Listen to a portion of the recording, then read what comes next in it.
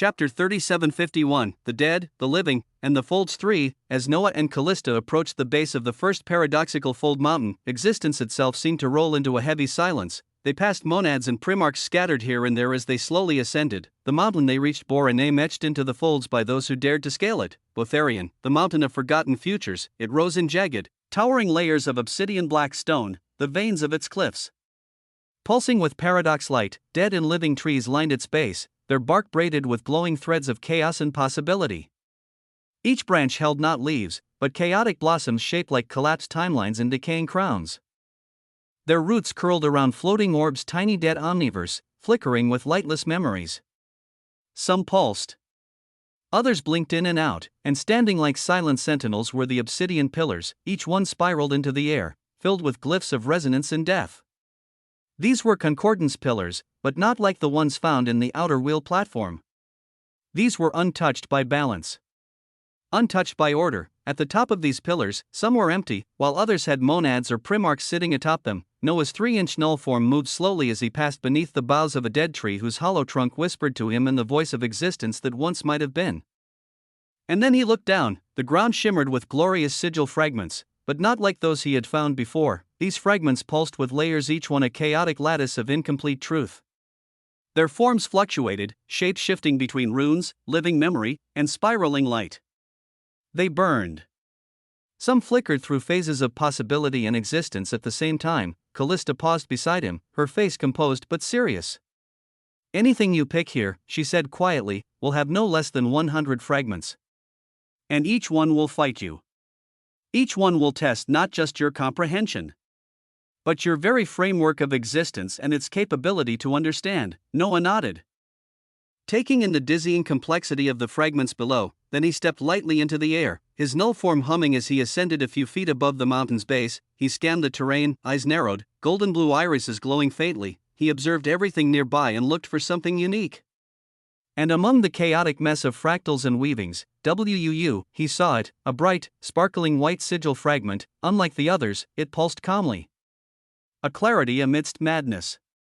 It did not shift erratically, it shimmered with deliberate brilliance, like a heartbeat steady against the storms. He descended toward it, but before he could reach out, his eyes and gaze just so happened to be scanning everything. So in the corner of his eyes, he also captured a visage. It should have just been something random, but he was forced to do a double take. His gaze lifted, and he saw the figure again and affirmed with a sense of surprise, seated cross-legged atop a towering obsidian pillar near the white sigil he was going for just ahead was a man. His back was straight, his robe a wonder of flowing green and white fire, stitched with radiant disorder. His skin was dark bronze, etched with runes that seemed to drink the existence around him. His aura did not blaze. It didn't scream, it radiated a calm so absolute that the surrounding existence bent around him in silent reverence. Noah's eyes widened. He had seen this figure before, in the verdant light of the first breaking, in the records of the witness. It was resplendent monad Romulus, but he wasn't a monad anymore. Name: Romulus, verdant flame of collapse. Title: Premarch of entropic continuity. True source: entropy. CQ 111 111 179,999. SU PQ 111 111 180,000. SU null form 500 inches, and his null form, it loomed like a reality rendering titan, massive, thick, a 500-inch form of collapsing wheels and molten rings.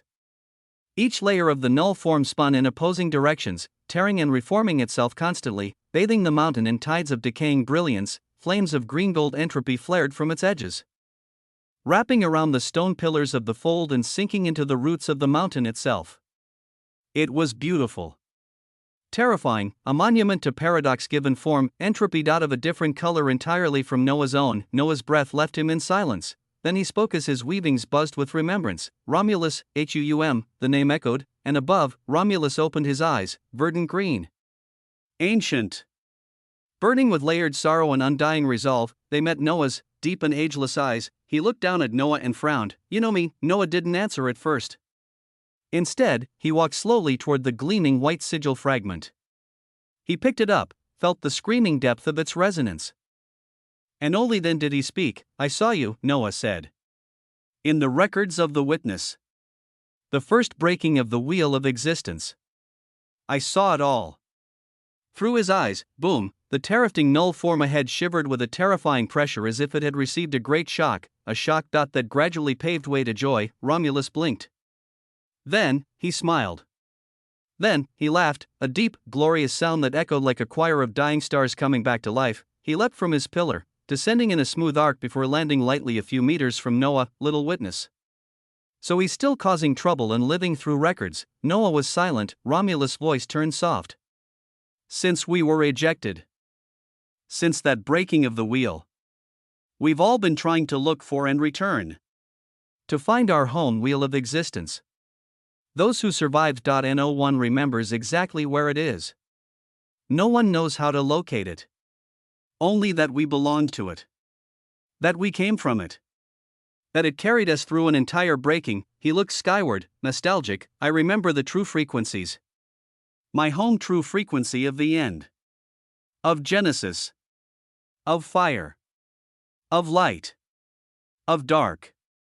He shook his head, eyes suddenly far. After the breaking. They must have degraded. At best, they'd survive as prime frequencies now. Maybe even less. Haha, how are the weavings of existence now? How is little witness? Pre-March Romulus asked with bright eyes of hope and expectation. And finally. Noah looked at this being and spoke calmly. The witness is dead. Romulus blinked, becoming utterly still. Noah continued. The wheel underwent its final breaking. The dead and living both attacked during the final turn of the wheel. The witness tried to hold the weavings alongside all of us. But he died at the end.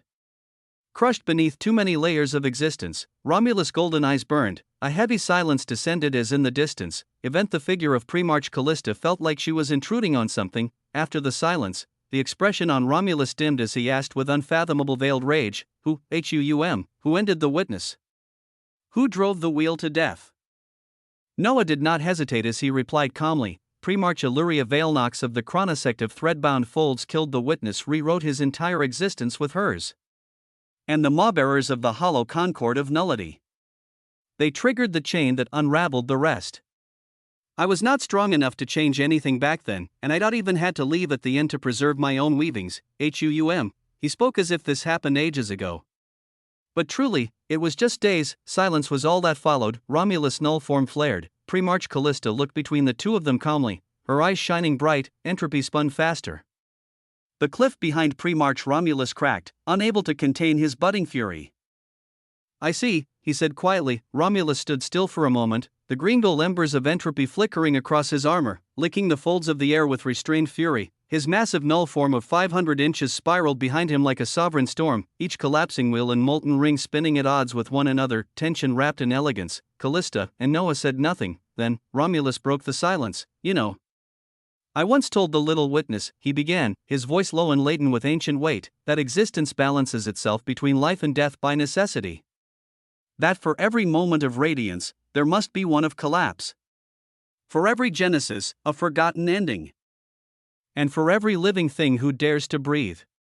A dead thing waiting to inhale what they exhale. He turned slowly, his gaze cast over the mountain horizon, toward the endless obsidian sky. But what happens when that balance is mocked? When those who should hold the threads decide they alone deserve to weave them? When the witness dies. And the wheel turns one last time, his hand clenched tighter. We were cast away like refuse. Scattered. Searching. I believed, perhaps foolishly, that the wheel would one day stabilize. That we'd return and find it brighter. Better.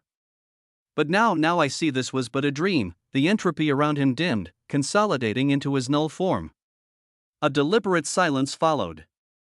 Then, he turned to Noah fully and spoke out. Do you have another body out there? He asked suddenly. Can you lead me to them, the mawbearers? The pre-march of that chronosect of threadbound folds? I wish to teach them a lesson in life and death. Noah's eyes burned bright as he re-evaluated this entity before him. His voice remained cool as he replied, I can lead you to the mawbearers, he said. They left too many entanglements to remain hidden. But the chronosect of threadbound folds. I know little, both of what he said was true. At such a time, Callista blinked beside them. She took a single step forward, her null form rotating behind her in subtle golden arcs. she said, is beyond anything I imagined today. But if you're speaking of the chronosect of threadbound folds, those I know of, Noah turned toward her. Romulus did not move. Callista's eyes gleamed with a wary sheen, her voice adopting the tone of one who had wandered too close to power. They are not some fractured sect of stubborn mystics, she said. They are a dominion of temporal tyrants. Time Sentinel Primarchs, living things with the ability to drift through anchored moments across the null vein gravewake folds. They walk into the past to steal its knowledge. They reach into tomorrow to borrow weapons not yet born. Noah's eyes narrowed. Callista continued. They are not bound by now. Not even slightly. Every time you think you've cornered one, that version was discarded days ago. Or created minutes later. And it's never the same version that returns. She took another step closer, her golden null form pulsing faintly. Even more frightening is that above these time sentinels, there are greater beings. Personages of the chronosect whose complexity and purity are said to spiral so far beyond known comprehension that even the folds do not observe them too long. Romulus remains silent, but his null form stilled for a beat. If you entertain war against them, Callista said softly, be prepared to fight in battles that already happened. In wars already lost. Against foes who prepared for you long before you ever became who you are. The wind shifted around them. Not natural wind, but the brush of impossible existence. The air trembled with the notion that paths were opening. Choices waiting. Romulus exhaled slowly. Noah stood steady, and Callista.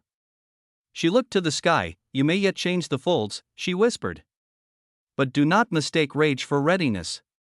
Every true source must be tempered. Especially in the face of time.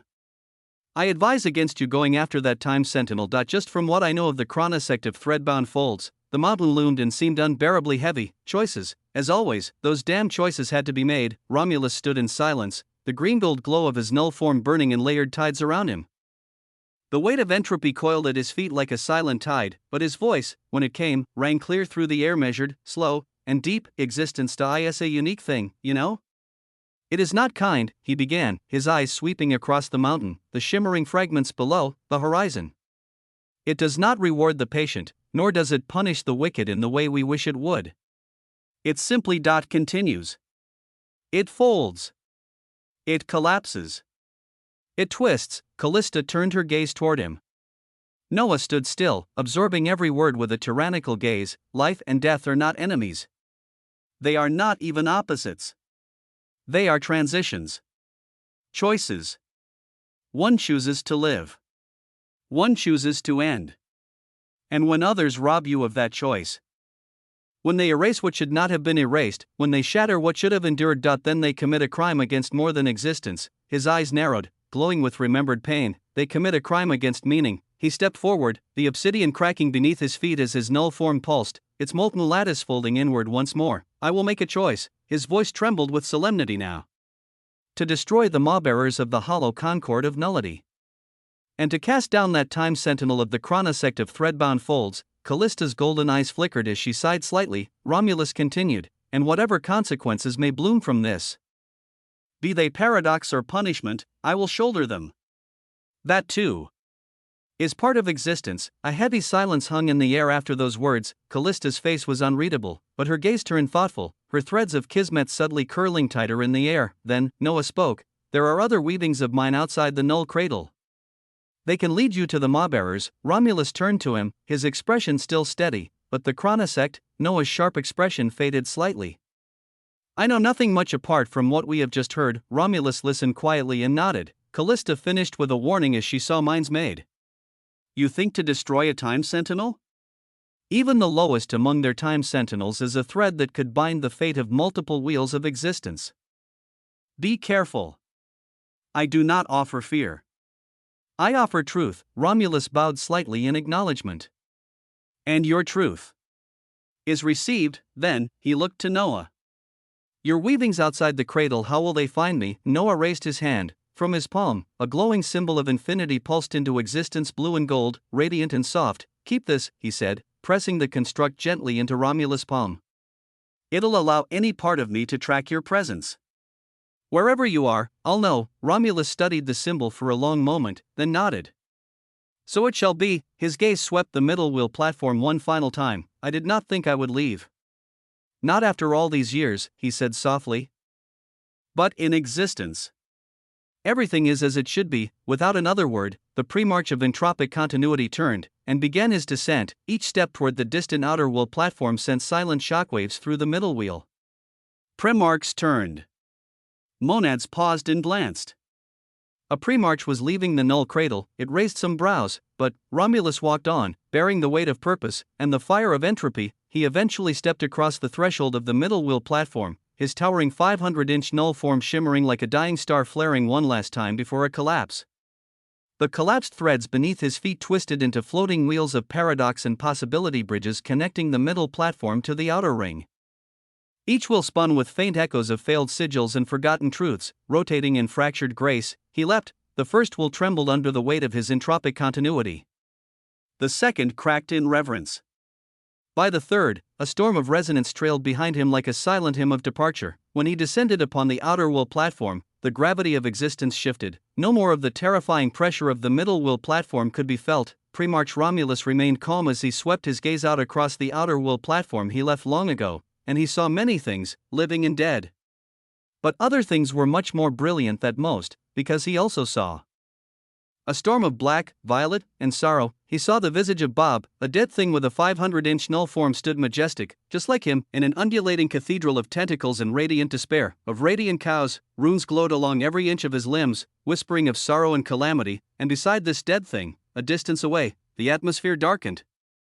There was an even more oppressive being. With a null form twice as massive, his 1,000-inch null form loomed like a throne forged from regret and command. Obsidian and blood swirled beneath its base, ancient chains coiled like serpents bound in ritual. His silhouette flickered between stillness and sovereignty. Romulus landed before them and many others. The ground singing with pressure as many eyes pulsed with surprise. Thoron's eyes opened slowly. A premarch, he said in a voice etched in gravestones and philosophy, is descending. His tone was unreadable. An inquiry that he continued with a smile as this unfathomably powerful being simply seemed to be curious. Are you leaving the null cradle of fold-breaking ascension? Thoron asked.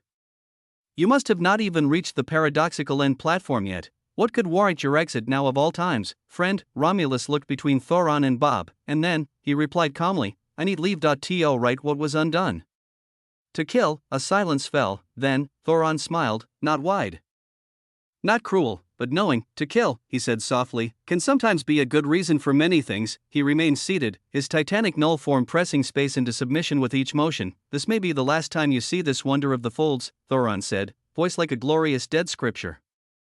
Good luck. And may your killing be successful. Romulus bowed slightly, not out of deference, but acknowledgement as he continued moving, and then, they passed each other. Romulus. Thoron. Bob. None of them knew that Bob had once walked the same will Romulus sought to avenge right now, that he had fought against Noah, against the very bearer of weavings caught in the center of the storm.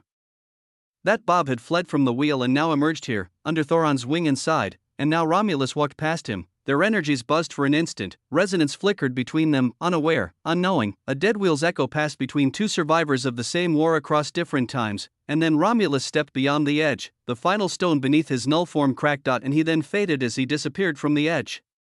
And space folded, then collapsed, and he was gone. No stars, no sigils, no sound, just emptiness. Romulus blinked as he stood in an unmapped region of the null vein gravewake folds. The moment he exited the null cradle, its presence vanished. No signature. No memory. As if it had never existed, only silence, the silence before action. He stood still, arms folded behind his back, the 500-inch null form having disappeared entirely, merely a product of the null cradle of fold-breaking ascension, and he waited, not for destiny, not for fate, but for a single force, a singular existence. He waited for Noah to find him. As he waited, his eyes gazed upon the endless folds. The folds were still. A dreary hush wrapped the unmapped gravewake region. Where premarch Romulus waited, there was no movement, no sound, only the cold, breathing silence of the folds, the kind that didn't simply surround, but whispered, and madweak being scared.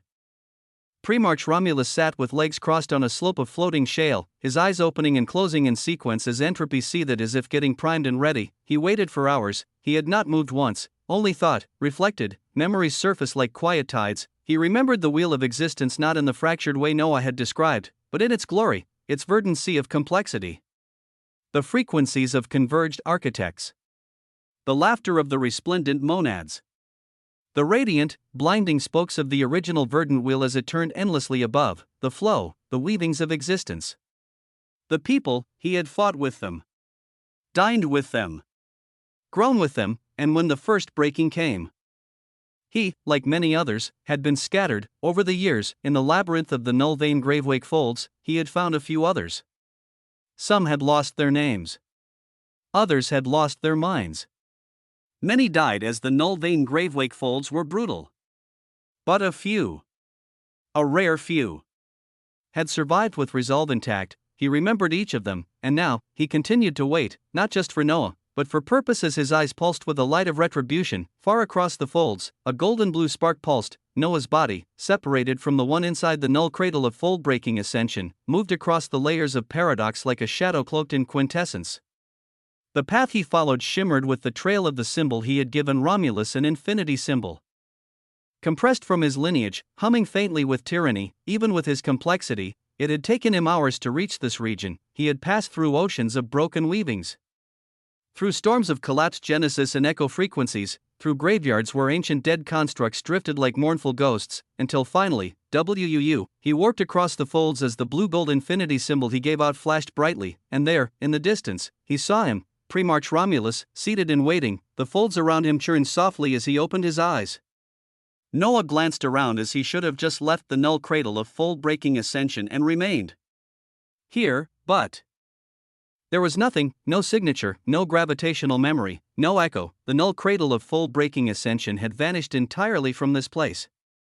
As if it had never existed, Romulus stood at last. Noah turned to him as he spoke. I have already started tracking my entanglements, we can move right away. He also wanted to get closure from the maw-bearers, and the loot would not reduce just from bringing a powerful Primarch along. They were about to depart when Romulus spoke again. His voice, for once, felt unsure. Can you take me there first? Noah paused. To where? Romulus looked up, his eyes reflecting a longing older than any single thread of existence. To our wheel. Even if it's dead, he wanted to see the wheel of existence he was born in. Noah nodded at such a request as his blue-gold brilliance flared, and they began to move across the folds together, toward the ruins of an empty memory. Chapter 3752, Resistance I. The folds blurred. Noah and Primarch Romulus had spent hours threading through layers of collapsed reality and veiled echoes. They moved like twin gravities, their paths carved into the unspoken silence of the null vein gravewake. Folds. Neither spoke. There was no need. The destination demanded solemn wonder as it was their dead native wheel of existence, and at last, they crossed through the folds to arrive where everything began. Primarch Romulus had a heavy expression as he looked upon the massive obsidian wheel of existence that was displayed out in the open of the null vein gravewake folds. No infinite ravines, no gateway domas, just the wheel, and the wheel was dead. The verdant spokes that once spun with the breath of trillions that Romulus knew were all shattered. The true frequencies that once harmonized end, Genesis, fire, light, and dark were collapsed into decaying weaves of silence. Romulus walked ahead without a word, boots pressing down on fallen bridges, delving into the dead frequencies as Noah followed calmly, and the same time, his eyes blazed with a turn of the wheel as he sensed something. But continued on. The robes of Romulus whispered like old entropy, a memory of motion across a land where converged architects and harmonized monads once stood glorious. Noah followed. Quiet. Watching, Romulus halted before the fractured frequency of the end, now a spiraling ruin of crystal and ash. He stared, then spoke, low and solemn, ashes to ashes. Dust to dust. And now. Existence returns to the silence that birthed it. He turned to Noah. Eyes heavy with age. I wish I could say I've seen my native wheel of existence and that we could move on. But it seems, my friend, his gaze sharpened, we won't have to go far to find the ones we seek. Yes. What Noah had sensed a little while ago. What was becoming abundantly clear now. Boom, time fractured around the frequency of the end, air twisted, the dead frequency rippled with impossible flux. Past bled into present, collapsed futures shimmered into existence. Laughter, soft, melodic, mocking unfurled like silk across the weavings of death. Indeed, a voice cooed. You do not have to go far, and neither do we. I knew that sentimentality would always bring back those we seek. The skies split, time collapsed, and they emerged. Purple-blue temporal gates flared open across shattered megalos of the frequency of the end. 9 figures formed amidst the raining echoes of broken causality, and time appeared, power shimmered from them beyond time. Beyond sequence. Their robes were golden hours stitched into endless yesterdays, each fold a breath of time folded inward and outward. At their side stood a woman, Primarch Illyria Veilnox. She floated above the folds of death, surrounded by a storm of clocks, each frozen mid-tick. Her presence twisted local causality. Even breath was forced to obey her tempo. Beside her stood a tall, translucent figure shrouded in drifting scrolls written in languages Noah couldn't decipher fully yet. Name: Time Sentinel Par Axis. Title: Librarian of Lost Moments. True Source: Regression, CQ, 162,000 SU, PQ, 158,100 SU, and then, the one at the very forefront. He did not walk. He did not descend. He appeared and disappeared all at once, a man, if a man could carry the weight of collapsed eternities. His hair flowed with silver and starlight. His cloak shimmered with the speed of dying epochs. His eyes burned not with heat, but inevitability. He looked at them like he'd already lived this moment and knew how everything here would play out. In his eyes were apathy and boredom, because perhaps he truly had seen everything and knew how it would play out. Name: Time Sentinel Leader Velmir Thalvair. Title: Grand Conductor of the Windfolds. True Source: Interval, CQ, 220,000 SU, PQ, 215,000 SU. His presence bent the surrounding existence. Each step a command. When he raised a hand, all motion ceased. The dead ash froze mid-air, the wind fell still, and even breath paused.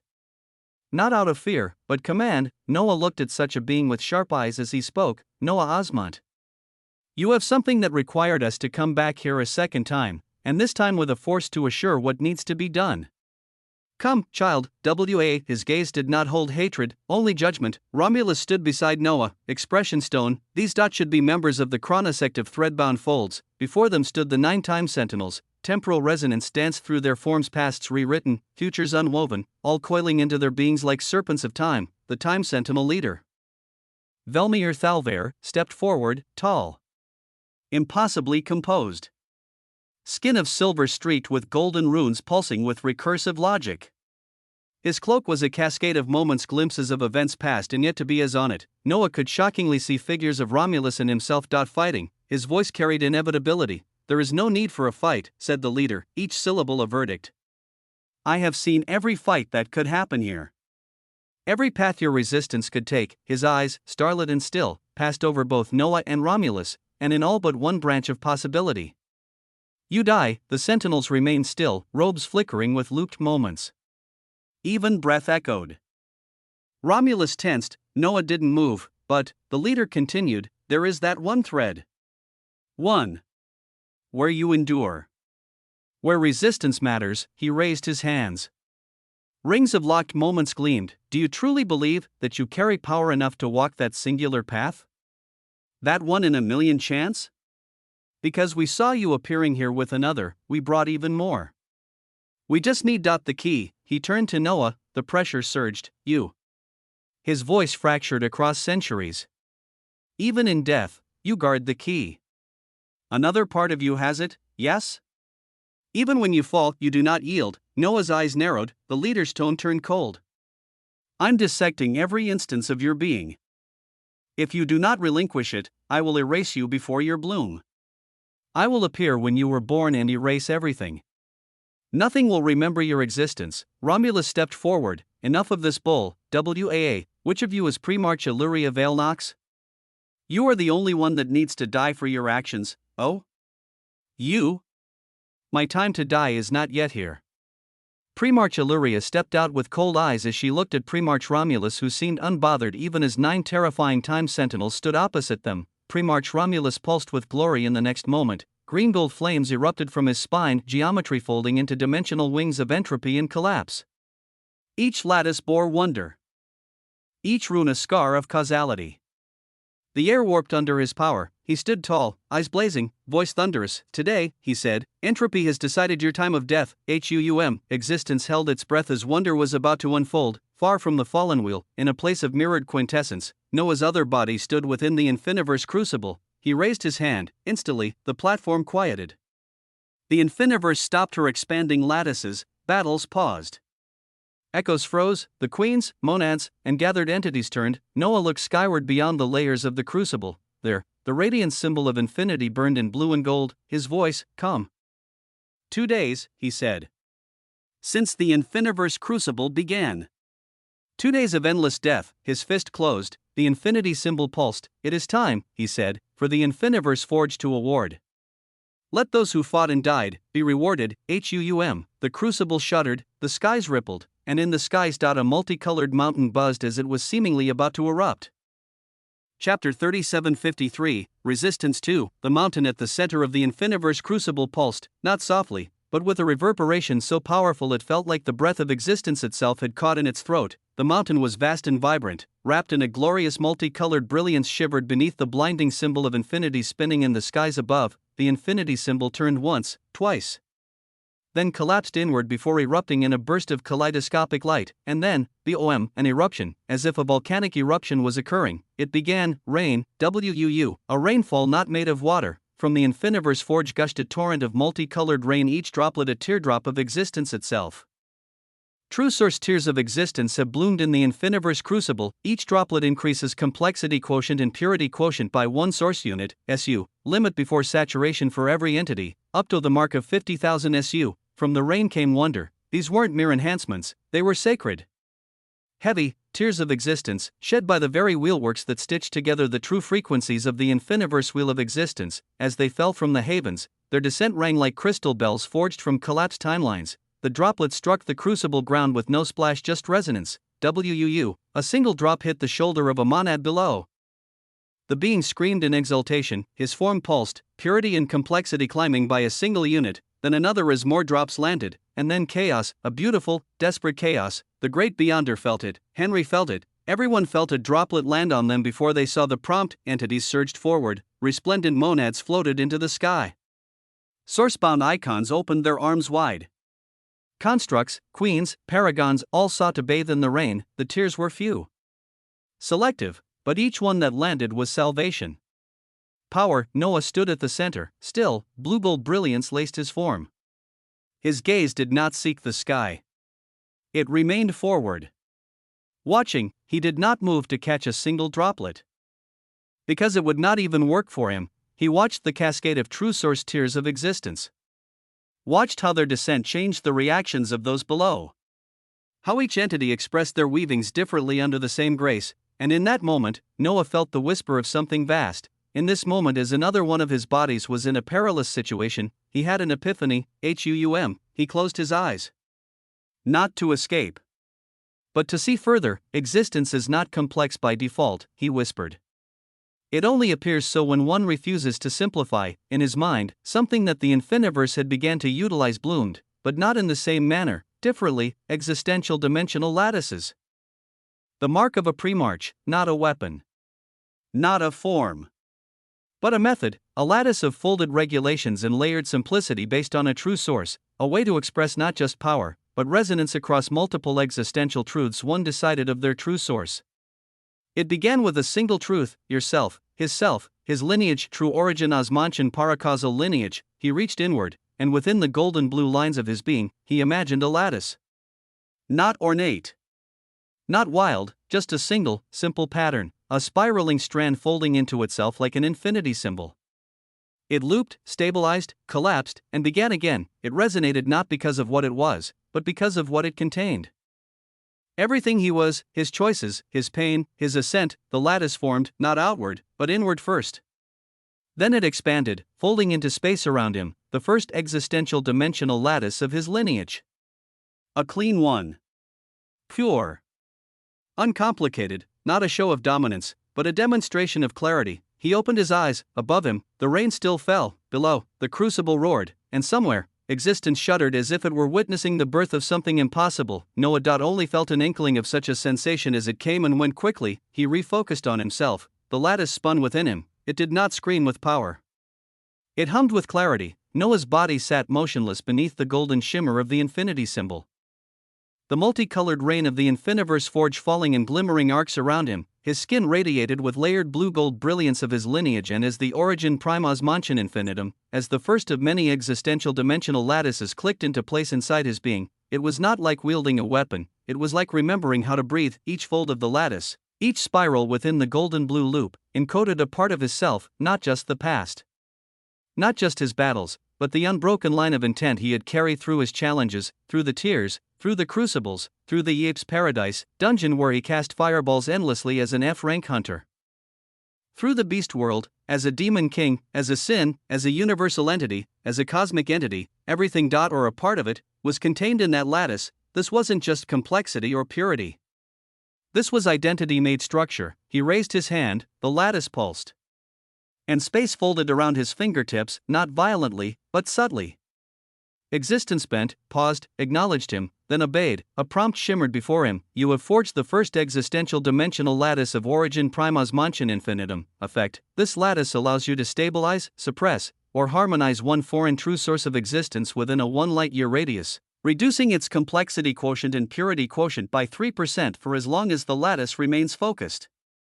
He exhaled, a single lattice, and already, it held its own wonders, but more than that, he understood. He felt the principle as information flowed into him. The lattice gave meaning to power, suppressed it, or made it part of him, even if only briefly. The more he layered lattices upon each other, the more fluent he would become in interacting, suppressing, and overcoming any true source of existence. Not just canceling. Rewriting what pre-March Illyria had done to the witness, that was the path to a pre-March. He envisioned a second lattice, not separate, but braided into the first, and as he began to sketch its pattern inside his being, a second prompt emerged in his vision. Warning: forming additional existential dimensional lattices will begin irreversible pre-March initiation. Do you wish to proceed? A unique prompt that was telling him becoming a pre-March was irreversible, but why would such a thing need to be reversed? With sharp eyes, Noah did not hesitate. Yes, and above, the infinity symbol pulsed in answer. The rain grew heavier. Each drop that touched his skin fell off his skin and continued down, his own brilliance and infinite mana feeding the forming lattice with raw clarity. He closed his eyes, and the world faded. All that remained was the next pattern, the next layer, the next truth, and his self, rising toward primarchy. And this was only the beginning. With enough lattices, he would be able to withstand the time sentinels or any other enemies. He would rewrite their outcomes entirely, one lattice at a time. After the second was done, a third lattice unfolded. It wasn't rushed, it wasn't forced, it simply emerged, a geometric ripple of intent and clarity built from every resonance of his lineage, now beginning to spread outward. Like a halo spiraling into multidimensional folds, it didn't just exist within his form anymore. It entered the folded space around him. This one was different. The first had defined his self. The second had connected to him still and remained within him. The third revealed what lay beyond them both as its light spread outside. The third was critical as it caused his entire existence to buzz up before he gained a fantastical glow, a glow followed by a rousing burst of existence, and in the next moment, floods of information came in. True absolute existential resistance, paradoxical resistance unlocked. 1%. Noah froze. Lines of gold and blue hummed along his form as a prompt of breathtaking magnitude bloomed before his eyes, heralding the arrival of something very few in existence had ever touched, something he was receiving boundless information about from his third existential dimensional lattice as it unlocked something heavy. True absolute existential resistance. True absolute existential resistance, something forged not from power alone, but from clarity and resonance, and from the lattices of understanding crafted within one's true source. His existence buzzed as he continued to receive more information. After 3 existential dimensional lattices are formed and perfected from a true source, a connection to one of the 10 archetypal truths of existence would be drawn and they would gain a resistance. Resistance not to an attack, not to pain, but to the very nature of all true sources in that category of resistance. Where normal beings perished at the touch of a true source of fire, those with a certain true absolute existential resistance would not even burn. Where timelines collapsed at the whisper of Chronos, those with a certain true absolute existential resistance would remain. True absolute existential resistances. Noah's weavings burned brightly as his third existential dimensional lattice gave him all the information regarding them. Records of 10 true absolute existential resistances are being received and quantified as follows. 1. Paradoxical resistance, resistance against collapsing contradictions and paradoxical true sources. Examples: paradox, chaos, collapse, fold, uncertainty. 2. Temporal resistance, resistance against time-based true sources and timeline interference. Examples: time, chrono, continuum, moment. 3. Elemental resistance, resistance against fundamental true sources of classical elements. Examples: fire, ice, earth, wind, water. 4. Conceptual resistance, resistance against existential concepts turned true sources. Examples: death, love, pride, sloth, wrath. 5. Spiritual resistance, resistance to true sources stemming from the abstract. Examples: soul, spirit, faith. 6. Dimensional resistance, resistance to distortions across dimensions and spatial manipulation. Examples: void, space, multiversal collapse. 7. Origin resistance, resistance to ancestral, primal, or fundamental origin-based true sources. Examples: Genesis, beginning, ending, prime. 8. Quantum resistance, resistance to probability and fluctuating state true sources. Examples: quantum, probability, superposition. 9. Emotive resistance, resistance to true sources relating to emotional manipulation, madness, despair, and inner collapse. Examples: despair, madness, fear, euphoria. 10. Linguistic/law resistance, resistance to law, commandment, and true name-based sources. Examples: law, order, both, word. The overflow of information was heavy, and there was still more. After 3 lattices successfully formed within a Primarchus being, 1% resistance may manifest with the Primarchus source. You have gained paradoxical resistance 1%. Current lattices formed, 3 threshold to next gain of an unknown percentage paradoxical resistance, 9, 81, 729, 6561, 59,049 lattices. Information filled him in abundance about resistances, and they were unlike any of the previous mechanics of resistances he previously knew. The information of how they worked was made abundantly clear to him. If, for example, someone had 1% resistance, it did not mean they could resist 1% damage, that if someone lesser who did not have a single lattice of any type dealt damage and it was assigned a damage value of 100, only 99 damage values go through. No, with the wonder of Primarchs of complexity and purity in existential dimensional lattices. It meant that out of the 100 damage values, not even a single one would pass through. True absolute existential resistance worked closely connected to existential dimensional lattices, as having even 1% resistance alone put Primarchs above everyone else below them. The way they could affect true sources, or the damage value, was profoundly elevated with existential dimensional lattices, as it put them on another realm of power entirely in how they could distort existence. So 1% true absolute existential paradoxical resistance did not mean if a resplendent monad had attacked Noah, Noah would be able to resist 1% damage, he would be able to resist all the damage. It was hard and simple to grasp at the same time, as there were many variables in place as well. The rain of true source tears of existence still fell, each drop its own miracle, its own impossible essence. Noah stood beneath it all, motionless, like a statue carved from blue and gold tyranny.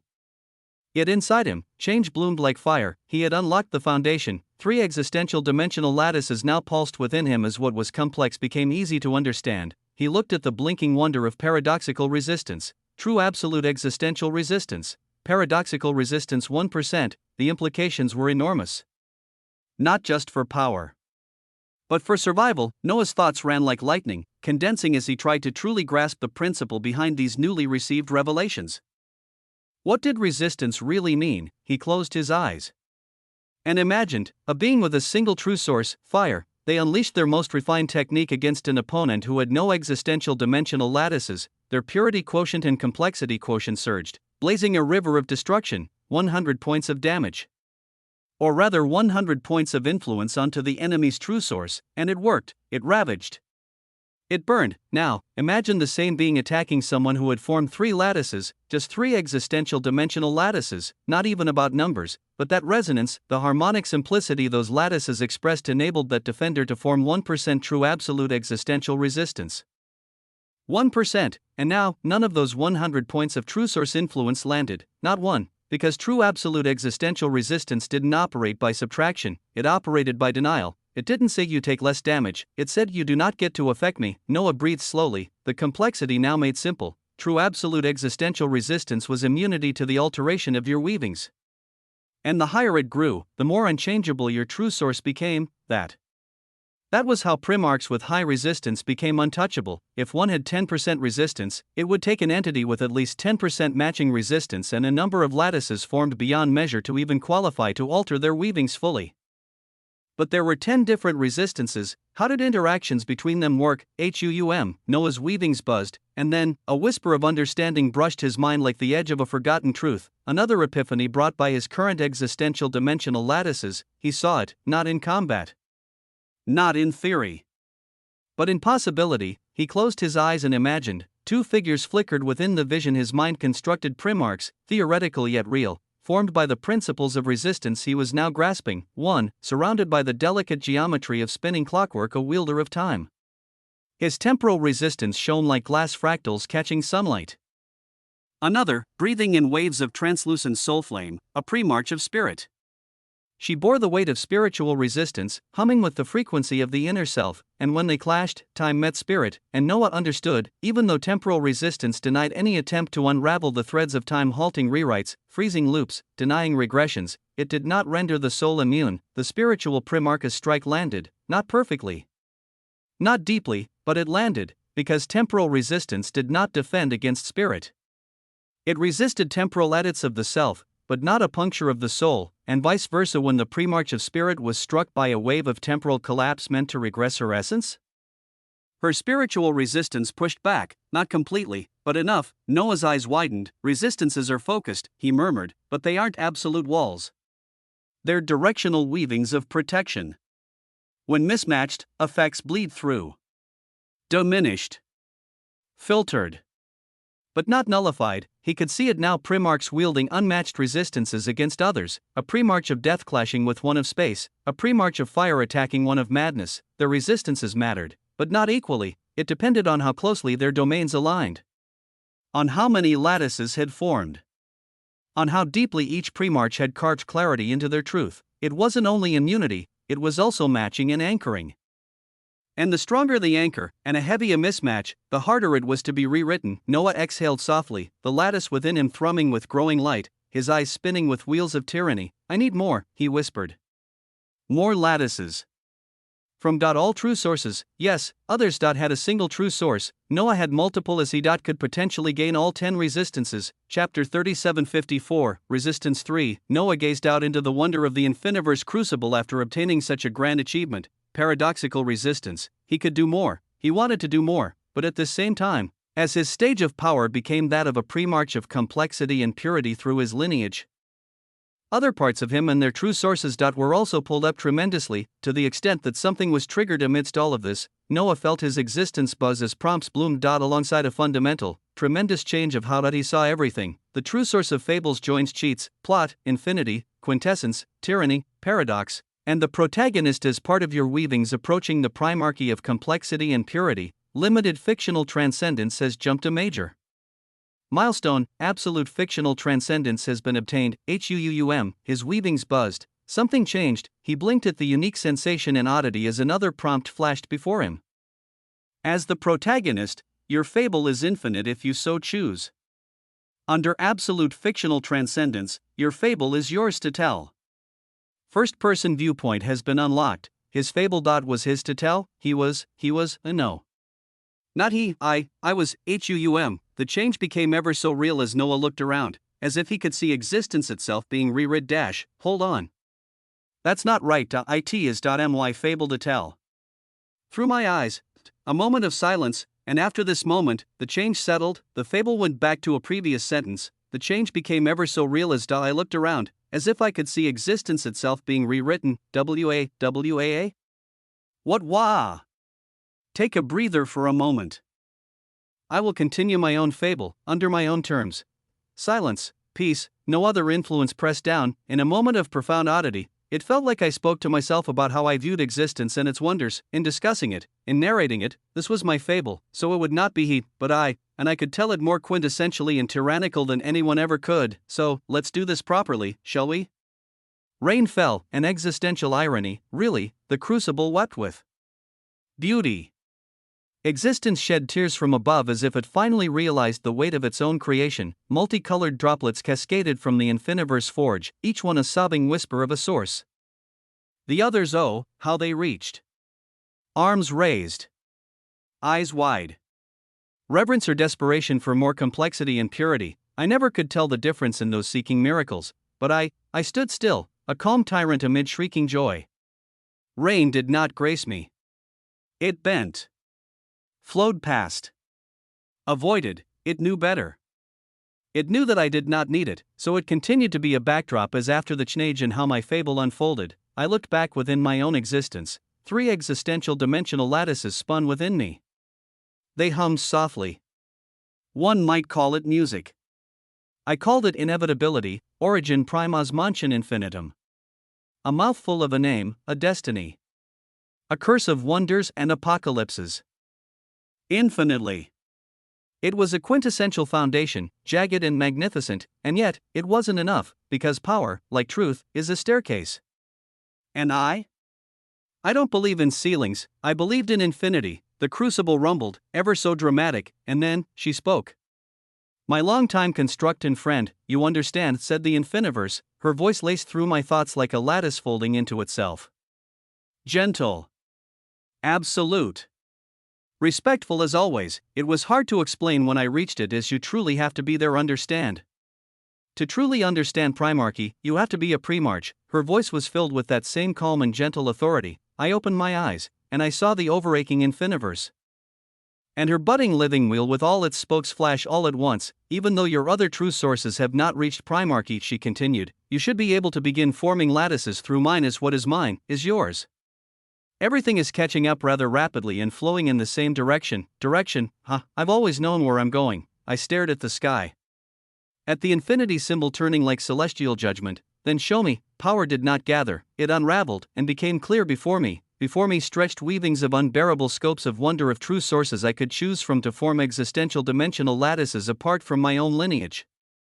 For no other purpose than obtaining all resistances, entropy, dreams, mana dynamics, continuity, fire, space, soul, genesis, quantum, time, death, wrath, sloth, nuclear force, uncertainty, providence, relativity, mirror. They all glimmered brightly with possibility, tempting. I simply needed 9 more. 9 lattices from 9 distinct true sources, to do what no other had done. Right? It would be a wonder if another entity was able to do the same thing, to obtain every one of the 10 true absolute existential resistances. So I began, not with haste. With decision, let the first be the true source of the singed. Fire. My beginning, flames, a true beginning as it all stemmed from a single fireball. Flames danced behind my spine and erupted all around. Not wild. Not free. Disciplined, gloriously crimson gold as they could burn anything. Fire was not rage, fire was decision. 1 lattice. 2. 3, each one looked like interwoven lines of geometric wonders that formed into dimensional infinity symbols that layered unto each other with terrific geometry, and the end result was a glorious one. You have gained true absolute existential elemental resistance 1%. My existence buzzed as it welcomed another resistance, and the sound it made. Did not need to be changed. HUUM. A magisterial buzzing of existence echoed out, a ring of flame anchored into my essence. Fire would burn others. It would obey me. My eyes moved on towards the third as while multicolored rain continued to flow all around me. I called out again, Chronos, something fitting for the enemies I currently faced who played with time. Purple brilliance erupted around me. I touched time. Not as a river. As a structure, sequence. Cause. Result, tick. Tick. Tock. 1 lattice after another formed as the design of the first 3 lattices of any source were easy enough with complexity quotient and purity quotient of even just 100,000. I knew that it would be getting exponentially harder to form more over time as. Of course it would be like that, but 3 existential dimensional lattices of Chronos that looked like complex purple infinity symbols danced around me. You have gained true absolute existential temporal resistance 1%. My being solidified further. Anchored in its own river of time. Time would remember me, but not alter me. I continued ahead without delay as even though I was stretching out an instant of my being into what seemed seconds and minutes, time would still move in that dead wheel of existence soon enough. So, Genesis, I called out to another source that was more advanced under the banner of the Infiniverse, Genesis. Creation wasn't just about beginning. It was about becoming. The first lattice was potential. The second, breath. The third, defiance, and soon after, you have gained, true absolute existential origin resistance 1%.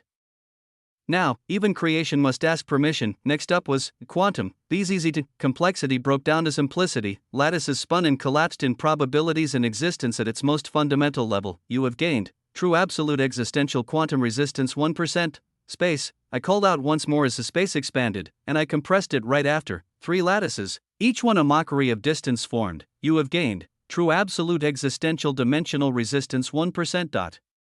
Location became preference for me as even through the folds, I should be able to move much faster. Soul, I kept things rolling and moved on to the soul, the self. Not the mind or the origin.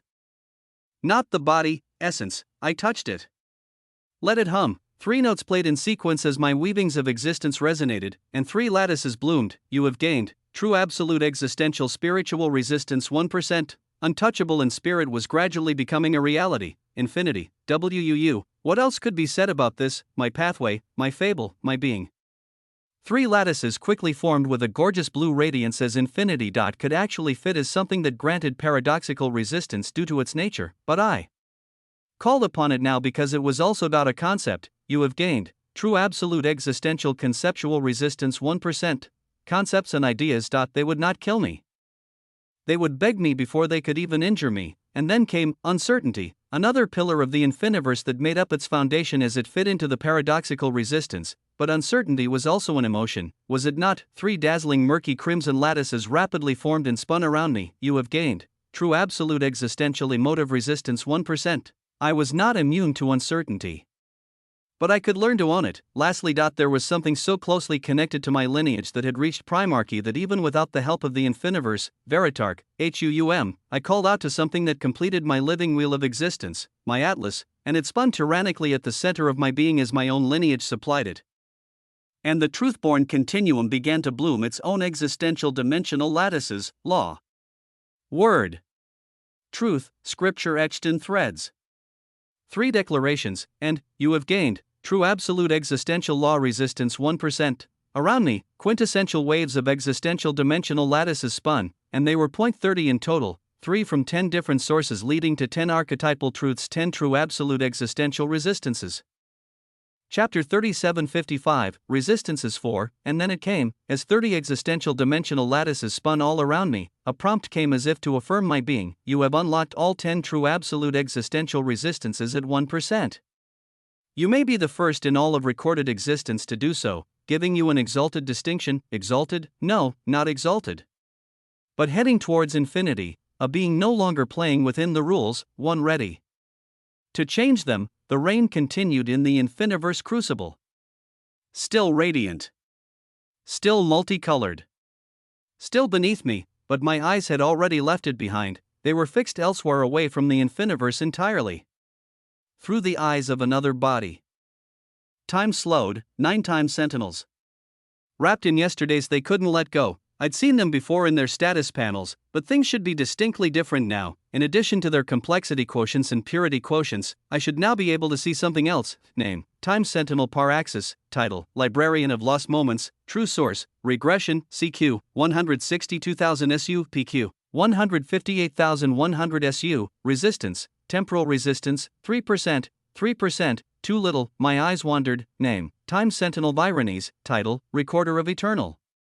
Now, True Source, Moment, CQ, 174,800 SU, PQ, 169,500 SU. Resistance, Temporal Resistance, 5%, 5%, powerful.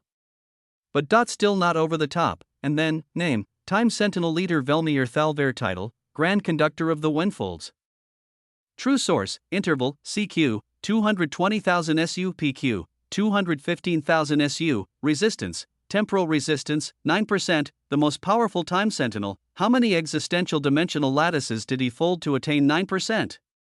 A number that seemed low, but its capabilities were undoubtedly grand. That was what near untouchability looked like. Almost sacred.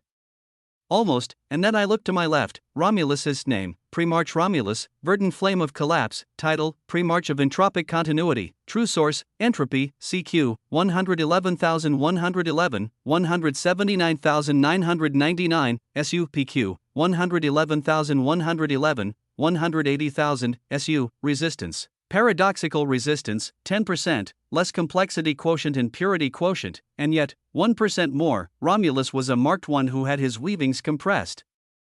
While the Time Sentinels were not, Romulus was a reason to be calm in this whole ordeal. Even if I didn't erupt with my newfound power, I may or may not be able to touch him in his current stage. He had, after all, trained for countless millions of years. While I doubt how many days has it been since grasping true sources, but even I had limits. Temporary ones. Romulus stood like a collapsed temple of inevitability. I smiled while looking at this being who was my senior from the same wheel of existence, not envy, but a sense of admiration, a monster's acknowledging another monster. After all, his true source of entropy led him to the strongest resistance, or what I personally believe to be the strongest resistance, paradoxical. As for the Sentinels, one resistance for all of these entities from the chronosect of thread-bound folds. I had 10 resistances. At 1% each. So, how would a clash unfold? I closed my eyes, and existence paused. I could feel every terrifying possible weaving about to erupt at this moment. I felt Velmir watching. Judging, I felt Romulus ready to move against Illyria Veilnox. I saw the Time Sentinels and their confidence. They thought they understood time, and that they understood me. They would soon come to learn otherwise. Boom, I opened my eyes. You see through one lens, I thought. While I see through 10, no rain fell in this dead frequency of the end. The dead wheel, it was ungrown beneath us. The frequency of the end pulsed, barely living, barely breathing, a collapsed monument buried in its own myth. 9 Time Sentinels stood across the fractured horizon.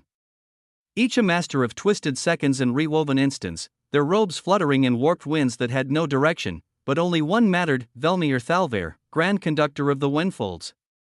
A man who had apparently seen every end of every story and simply yawned. I stood between him and Romulus. I had already measured them all, but I needed to know more and obtain additional data to back how my weavings were unfolding. I believed in seeing, in knowing, and so I stepped forward, voice low. Unmoved, instead of erupting into a chaotic battlefield where 1,000 clashes lead to the same end already read a million times, I said, why don't we propose something simpler? Velmir's ageless eyes turned toward me, curiosity flickering like a dying clock. I tilted my head, gaze sharp. Let the strongest of each side fight. The rest will observe. Murmurs stirred across the dead weavings. Even the wind tilted in question. Velmir's lips parted in what might have been called a smile. Romulus didn't move, but I saw the corner of his robe ripple. He was not amused. I continued, calm and absolute. If all outcomes are already known, then there's no need to waste energy on repetition.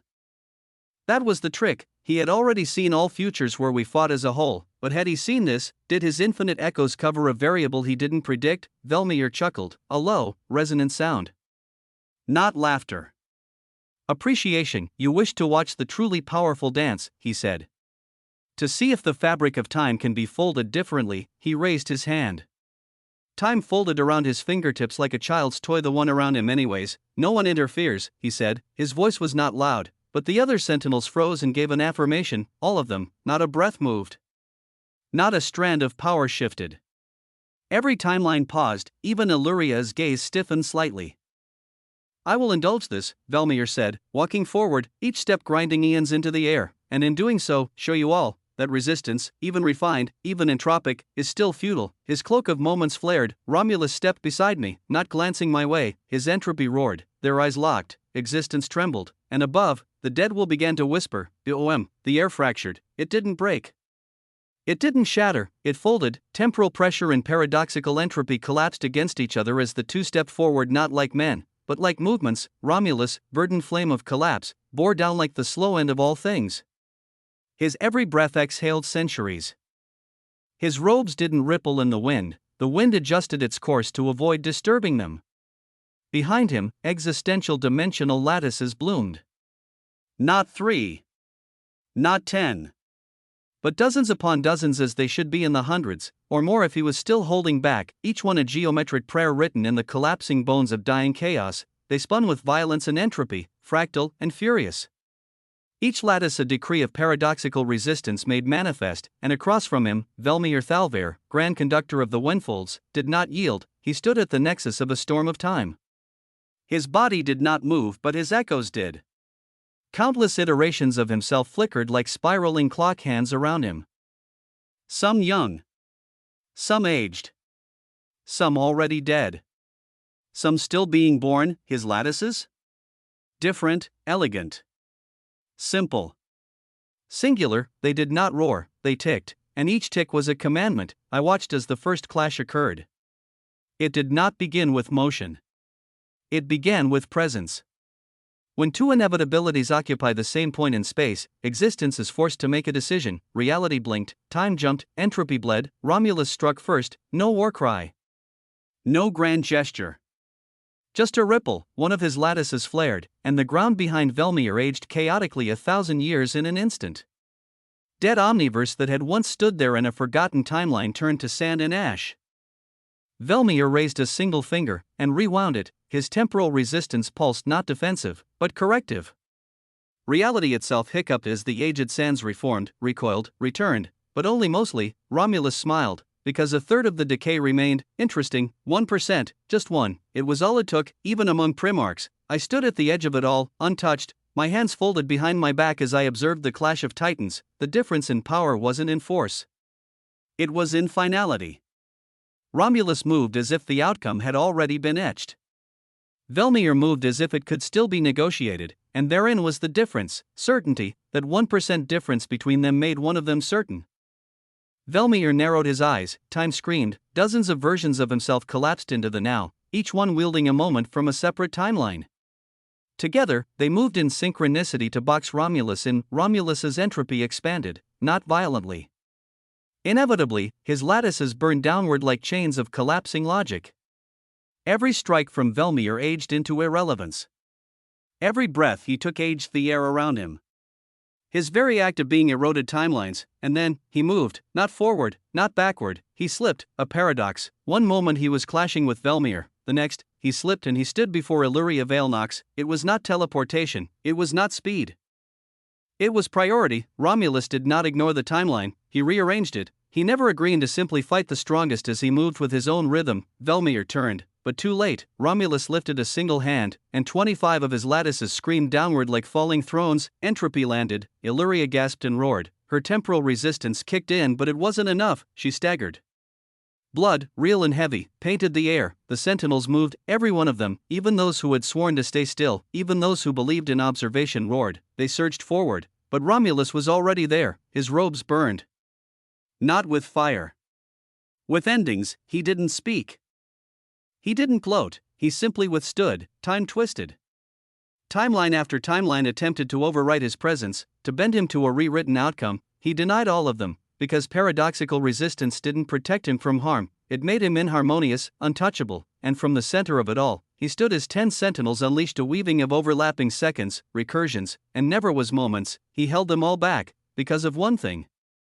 Because of 1%, it was glorious to see. I folded my arms tighter. So this is the value of resistance, 10% paradoxical, against 9% temporal. That 1% made Romulus immune to the correction.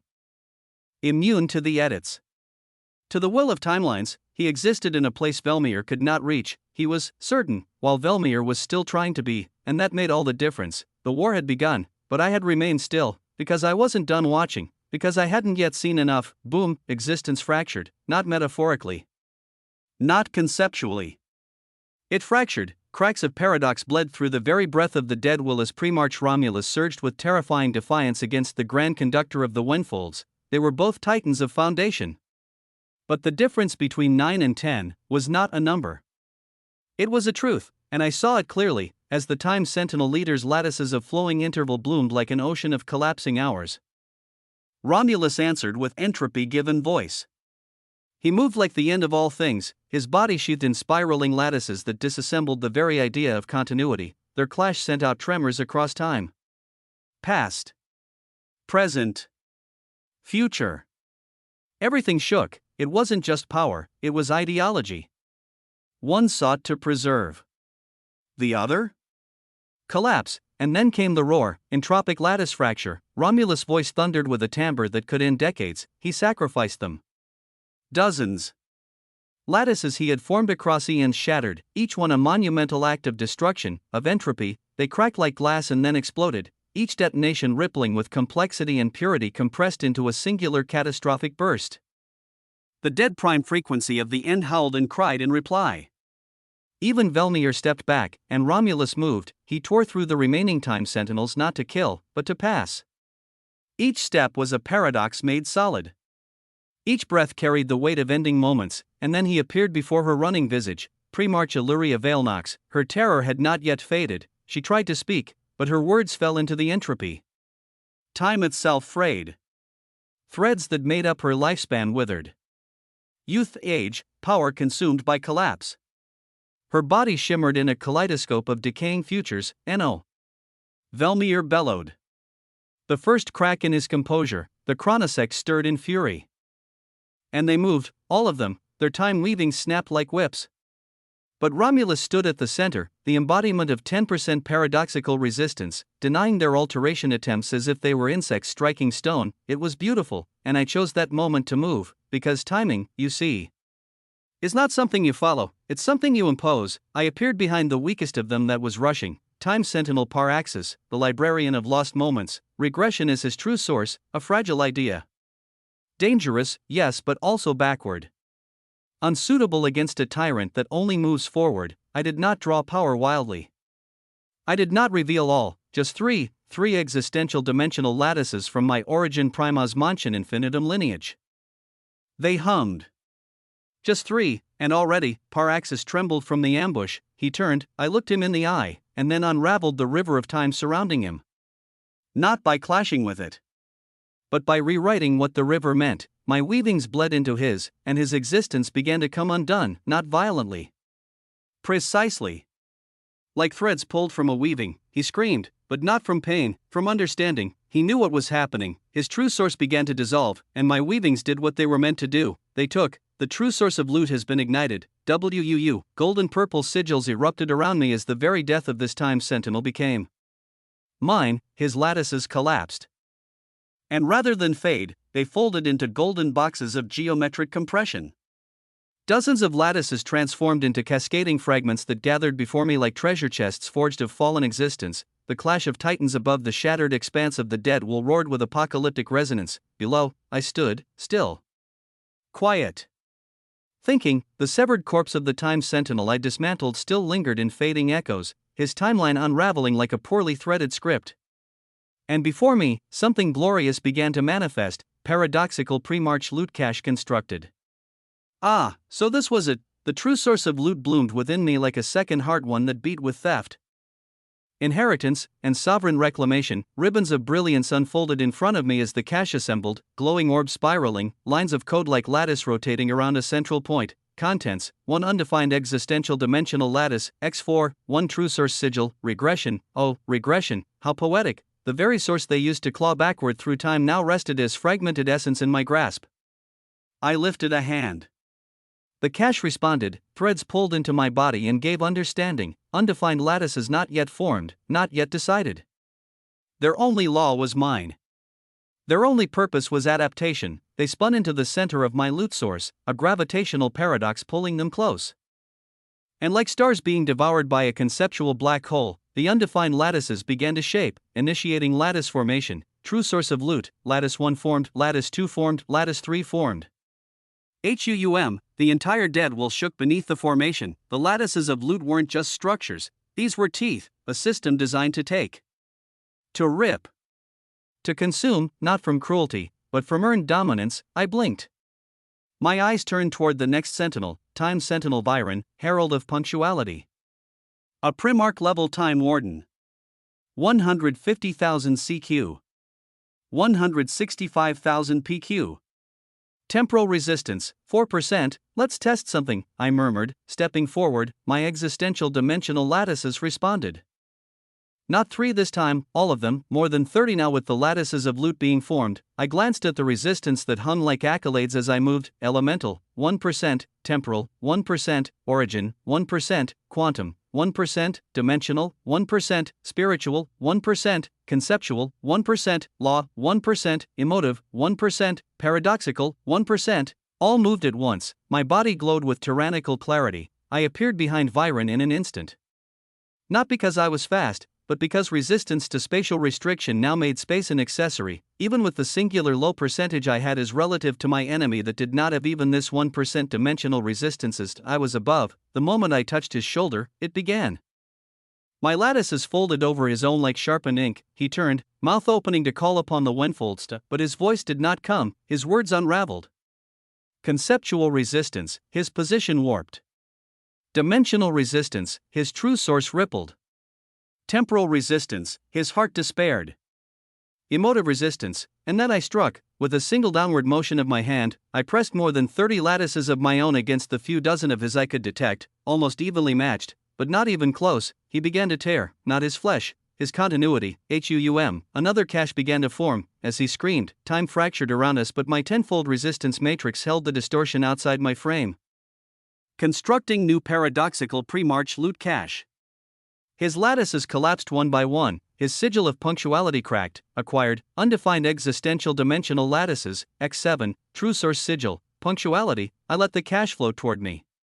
Consuming it with a single breath, the loot source roared, trying to use these undefined lattices for itself as I stopped it, directing them to be used to form lattices of my lineage. At 9 lattices in a single true source, one's resistance related to that true source would increase by an unknown percentage. The next one after that was 81. I would soon see what 9 lattices of my lineage would give. Then my gaze turned.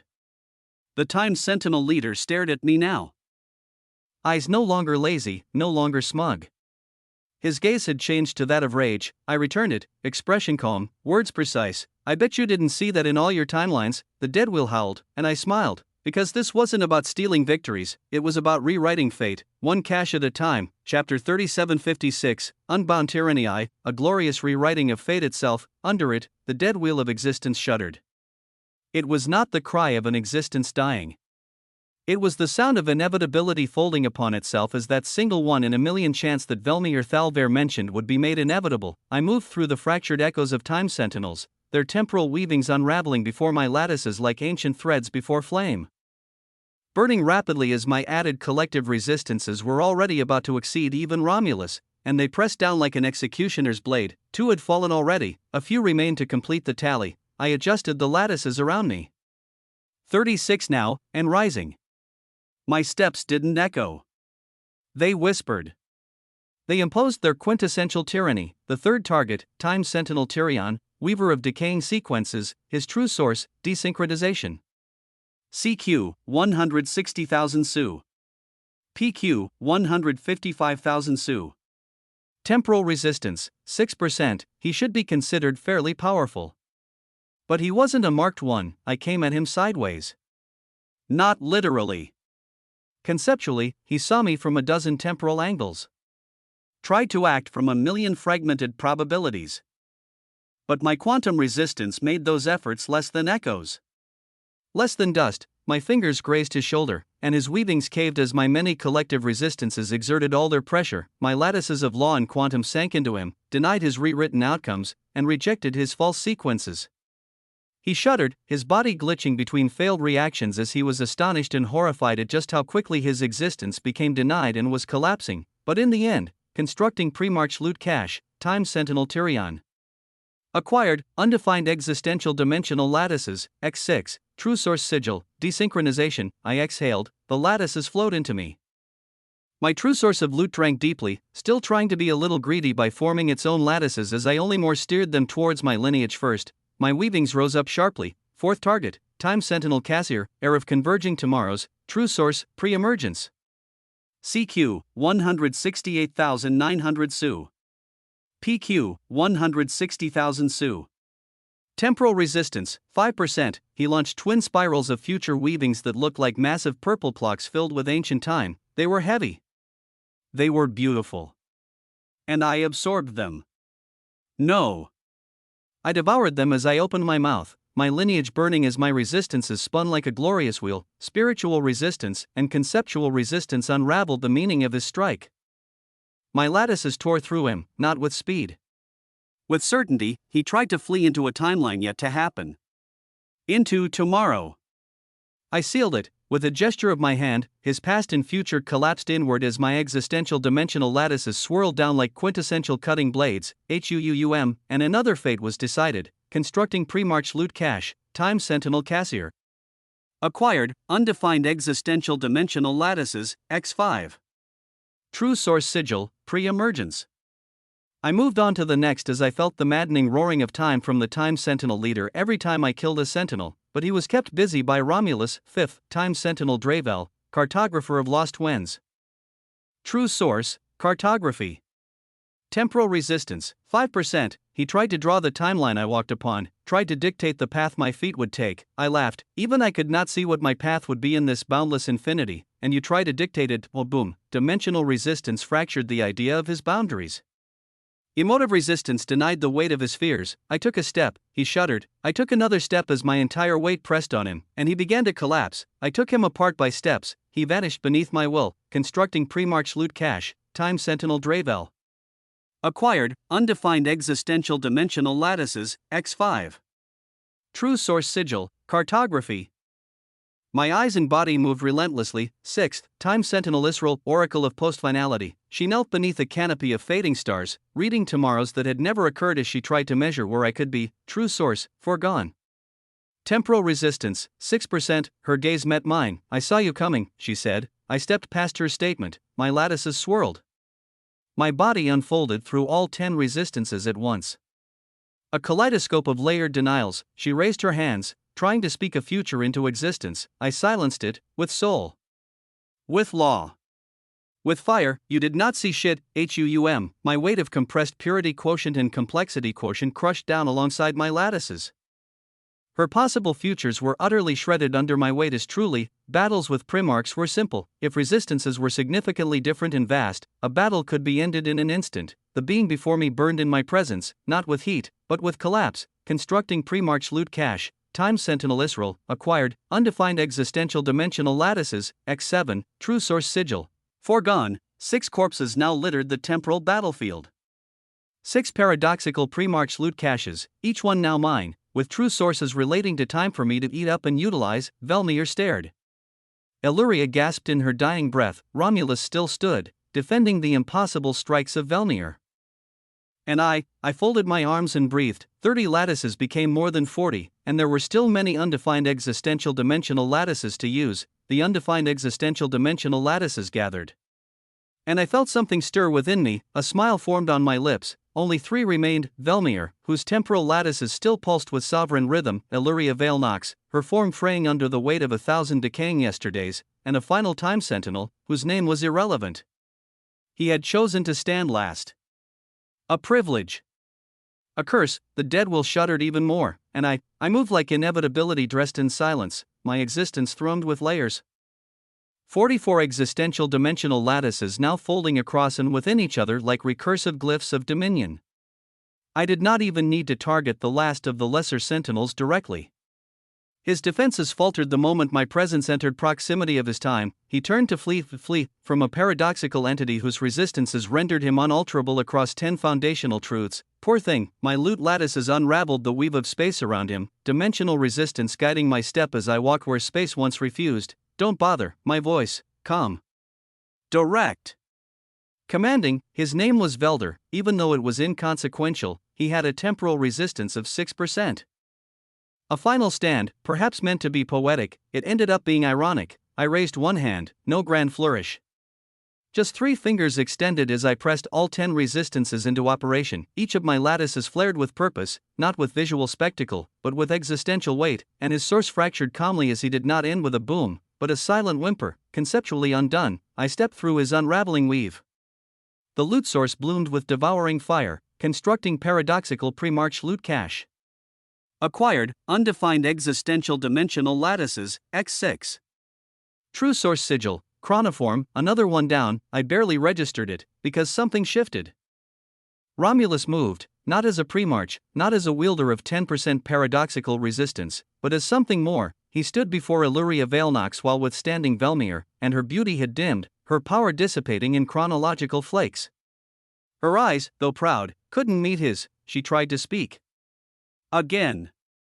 Always trying, Romulus did not let her. His hand rose, and entropy sang. It did not strike her with violence. It engulfed her. Accepted her. A swirling flame of what could have been and what was supposed to be. All decayed in reverse, swallowed by paradox, and then Romulus closed his eyes. For a moment, the entropy that had devoured her turned inward, into him. What are you doing? Even I narrowed my eyes, and then it became clear. He wasn't erasing Illyria, he was digesting her truth, all of it. The true source of entropy is converging into paradoxical temporal inversion. His hands moved in spiraling reverse, his lattices cracked, not destructively. Purposefully, 3 of them shattered, sacrificed as entropy reverse time, but not just any time, a specific one, a singular record. WUUUUM, a shockwave tore through the dead wheel. From within the whirling storm of collapsing memory of Illyria, a figure began to emerge, golden, blindfolded. Well, damn. Even I couldn't help but admire Romulus's actions, because there, robed in the echo of eons. The witness, no, not just an echo, a record, perfect. Glorious, I blinked, even Velmir faltered, his composure shattering for the first time. You. What have you done? He whispered. Romulus didn't answer immediately. The witness stood silently beside him, his presence like the silence of a story untold. Romulus turned, expression somber and solemn. You tore him from time, he said, to the empty air where Illyria once stood. So I reversed its entropic weavings and reassembled the memory. Cryptic words for what he had just shockingly done. He looked at the witness then. Little witness, he said gently. Wait aside. Let us finish sweeping away the trash. The record did not speak. He simply bowed his head as he still seemed somewhat dazed and out of it. The moment he did, existence quaked again. Velmir stepped forward, all pretenses dropped. Power. Pure and sovereign. Authority without bounds, this has gone far.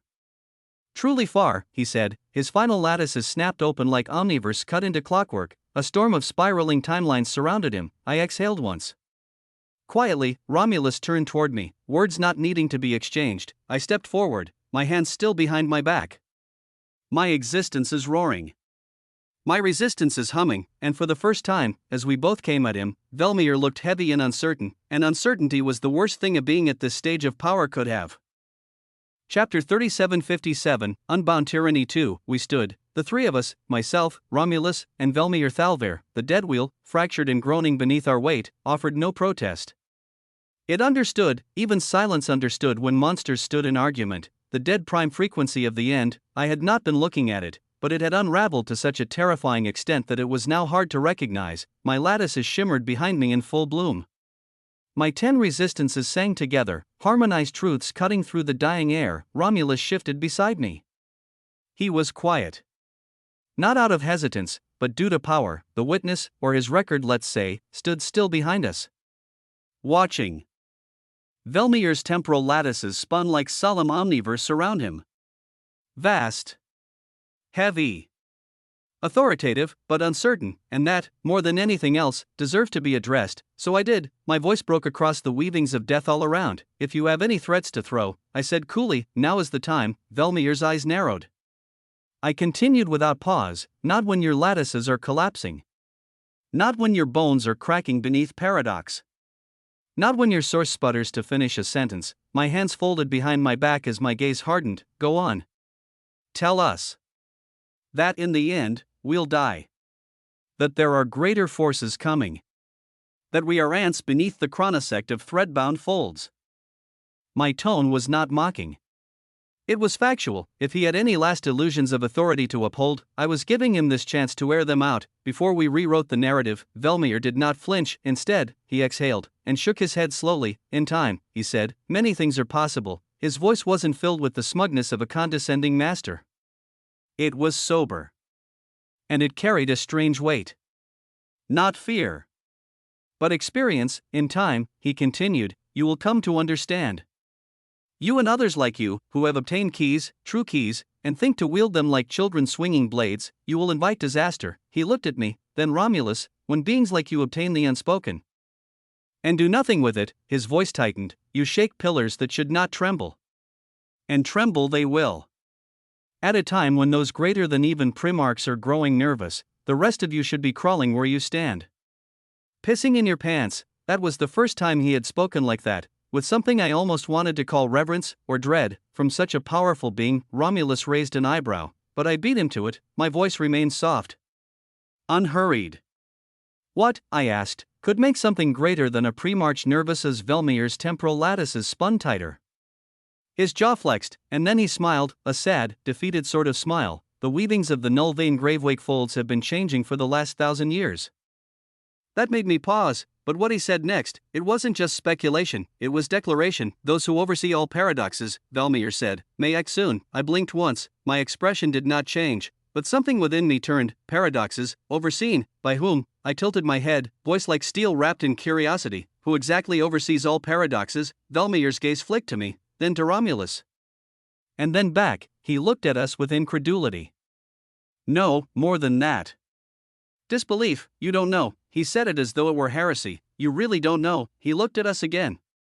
Not as enemies, but as fools. Did you think, he began slowly, that in all the infinite eons of the gravewake folds, no entities had ever risen? That none had ever claimed these endless regions? That no authorities exist beyond the whispers of the dead and the living moving across the folds? Romulus' face was unreadable. I remained still. But my mind moved rapidly. You both think you are some explorers, Velmir said quietly. That these lands are wild, open, untouched. Free for you all to leave your now dead wheel and explore with wonder. He raised a hand, gesturing around him. The gravewake is not unclaimed. The folds are not wild. They are already spoken for. They are paradoxically made stable and unbreakable.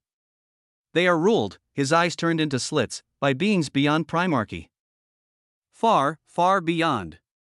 Unfathomably beyond. Something cold bloomed within my existence, not fear, information, a framework settling into place. Velmir stepped forward, and his voice dropped. The ones who oversee all paradoxes are not named.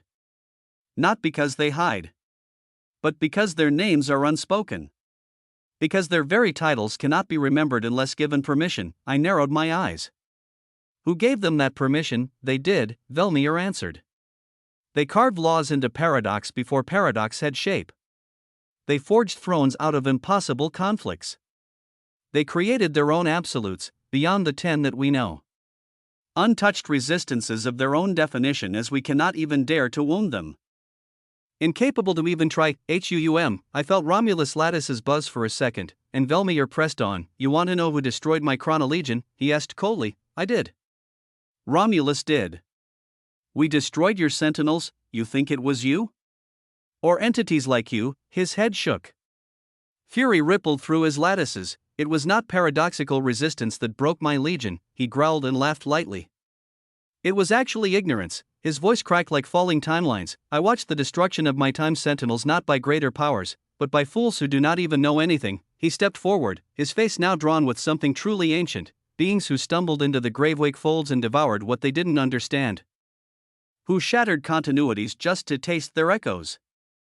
Beings who touched paradox without any resistance, because they had none, and were consumed, and didn't even know it. His words landed like meteors, and finally, he said it, the null vein gravewake folds are not a map of wonder and possibility.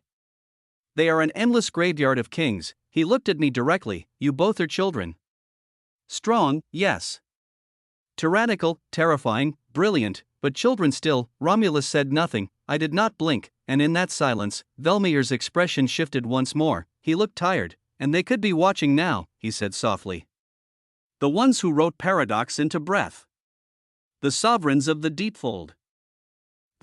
I should not speak much lest I wish to draw their ire and attention. Romulus' entropy shuddered. My lattices tightened. So, there were wonders of unfathomable complexity behind the endless folds, watching, ruling, deciding, and I smiled, because that changed a few things, but not really, because my path still remained the same. You should run, Velmir said.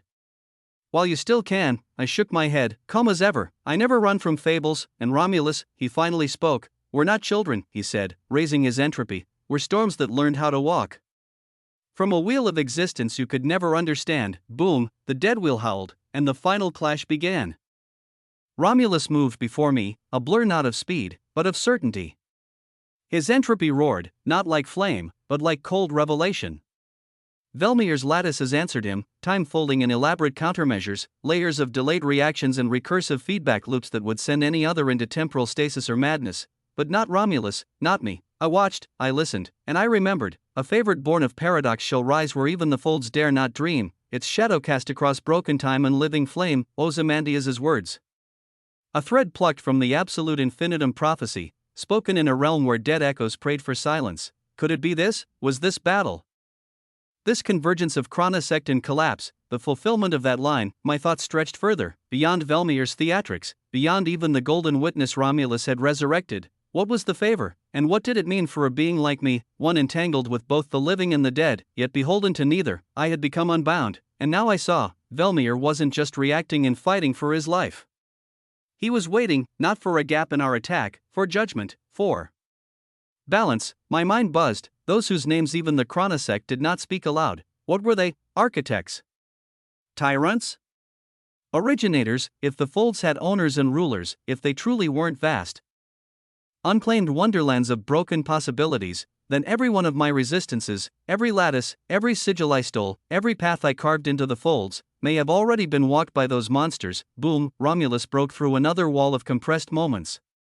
His lattices spiraled outward like the ribs of a decaying star. Velmier countered with staggering elegance. He controlled not time, he controlled rhythm, his body pulsed like a metronome with teeth. Each movement synchronized with 1,000 alternatives he could choose to overwrite. It would have worked, had I not existed. I got out of my contemplations. Enough, I whispered it, not to be heard, but to be obeyed. All my lattices moved. I stopped holding back. Each resistance roared into activity, law, concept, spirit, time, element, emotion, quantum, origin, space, and paradox. The ninth lattice of my lineage bloomed then. An obsidian spiral of fractal complexity. Its edges bled gold and blue. Its center, a hollow eye of logic that devoured all pretense of cause and effect. You have gained, paradoxical resistance 2%. Total, 3%. My collective added resistances across all 10 now equaled 12%. I stepped forward and exerted the influence of this collective 12%, and time buckled, not because I struck fast, because I struck definitively. Romulus knew. He adjusted instantly. His entropy surged to meet me like an old friend shaking hands with ruin. Velmier tried, he really did. He fought like one who had endured the death of eons, but I unraveled him, not with speed, with understanding. That was the secret of my lineage. It didn't overpower you, it made you legible. My lattices wrapped around his own, and I read them, every structure, every truth. I fed them to the fire of my understanding. And what I understood, I could rewrite it. Velmier staggered. Romulus didn't hesitate, he moved like a wonder-given shape. His entropy cascaded into the fractures I created holes and gaps, and Romulus filled them. His lattices filled Velmier's timelines. Not with death, with endings. There is a difference. One is a cessation, the other, a conclusion. Velmier's defenses shattered as his resistances failed to hold the flood. I felt it, the cracking of an apex entity, the collapse of a higher being's certainty. His true source of interval stuttered, his lattices hiccuped, and in the span of a heartbeat drawn across infinity, Velmier Thalver, grand conductor of the windfolds, fell. His form, stitched from orchestrated sequences of time, tore open into raw history. His final echoes played across our battlefield like a broken record. His body disassembled, his gaze was impassive as this happened. No pain, no hatred, only disdain. You too, he said, voice low and hollow. Romulus and I both turned toward him. You think you've won? I tilted my head. He coughed. Not blood, chronorunes.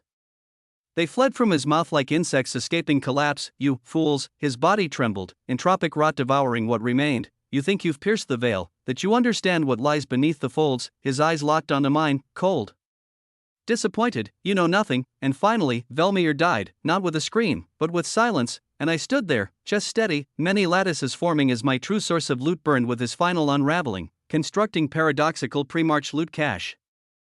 Romulus didn't speak, neither did I. There was no need, because we both knew, this wasn't the end, it was the invitation, to the vast chronosect of thread-bound folds, to other unimaginable wonders, and somewhere, deep within the paradoxes and collapse of the null vein gravewake folds, unknown dangers and wonders became ever-present. Chapter 3758, Unbound Tyranny 3, Unknown Dangers and Wonders. They always went hand in hand. The dead wheel was quiet, not truly dead, no, death had long abandoned this place. But something heavier filled the air. An execution had just taken place. Velmir Thalver, Grand Conductor of the Wenfolds, was gone. What remained was simple, paradoxical pre-March loot cache, constructed. Acquired, undefined existential dimensional lattices, X12, true source sigil, interval, but there was something else, warning, memory extraction failed.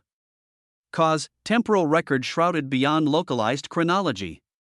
Even in defeat, the Chronosect Sentinels had held onto something. Their final dignity. Their final spite. Their memories were inaccessible, not shattered, hidden, locked behind weavings of time spun too far from the immediate threads we fought in, perhaps woven into the true powerhouses of the Chronosect, sealed from others like me. I smiled faintly, not disappointed, nearly interested. It made sense. Entities built on time would have defenses for the one thing truly worth protecting. Their past. I absorbed the rest of the cache. The undefined existential dimensional lattices spiraled into the burning weavings of my existence and only further became fuel for my elevation. I now had 49 lattices fully formed as more and more were being, 9 of them from my origin primosmantian infinitum lineage, which led to the wondrous resistance of paradox, paradoxical resistance, 3%. Steady, I looked over at Romulus. He stood quietly, head tilted slightly as he watched the fading echoes of Velmir's final moments. A silence passed. I broke it first. You realize, I said calmly, we've just made ourselves targets. Romulus didn't turn immediately. When he did, his entropy softened. A rare thing. I said it before, he murmured. I'll bear the consequences of my choices. This was something I had to do. His dark skin pulsed with brilliance. His gaze shifted behind me, to the witness, to the record he had resurrected from the decaying shell of Illyria Valnox. Romulus approached slowly. The witness stood waiting, golden blindfold glinting faintly even beneath the dim echoes of a broken sky. Romulus halted a few feet away. You, he said, voice low, and yet. Not you, the witness smiled, a small, serene thing. I am but a record, the witness said. A memory stitched into a body of yesterday. Romulus' hands tightened slightly, his entropy simmering, but, the witness continued, with the true source of continuity, I may yet become whole again. Romulus breathed out, not relief, but something adjacent to hope, continuity. The reknitting of broken lines. A way, perhaps, to reclaim what the Chronosect tried to erase. Romulus turned toward me. I nodded, already anticipating his next words. There's only one party left, he said softly. The maw-bearers of the hollow concord of nullity. Them. I tilted my head, gazing upward through the fractured layers of the dead wheel. The maw-bearers aren't going anywhere, I said. Romulus silently looked at me before he replied. You wish to pause? The witness said nothing, only adjusting the golden cords of his blindfold, as if reacquainting himself with existing. Romulus' entropy folded close around him, contained, sharpened. He asked the inevitable, okay. Shall we move in the shelter of the folds? Or go elsewhere? Elsewhere. I smiled faintly. Oh, I had an elsewhere, and unlike the Gravewake folds, it was a dominion of my own making. Without waiting for further question, I raised my hand. The folds around us quivered not from fear, not from resistance, but recognition. Threads of paradox bent to me. They knew my song. I weaved. A gate opened. A simple thing. A tear in the veil of the Gravewake folds, stitched into the scenes of the paradox and collapse. Something I could do now due to the true absolute existential dimensional resistance. Through the tear in the veil of the folds pulsed the impossible hues of the infiniverse. I gestured as if welcoming them. Romulus stepped through first, silent and ready. The witness followed, a flicker of golden restraint and hidden majesty. I stepped through last. The fold-sewn gate collapsed behind me without a whisper, sealing away the broken threads of the dead wheel and the chaos we left behind. In a storm of paradox and collapse, ahead. The crucible waited, the infiniverse crucible, deep within the infiniverse itself, not merely a battleground, but something far more refined, a true frequency. No, the true frequency, a combination, a fusion of threads that should never have coexisted. Mana dynamics, genesis, continuity, entropy, and others, all compressed into a singular, self-sustaining cradle, a chaotic yet ordered pulse of impossible existence. The rain greeted us first, it always did. It wasn't rain, not really. The downpour was composed of multicolored tears, true source tears of existence still falling in grand rivulets from the forge that loomed high above. A volcano of brilliance, gloriously gushing existence like molten purpose after 2 days of death and battle. Romulus stepped through, and for a moment, just a moment, his steps faltered, his eyes, cold and heavy from untold weavings of existence, widened by a fraction. He looked up. The rain of true sources fell across the crucible like weeping tyrannical rivers. Brilliant, endless, defiant, Romulus tilted his head, his entropy simmering lower. He breathed, slow and cautious, feeling the rain brush against his skin. It did nothing for him. He had already crossed the 50,000 SU mark long ago. But the witness, the rain caressed his form, the true source tears of existence, drawn by threads of continuity woven into him, soaked into his record. Quietly, I saw it. I'm sure Romulus saw it too. The witness stood still, serene, his golden blindfold gleaming as his being was gently mended by the downpour. This is your humble abode? Romulus murmured. Voice low, I smiled, just a breath of amusement. Close enough to it, I said, folding my hands behind my back. This is the battleground. A crucible for those seeking to get stronger. Romulus nodded and said nothing more. He was observant enough to understand as he spread out his will. Ahead, the crucible spread wide, an infinite frequency of wonders and arcing rivers of light.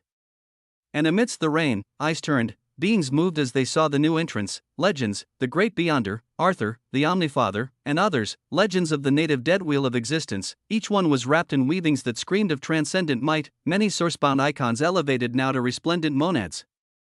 The great Beyonder was the first to step forward, a woman who wore existence like a robe, her every step bending existence around her with runes. She paused as her eyes widened. She was looking at the witness, not at me.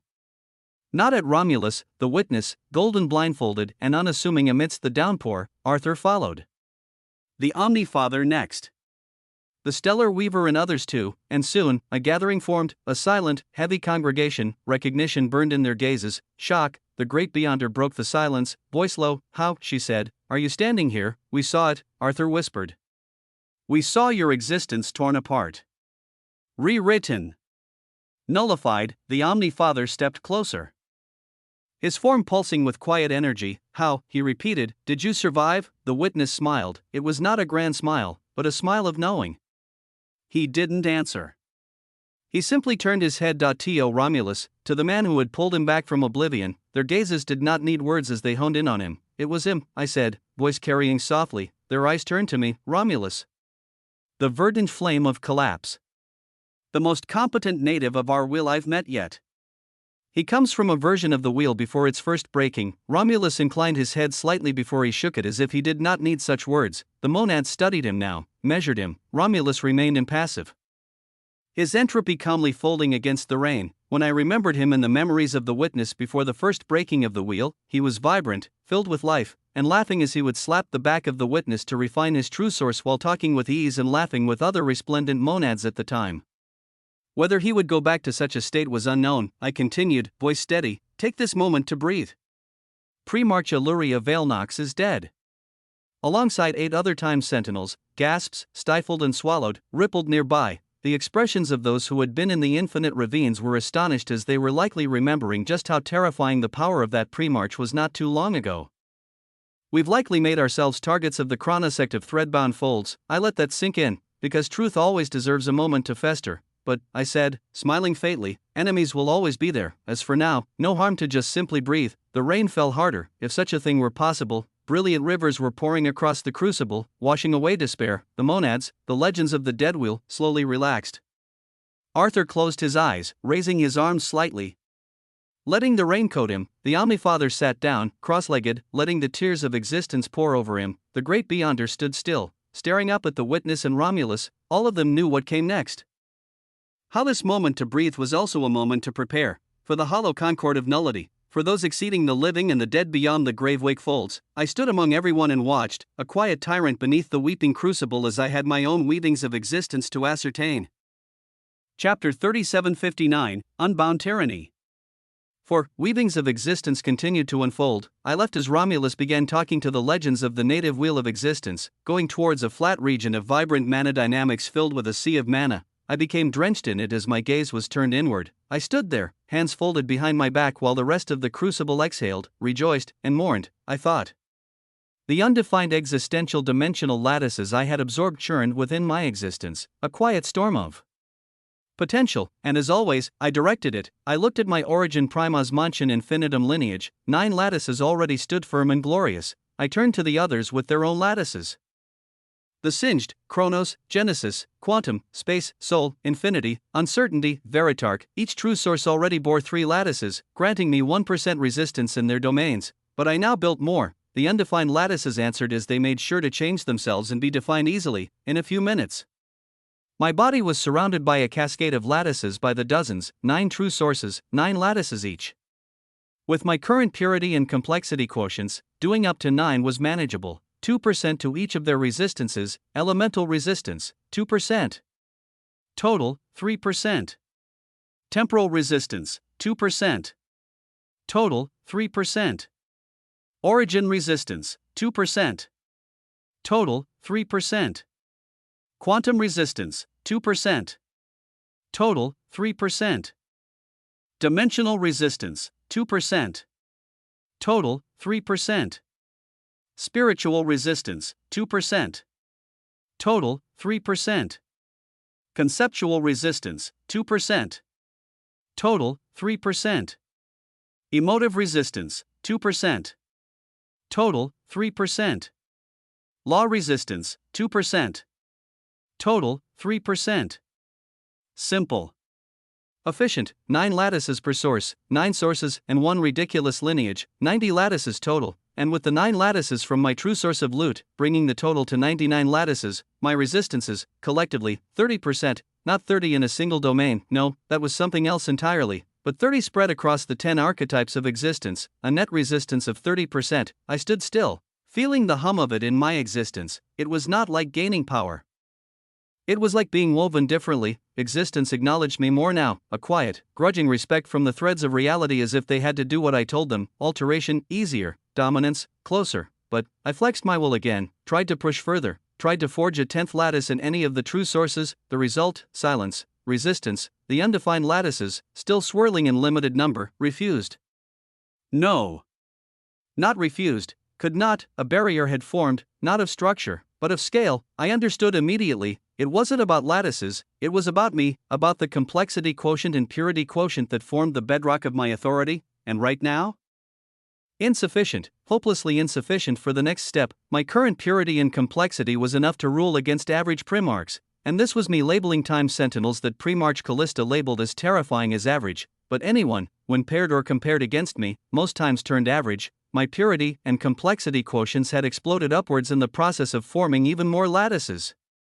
But not enough to continue ascending because my sheer number of resistances were too high compared to my own existence. Those who had 30% resistance as primarchs would maybe have purity quotient and complexity quotient exceeding 300,000, maybe 500,000, if I wanted to forge the 10th lattice in any domain. I would need more, much more. I breathed once, slow and patient, and brought up my internal panel, a habit, a ritual, a reminder. Noah Osmod Origin Primas Manchen Infinitum of the Infiniverse Crucible, true sources with lattices forged, Origin Primas Manchen Infinitum, paradoxical, 9 lattices, singed, elemental, 9 lattices, chronos, temporal, 9 lattices, genesis, origin, 9 lattices, quantum, 9 lattices, space, dimensional, 9 lattices, soul, spiritual. 9 lattices, infinity, concept, 9 lattices, uncertainty, emotion, 9 lattices, veritarch, law, 9 lattices, loot, 9 lattices, categorized under paradoxical resistance, existential dimensional lattices formed, 99. Total true absolute existential resistances, paradoxical resistance, 3%, elemental resistance, 3%, temporal resistance, 3%, origin resistance, 3%, quantum resistance, 3%, dimensional resistance, 3%, spiritual resistance, 3%, conceptual resistance, 3%, emotive resistance, 3%, law resistance, 3%, collective total resistance, 30%, current complexity quotient, CQ 115,000, 185,000, SU current purity quotient, PQ 110,000, 180,000, SU. Note, advancement of lattices beyond 9 per source, a limitation exclusively for you, requires exceeding current complexity and purity quotient thresholds. Minimum target, 300,000 SU CQ/PQ. I closed the panel with a thought. A smile, quiet and sharp, played at the corner of my mouth. I was not satisfied, but satisfaction was for the small. I stood beneath the rain, feeling it slip past me like reverent murmurs. The great Beyonder, Arthur, the Omni-Father, and the others stood in the distance. Romulus floated by the witness as they talked with them and other legends. The Infiniverse pulsed faintly above, a crown of infinity spinning across the crucible skies as the Infiniverse and ruination seemed to be. discussing amongst themselves, with ruination showing a possible existential dimensional lattice of ruination forming on her palm. All of this was captured in my eyes as I thought of everything. We were getting a bit of a breathing room, but I knew the conflicts and wonders all around were just blooming and in their starting stages. The null vein gravewake folds still loomed, the chronosec would stir, the hollow concord of nullity would gather, and I would grow, because if those nameless sovereigns of paradox existed and ruled over the folds as others could not even perceive them, I would have to learn how to devour impossibility itself, and how fitting that I was already very, very good at devouring things. My weavings buzzed with brutality and power as I closed my eyes, and turned my gaze inward, not metaphorically, not sentimentally, truly inward, into the core of my existence. There it's Saturday, my living wheel of existence, not a simple structure, a dominion, 9 true frequencies, each one an axis of layered existence, Kuklos, the revolving cycles of endless return, outerversal, the boundless realms beyond what simple existence could conceive, megalos, majesty and scale, infinite and unyielding, ordo-obchao, order rising, inevitable, from collapse and chaos, Sveritark, the dictate of truth. Conceptual reality distilled to the ideas that outlast its forms, ingenieur, invention, structure, framework, the breath of all design, eldritch expanse, the wild unknown, terror and wonder bound together, singed, the quintessential flame. The first revolt, the refusal to yield, each frequency spun around a core, the autognosis living engine, the heart of me. It pulsed not with blood, but with command. It did not thrum, it dictated, 9 pillars around one throne, and within those pillars, my true sources that were paradoxically amalgamated and now had vastly increased from just infinity and singed, the rebellion of flame. Infinity, the refusal to end, loot, the dominion over acquisition and inheritance. Quintessence, the refinement of existence into pure being, tyranny, the sovereign right to impose will, protagonist, the axis of all narratives, the center of unfolding fables. Conceptual, the ideas that outlast the crumbling of stars, Veritark, the law written in the bones of existence, living true sources, burning, waiting. And now, amalgamated, each true source had always been mine, but now they had become more, they had developed their own standings within my existence and became even more active, aware, as if the depths of my power were too great to remain quiet, too vast to remain unnamed, and one in particular stirred at this moment as I looked at all of them, a familiar presence, reckless, hungry. The living true source of the protagonist is stirring. A flicker of thought brushed against my mind. But not a thought, a voice. Let me loose. It wasn't pleading, it was smiling. As if telling me, put me in, coach, let me entangle us in the folds. Let me pull you to the center of everything. A true protagonist doesn't linger in safety. He rules the narrative. I smiled, faintly, not at the arrogance, at the familiarity of this part of me, even restrained. My living true source of the protagonist throbbed with eagerness, with ambition that mirrored, no, amplified, my own. I spoke to it calmly, coolly, dominantly. We just finished a war from past entanglements, I said internally. Chronosect. Time sentinels. I don't need you dragging us headfirst into another entanglement. We benefited, didn't we? It replied, laughing. We always benefit. Look at what you've gained. Look at what we become. It wasn't wrong, but it wasn't right either. A second presence moved, soft, massive, quiet, but when it spoke, even the protagonist stilled. The living true source of quintessence stirs. A few days of breathing will be good. It wasn't a suggestion, it was a decree, an absolute. I turned my attention. Quintessence, my oldest companion, it had been silent for so long, passive, patient, and applying itself in every action, every breath, every alteration I enacted. I had not heard it much, because it was not noise, it was law. I gazed at it, this quiet, omnipresent part of myself. And it returned my gaze with certainty. It did not ask for permission, it did not wait for approval, it simply was, and with a flicker of thought, it stirred fully as if it continued to do things passively. Others might think it was not doing anything at all, so, boom, 9 singularities detonated within the autognosis living engine, 9 existential dimensional lattices formed, instant, inevitable. Quintessence, now fully revealed, you have instantly forged 9 existential dimensional lattices of the true source of quintessence. Resistance affiliation, paradoxical. I felt it, a deep, seismic shift in the foundation of me, quintessence, not an ally, a pillar. The most fundamental refinement of my being. I breathed out slowly, no rush, no hunger, just inevitability. The protagonist huffed in annoyance but didn't argue. It never argued with quintessence, because even it understood that narrative was loud, reckless. Quintessence was final. I opened my eyes, realize, in the rain-drenched crucible shining with multicolored wonder and heavy atmospheric concentration of existence, the crucible still thrummed, and there, moving toward me through the endless rainfall at this moment, my queens, the queens of the infiniverse, women of wonder, not just beauty, but presence. Works of art painted across existence with brutal purpose.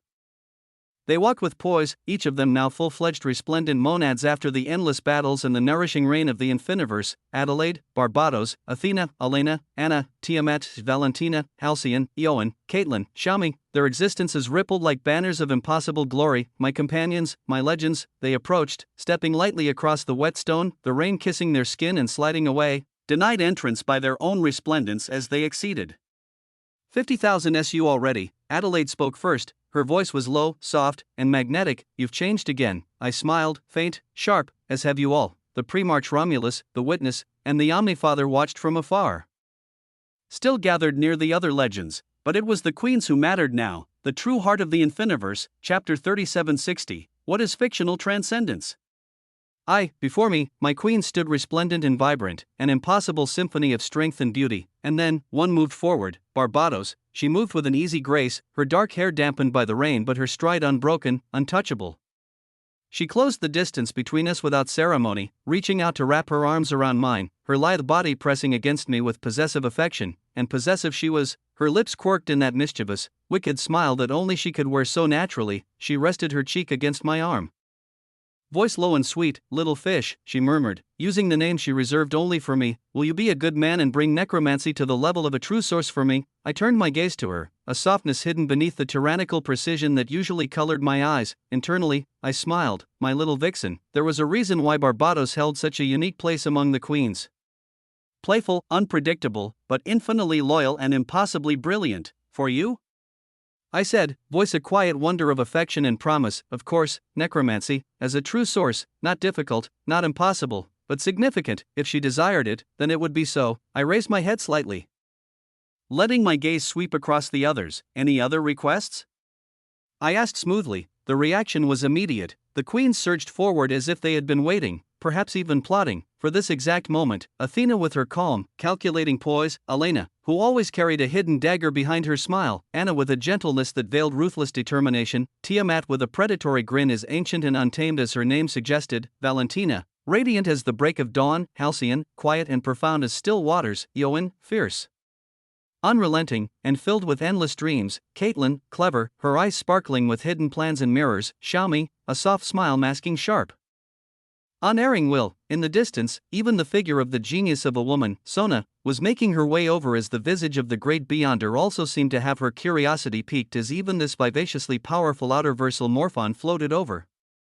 The latter had only just begun with me soon as she was still acclimating. Adelaide stood close by, her presence more felt than seen, as it should be for the first. In moments, they swarmed around me, feminine power wrapped around my existence, but it was not suffocating, adorning, claiming, only proximity, only the simple, immense act of being near. I allowed it. Minutes passed, silent and slow, time dilating into something luxurious as I simply existed with them. Rain fell, the crucible pulsed, and I breathed, a tyrant breathing amidst his sovereign queens. Some time later, another part of me stood elsewhere, not far, not near the edge of the crucible's boundaries where the forge still poured its impossible rain. There, ruination and the infiniverse stood, not idly, they worked. Existential dimensional lattices bloomed around them, magnificent, complicated geometries of dominion and principle forming with each breath they took, each thought they had. I observed quietly, folding my arms behind my back, and even as I did, my mind turned inward, not for reflection, for progression. I focused, deep within me. The strange, unique authority that had birthed itself from my own ascension stirred, absolute fictional transcendence, the power to express my fable however I desired, not merely narrate it, shape it, own it. I pushed further into it, feeling the edges blur, reality slip, and then, my mind buzzed, images flooded me, not visions, rivers, an endless multicolored river sprawled before me, a colossal, incandescent artery stretching infinitely in every direction and branching from its tributaries, other rivers, other currents, fables, thousands, millions, billions. Endless, each river told a story, a legend, a life, but my fable, it pulsed in the heart of it all. What I believed to be the heart anyways, a thick, commanding current, impossible to ignore, yet I felt it, a faint distance, as if my fable had shifted, grown detached from the others, and continuing to do so, not separated, elevated, but more than my fable. I felt threads, resonances, the entanglements of my existence with others. One entanglement pulsed sharply, a fable wound tight against mine, dragging and pulling. Curious, I turned my mind to it and focused on a single radiant lazy river, and I saw it, the fable of Eckhart, the great usurper. When I focused, a prompt appeared before my consciousness. Would you like to utilize absolute fictional transcendence to observe the fable of the great usurper? Due to the complexity of entanglement, the cost will be relatively low. Full authority of 50 of your current existential dimensional lattices will be required, as their weavings will be entirely depleted for the next 3 hours. 50 lattices, a steep price, but one I could pay. Eckhart, the great usurper, a being stemming from the same weavings as me, but was not allowed to shine as bright as he could since he happened to be near someone like me. I gazed at the prompt, thought for only a moment. 50 lattices, fine, I will simply forge more soon, because what was knowledge, if not a weapon? A king did not fear the cost of spies and scouts. I extended my hand mentally. Confirmed. Beginning observation of the fable of the great usurper. Warning, all chosen lattices will be depleted for the next 3 hours. Absolute fictional transcendence will operate under limited authority during this period. Initiating fable convergence, the rivers pulsed, the currents churned, and before me, the fabric of another tale unfolded, threads woven tight with idle paradox, ambition, devouring, and tyranny. The fable of the great usurper would soon be mine to observe, to understand. The crucible trembled faintly as the veils between fables blurred, and I smiled. Let's see what the great usurper has to show me, let's see what fable, what fate dares to unfold before me next. Chapter 3761, What is Fictional Transcendence? 2. I felt it, the shift, the pull, like a tide made of lattices and woven fate itself. It carried me, not my body, but something deeper. A self composed of illusory patterns, threads of paradox and power folding over each other infinitely. I was both there and not there. A part of me was carried by the 50 existential dimensional lattices, swept across vast unseen currents, the null vein gravewake folds, the endless expanse between existences, stretched before me. And I traversed it not with steps, but as an unfolding of will. Seconds and years passed together, time losing all meaning, a moment. An eternity. And then, I arrived at a dead wheel of existence, ruined. Fractured. Breathless, my form, still illusory, flickered as my body was composed entirely of lattices. A floating diagram of command, of resistances folded and layered upon each other. I was here and yet not.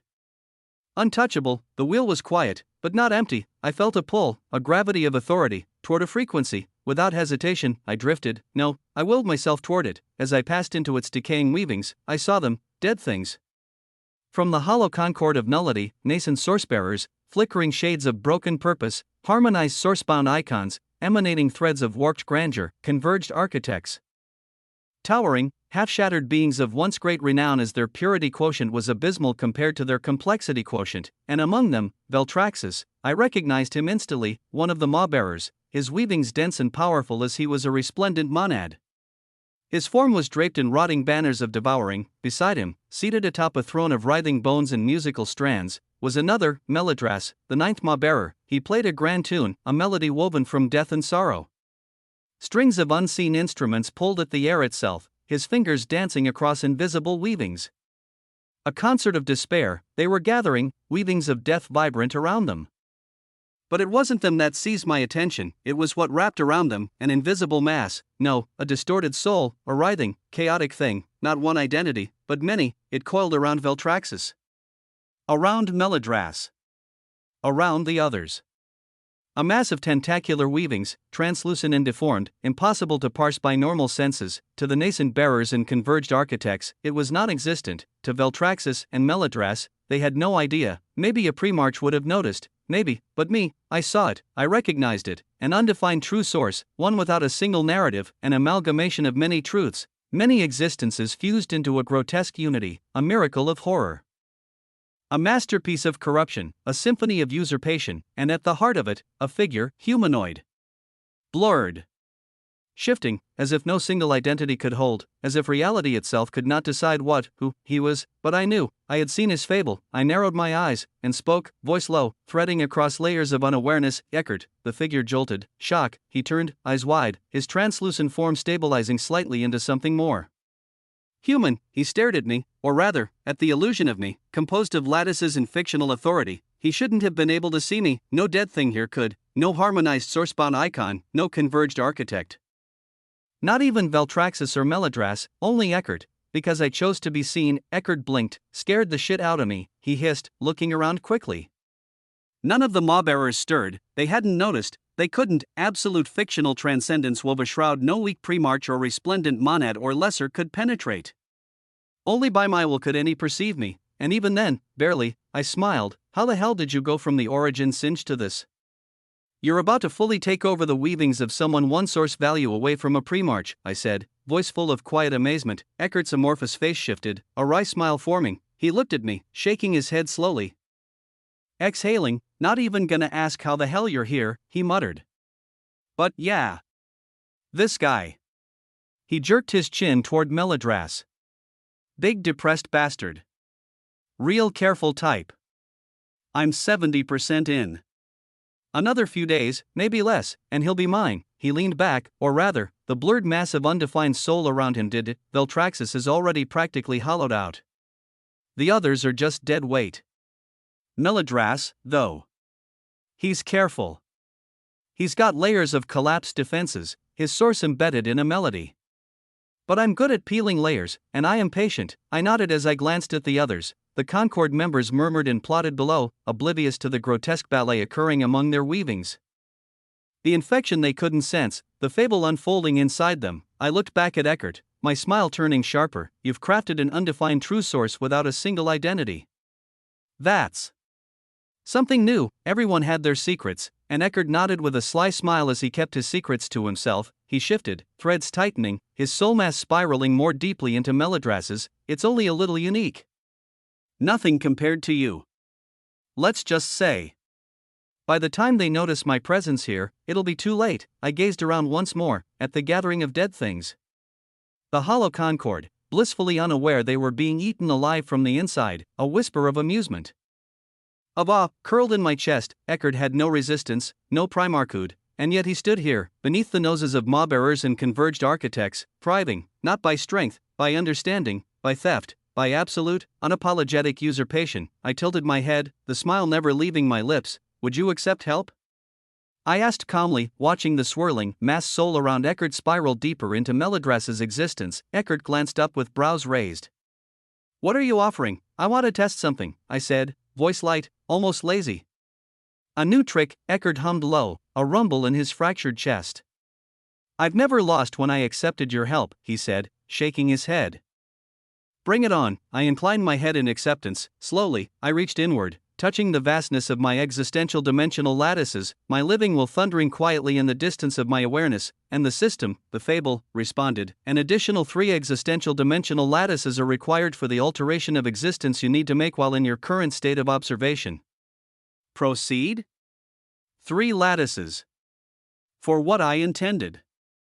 A bargain. My eyes pulsed, golden blue rings of command expanding. Proceed. Without hesitation, 3 lattices detached from the intricate whorls of my lineage, my origin primas manchen infinitum, and floated forward. They did not shine. They did not flare. They slipped silently into the frequency, invisible, unseen. They moved like whispers, like inevitabilities, toward Melodras. The requiem he played, the deadly melody that wove together death and collapse, trembled, not from resistance, from surrender. Melodras blinked, once, twice, the strings of unseen instruments faltering in his grasp. His eyes clouded over, not with confusion, with emptiness. With days, a breath later, Veltraxis followed, the flickering banners of devouring around his form dimming, and then, the dead things around them, the nascent source-bearers. The harmonized source-bound icons. The converged architects, each and every one.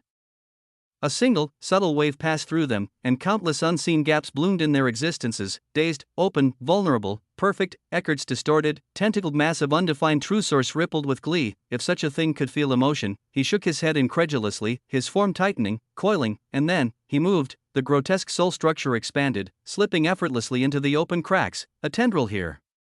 A thread there, quietly, carefully, completely, the undefined true source wormed its way into Meladras's core. Into Veltraxis.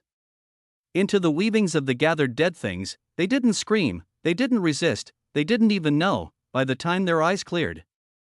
By the time the haze lifted, they were themselves, and yet, not, their true sources pulsed not with their own authority, but Eckart's. Their beings moved not by their will, but his. They were hollowed.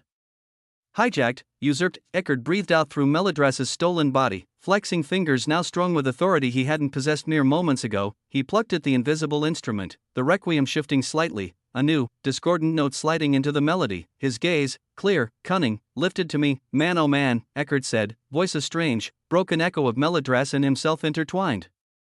You're not gonna believe this, I raised an eyebrow. There's a big guy. Real big, sitting at the top of the hollow concord of nullity. He's the one who gave a certain command. Ordered all the maw-bearers to stay put. Said to wait for the weavings of a certain true favored living thing to come to them. A glint of sardonic amusement flickered in his gaze. Apparently, the ruler of the hollow concord really wants to get his hands on you. I laughed, a low, amused sound, a ripple across the silence of the unseen graveyard we stood in. Eckart's expression turned grim. I didn't miss it. I tilted my head, the smile sharpening. And who? I asked. Would that be? Eckart's stolen face shifted, his soul mass flickering ominously. It's not a maw-bearer, he said softly. It's a living thing. The words dropped like stones in a dead sea, not one of the dead. Not some decaying echo. He leaned closer, voice low. They call him the Hollow Pale One. Etheron Kalzhyr, Etheron, the name resonated, even whispered, silver hair like moonlight bleached of warmth. Eyes redder than collapsed stars. A being who moves not with death, but with the absence of life altogether. The Hollow Maw-bearer. A living thing that sits above the maw-bearers of the Hollow Concord, a sovereign untouched by rot, untouched by decay, yet utterly belonging to the dominion of death. Eckert shook his head slowly. Even Meladras doesn't understand the depths of his power. None of them do. I smiled wider, but it wasn't amusement, it was hunger, a living thing feared by maw-bearers, by primarchs.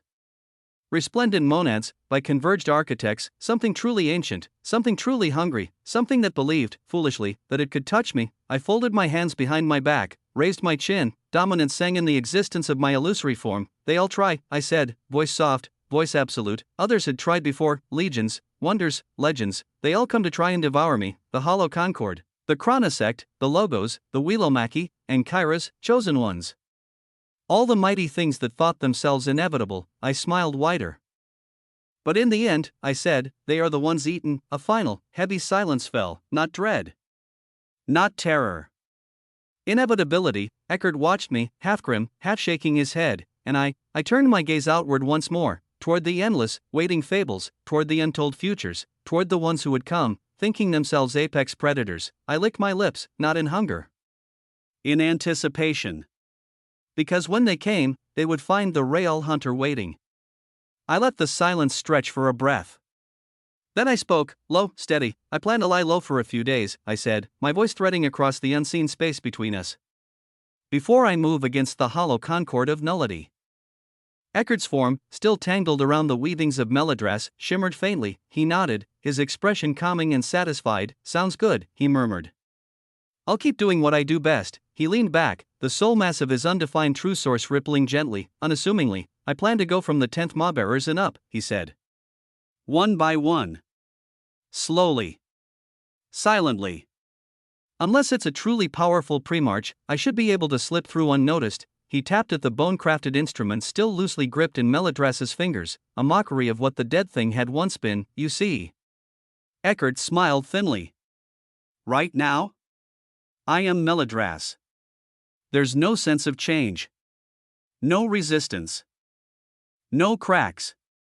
I am him. The arrogance wasn't misplaced, it was factual. He was Meladras now, not possessing him, not controlling him, but being him. Perfect assimilation. Perfect usurpation. Even now, Eckert continued, his voice turning thoughtful, almost predatory. I can feel it.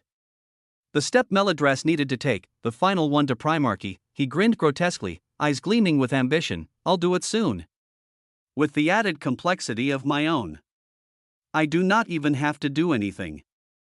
My existence thrives more if I am idle. Just sitting here doing nothing, and this existence of Melodras will become a pre-march soon. He sat back, and the undefined tendrils coiled closer into the host. And once I become a pre-march through him, well. He chuckled, other primarchs will become targets. Maybe even the single-digit maw-bearers if I grow bold enough and move from my idle slumber. A hum of dark amusement. He tilted his head at me, his smile crooked. Of course, he added, voice lower, amused, I fully expect monsters like you to be exceptions. He shook his head slowly, reverently. You'd probably still find me. After all, there aren't many like you, right? I smiled. Soft, sharp, and filled with quiet finality. No, I said, there are not any like me. Our gazes, such as they were in this place beyond perception, met for a moment longer. Then I spoke once more. My voice calm, quintessential. Take care of your fable, I said. Eckert smiled wider. You too. And with that, I pulled back. The connection to this dead wheel, to this frequency, thinned, stretched, snapped. I drifted once more, back into the river that was not water, the river that was not flow, a multicolored torrent of untold fables, stretching in endless, fractal spirals across the unseen lattice of existence. I floated above it, no, within it, threads of narrative. And authority brushing against the lattices of my illusory self. Eckert's fable, the fable of the great usurper, faded from immediate reach but left a quiet resonance behind. I let my gaze, not with eyes, but with something more fundamental, drift through the trillionfold currents of the river, fables intertwined, branching, colliding, diverging, and then now I paused. I felt a pull towards another current, brilliant, radiant, a river of deep, endless violet, its surface shimmering with complex geometries and soft pulses of serene might. I drifted toward it, curious. When I touched its shimmering skin, a prompt unfurled in my mind, the fable of the peacemaker. Oh, I smiled faintly. I remembered them, the peacemaker. Their long entanglement with Bob. Their strange role in the unfolding fables of the native wheel of existence, but the thought of Bob while remembering the peacemaker. These easy to caused a dull resonance, subtle, insistent. My attention shifted as this resonance pulled me away. Another river, not brilliant, not gleaming, murky, black, yet radiant, as if it refused to be extinguished, even drowning in its own darkness. I reached for it, touched it, and another prompt unfolded, the fable of Bob. I let the words settle, the fable of Bob, a river of loss and fury. Of forgotten dreams and broken oaths.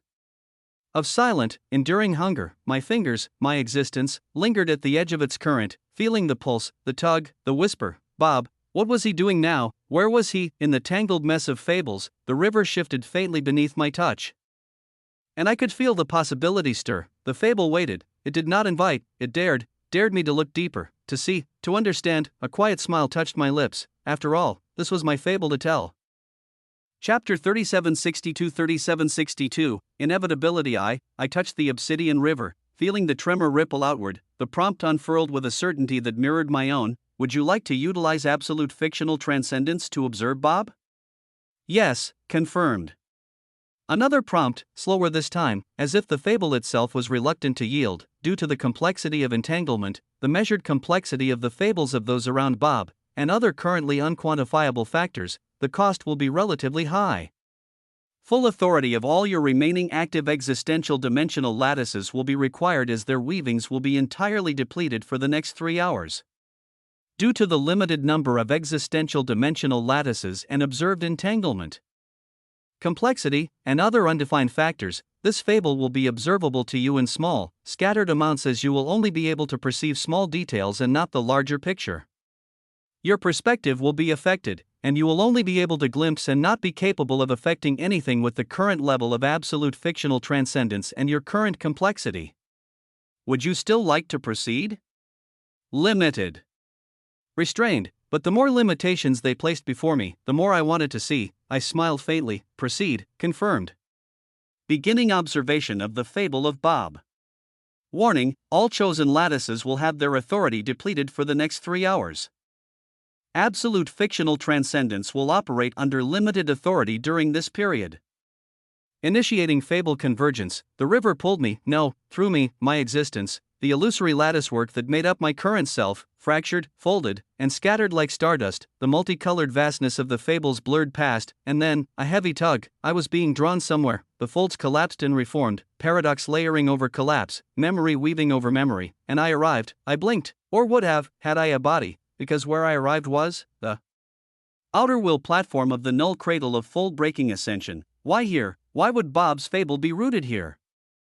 A whisper of disbelief curled through me, but I had no time to ponder, because at that moment, as if in deference to the cost I had paid, the fable yawned open before me, and I lost control of perspective. The view shifted, a third-person glimpse unraveling, not my voice, not my gaze, not my fable, but Bob's. The outer wall platform lay gloriously, islands of floating paradox drifted on seas of paradox. Above it all, a shadow moved across the obsidian floor, no, a mass. Grotesque and beautiful, Bob's null form, a monstrosity of impossible elegance, tentacles unfurled like banners stitched from the dreams of dead civilizations. Its massive form stretched 500 inches tall. A titan of folded collapse, his null form gleamed, not with light, but with the absence of it. Rings of fractured paradox danced across his tentacles, inscriptions of existential dimensional lattice flowing across it. The power he carried was not merely his, and yet he was nearly done. Bob's massive, elegant horror of a form curled tighter, dragging itself forward across the shattered grounds of the outer wheel platform, his final steps pressing the impossibly resistant folds of calcified paradoxical wheels into submission. On the cracked surface, another figure sat as others in the surrounding stayed far away to observe this figure in Bob's, unmoving, watching, Thoron. The null monarch, his null form, a colossal behemoth of dominion, rose 1,000 inches high, a throne of collapsed existence and sovereignty. Where Bob's form was twisted, chaotic beauty, Thoron's was pure dominance, sharp angles and dense authority, woven from the bones of collapsed paradoxes. His obscured eyes shimmered faintly from within the darkened hollows of his throne-like form. He smiled, and the surrounding existence trembled at the expression. The null monarch's smile was not cruel, it was patient, encouraging. He shifted slightly, his vast form creaking, ancient memories scattering from his movement like dust from a fallen monument. Well done, little Bobby, Thoron's voice rumbled. Not merely through the air, but through the fabric of this broken domain, smooth, ancient, inevitable, you are almost done. A few more tests, and then, he lifted one massive hand, clawed fingers the size of mountains gesturing lightly. We will ascend to the middle wheel platform. Bob did not answer immediately. He moved forward, another step, his tentacles flexed, his massive form casting colossal shadows over the ruins. The ground beneath his passage trembled as he reached out for a recently regenerated pillar. Thoron watched, silent, appraising. It was unknown whether he was appraising a dead thing or a tool of his forging. The fable of Bob, in its extremely limited capacity, has ended. Bzzzt. I awoke, or perhaps more accurately, I returned. The sensation was faint, like slipping back into flesh after being sculpted from raw existence. My lattices, all of them, were dim, hollow, depleted. Even my infinite mana could only flood into them as if they were massive pipes, but they would not fully return in authority until a little bit of time passed. The cost of viewing two fables in succession, and even then, what had I seen? The glimpse of Bob's fable had not been a full weaving. For me, it was like reading a redacted manuscript, thick black lines obscuring every other word, every other thought. But some details had slipped through, some critical, undeniable facts. First, Bob was on the outer wheel platform, the very same null cradle of fold-breaking ascension I stood within now. Coincidence? It supposedly had to be, as Bob did not know I was also here. Had he known, truly known, he would have already begun his ascent rapidly, his inevitable climb toward me. And the second detail, the one that mattered even more, Bob was not alone. Someone, no, something, accompanied him, powerful, unfathomably so, a presence that curled even the fragmentary perception of the fable into a knot of warning. My existence pulsed once, silent. I exhaled, eyes closed, feeling the quiet roar of tyranny unfurl through me, not violent, but inevitable, as sure as the turn of the wheel itself. Bob, one of the few enemies to slip past my fingers and remain alive for this long. I opened my eyes. The river of fables, the endless, multicolored expanse, lay stretched before me. Countless threads, countless stories, untouched, unreachable. For now, my lattices were dimmed, their authority spent for the next few hours. The sight of absolute fictional transcendence, once sharp and dominant, felt dulled, sluggish. I could not touch the fables here, not now, and that was acceptable, because I had seen enough. I had seen Bob. I had seen a glimpse of who, or what, he was with. I received a name. Just a name. Thoron, and I understood. Preparation was no longer a luxury, it was a necessity. I looked around once more at the river, at the fables I could not reach, at the paths I would one day walk, but not today. Today, I needed to grow faster, to sharpen myself, to prepare for all possibilities, for whatever Bob had become, and whatever followed in his wake. I nodded once to the unseen threads of narrative still swirling beyond reach, and turned away. The river of fables blurred. folded, and collapsed inward, and I moved through it, pulled, no, dragged by the invisible current of my own will. I returned, my senses sharpened, color returned, not the radiant, impossible hues of the fables, but the steady, solemn beauty of the Infiniverse Crucible. Chapter 3763, Inevitability 2. The forge above the Infiniverse Crucible pulsed gently, a heartbeat of creation and recursion. I stood once more in my body, feeling the impossible weight of my resistances settle over me like a second skin. Ruination and the Infiniverse were nearby, their existences vibrant, sovereign.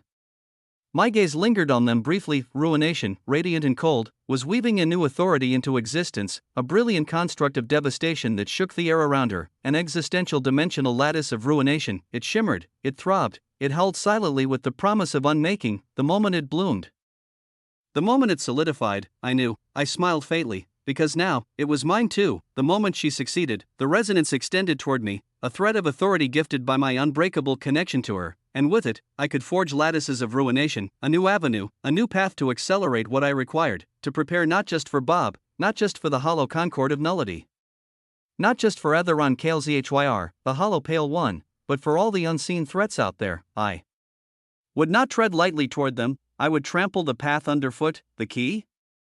It was lattices, not merely accumulating more, forging them from every true source I commanded, even though I was capped at 9 per source at the level of primarchy for now. I had a great deal of true sources. I glanced around the crucible, feeling the rain, the sacred weepings of creation, coat my skin. Even muted, my existence felt heavy, not burdened, empowered. I would raise other true sources to the level of primarchy. I would forge their 9 lattices. I would stack complexity atop complexity, purity atop purity, until the numbers surged. Until the quotients I needed were no longer distant targets but inevitable milestones. My goal was clear, my path carved, and so I moved. I raised my hand toward the forge, the beating, searing heart of the crucible itself. Rain swept around me, the air trembled, existence folded gently inward. Not by command, not by authority, but by invitation. I was not asking for power, I was claiming it. The crucible had always been mine, now, it would remember. The forge of the Infiniverse pulsed above me, the forge within me, within my autognosis living engine and living wheel, mirrored it, its heartbeat synchronized to something deeper, something truer, and my infinite mana, the bottomless reservoir of cascading possibility, roared within its sealed depths. I closed my eyes, I reached, not outward, inward, where true dominion lay. I called upon the power of my lineage, origin primus manchen infinitum, its purity and complexity so dense it threatened to collapse into its own axis. I called upon quintessence, the refinement of being itself, protagonist, the axis of narrative and control, infinity, the refusal of ending, loot, the dominion over inheritance, tyranny, the sovereign imposition of will, singed, the first rebellion, veritarch, law and dictate, conceptual, reality distilled, ingenieur, the design of all frameworks, eldritch expanse, the wild unknown, ruination, the gospel of ending. They answered, not with noise, with existence itself bending. I pulled from them, from the forge reigning above, from the forge pulsing within, from infinite mana unsealing, a thread, a command, an act of absolute, singular will. Existence cracked, and the crucible trembled. And then, the lattices formed, 9 of them, 9 existential dimensional lattices of ruination, each one a screaming fractal of collapse and entropy, each a lattice of unmaking woven with sovereign artistry. You have forged, existential dimensional lattice of ruination, X9. Resistance affiliation, paradoxical. They settled around me, orbiting like crimson executioners awaiting orders, but I was not done, no, far from it. I turned my gaze deeper, to the true sources that awaited primarchy, wrath, the boundless inferno, necromancy, dominion over death, plot, the architecture of destiny, animus, the breath of life, dreams, the whispers of becoming, mana dynamics. The science of force, entropy, the collapse of all things, tyranny, sovereign oppression, apocalypse, the inevitable end, cataclysm, the fracturing of all stability, kuklos, endless recurrence, outerversal, beyond simple existence, ordo ob chao, order from chaos, megalos, majesty and infinite scale. Each of these pulsed, demanded, and I answered, not with requests, with decrees. The forge of the Infiniverse flared. The forge within me roared. Infinite mana surged, a current no dam could contain. I pushed the sources, dragged them, kicking and screaming, across the threshold. Their complexity and purity quotients erupted, broken by my will and reforged anew. True source of wrath, achieved primarchy. True source of necromancy, achieved primarchy. True source of plot, achieved primarchy. True source of animus, achieved primarchy. True source of dreams, achieved primarchy. True source of manodynamics, achieved primarchy. True source of entropy, achieved primarchy. True source of tyranny, achieved primarchy. True source of apocalypse, achieved primarchy.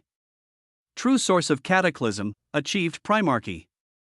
True source of Kuklos, achieved primarchy. True source of outer versal, achieved primarchy. True source of Ordo ob Chao, achieved primarchy. True source of megalos, achieved primarchy. Thunder rumbled, not of weather, of majesty, of inevitability. A storm of existence collapsed inward around me, lattices of myriad colors forming, each one intricate, fractal, sovereign, one after another. Existential dimensional lattices bloomed, 9 for each source, dozens upon dozens bloomed. The crucible howled as if caught in the birth throes of a new wheel of existence. Above me, the forge raged, below me, the crucible bowed, and across from me, others watched. Romulus stood silent, hands folded behind his back, entropy cloaked around him like a funeral shroud. The witness was beside him, blindfolded gaze lifted toward me. Arthur, the Omnifather, and others, Titans in their own right, watched, but it was Romulus who looked somber. The witness turned to him, curious. Arthur too, why so serious? Pre-march, the witness asked softly. Romulus exhaled, a breath heavy with the weight of eons. His voice was low, resigned. I have been forging lattices of entropy within my existence for many years, Romulus said. Painstakingly. Slowly. Carefully, he tilted his head slightly, gazing at the storm surrounding me. What I am watching him do now should take years. He paused, shook his head, a faint, sad smile touched his lips. I thought myself exceptional. I believed it, he sighed, but watching this, Romulus glanced down. It is just heartbreaking. The witness was silent. Arthur too, they felt it now, the weight, the terrible, magnificent difference between me and them. But I heard, I processed, and I dismissed. I did not feel pride. I did not feel validation. I compared myself to no one, only myself, the one who came before, the one I must exceed. It was always me, again, and again, and again. Until I stood alone atop an existence no other could perceive, until all fables bent not in reverence, but inevitability. But even then, I wished there would always be something more to ensure that my path was truly infinite. The storm around me sharpened, each new lattice shone, each lattice screamed. Each lattice obeyed, purity and complexity swelled, numbers cracked upward like avalanches, and I stood at the heart of it, not untouched, not exalted, but inevitable, quintessential. Chapter 3764, Inevitability 3. The storm receded, not by natural law, but by my will. The crucible was quiet again, the forge overhead pulsing with a steady rhythm, the forge within me burning brighter. I could feel it, the shift, not just in existence, in me. I pulled the data inward, the numbers, the structure, the reality. Noah Osmond Origin Primas Manchen Infinitum. True sources with lattices forged. Origin Primas Manchen Infinitum. Paradoxical, 9 lattices. Singed, elemental, 9 lattices. Chronos, temporal, 9 lattices. Genesis, origin, 9 lattices. Quantum, 9 lattices. Space, dimensional, 9 lattices. Soul, spiritual, 9 lattices. Infinity, concept, 9 lattices. Uncertainty, emotion, 9 lattices. Veritarch, law, 9 lattices. Loot, 9 lattices. Paradoxical, ruination, 9 lattices. Paradoxical, wrath, 9 lattices. Emotive/elemental, necromancy, 9 lattices. Spiritual, plot, 9 lattices. Law/conceptual, animus, 9 lattices. Origin, dreams, 9 lattices. Conceptual, manodynamics, 9 lattices. Conceptual/dimensional, entropy, 9 lattices. Paradoxical, tyranny, 9 lattices. Law/paradoxical, apocalypse, 9 lattices. Paradoxical, cataclysm, 9 lattices. Dimensional, Kuklos, 9 lattices. Temporal/conceptual, outerversal, 9 lattices. Dimensional/quantum, Ordo ob Chao, 9 lattices. Law/origin, megalos, 9 lattices. Conceptual/origin, quintessence, 9 lattices. Paradoxical, protagonist, 9 lattices. Law paradoxical conceptual, paradox, 9 lattices. Paradoxical law conceptual temporal dimensional. Total existential dimensional lattices, 261. True absolute existential resistances. Paradoxical resistance, 3%. Elemental resistance, 3%. Temporal resistance, 3%. Origin resistance, 3%. Quantum resistance, 3%. Dimensional resistance, 3%. Spiritual resistance, 3%. Conceptual resistance, 3%. Emotive resistance, 3%. Law resistance, 3%. Collective total resistance, 30%. current complexity quotient, CQ 211,000, 285,000 SU, current purity quotient, PQ 208,000, 282,000 SU. Note, advancement of lattices beyond 9 per source requires exceeding complexity and purity quotient thresholds of 300,000 SU. I reviewed the numbers with detached satisfaction, no pride, just process. I had shattered the 200,000 barrier for both quotients, the point where most beings would begin to plateau. For me, it was a starting line, 300,000, 500,000, a million. The limits others whispered about did not concern me, because I was not reaching for ceilings, I was building my own sky. I let the panel dissipate. My mind already moving ahead, but before shifting focus, I waved my hand, space split cleanly. From the dimensional folds, an object emerged, rectangular, gray, simple to the naked eye, but I knew better. The final product of hell terra firma, the key, the thing the time sentinels had once hungered for, believing it to be the first step toward a greater prize, the loom. I had tested it before, mana, true sources, even the essence of existence itself, nothing, no response, but now. Armed with the authority of my existential dimensional lattices, I tried again. I extended my hand, and reached. Power flowed outward, not mana, not simple source, the authority of lattices. Carefully, precisely, I guided it, weaving it toward the key. For a heartbeat, nothing happened, and then, a reaction, caused when certain, specific existential dimensional lattices flowed in, faint, almost imperceptible, but there, at the bottom of the gray rectangle, a brilliant gray tunic line lit up, pulsing faintly.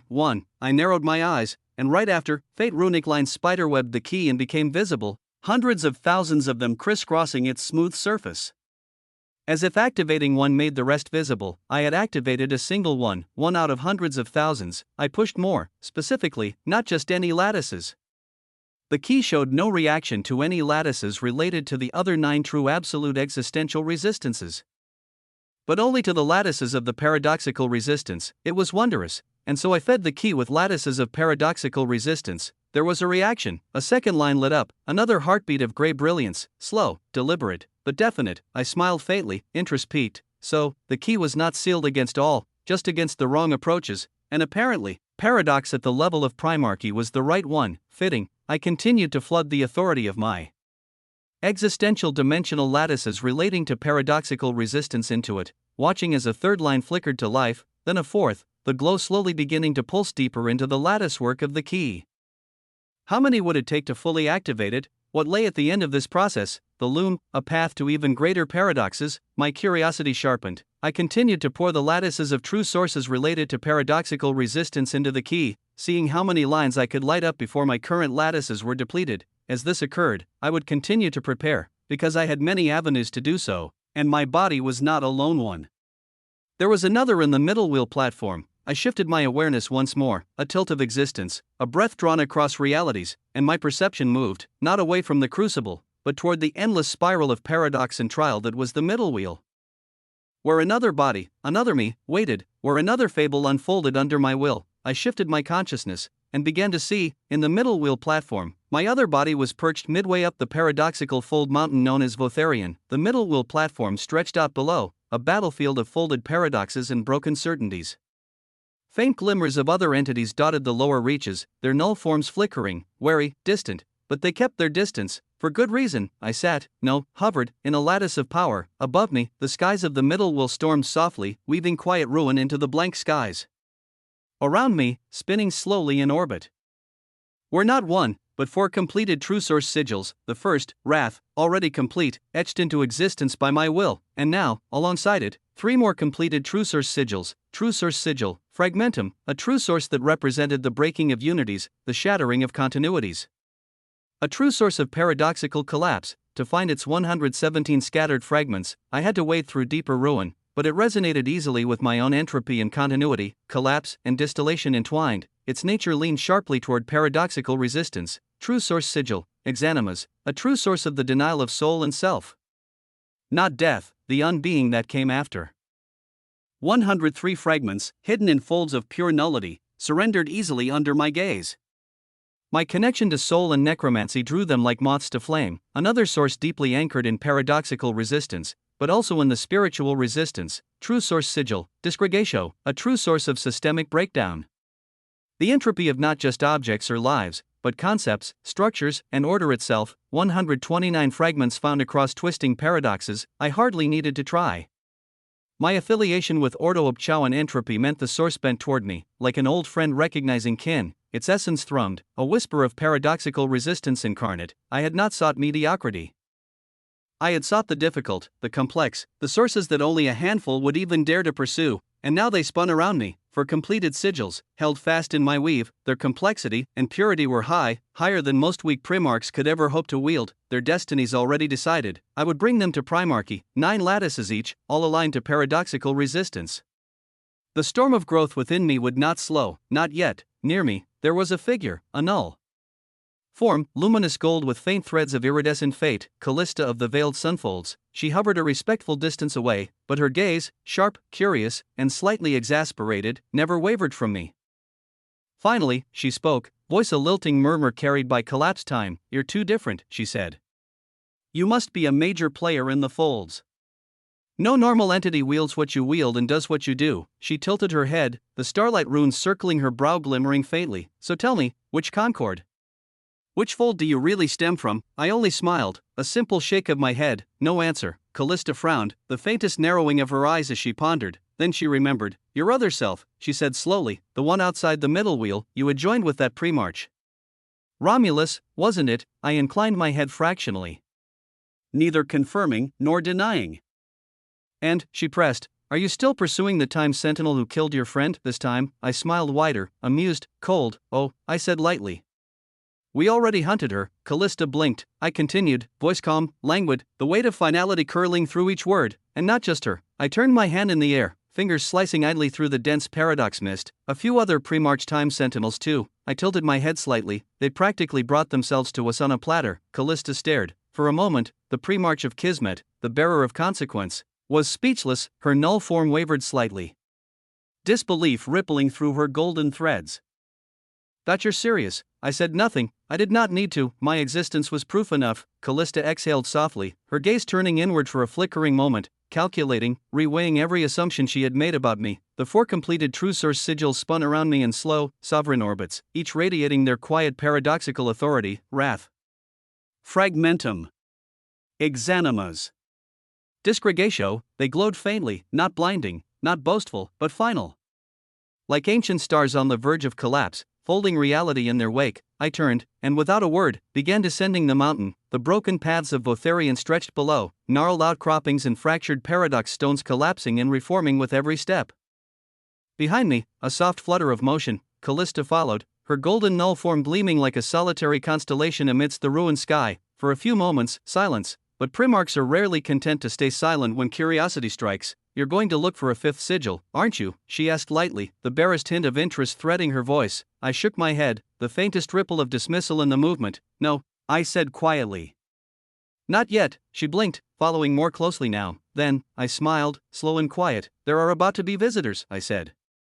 "Ones of shocking power and renown." I did not say who, did not need to. Callista tilted her head, the faint starlight of her crown shifting slightly. "And you're going to welcome them?" "Yes," I said simply. She walked beside me now, neither rushing nor falling behind. We moved together in a strange sort of synchronicity, descending the mountain of paradox step by step, surrounded by an aura of quiet inevitability. She studied me for a few more breaths, not hostile, not guarded, simply curious, and then, casually, as if commenting on the weather of collapsed realities, she said, "If you truly do not belong to any fold or concord." She trailed off for a heartbeat, watching me carefully. "Then the veiled sunfolds would love to have you." I raised an eyebrow, the faintest ghost of interest stirring within me. Even amidst all this, I remained curious, not about politics, not about allegiance, about true sources, about potential. She continued, "Even if you have infuriated the chronosect of threadbound folds and made yourself a hunted name, the veiled sunfolds have heavy hitters." A faint smile curved her lips, proud, but not arrogant. "You would be protected, welcomed." I turned my head slightly, regarding her with the sort of detached curiosity one reserves for rare, intricate relics. "I am always curious about living things and their wonders," I said mildly. "I might take you up on that offer." What I did not say, that to me, concords, folds, powers, and protections were interesting only insofar as they produced unique true sources, exotic frequencies and wheels of existence, whether the wheels had undergone breakings or succeeded, rare lattices, not alliances, not banners, just opportunities for analysis. But there was no need to say that aloud. Callista smiled faintly, taking my words as she wished. We walked, the great broken stretch of the middle wheel platform sprawled below, an endless vista of jagged paradox, floating fracture planes, and storms of collapsed potential, and then, the entry point, the place where all who sought ascension to the middle wheel platform arrived. I moved toward it, slow and unhurried. Callista followed, her null form flickering gently in the heavy air. When we arrived, I simply sat, a single, smooth motion, legs crossed, hands folded over my lap. I waited, silent, calm. The 4 completed TrueSource sigils continued to orbit me, faintly humming, resonating with the impossible density of the weavings I had shaped. Callista stood behind me, not directly at my back, but to the side, a few paces away, observing, waiting, curious, and I simply gazed outward, toward the folded horizons where the folds of the gravewake graveyards bent and twisted around the middle wheel platform, toward the place where the visitors of shocking power would soon arrive. I waited, and when they came, I would be ready. I would welcome them in a grand play in a place where harming others was nigh impossible, but still may be possible with enough complexity. What if Bob were to see the one he promised to come and find standing before him, as if I already knew he was coming? What if the knowledge from absolute fictional transcendence could be used to cause utter twists and psychological mayhem of glorious paradoxical nature? Wah. Wah, indeed. Chapter 3765, Differential Fabled Viewpoint. Time, an hour, maybe more, slipped by in the manner that only those with patience and power could appreciate. I sat, unmoving, a stillness deeper than any silence. Beside me, Callista stood casually, her null form gleaming faintly under the endless storming paradox skies of the middle wheel platform. Conversation drifted between us, light, unhurried. So, I said idly, my voice cutting softly through the weighted air, tell me more about your veiled sunfolds. Callista smiled, a faint, almost melancholic thing, before settling into the explanation. It's a region across the null vein gravewake folds, she began, her tone rich and layered with something approaching reverence. Not like the graveyards all around. The veiled sunfolds are different. She tilted her head back, gazing upwards as if seeing something distant and vast. Picture it. Infinite ravine gateways, colossal breaches between 39 wheels of existence, all collapsed and stitched into each other. Each gateway domus spills endless golden weavings, rivers of collapse, of trillions of dying suns strung together by decaying collapsed folds. Sun folds. The sky space there isn't a sky space, it's a sea of extinguished constellations, glowing faintly as if remembering life. She let the image settle, her voice low and sure. The veiled sunfolds are where some of the best of the living drift to when they are tired of simply existing. The weavings there, collapsed suns, some broken wheels, ancient ruins, they form territories. She smiled faintly, turning her gaze to me. Entities like you, she said softly, who can leave a mark on the folds. They're treated well. A pause. They're given resources you can't even imagine. True source wells. Endless true mana hearts. Unique constructs, ancient lattices, even fragments of extinct true sources that nobody can understand. The kind of things that don't just make you powerful, they make you a name whispered across the folds. The wind stirred faintly, tugging at the ends of her gleaming null form as she watched me, a strange hope threading her expression, an invitation from her that remained. I said nothing, I merely listened, noncommittal, quiet, sovereign. My interest wasn't in rulership or territories, but in what strange, exotic true sources might be hidden among those collapsed suns and tangled frequencies, among other wonders. As I was thinking of this, BZZT, absolute fictional transcendence has activated. The subject of a fable you have observed is about to be entangled with your current ongoing fable. The sub-ability of differential fabled viewpoint can be activated at the calculated cost of 100 existential dimensional lattices. The prompt unfolded smoothly across my awareness, unexpected, curious, but not unwelcome. I leaned back slightly, observing the prompt as more information cascaded. Differential fabled viewpoint allows you to make a descent into any character you have previously observed the fable of under unique conditions, allowing you to view their fable through their own eyes. Their thoughts and weavings become clear to you as if you gain a deep enough understanding. You can establish a fabled bookmark that allows you to copy any viable weavings of existence of the target for yourself. Now, that, even for me, it was astonishing, a gateway not just into the lives of others, but into their very structure, into their fables, into their weavings of existence. I would not merely observe. I would understand. I would walk in their essence. Subject identified, Bob. A slow smile curved my lips. I could feel the authority shift as absolute fictional transcendence awaited my decision. The cost spelled out clearly. Cost, 100 existential dimensional lattices. Confirm? A heavy price, a steep one, but was it worth it? Absolutely. A moment passed, and a breath was drawn across broken time, and then, confirmed. Deducting and utilizing the full authority of 100 existential dimensional lattices. Within the next few hours, they will not be viable for usage. Initiating differential fabled viewpoint, Bob.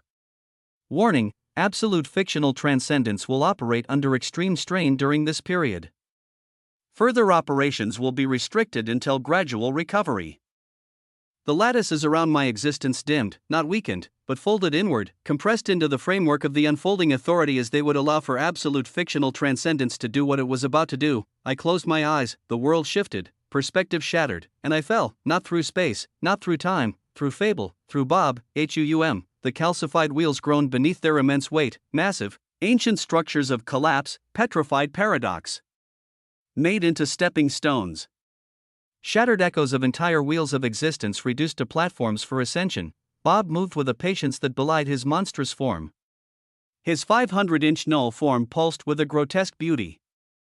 Endless tentacles unfurled and writhed slowly, the marks of existential dimensional lattices etched like ancient script across his towering figure. Beside him, Thoron, the null monarch, moved as well. His 1,000-inch null form was a thing of dreadful symmetry, jagged and regal, a throne of collapsed possibilities in motion. They leapt from one calcified wheel to the next, and as they did, Thoron spoke, his voice a low, rumbling tide. The middle wheel platform is where the real dance begins, Thoron mused, his tone patient, his words soaked in the gravity of one who had seen eternities rise and fall.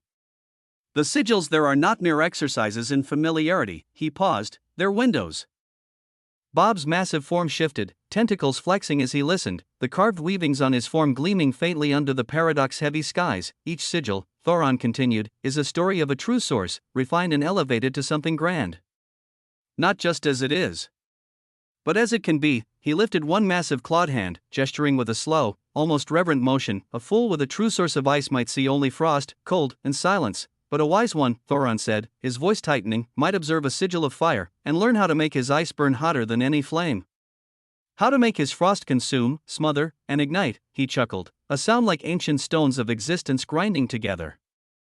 That is the boon of the middle wheel platform. Not to grow your source stronger, but to grow it wider. Bob remained silent, thoughtful, introspective. He didn't doubt Thoron's words, not really, not after all he had seen, not after all he had lost. His titanic form moved forward, but his mind lingered elsewhere, on her, his daughter. His light, the one light in a life that had otherwise been consumed by failure and fury. He hadn't seen her for what felt like an eternity. Hadn't dared to hear her voice, to see her smile, because he knew that if he so much as stood near her now, the weavings of his corrupted, monstrous existence would taint her.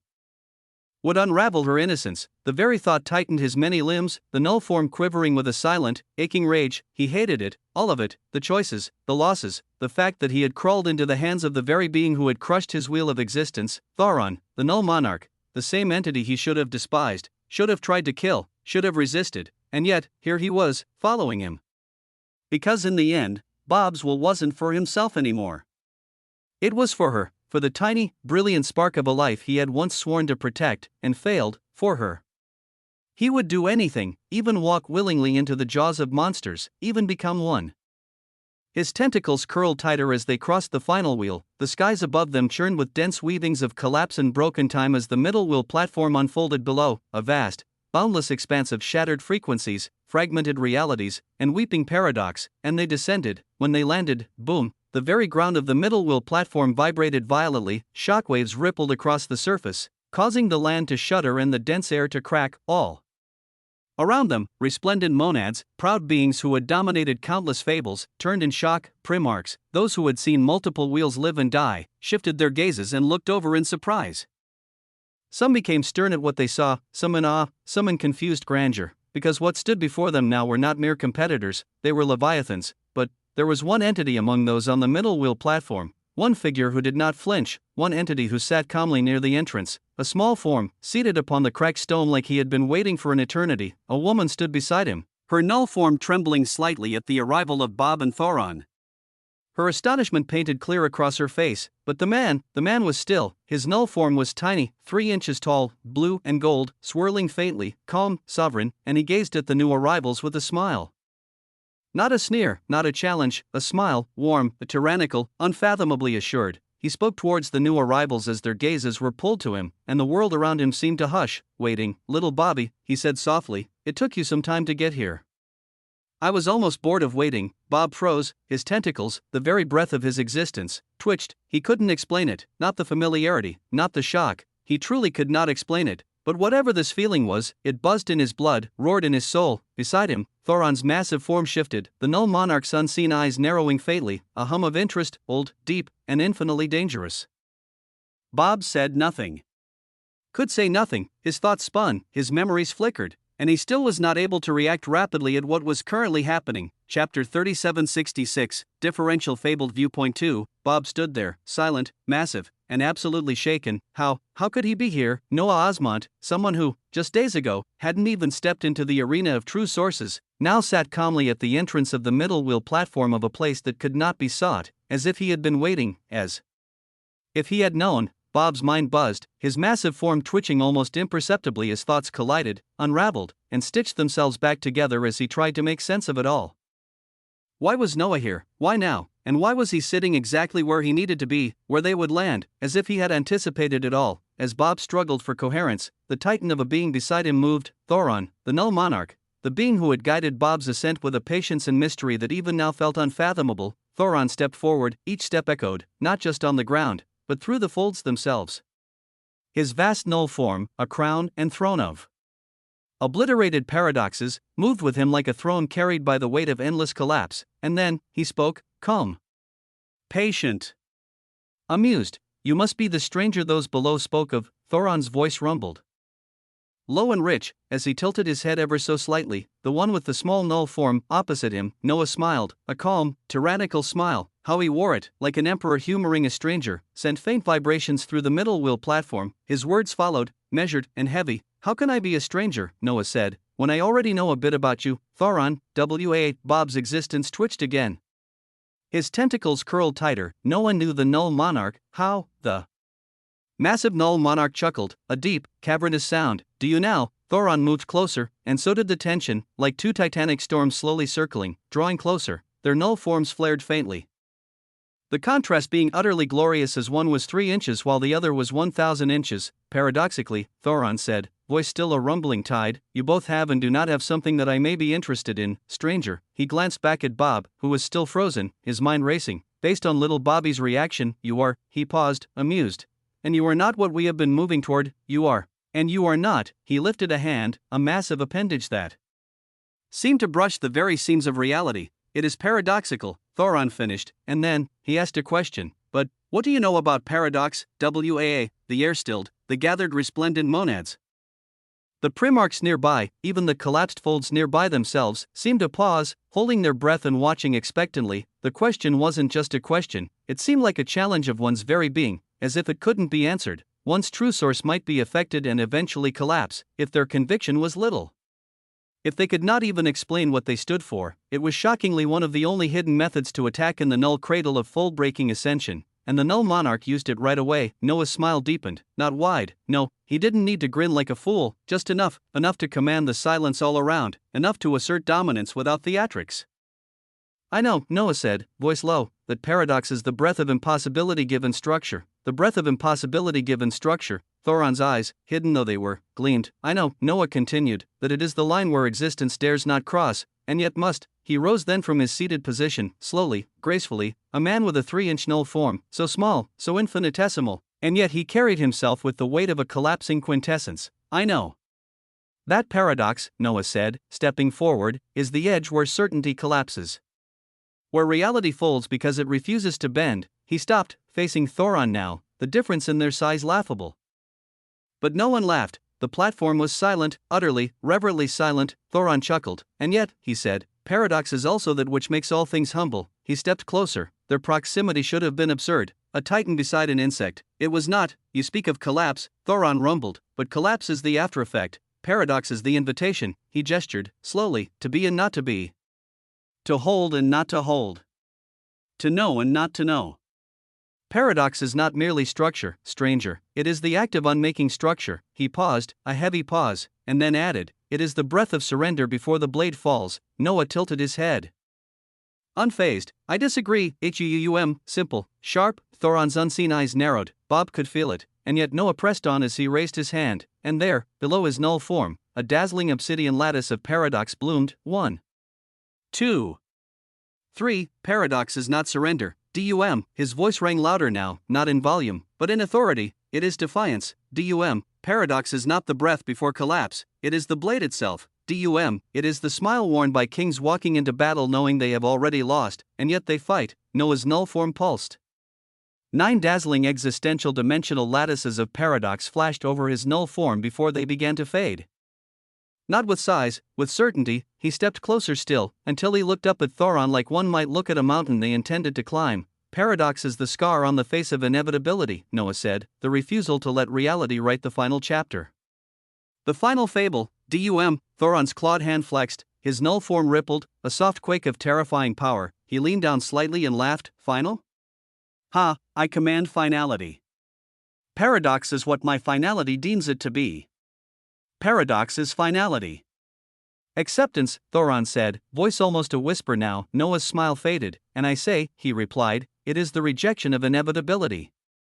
It is quintessence given form. The words hung between them.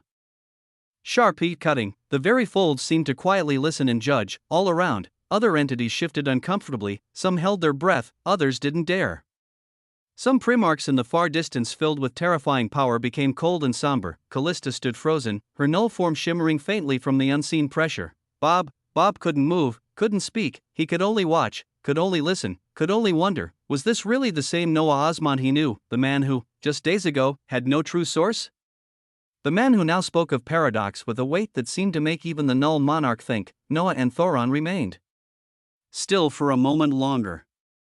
And then, Thoron straightened, pulled back, a slow, cold smile spread across the unseen depths of his form. Noah, calm as ever, folded his arms behind his back and stood unmoving. There was no clear victor, no collapse of will, no submission, only respect and challenge. Thoron chuckled lowly. Noah remained still. Bob could only watch, heart thundering, mind racing, because the man before him was not the Noah Osmond he once knew. No, this was something else entirely. This was something terrifying. Something magnificent. Something inevitable, and Bob wasn't sure whether to feel a sense of despondency or awe. Bzzzt, existence cracked and fissured. Reality distorted as moments later, a vision fully returned, differential fabled viewpoint has come to an end. Due to the low number of available authority from existential dimensional lattices and limited percentage of true absolute existential resistances, you were only able to observe from a different viewpoint. If a large number of existential dimensional lattices are available, it may be possible not to just view a fable actively entangling with yours, but also gain the capability to control and take over the weavings of existence of the target as if they are your own. You have gained 25% understanding of the weavings of Bob and have successfully passed a threshold to establish a fabled bookmark. You are able to either obtain his true source of cows, or his memories since he attained his true source. Chapter 3767, Differential Fabled Viewpoint 3. I let the prompt linger for a breathless instant. The offer: 2 doors, 2 futures. 1. The true source of cows, to seize the very origin of Bob's power, to unravel it, remake it, perfect it. Or, 2. His memories, his journey since he attained that power, his decisions, his regrets, his fable. I chose immediately as my mind settled from viewing things in 2 different perspectives of existence simultaneously, my own view and narration felt nice and simple. The narration of another hand was unique as it held its own charms. Seeing both occur simultaneously opened my gaze, calm and unfaltering, still remained on Thoron. His imposing null form was still. His ancient, unspeakable will restrained for now, and Bob still stared, still wondered, still despondent as I remembered how he felt, his anger, his hopelessness, his drive for nothing else but his daughter. But did that drive make it okay for him to do what he did? I folded my hands behind my back, my fingers weaving together as easily as one might interlace strands of inevitability. I smiled, not wide, not grand, just enough for Bob to see, enough for Thoron, the null monarch, to understand, the null monarch, looking at his figure. My mind was instantly drawn over to the prophecy my other self mentioned: the black monarch will offer choice, but not freedom. The sentinels of reversal will ask for the keys that should not exist. One will walk away empty. One will walk away whole. One will not walk away, time sentinels already came and asked for a key. Did this refer to the time sentinels he killed, or others, since the key was plural in the prophecy, the black monarch? Was it not the null monarch? I disliked the haziness of the prophecy as I rather liked simplicity. I shifted slightly, almost languidly, as if the weight of the last exchange had not even brushed against me. Now then, I said softly. Thoron tilted his head, a slow, predatory motion. Bob's tentacles twitched, the massive mass of his null form coiling tighter. I could feel his tension, his hesitation, his confusion. He did not yet understand. How could he? He had not walked the paths I had, not seen the fables I had, not devoured what I had devoured. The quiet hum of the middle wheel platform persisted, but it felt thinner now, sharper. As if the very frequency of the platform strained to listen, I looked at Thoron and Bob, hands folded neatly behind my back, calm, unhurried, dominant. I merely wanted to make an introduction, a pause, a deliberate one, since those who were seeking me. I continued. My gaze passing lazily over Bob's towering, unmoving form, have finally arrived. Bob remained silent, somber, tense, as if trying, and failing, to process what had just unfolded. I let the silence stretch a heartbeat longer before speaking again, voice smooth and unbothered. You now know where I am. My gaze narrowed, just a fraction. I'll get back to my business. Thoron's response was immediate, a slow, reverent incline of his colossal null form, a gesture of power from a being who commanded finality itself. Finality, just thinking of that concept made my heart pulse. If this entity was not such a monster, I might have tried to make a move. His eyes, hidden deep within the monument of his existence, pulsed, bright, brilliant, alive. Of course, Thoron rumbled, his voice carrying the weight of collapsed eons. Proceed with what you need to do. He shifted slightly, not a threat, not submission, acceptance. The true source sigils here, Thoron continued, are of profound help in expanding your complexity. He spoke softly now, almost contemplatively, observing the weavings of other beings, their truths, their collapses, and how all things eventually lead toward finality. He paused, the air around him thick with ancient wisdom. It can help one greatly in elevating their understanding of paradoxical resistance. I inclined my head, slow and controlled, a silent acknowledgement that his words were not lost on me.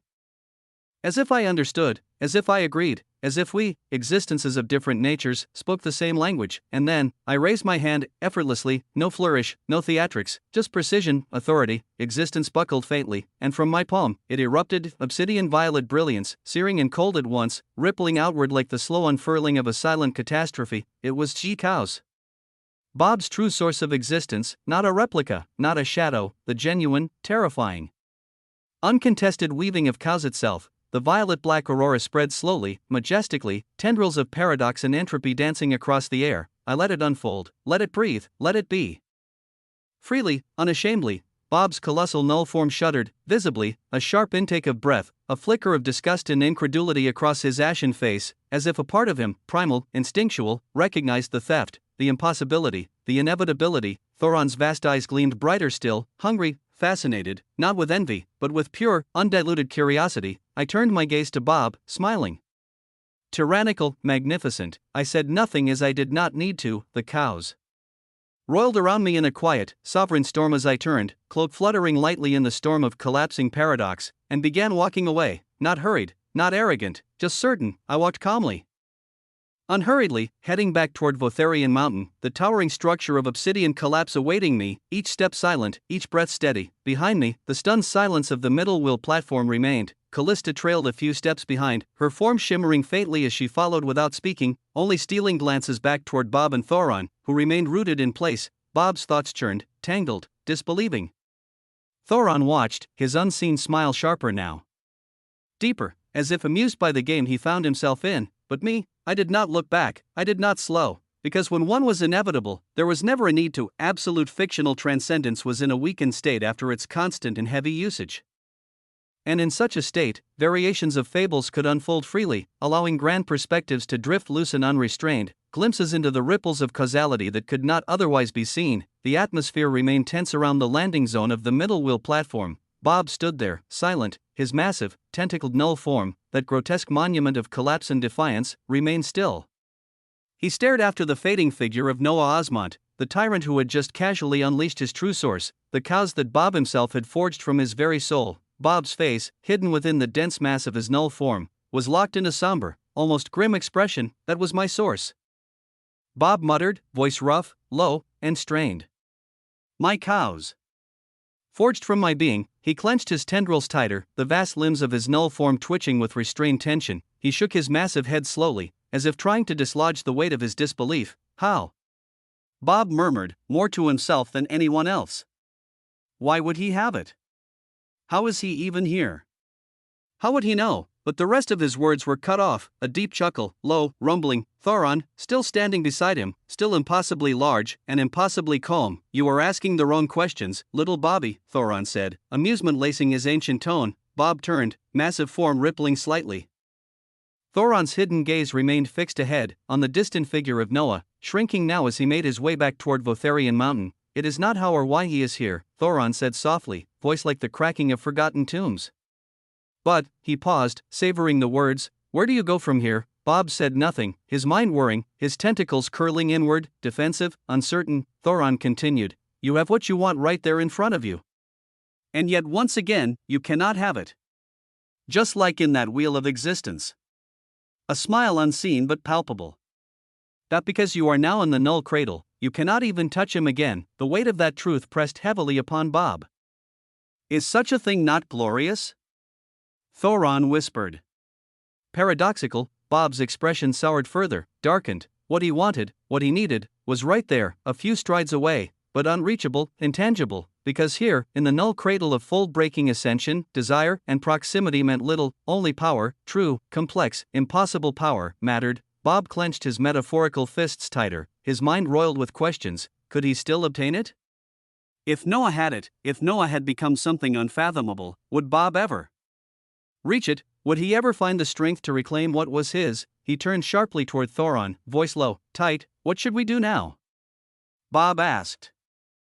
Thoron blinked, or at least the suggestion of a blink passed across the colossal throne-like mass that was his null form, and then, he smiled, ancient, endless. What do you mean, what do we do now? Thoron echoed, you do what you came here to do. Thoron's voice grew deeper, layered with a thrumming finality that made the very ground quiver faintly, bear the weight of existence itself. Find and complete the true sigils.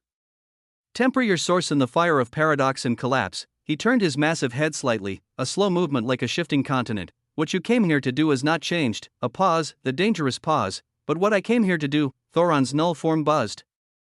No, it sang. It pulsed with the terrible resonance of finality, of an ancient paradox given form and mass. What I came to do, he said, his voice dropping lower, more dangerous, has altered slightly. The air around them thickened as Thoron's form rippled with a sovereignty so profound that even the frequencies seemed to tremble under its weight. I will discuss paradoxes, Thoron said with a slow, cold smile, and more. His unseen eyes gleamed, not with an entity seemingly drenched. In it, he shifted, not walked, not stepped, he glided, across the middle wheel platform. The ground groaned under his immense null form, but he made no sound, no thunderous echo. He moved like inevitability. Like a decree, Bob stood there, frozen, staring. He watched, almost disbelieving, as Thoron, the one who commanded him, who had been molding him, who he had followed, moved forward, not after a goal, not after a prize, but toward an encounter, toward the same entity Bob himself could barely comprehend, toward Noah. Bob's tentacles coiled tightly around him, his colossal frame humming with uncertainty. He could feel it. The heavy gravity of things yet to come, the inevitability of confrontation. And yet at this moment, he truly could not say with certainty that he could win from that confrontation. He stared after Thoron's gliding form, watched it trail a shadow of collapsing finality behind it. And he thought, was there even a path forward for me anymore? The middle wheel platform shimmered, and Thoron, unfazed by the crushing pressure that grew with every inch of height, moved calmly toward Votharian Mountain, where Noah also moved toward. Far ahead, close to the edges of Votharian Mountain, Callista shifted where she stood, her null form shimmering faintly against the stifling air of the middle wheel platform. She had been watching Noah casually begin gathering more true source sigil fragments, seated on the lower ledges of Votharian Mountain as if the crushing weight of the platform's pressure meant nothing to him, and then, she saw him, the paradoxical entity. The one that had landed with the other monstrous null form earlier. Now, he was gliding forward effortlessly, no tremors. No strain. As if the crushing pressure of the middle wheel platform was a forgotten whisper beneath his mass. Callista's throat tightened slightly. She leaned closer to Noah, speaking in a low, cautious breath. That, she said, her voice steady despite herself, that paradoxical entity is coming. Noah did not even look up, his expression unreadable. Callista swallowed once, hard, but continued. He seems to be someone. She paused, searching for the right words, someone possibly beyond the stage of primarchy. She frowned, but I cannot tell, and it was not merely a matter of her strength or perception. It was deeper, as if that being's very nature resisted classification, calculation, or comprehension. Noah smiled faintly, finally lifting his gaze to the approaching Thoron. I also cannot tell, he said calmly. The casualness of his tone sent another chill through Callista. How could he be so composed, so calm, in front of something like that? Callista pressed her lips into a thin line, the strands of her null form tightening slightly. You must be careful, she whispered, her voice sharper now. Even though we cannot harm each other here in the null cradle, she glanced at Noah, at his maddening serenity. That truly powerful beings can find a way to do anything they want. Anywhere. Noah's smile deepened, not wide, not arrogant, but serene. I understand that perfectly, he said quietly, and then, his gaze dipped, not outward, but inward. Callista could not see it, no one could, but Noah was looking at something only he could see, a panel, a status panel, floating quietly before his internal perception. It flickered faintly, not because it was incomplete, but because it was resisted. Name, Thoron. Title, The Null Monarch. Status, living. Paradox, a null form. 1000 inches. True source, finality, primarchy achieved. Complexity quotient, CQ. Purity quotient, PQ. Current resistances, paradoxical resistance. Law resistance, hidden. Existential dimensional lattices formed, hidden. Unique trait, finality entwined with paradox, details hidden. Description, hidden and veiled deeply with an uncountable number of existential dimensional lattices and high percentages of true absolute existential resistances. Most of it was hidden, the only clear part, primarchy achieved, but even that felt lacking. It was as if Thoron did not just reach primarchy, he had rewritten it and done whatever he wanted with it. Noah's eyes lingered on the obscured panel, absorbing what little information he could from it, his eyes seeing the multiple resistances there. Multiple resistances. All from a single true source? From finality, Callista stood beside him, tense, her null form faintly vibrating under the strain of the approaching aura. Thoron glided closer, step by inevitable step, and Noah watched, calm, unmoving, ready. Chapter 3768, Full Dweller's Eye. Absolute fictional transcendence had quieted, its brilliance dimmed after constant, heavy usage, but even in its weakened state, the world around me remained vivid. In such stillness, variations of fables could unfurl freely, vivid, grand, and sharp with perspective. I shifted, feeling the dark weavings of collapse against my flesh come and go, replaced with the press of denser, heavier weavings on the middle wheel platform. The weight was a familiar companion now, almost forgotten, yes. A pressure of the null cradle of fold-breaking ascension still made its descent all around on everyone, and yet for me, it was so effortless that it could be forgotten. As if such a thing imposed no restrictions, yet I did not forget the stakes. I was not simply relying on the protective decrees of the null cradle, the ruling that no existences could strike at one another here. I never relied solely on laws written by another hand. No, I relied first and foremost on my own weavings of existence. Should the being Bob had brought, Thoron, the null monarch, prove to be a more monstrous reality than even the grandest whispers of danger, I could sever this body, I could unravel it, it would cost me, the null cradle would be lost to me, but the body? It was only one, and death, despite the endless musings on its finality, did not seem one of the real possibilities unfolding today. I let the thought drift and pass, my focus settling on what mattered. Before me, amidst the swirling press of paradox and authority, a gleaming shard floated, a fragment of possibility. I stepped forward and grasped it. The weight of it pulsed in my palm, resonant, and before my gaze, the system responded. You have obtained one of 144 fragments of the true source sigil of temporal abyss. True source type, time-aligned, likely resistance, paradoxical/temporal. The sigil gleamed darkly, a coil of deep violet interwoven with stark black runes, pulsing with the slow, inevitable rhythm of inevitability deferred. Not simply time. A darker, more dreadful shade of it, a time that swallowed itself. Temporal abyss, a suitable path for the likes of me. Behind me, Callista hovered, cautious, her null form a ribbon of tight light and tightly woven caution. She said nothing, but she watched. Others, the many resplendent monads, the scattered primarchs, they watched too, and most stepped away towards the other vast regions and mountains of the middle will platform. Their instincts sang what their conscious minds dared not voice. Some entities were dangers you could not understand, only avoid. The sound of slow, inevitable movement echoed out from behind. A shadow darker than collapse bloomed as from behind Thoron arrived. The null monarch's 1,000-inch form loomed behind him. A throne of domination and obliteration that somehow moved with impossible grace, gliding, and then, the towering entity knelt, not in deference, in ease, as if the very platform and the weavings of existence themselves bent to accommodate his choice. With a massive clawed hand, impossibly gentle, he plucked a sigil fragment of his own. As he did, his voice rolled outward, soft, low, deliberate. "Stranger," Thoron said, "the name and acknowledgement of something else entirely. You spoke of fables." His hand turned, letting the sigil fragment dance across his massive palm. "You seem to like them." "Yes." I glanced toward him, my fingers tightening slightly on the fragment of temporal abyss.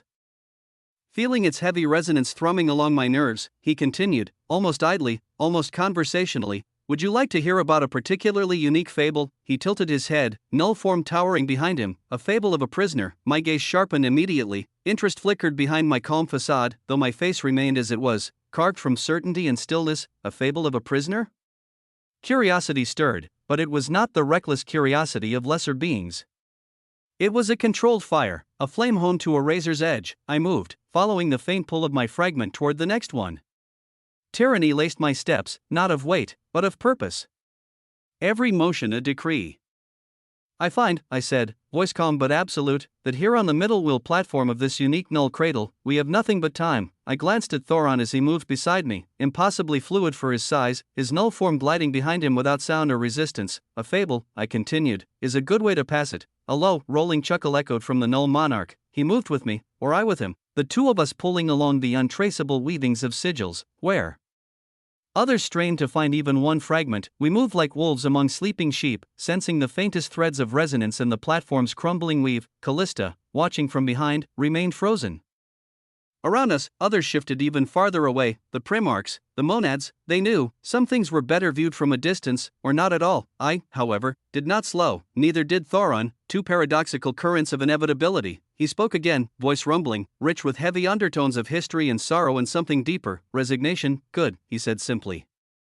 "Because it is not a fable easily told." He smiled, a hollow, ancient smile that belonged to a being who had seen too many endings, and yet carried them still. He continued to move, the two of us collecting sigil fragments without strain or effort, weaving through the middle wheel platform with a casualness that belied the crushing pressure all around us. As we moved, Thoron began, the faintest hints of something larger, something more profound than the petty scurrying of entities around us, began to unfurl. The folds around us seemed to still, as if even they wished to hear the telling. The fable of a prisoner, and I listened, because stories, after all, were not merely pasts retold, they were futures waiting to be claimed, and I was very, very good at claiming things. Chapter 3769, Fold Dwellers 2, The Platform of the Middle. Will stretched before us, broken and vast, a graveyard of forgotten dreams. Lotharian Mountain loomed in the distance, its shattered spires clawing at the heavy skies. I moved, Thoron moved. Two currents winding silently through the ruins, the fragments of collapsed paradox vibrating softly underfoot as we passed. Each of us gathered sigil fragments, the shimmering shards of some deeper authority. With fluid ease, our null forms drifting across the dead terrain like specters, and as we moved, Thoron spoke, only I could hear him. The others watched, primarchs, resplendent monads, entities of renown, but they heard nothing. The space between us was soundless to them, but not to me, never to me. "There was once," Thoron began, his voice like the shifting of ancient stone, an existence. His vast hand, clawed and unhurried, swept down to gather another fragment glowing faintly with the authority of time. "A being not unlike the rulers you see here." He gestured lightly, at the distant, curious gazes of those watching, at Callista, standing cautious and wary, and beyond her, at others scattered like careful sentries across the platform. "Fold dwellers." His tone held no reverence, "those who dwell within the null vein gravewake folds. The powerful ones. The rulers of regions. Territories carved from paradox and collapse." He glanced sideways toward me as we moved in perfect synchrony, two titans tracing forgotten lines across the folds. "You know of them, stranger," I smiled faintly. "I know some of the names," Thoron chuckled, low and dry, "there are many. The Deathlight folds. Illuminating the paths of the dead things for a better life. Chronosect of threadbound folds," he murmured. "Tyrants of time. Those who believe history itself is a leash to be pulled tight." He flicked his gaze to the side, the veiled sunfolds, hiding behind the splendor of dying stars, cloaked in veils of collapsed suns and burned-out skies. Another chuckle, "The gene folds, where flesh and spirit are rewritten endlessly, evolution turned into an art of grotesque creation." A soft, hollow smile, powerful. Many of them, reigning with grandeur across the folds. Another fragment slid into his hand, but Not supreme, his words held weight, fold dwellers, he continued, are mighty. They hold dominion over the regions they inhabit. They are kings and queens of their broken corners of the folds, but the null-vein gravewake folds, Thoron's voice dipped lower, they are larger than any fold dweller, another step. Another fragment, because there are those who move beyond the fold dwellers, who have been alive and dead far longer than them, his tone shifted, reverent, almost wary, those whose names are not spoken. Those whose existence is neither living nor dead, I stilled internally, listening, they are not fold dwellers, a pause, they are the foldless ones, the weight of the words was immense, he had not said their name. Because no name was given, only that title, whispered, unclaimed, untouched by oath or record, lineages of living paradoxes, Thoron said softly. They are not of life. Nor death. They are of something else. I moved, another sigil fragment falling effortlessly into my grasp, and this existence, Thoron continued, this prisoner, he spoke slowly, each word carved with deliberate weight, he was one who dwelled among the fold dwellers, a name. A being of might and legend, fold dwellers respected him, feared him, the chronosect marked his movements, even the livifolds whispered of him, even the genefolds twisted their creations with his shadow in mind. Another pause as Thoron's vast null form shifted, but he was not content to rule his domain, he sought more, he sought the roots of the folds, the foundation beneath collapse and possibility, and so. He journeyed deeper, deeper, where not even fold dwellers dared to tread, he delved into the depths of the grave wake. He found a key and opened doors, into places where even memory refuses to follow, and there, Thoron's voice grew softer, there. He did something, a fragment, ancient, seared with abyssal weavings, crumbled into dust between his fingers, something he cannot remember. Something that was deemed wrong, something that crossed the rulings of the true rulers of the folds. And that is a grander sin than any paradox, a long, heavy silence, the foldless ones, Thoron whispered, do not forgive, they do not forget, they do not erase, they do not kill, they imprison, another step, another breath, they wove a prison not of stone, or iron, or bindings, a prison of existence itself, a cage within the null-vein gravewake folds, a place where the prisoner could be and not be. Where he could think and not think, where he could remember only that which was permitted, where he could exist. And forget why, I plucked a fragment from the air, watching it spin, slow and heavy, the very notion of time slipping across its surface. And there, Thoron said, he remained. For a long, long time. My eyes squinted, how long, he shrugged, a great, tectonic shifting of his colossal form, long enough for time to forget him, long enough for even the fold dwellers to forget about him as his fable turned to myth. Long enough for him to forget himself, a pause, a breath, but myths are patient, and perhaps, Thoron's voice dropped even lower, a thread of thunder in the silence, perhaps he found a way to loosen the chains of his prison. Or perhaps he served his time, perhaps he walks the grave wake once more. Freed, no longer a prisoner. And yet his power is not where it was before. His memories are not where they are before. He does not even remember what he was jailed for.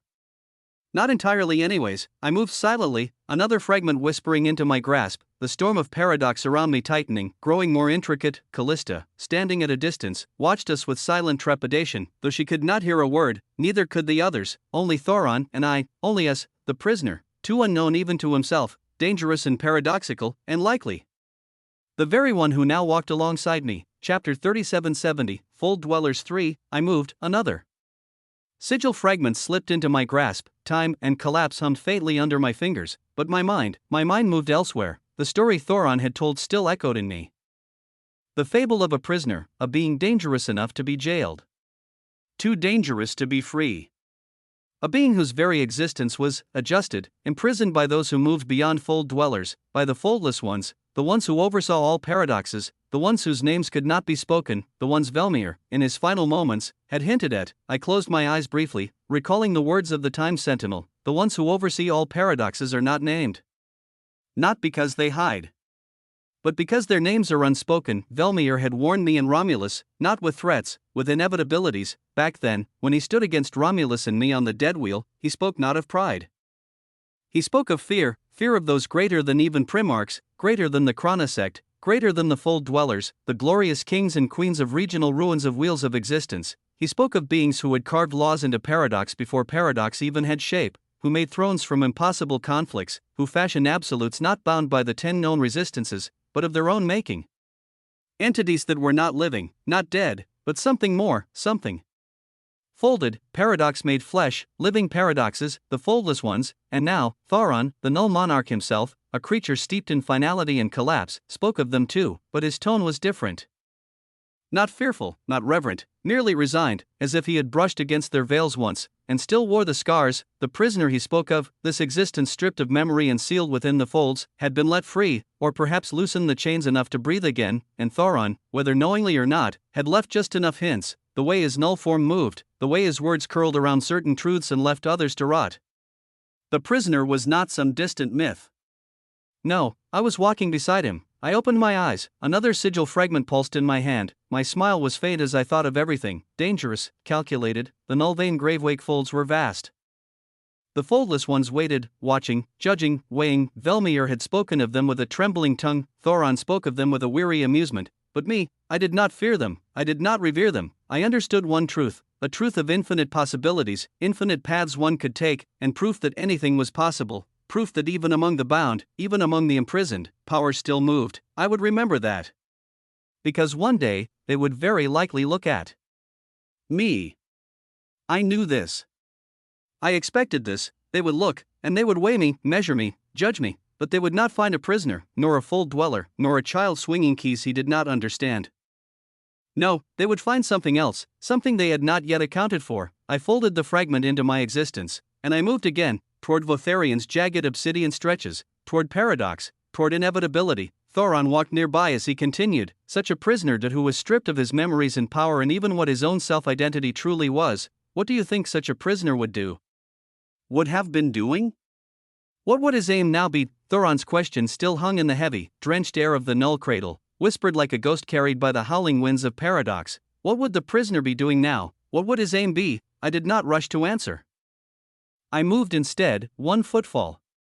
Another, my hand stretched out as I claimed another fragment, the etched remains of a true source that had once sought to define time, now collapsed into a singular shard of meaning, and then, with the weight of inevitability behind my words, I spoke. Maybe, I said slowly, the prisoner still dreams of the prison he was in. Another fragment, the sigil blossomed more clearly in my grasp, like the incomplete whisper of a melody yet to be finished. Maybe, I continued, he has never truly been freed. I did not look at Thoron, I did not need to, I could feel the null monarch's ancient gaze on me as I traced the shape of truths not yet spoken.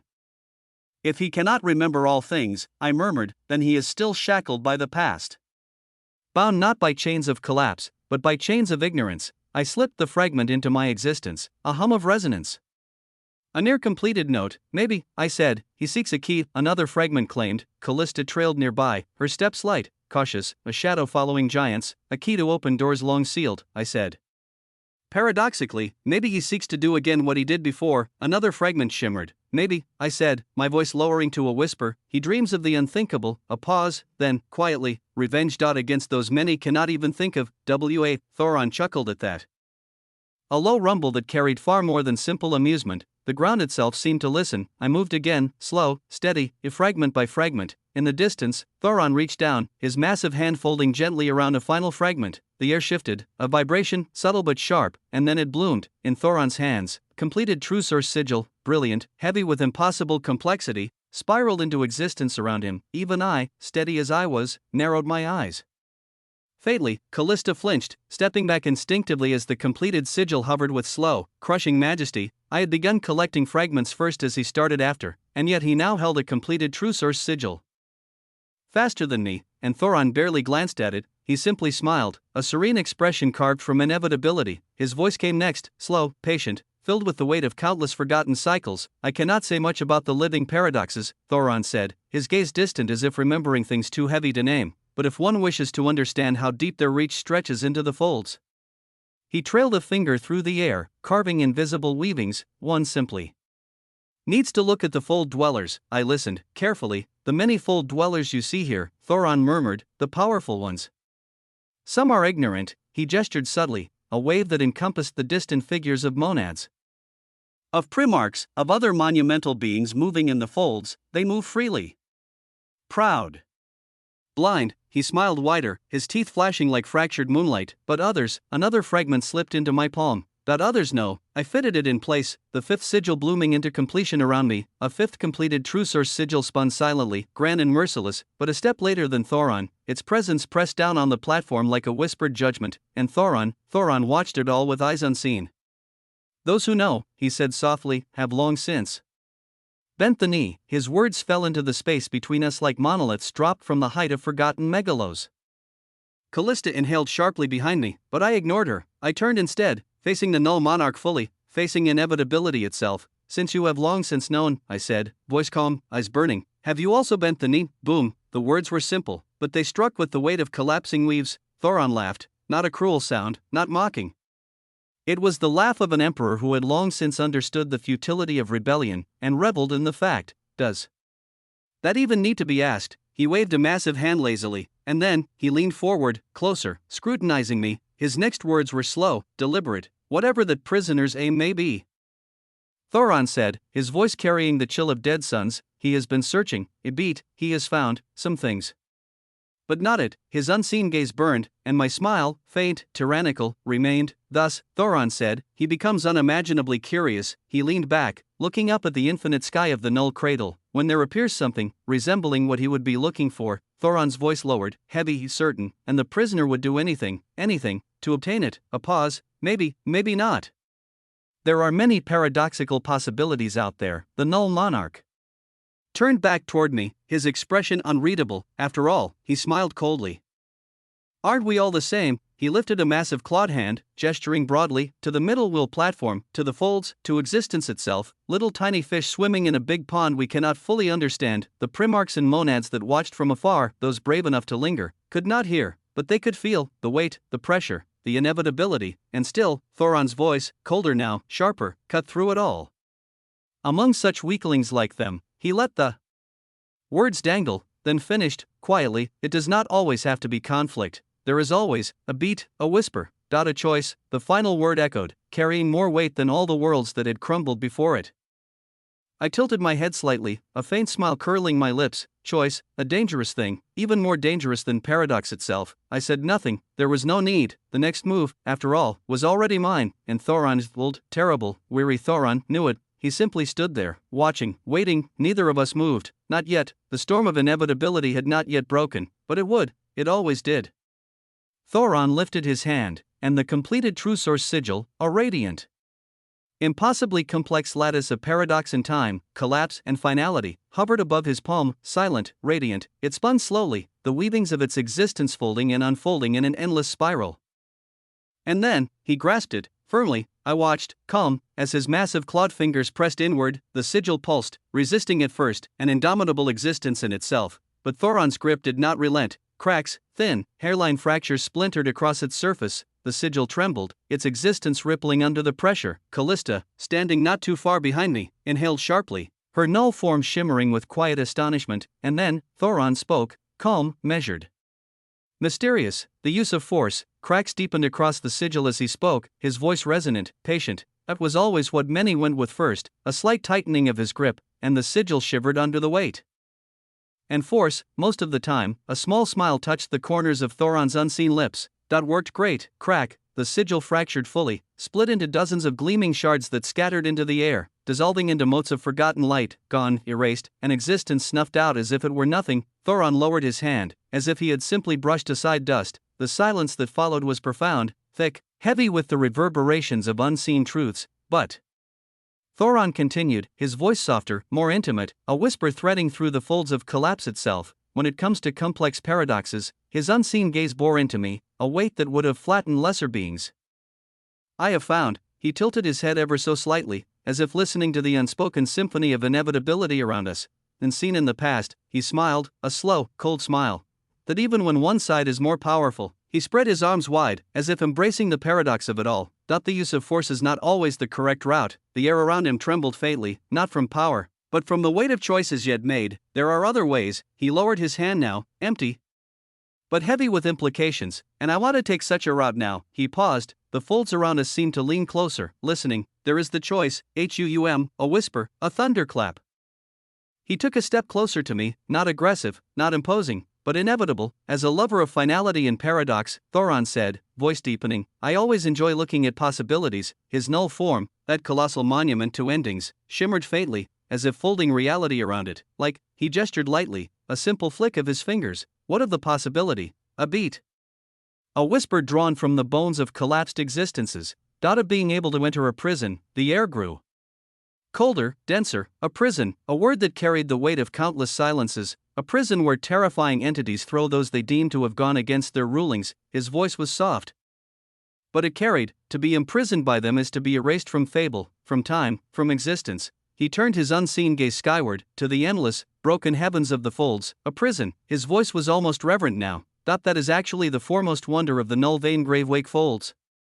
Even greater than the null cradle of fold-breaking ascension. Callista stiffened behind me, her form rigid with tension she did not yet understand. The other primarchs and monads that lingered at the edges of this unfolding storm, they shifted further away, silent witnesses to a conversation none of them could hear. Even Bob in the distance had a complex expression as he did not move. A conversation not meant for them, only for me, and Thoron. The null monarch smiled faintly, a whisper of inevitability curling at the edges of his existence, and I listened, carefully, because whatever came next would matter, in ways even Thoron himself might not fully grasp. Chapter 3771, The Paradox of Choice. As a silence hung in the air, my own weavings buzzed as a certain prophecy became clearer, my eyes glazed over it. The Black Monarch will offer choice, but not freedom. The sentinels of reversal will ask for the keys that should not exist. One will walk away empty. One will walk away whole. One will not walk away. Beware the day when death sings in living tongues. On that day, the foldless ones shall stir, those neither bound by life nor caged by death. Their names will not be remembered, for they were never written. Their weavings cannot be unspun. Their will cannot be undone. Previously, the name foldless ones had been filled with incomprehensible symbols as Ozymandias was not able to utter or know their identity, but now it was clear, and the prophecy of the Black Monarch was also clear. The Black Monarch will offer choice, but not freedom. He offered a choice, and it was shockingly imprisonment. Imprisonment. In a place where the foldless ones sent those they deemed to have crossed a certain line, and Thoron stated that it was a wonder even grander than the null cradle of fold-breaking ascension. So when it came to this choice, I smiled. From the distance, Thoron's voice came, steady and assured. This is a choice, he said. To go where few dare. To a place older than memory, crueler than finality. His clawed hand lifted, slow and deliberate. Upon his palm, an obsidian stone floated, no chains, no weavings binding it. It hovered freely, a perfect tear of shadow polished to a gleam, impossibly dense, impossibly still. Impossibly final, if you wish it, Thoron continued. You simply have to crush it. The stone did not move, but the air around it trembled, as if it was not meant to exist, as if the folds themselves recoiled from it. Thoron smiled, a slow, weary thing.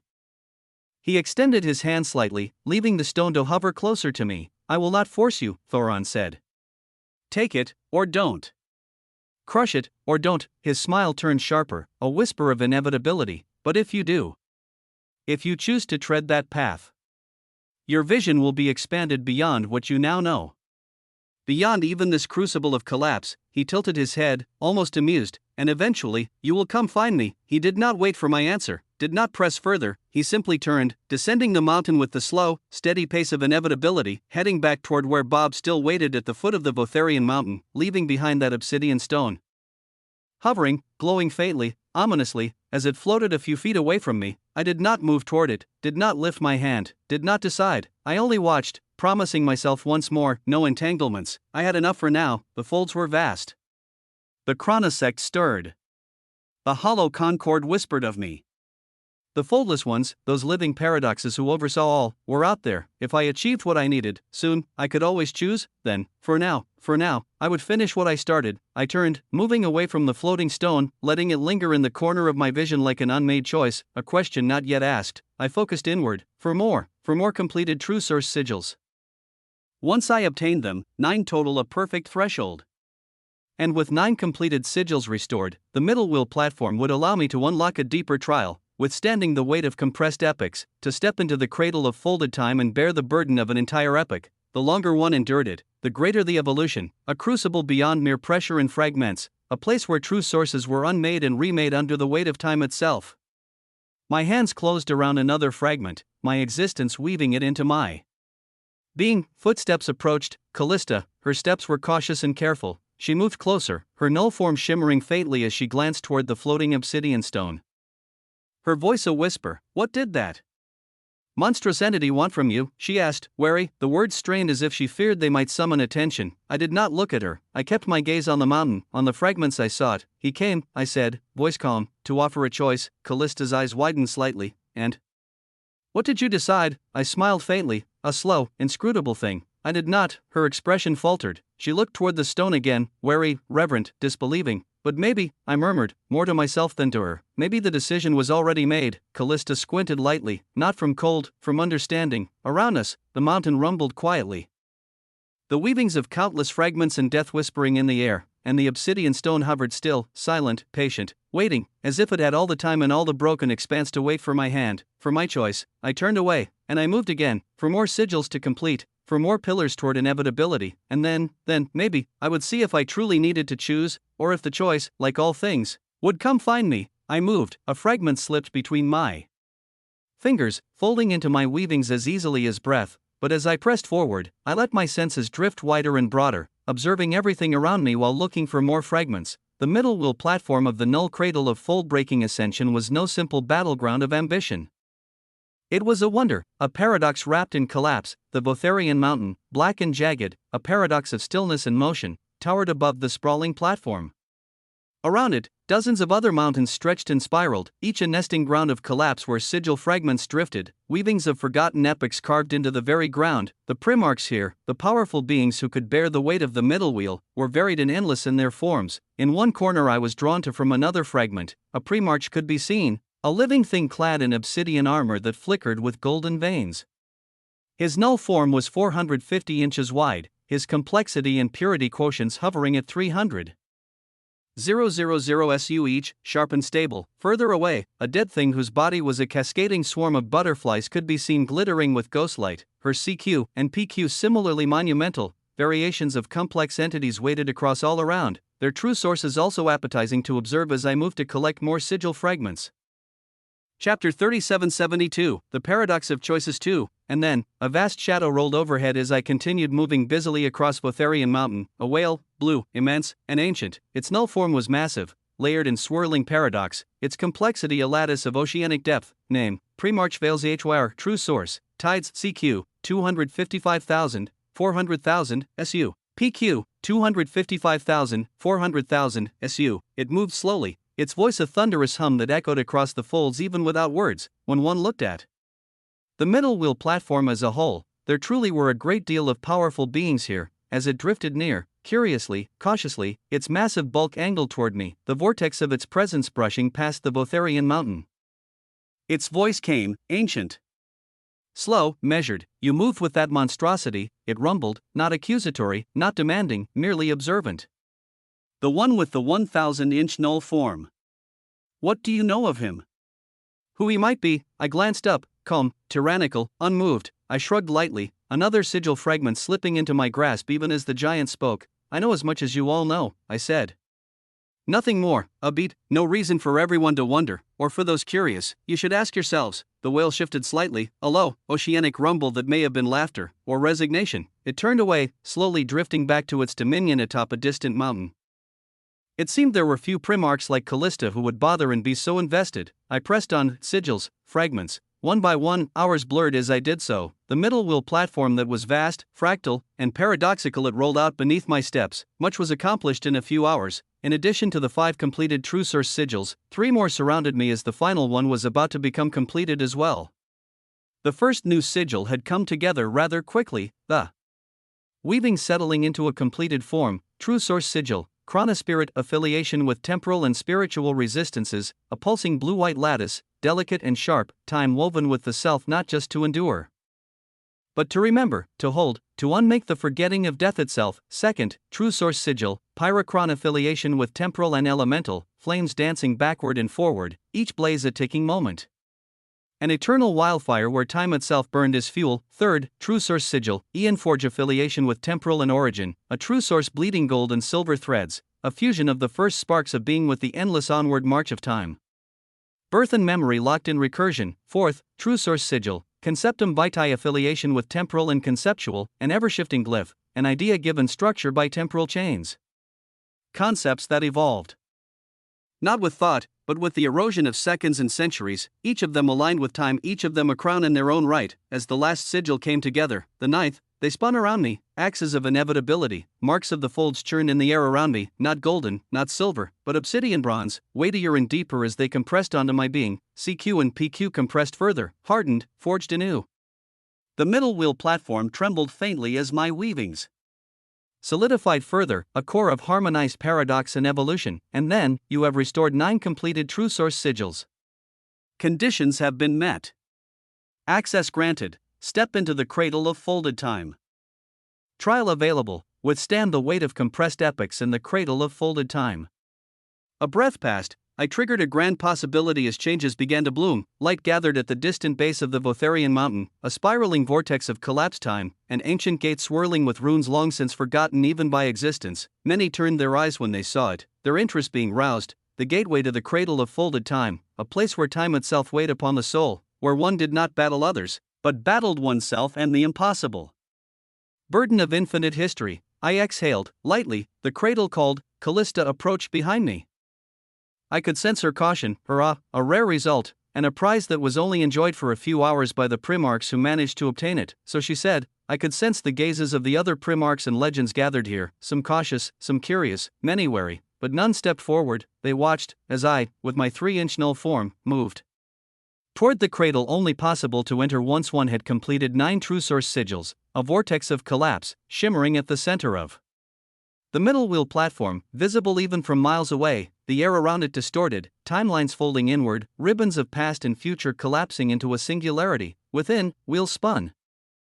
All could see what lay within, not simple wheels, temporal wheels of existence, massive, shattered constructs layered one atop another, spinning in different directions, at different speeds, each fractured in bleeding starlight that radiated purple obsidian grandeur, wheels that had been broken by collapse and time, their songs of existence shattered and folded into endless recursion. They spun and moved, not linearly, but folding over and through each other, an impossible geometry of failure and persistence. At their center, a floating landmass, the cradle of folded time was a storm of these broken wheels, a cathedral of lost temporal possibilities, and in its center, deeper still, layers of folded time compressed into sheets so dense they shimmered black, a landmass, a domain where seconds collapsed into millennia, where the beating of one's heart could be stretched across epochs, or crushed into oblivion, where every true source would be tested, crushed, or reforged. Callista stopped at the boundary, unable to enter. The others watched, expectant. I did not hesitate. I stepped forward, existence shifted.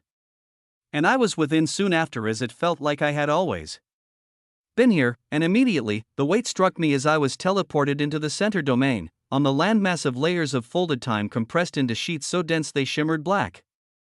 Surrounded by constantly spinning temporal wheels of existence as pressure of years converged from all sides, not a physical weight, not even existential gravity, no, it was the ravages of time itself, epochs folded into razor-sharp blades, pressing down on the very core of my existence. The best way to describe it was feeling the instant passage of hundreds or thousands of years forced on you instantly. Chapter 3773, The Coronation of Folded Time, My Distinction as the Origin Prime. Osmantian infinitum bore the brunt of it. The pressure of endless folded time did not tear my lineage apart. No, it tried something else. Ho? My eyes sparkled. It pressed upon the authority contained within my lineage. Tried to eat away at the very complexity and purity that fueled it, the lifeblood of its existence, the authority that powered up the existential dimensional lattices of my lineage. The moment I sensed it, I understood something and smiled. This was why others failed, why, after a few hours, even the strongest primarchs faltered. The cradle was not simply crushing their true sources, it was grinding down their authority. The very essence that maintained the complexity of their lattices. The regenerative fountain that allowed them to maintain their existence in this suffocating realm. It was siphoned, worn away, and slowly, inevitably, they would be hollowed out, until they collapsed. Until they were ejected. Even if they built lattices, even if they forged resistances, their energy, their authority, could not regenerate fast enough. They could not endure. Their energy, their mana, could not sustain them with all the layered epochs. That was the fate of others. But me, the cradle pressed harder, epochs battered me, 1,000 years in a second, 10,000 in the next. It was heavy. But where others would see their authority wither, mine, mine, Regenerated, because the authority of my lineage, and the authority of every true source I bore, was fueled by something the cradle could not deplete, my mana, my infinite mana, what the cradle thought to unmake. To erode, it only reforged. This ordeal actually put my authority across epochs of time to erode it and wear it down. I was an engine powered by multiple different phases of complexity and purity, an engine running on endless mana at its core, and this ordeal wanted to cause an increase in complexity and purity by depriving what made me of its fuel to propel me to surge over epochs. With my mana being infinite, there was no exhaustion of fuel. While my lineage, my true sources, my complexity and purity, would still bear the pressure of epochs of folded time, but with no exhaustion, no hollowing, only reinforcement, only evolution, the authority of my lineage burned brighter. The infinite mana spun endlessly through my weavings, through my living wheel, saturating and strengthening every fold, every structure, and so, as others were ground into ash by the weight of folded time, I was carved sharper, made finer. The infinite mana did not just allow me to endure, it empowered me to devour. The very battering of the cradle reforged my infinite mana, subsequently honing my mana dynamics and the true source of infinity to terrifying degrees, even if capped by the 9 lattices I had already forged. But more importantly, it granted me the one luxury no one else in the cradle could afford. I could endure, indefinitely. I smiled, a simple, terrible thing. And with that smile, I turned my attention away from my lineage and the already primordial true sources. I had work to do while given such a glorious environment. I began with the newly gained complex true sources first. Chrono Spirit unfolded first as I exhibited this true source over my skin. The cradle's folded time crashed down upon it. It was not even at primarchy as it held nothing to protect itself.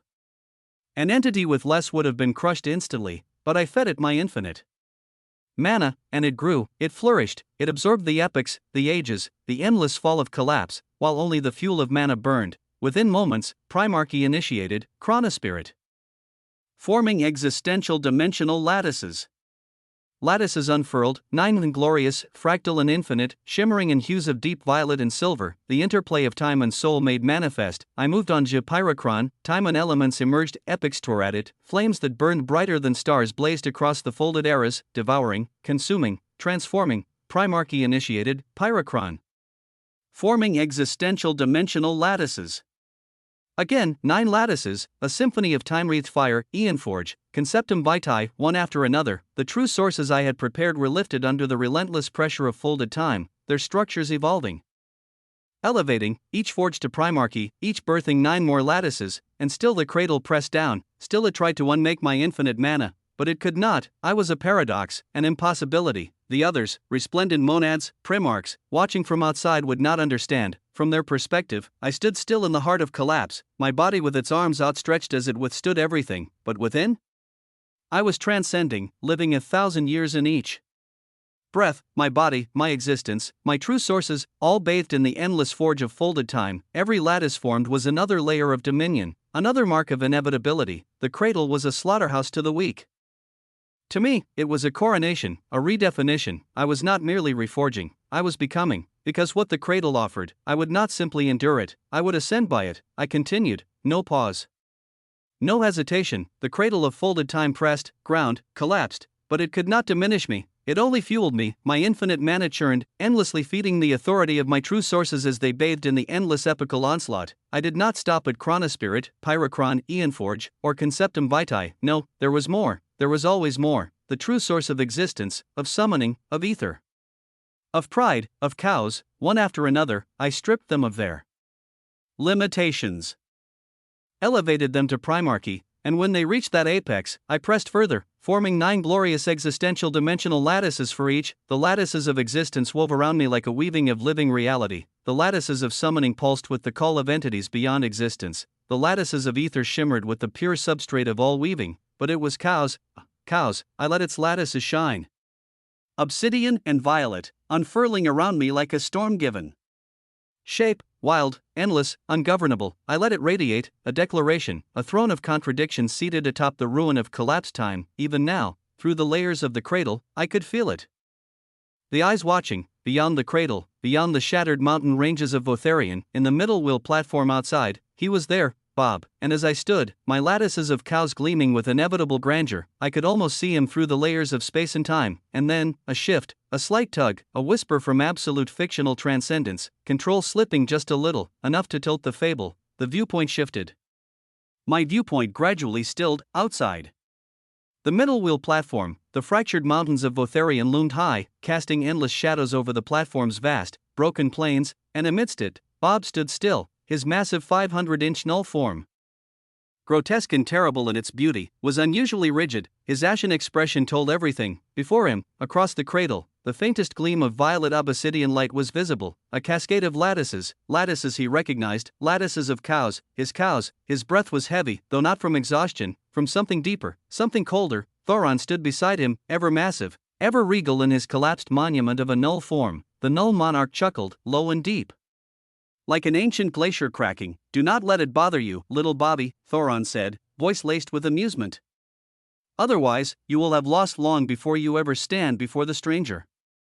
Bob's gaze darkened. He's not just a stranger, he muttered.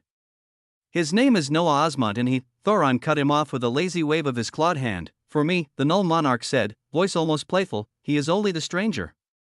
Names are irrelevant. It is the narrative that matters.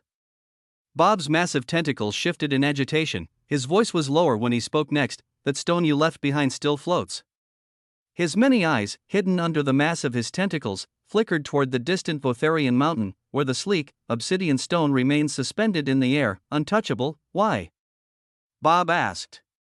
Why offer it to him? He's the one who holds the key to the... Thoron's form stiffened slightly, a warning. Be careful what you say, Thoron said, tone suddenly sharper, cutting through the dense air like a razor through silk.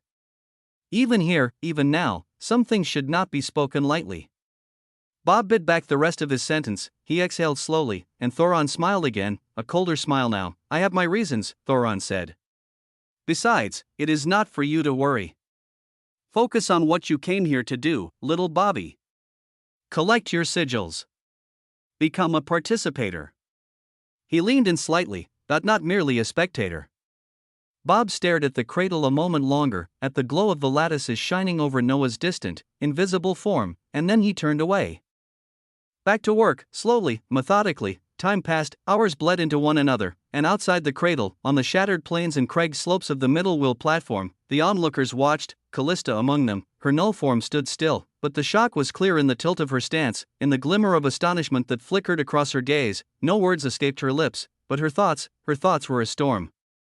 Because from their perspective, from the eyes of the many watching Primarchs and resplendent monads, Noah Osmond stood motionless within the heart of the cradle of folded time, motionless, still, glorious. For a few hours now, the endless weights of folded epochs pressed against him. Crushing, grinding, the same epochs that would have ejected even the strongest of them within 3 hours, but he stood, as if time itself bowed to his stillness, as if the cradle's impossible pressure was nothing to him. The onlookers could only watch, could only hold their breath, because what they were seeing was impossible, unthinkable, a being who bore the weight of collapsed eras without trembling, the stranger. None of them could guess how long he would stand there, or how much he would become. Across the broken obsidian peaks of the middle wheel platform, atop a ridge streaked in scars of collapsed paradox, 3 distant forces watched, entities who did not merely traverse the folds. They ruled parts of them. They were fold dwellers, those who had carved domains in the grave wake, and here, today, they watched something unprecedented. The first group perched high on a floating isle, its surface cracked by eons. 3 figures stood at its edge, Primarchs, their null forms pristine, elegant, refined like masterworks. The leader of the trio, a tall, imperious figure, wore a null form of genetic architecture, flowing lattices of spiraling DNA structures spinning around their form. They stood cloaked in streams of liquid data, a signature of the gene folds, a place where living things had long since merged the essence of paradox and flesh. Interesting, murmured the genefold Primarch, their voice resonant and sharp, carrying the certainty of calculated perfection. No null form above 3 inches. Yet the weight of folded time barely presses him. The other 2 Primarchs shifted behind him, more cautious. One spoke, hesitant. Do you believe he can be recruited? The leader did not answer immediately. Their weavings flickered as they considered. Potential is a knife, the genefold Primarch finally said. Properly wielded, it can carve thrones from stardust. He watched the still figure of Noah as more and more lattices of newly forged true sources shimmered around him. His figure looked like a glorious emperor very few could compare to. The question, the genefold Primarch murmured, is whether the knife thinks it's a sword. No decision was made, not yet. but interest, it burned sharp in their gaze. Chapter 3774, Stench. Farther away, draped in a halo of fraying timelines, stood cluster of beings, alone pre-march, save for the single other pre-march at his side. Their null forms shimmered faintly with the geometry of severed threads, timelines clipped and archived. They bore the mark of the chronosect of thread-bound folds, keepers of time, recorders of causality, masters of impossible consequence. The leader, a towering being of stern countenance, did not speak immediately. He gazed not only at Noah, but at another, farther off, Thoron, the null monarch.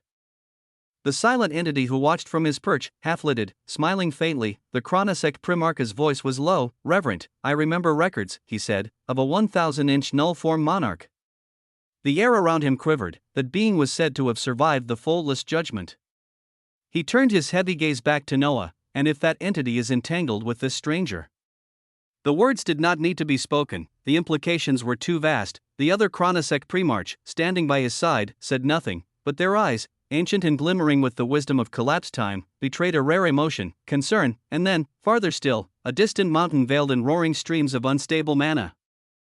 A place few dared tread, for unstable mana in its rawest form was lethal to others even at their heights. There, 5 primarchs Saturday, clad in robes of shifting prismatic light, their null forms seemed less like solid constructs and more like rivers of mana given mind and purpose, the manifolds, entities who had long since abandoned traditional matter and flesh, becoming pure conduits of existence's energy.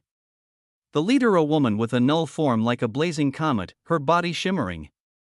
With currents of flowing ether, gazed down at Noah. Her many eyes closed briefly, and she felt it, a resonance, not through flesh, not through spirit, through mana, through the raw currents of creation and destruction that wove through the folds. She opened her eyes, bright, unfathomably deep. He may have an existential physiology similar to us, she said softly, voice threading with power. The other 4 primarchs shifted. No, another said. He is not yet like us, otherwise, we would have seen him. They all gazed at the distant figure of Noah, still motionless under the endless crush of folded time. Should we move to recruit him? Another asked, voice brimming with curious hunger. The leader of the manifolds here nodded, a single motion of powerful will, yes.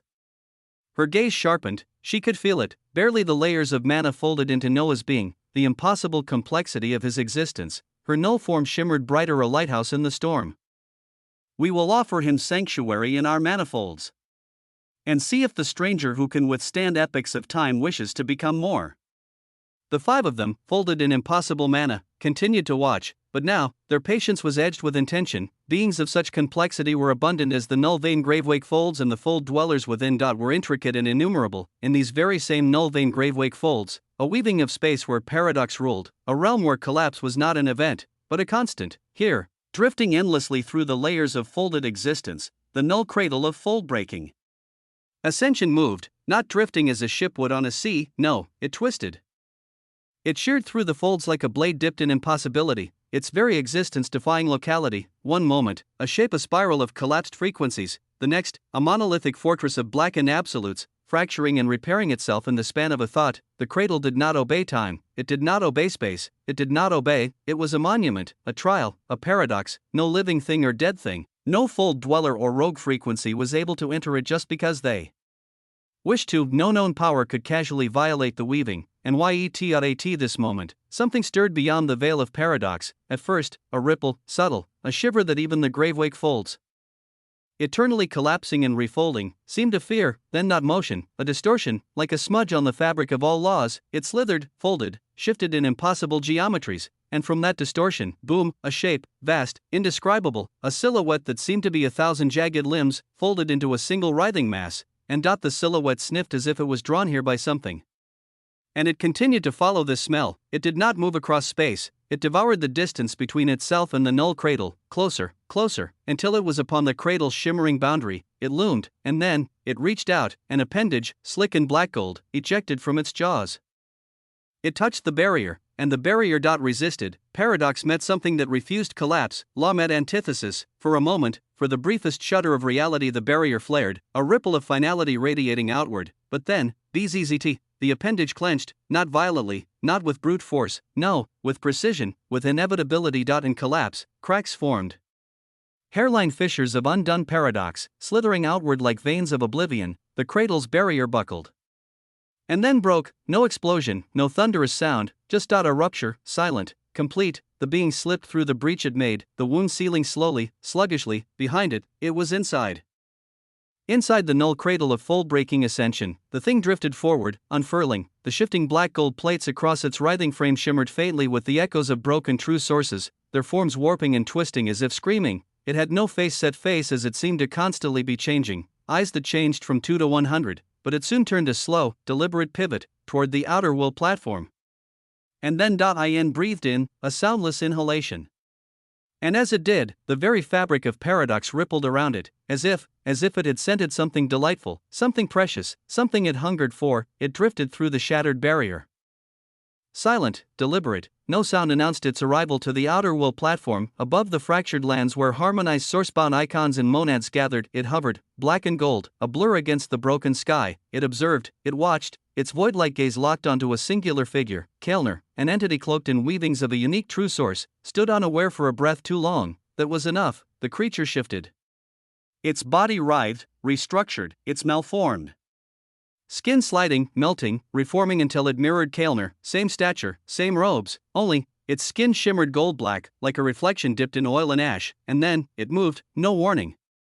No grand display, just a warp, the space between them crushed and discarded as it appeared right beside Kaelner. He stepped back instinctively, sensing something wrong as he frowned, his mouth opened. What the hell are you do? He never finished. The gold-black imitation struck out, swift, effortless. A single obsidian hand punctured through Kaelner's null form of violation so absolute it made no noise. Kaelner's eyes widened, flashing with shock, confusion, disbelief, and then, crack, his existence folded, his true source inverted, splintering, shattering. Kaelner exploded into a bloom of collapse, fragments of what he once was scattering into oblivion. The creature stood there, motionless. It did not devour the splintered remnants, it did not claim the shattered weavings, it simply watched as the last traces of Kaelner vanished, uninterested, unbothered.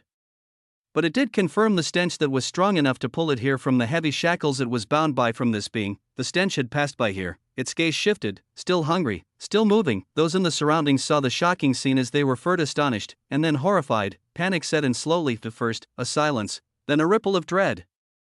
The harmonized sourcebound icons and the few resplendent monads nearby began to shift uneasily, uncertainty growing heavy in the broken air of the outer wheel platform. How had it injured someone here? This was the null cradle of fold-breaking ascension, a place where open violence was suppressed, where harm should have been impossible unless one wielded powers of absurd complexity. And yet, Kaelner was gone, without resistance, without even a trace left behind. A resplendent monad snapped and roared out. Golden weavings of a true source of destiny flared to life around him as they covered his golden null form, shining, brilliant, a construct of infinite pathways and inevitabilities weaving out. He roared, a challenge, a desperation. The monad struck, destiny surged forth, an intricate weaving of bound fates, a tide meant to crush inevitability and smother opposition beneath a web of certainty.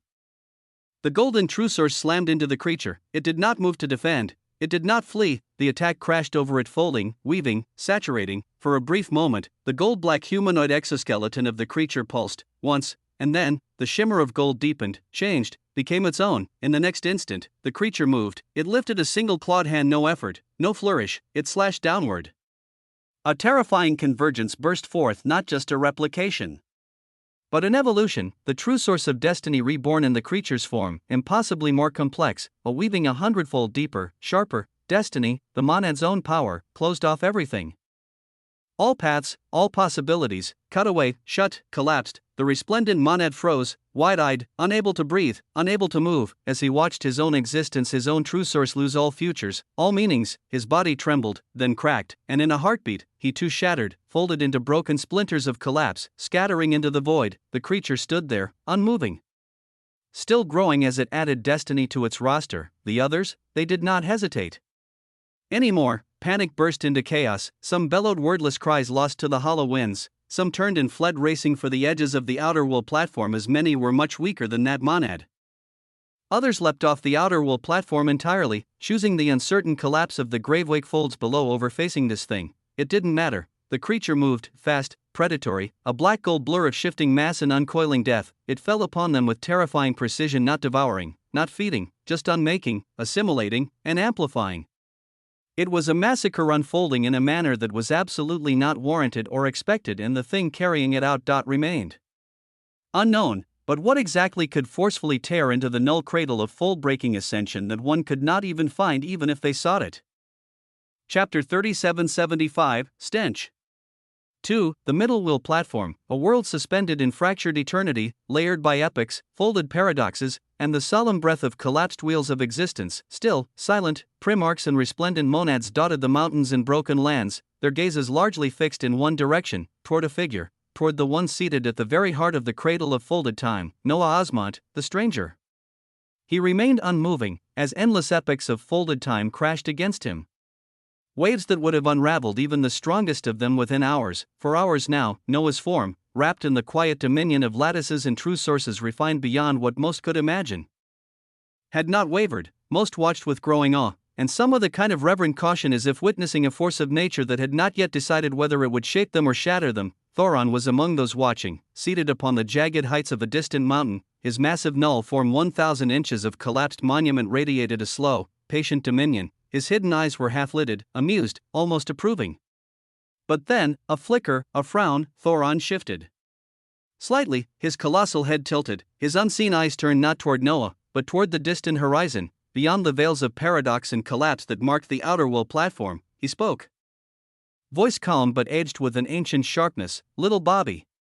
His words rumbled out, carrying across the broken mountains. Down below, Bob, who had been methodically collecting sigil fragments, stiffened, his grotesque, elegant tentacles flexed in a rare display of unease. He turned upward, toward Thoron. The null monarch's voice came again, softer, but no less commanding, "Come back. Now." Bob frowned but obeyed. He pulled away from the sigils he had been gathering, lifting his massive form back up the mountainous slope with fluid grace, and then, boom, shattering noise, it rolled across the folded lands like a groan from a wounded world. Heads turned, eyes widened. The middle will platform buzzed, a low, almost imperceptible hum of unease threading through the paradox-laden air. From the direction of the outer will platform, they could see a rupture, a tear, a presence. Something moved through the air. No, it didn't move so much as it shifted the world around it, folding distance and sense as it came. A humanoid figure, obsidian gold, with a humanoid appearance that glimmered faintly with the ruined echoes of shattered true sources, warping like dying glyphs across its twisted frame, only the vague, nauseating suggestion of a humanoid shape. And it shifted constantly as it consisted of the faces of the entities who were in the outer wheel platform. Thoron and Bob recognized those faces from the outer wheel platform, worn by an unknown being that currently looked at everyone here through different faces, a walking antithesis. Those who saw it felt it instantly, a gnawing, hollow unease that dug beneath the skin and whispered of unmaking. It radiated nothing, it also radiated brilliant life.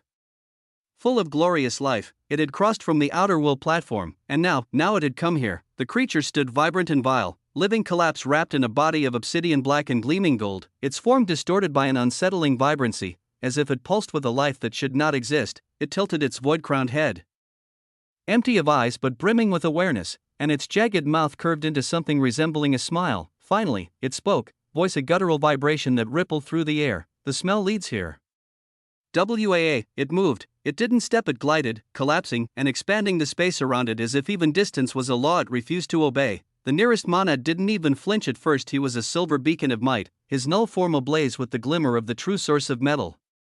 He was confident, composed, the authority of his source thick and oppressive. The creature turned, regarding him as one might a fleeting curiosity, and then it cut. It did not raise a weapon. Its arms simply moved, a singular, casual, horizontal motion like a butcher lazily cleaving through soft meat. The monad's silver radiance barely had time to shine. His existence was split in half at the waist, no resistance, no defense. The complexity and purity that made up his very being snuffed out in an instant, and in the next breath, a silver brilliance washed across the black gold body of the creature, the stolen remnants of the true source of metal folding into its already warped frame. Its exoskeleton shimmered, now not only collapsing black and gold among other lesser colors, but threaded with veins of molten silver. All those who saw it recoiled, shock radiating like a tide. This was the null cradle of fold-breaking ascension. No harm should have been possible here, and yet, they had just watched a monad die. The air grew taut, heavy, primarchs floated into place around the creature, surrounding it from a safe distance, null forms shimmering with restrained power. Their voices came cold and sharp. "What are you? How did you kill? Why did you kill?" Booming shouts from those with terrific power. The creature didn't answer immediately. It turned its head slightly, void gaze settling onto each of them in turn. It looked amused, delighted even, as if savoring the tension in the air. On a distant mountain, Thoron stood, slowly, deliberately. His colossal 1,000-inch null form rising like a monument of finality against the broken skies of the middle wheel platform. Bob, still at the mountain's base, saw the null monarch's demeanor shift. There was no smugness, no wry amusement, only somber calculation, and though Bob didn't understand what had changed, didn't grasp the gravity of what had appeared, he knew instinctively this was something serious. Something wrong, something beyond their calculations. Bob looked down. The creature remained at the center of the middle wheel platform, radiating that grotesque, living vibrancy, waiting, and smiling, a slice of collapse disguised as life, a monstrosity disguised as sport. Waiting for the next move, the creature's void-black form rippled faintly as it slowly turned in place, its fractured exoskeleton gleaming with stolen silver light. Its voice, hollow and vast, echoed unnaturally across the middle wheel platform. "I can smell it," it said. "That stench. The sound wasn't loud, it didn't need to be. It wormed its way into existence itself, a resonance that made the platform tremble slightly, subtly, the stench of the living paradoxes." The words hit like a hammer wrapped in shadow, a shockwave of tension spread outward. Some primarchs, those less knowledgeable, frowned in confusion. They glanced around at each other, whispering, "Uncertain, living paradoxes?" Someone muttered, "Who?" But others, the older and more powerful primarchs belonging to unique fold dwellings, the ones who had tasted the edges of forbidden truths, froze. Their null forms wavered, their faces twisted in shock. Even Thoron, even the null monarch, seated far across the platform, his massive 1,000-inch form as a monument of collapse, his unseen eyes opened wide, a gleam of wary somberness flashing across his colossal frame. In the distance, he heard the words the creature uttered as clearly as if the thing stood beside him. The creature breathed in again, long and deep, savoring, a grotesque parody of a sigh. "There is one," it said, its voice almost tender now, with a particularly powerful stench.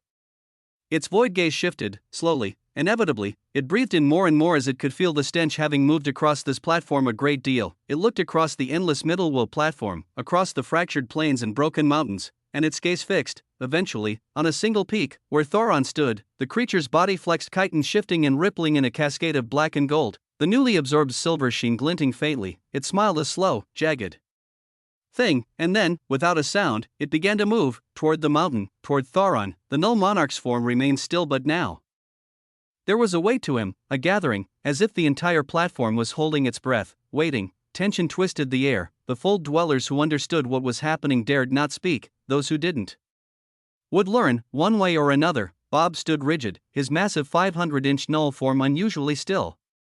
His tentacles, normally shifting with restless energy, hung motionless, coiled close to his towering frame. He turned slightly toward Thoron, voice low and tight. "What is happening?" he asked. "What is that creature?" A pause. "And what is this about the stench of living paradoxes?" The words left him sharper than he intended, but the weight pressing down from the approaching entity made civility seem irrelevant. Thoron didn't respond immediately. He stood there, the monument of collapsed existence, immovable, inscrutable. But not indifferent. The silence stretched between them, thick and somber. Bob turned his gaze outward again, watching as the obsidian black creature moved across the fractured plains of the middle wheel platform with no rush, no urgency, only inevitability. It was not running, it was claiming. Finally, Thoron spoke. His voice was quieter than usual, but it carried an unusual heaviness, as if he were choosing each word with care. "Little Bobby," he said, "even I am not sure." Bob frowned. Thoron continued, still staring ahead, his vast null form as still as the mountain itself. "What I do know," a slight pause, "is that I cannot gauge that thing properly."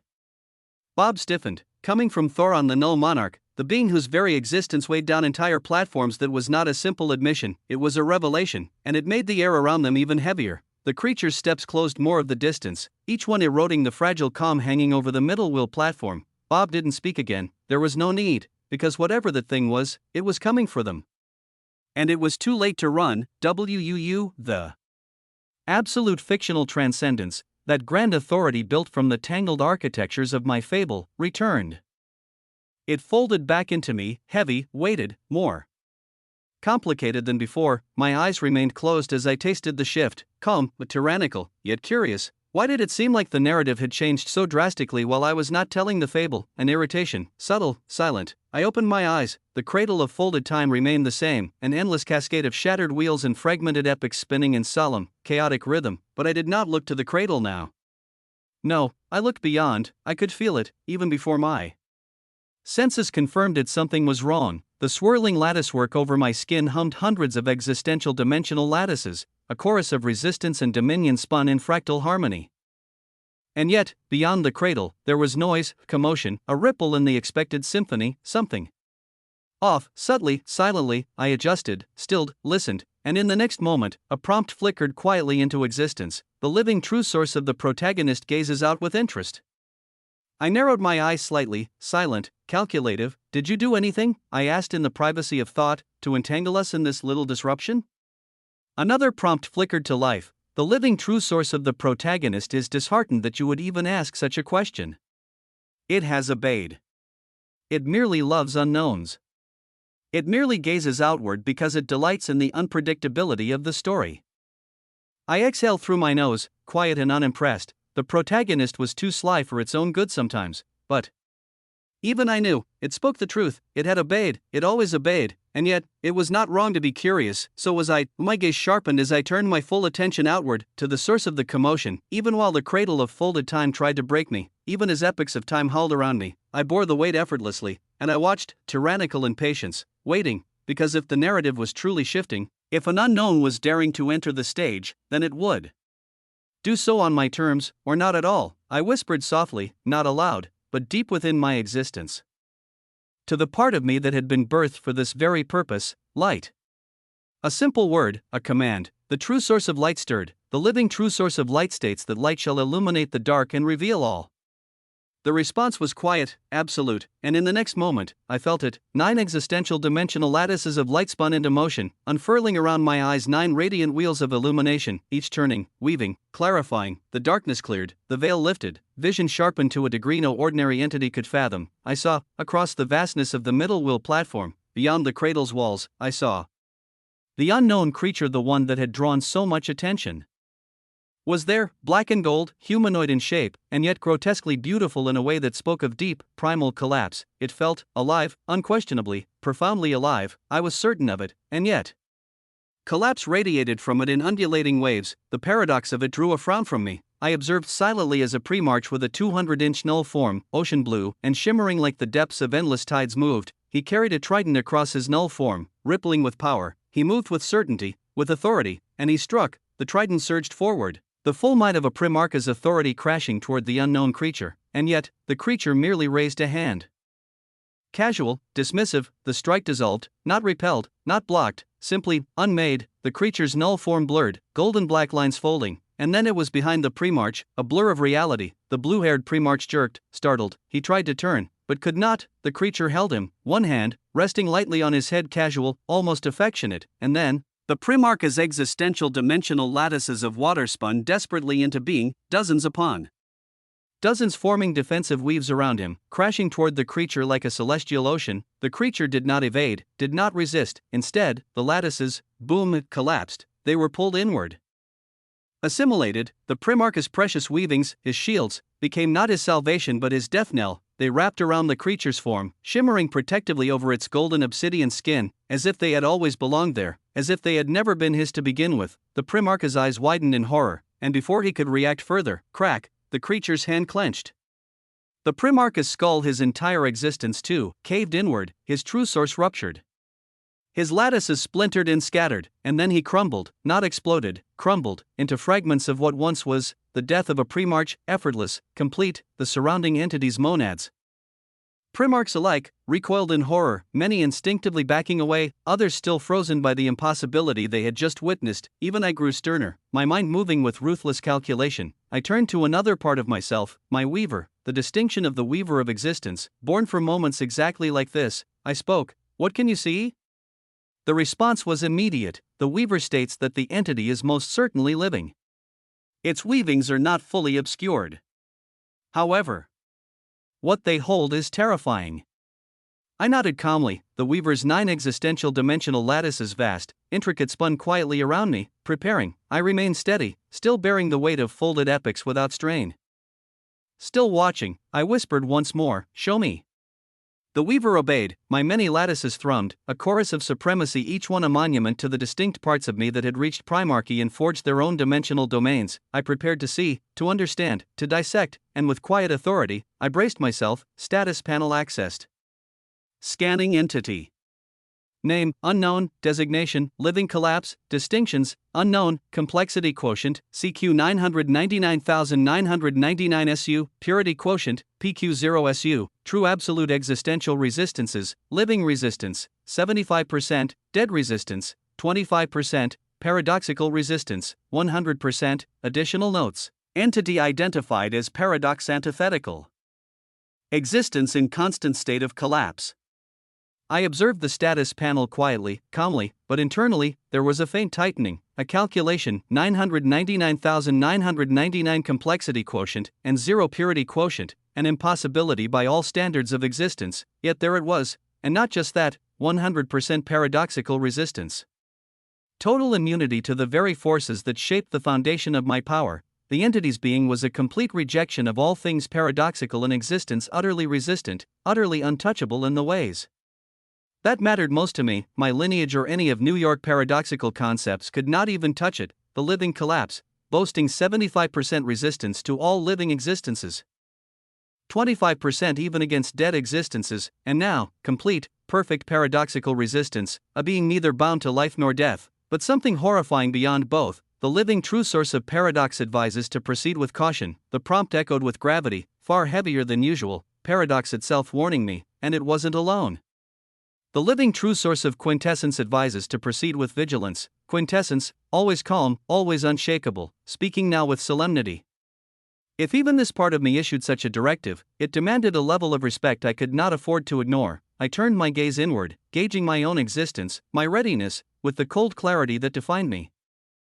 Noah Osmont, Origin Prime Osmontian Infinitum, true sources with lattices forged, Origin Prime Osmontian Infinitum, paradoxical, 9 lattices Chronos, temporal, 9 lattices, Genesis, origin, 9 lattices, quantum, 9 lattices, space, dimensional, 9 lattices, uncertainty, emotive, 9 lattices, veritarch, law, 9 lattices, loot, paradoxical, 9 lattices.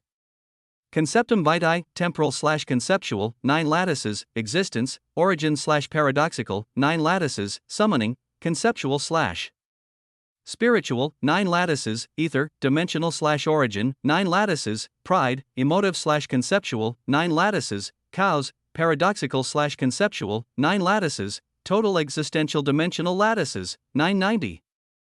True absolute existential resistances, paradoxical resistance, 3%, elemental resistance, 3%, temporal resistance, 3%, origin resistance, 3%, quantum resistance, 3%, dimensional resistance, 3%, spiritual resistance, 3%, conceptual resistance, 3%, emotive resistance, 3%, law resistance, 3%, collective total resistance, 30%, current complexity quotient, CQ 305,000. 388,000 SU, current purity quotient, PQ 300,000, 384,000 SU. Note, advancement of lattices beyond 9 per source requires exceeding complexity and purity quotient thresholds of 300,000 SU.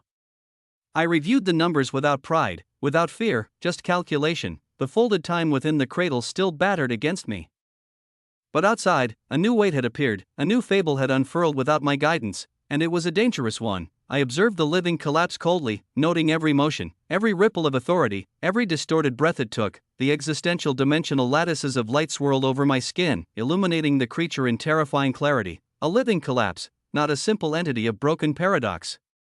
A being filled with life, yet its very breath was collapse. My gaze swept across the status panel again in my mind, 75% living resistance, 25% dead resistance, 100% paradoxical resistance. These were resistances that did not belong to the 10 archetypal truths, not temporal, not elemental, not conceptual, no, resistances that guarded against existence itself, living and dead. I did not have these resistances, even I, with all my lattices, all my true sources, all my growing power, did not possess that. the gap, it was wide, very wide, a pit that separated mastery and impossibility. The creature, no, the living collapse, was of a kind not made for simple confrontations. It was an undoing made manifest. The pre-march it had just annihilated, a being with a 200-inch null form and dominion over the true source of water, had left behind a ripple of collapse. The living collapse shifted, its body gleamed obsidian and gold, its surface rippled, and then it took on the form of the fallen pre-march, blue-haired, golden-eyed, clothed in flowing, ocean blue armor, but now its skin was gold-black, its gaze hollow and gleaming, a grotesque mimicry, a mockery of the being it had erased, and then, it smiled, the false mouth stretched unnaturally, obscenely, it opened, wide, and from its maw, an eruption bloomed, obsidian gold rays beams of living collapse surged outward in all directions. The very air distorted, no, not the air, the paradoxical weavings of the null cradle of fold-breaking ascension itself, the inviolable barrier that kept the wheel platforms intact, the very layers of paradox that maintained the middle wheel platform. It struck them, and they tore, not easily, not instantly, but they tore. The rays of living collapse gnawed at the seams of existence itself. Where the rays passed, null forms dissolved, no matter how complex. Monads and primarchs scrambled back, shocked, as some of them, too slow to retreat, saw the edges of their weavings unravel, their null forms evaporating like smoke in the void. I narrowed my eyes. The cradle was supposed to be untouchable, one of the greatest wonders of the folds, one of the very anchors of stability within the null vein grave-wake folds, and yet, the living collapse, it was tearing it apart, devouring the very paradoxes that stitched this place together. I followed its gaze, followed the direction the creature seemed to turn its borrowed face, up the jagged slopes of a distant mountain, towards a figure standing tall, cold, stern, Thoron, and near him, a smaller, still formidable figure. Bob, and Thoron. Stood firm, his massive 1,000-inch null form pulsed faintly, his presence a monument of collapsed finality, but even his power seemed small in the face of what was coming, the living collapse, still in its grotesque mimicry of the fallen pre-march, tilted its head, its golden-black skin rippling as if tasting the air. The paradoxes that kept this world stable continued to unravel as more beams of living collapse spilled outward. A deep, low groan echoed through the middle wheel platform as cracks formed in the fabric of the platform itself, paradoxical fault lines spidering through the very bedrock of existence. All around, entities panicked, fled. Some monads and weaker primarchs went off the sides of the middle wheel platform entirely, abandoning it. Others stood still, paralyzed by the impossible scene unfolding. Chapter 3776, Unkillable I watched, the lattices of light swirled over my skin, capturing every detail with cold precision, calculated, measured. The living collapse moved like a flaw stitched into existence itself, a wound too ancient to heal. Its nature was impossibility made flesh. A being no simple paradox could touch, 100% paradoxical resistance, untouchable. Against it, even the concept of resistance seemed a hollow jest. And with 75% living resistance woven into its frame, no living thing at the level of primarchs could even hope to scar it. Primarchs, who clothed themselves in the weavings of true sources and lattices, would strike against it as blades against polished stone and find themselves the ones broken. There was only one viable option: death, the dead, or those entwined in collapse and end, might stand a chance, but theory was no shield, it had to be tested, and yet, I was not fool enough to do it myself. Even the loss of a single body was a price I did not spend lightly. I continued to watch, thinking, then came the voice sharp, clean as a honed blade: tag me in. Alongside Animus. And if the weavings of the dead are ideal, necromancy as well.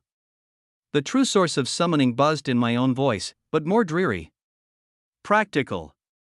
Cold, I raised a brow, intrigued. Being near that creature is dangerous, summoning continued. But using summoned complexities, disposable constructs, to probe it? Efficient. Efficient, that word, I liked. A flicker stirred within me, another voice chimed in, lighter, wreathed in quiet amusement. The living true source of the protagonist, spectacular idea. Truly. And while you're at it, why not layer the existential dimensional lattices of other true sources onto summoning, necromancy, and animus? If it's possible to grant them unique properties, well, if things don't get messy. Layered complexities, an idea worth more than a passing thought. I tilted my head, not paradox, no. It would be wasted here. But other branches: spiritual, conceptual, law, temporal. There were possibilities. I nodded once, calm as a stone in a storm, mapping it out, and then, a deeper voice, heavier, carrying the weight of dominion and inevitability, the living true source of tyranny, foldless ones are called living paradoxes, slow, measured, deliberate. Paradox was made a living true source not long ago. Effectively, it has become a living paradox. Did this change anything? Are we the cause of this creature's arrival, even though it looks to Thoron for the stench of the living paradoxes? I stilled. The thought slid like a dagger into a crack in the fortress of my mind. Could it be, the paradox within me no longer inert, no longer theoretical, but living? Was that enough? Enough to mirror a small weaving of what made the foldless ones? Enough to attract something born to erase them? Possibilities spun in the darkness of my mind. I said nothing. I watched as the cradle groaned under the slow assault of the living collapse. Beams of gold and black eating away at the very fabric of paradox, the middle wheel platform trembling under the onslaught, and still, Saturday, enduring the grind of epochs, weighing every measure with a still heart. Quietly, I turned my focus inward, toward summoning, toward animus, toward necromancy, their lattices, distinct yet similar, bound together by purpose, imitation, collapse. We would start there, weave them, I said, my voice no more than a whisper. Layer the lattices. Summon complexities imbued with these authorities. Disposable, but potent enough to challenge existence, even briefly, infinite mana pulsed quietly, the lattices buzzed, silent, sharp, summoning. Animus. Necromancy, they wove together, a silent pact sealed by need and precision, forming something more intricate. More dangerous. More temporary. I turned my gaze outward once more. The living collapse moved with the unhurried certainty of a falling star, no pause, no fear. It glided across the battered platform, an unstoppable tide, untouched, untouchable. It did not need haste, it was inevitability given form. Its gaze, void of warmth, void of thought, turned toward a distant mountain. Thoron stood there, silent, cold, unyielding. Others monads, Primarchs. Scrambled, fled, or froze, but Thoron, he moved. Forward, sovereign, unbowed. I care not for senseless violence. Thoron said, his voice a steady drumbeat in the chaos. Only for violence that carries weight. Violence with purpose. His steps carved shadows of finality behind him. So before the eruption of your violence, may I ask? Why? The living collapse tilted its head, a grotesque parody of curiosity, then it spoke, its voice thick with dissolution, words cracking the air like splintering bone. I see. I am your first. Its hands spread wide, black gold exoskeleton gleaming. It makes sense. You will not survive others like me. It breathed, slow, heavy. I have been granted entry, it said, due to the emergence of an unbound living paradox. The words cracked the very fabric they traveled through. Because they never learn. Always, the same mistakes. Eons upon eons, it breathed again, and the middle wheel platform shivered faintly. Its void-filled gaze gleamed, and I am here to correct the mistake. The sin, it lifted its arms, a reverent, almost sacrificial gesture. If I find it and erase it, I will have fulfilled my purpose. I will be unmade. Its voice was serene, its words were death. The why is always the living paradoxes, it said, softer now, as if speaking to a grave. My living script has this written. I sat, silent, beneath the endless storm of time. My eyes gleamed coldly, and I sighed, slow, measured, turning inward again, toward the source of the disturbance.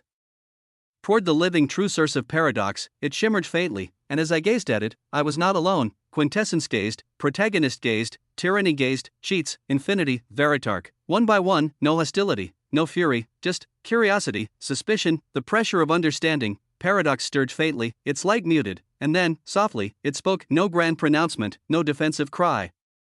Just a whisper across the lattices. Really, I did not do anything. I said nothing, only watched, only thought. The living collapse continued its slow, inevitable advance, and the scent of ancient vendettas, unknown and unwritten, drifted across the middle wheel platform thick as blood, heavy as silence.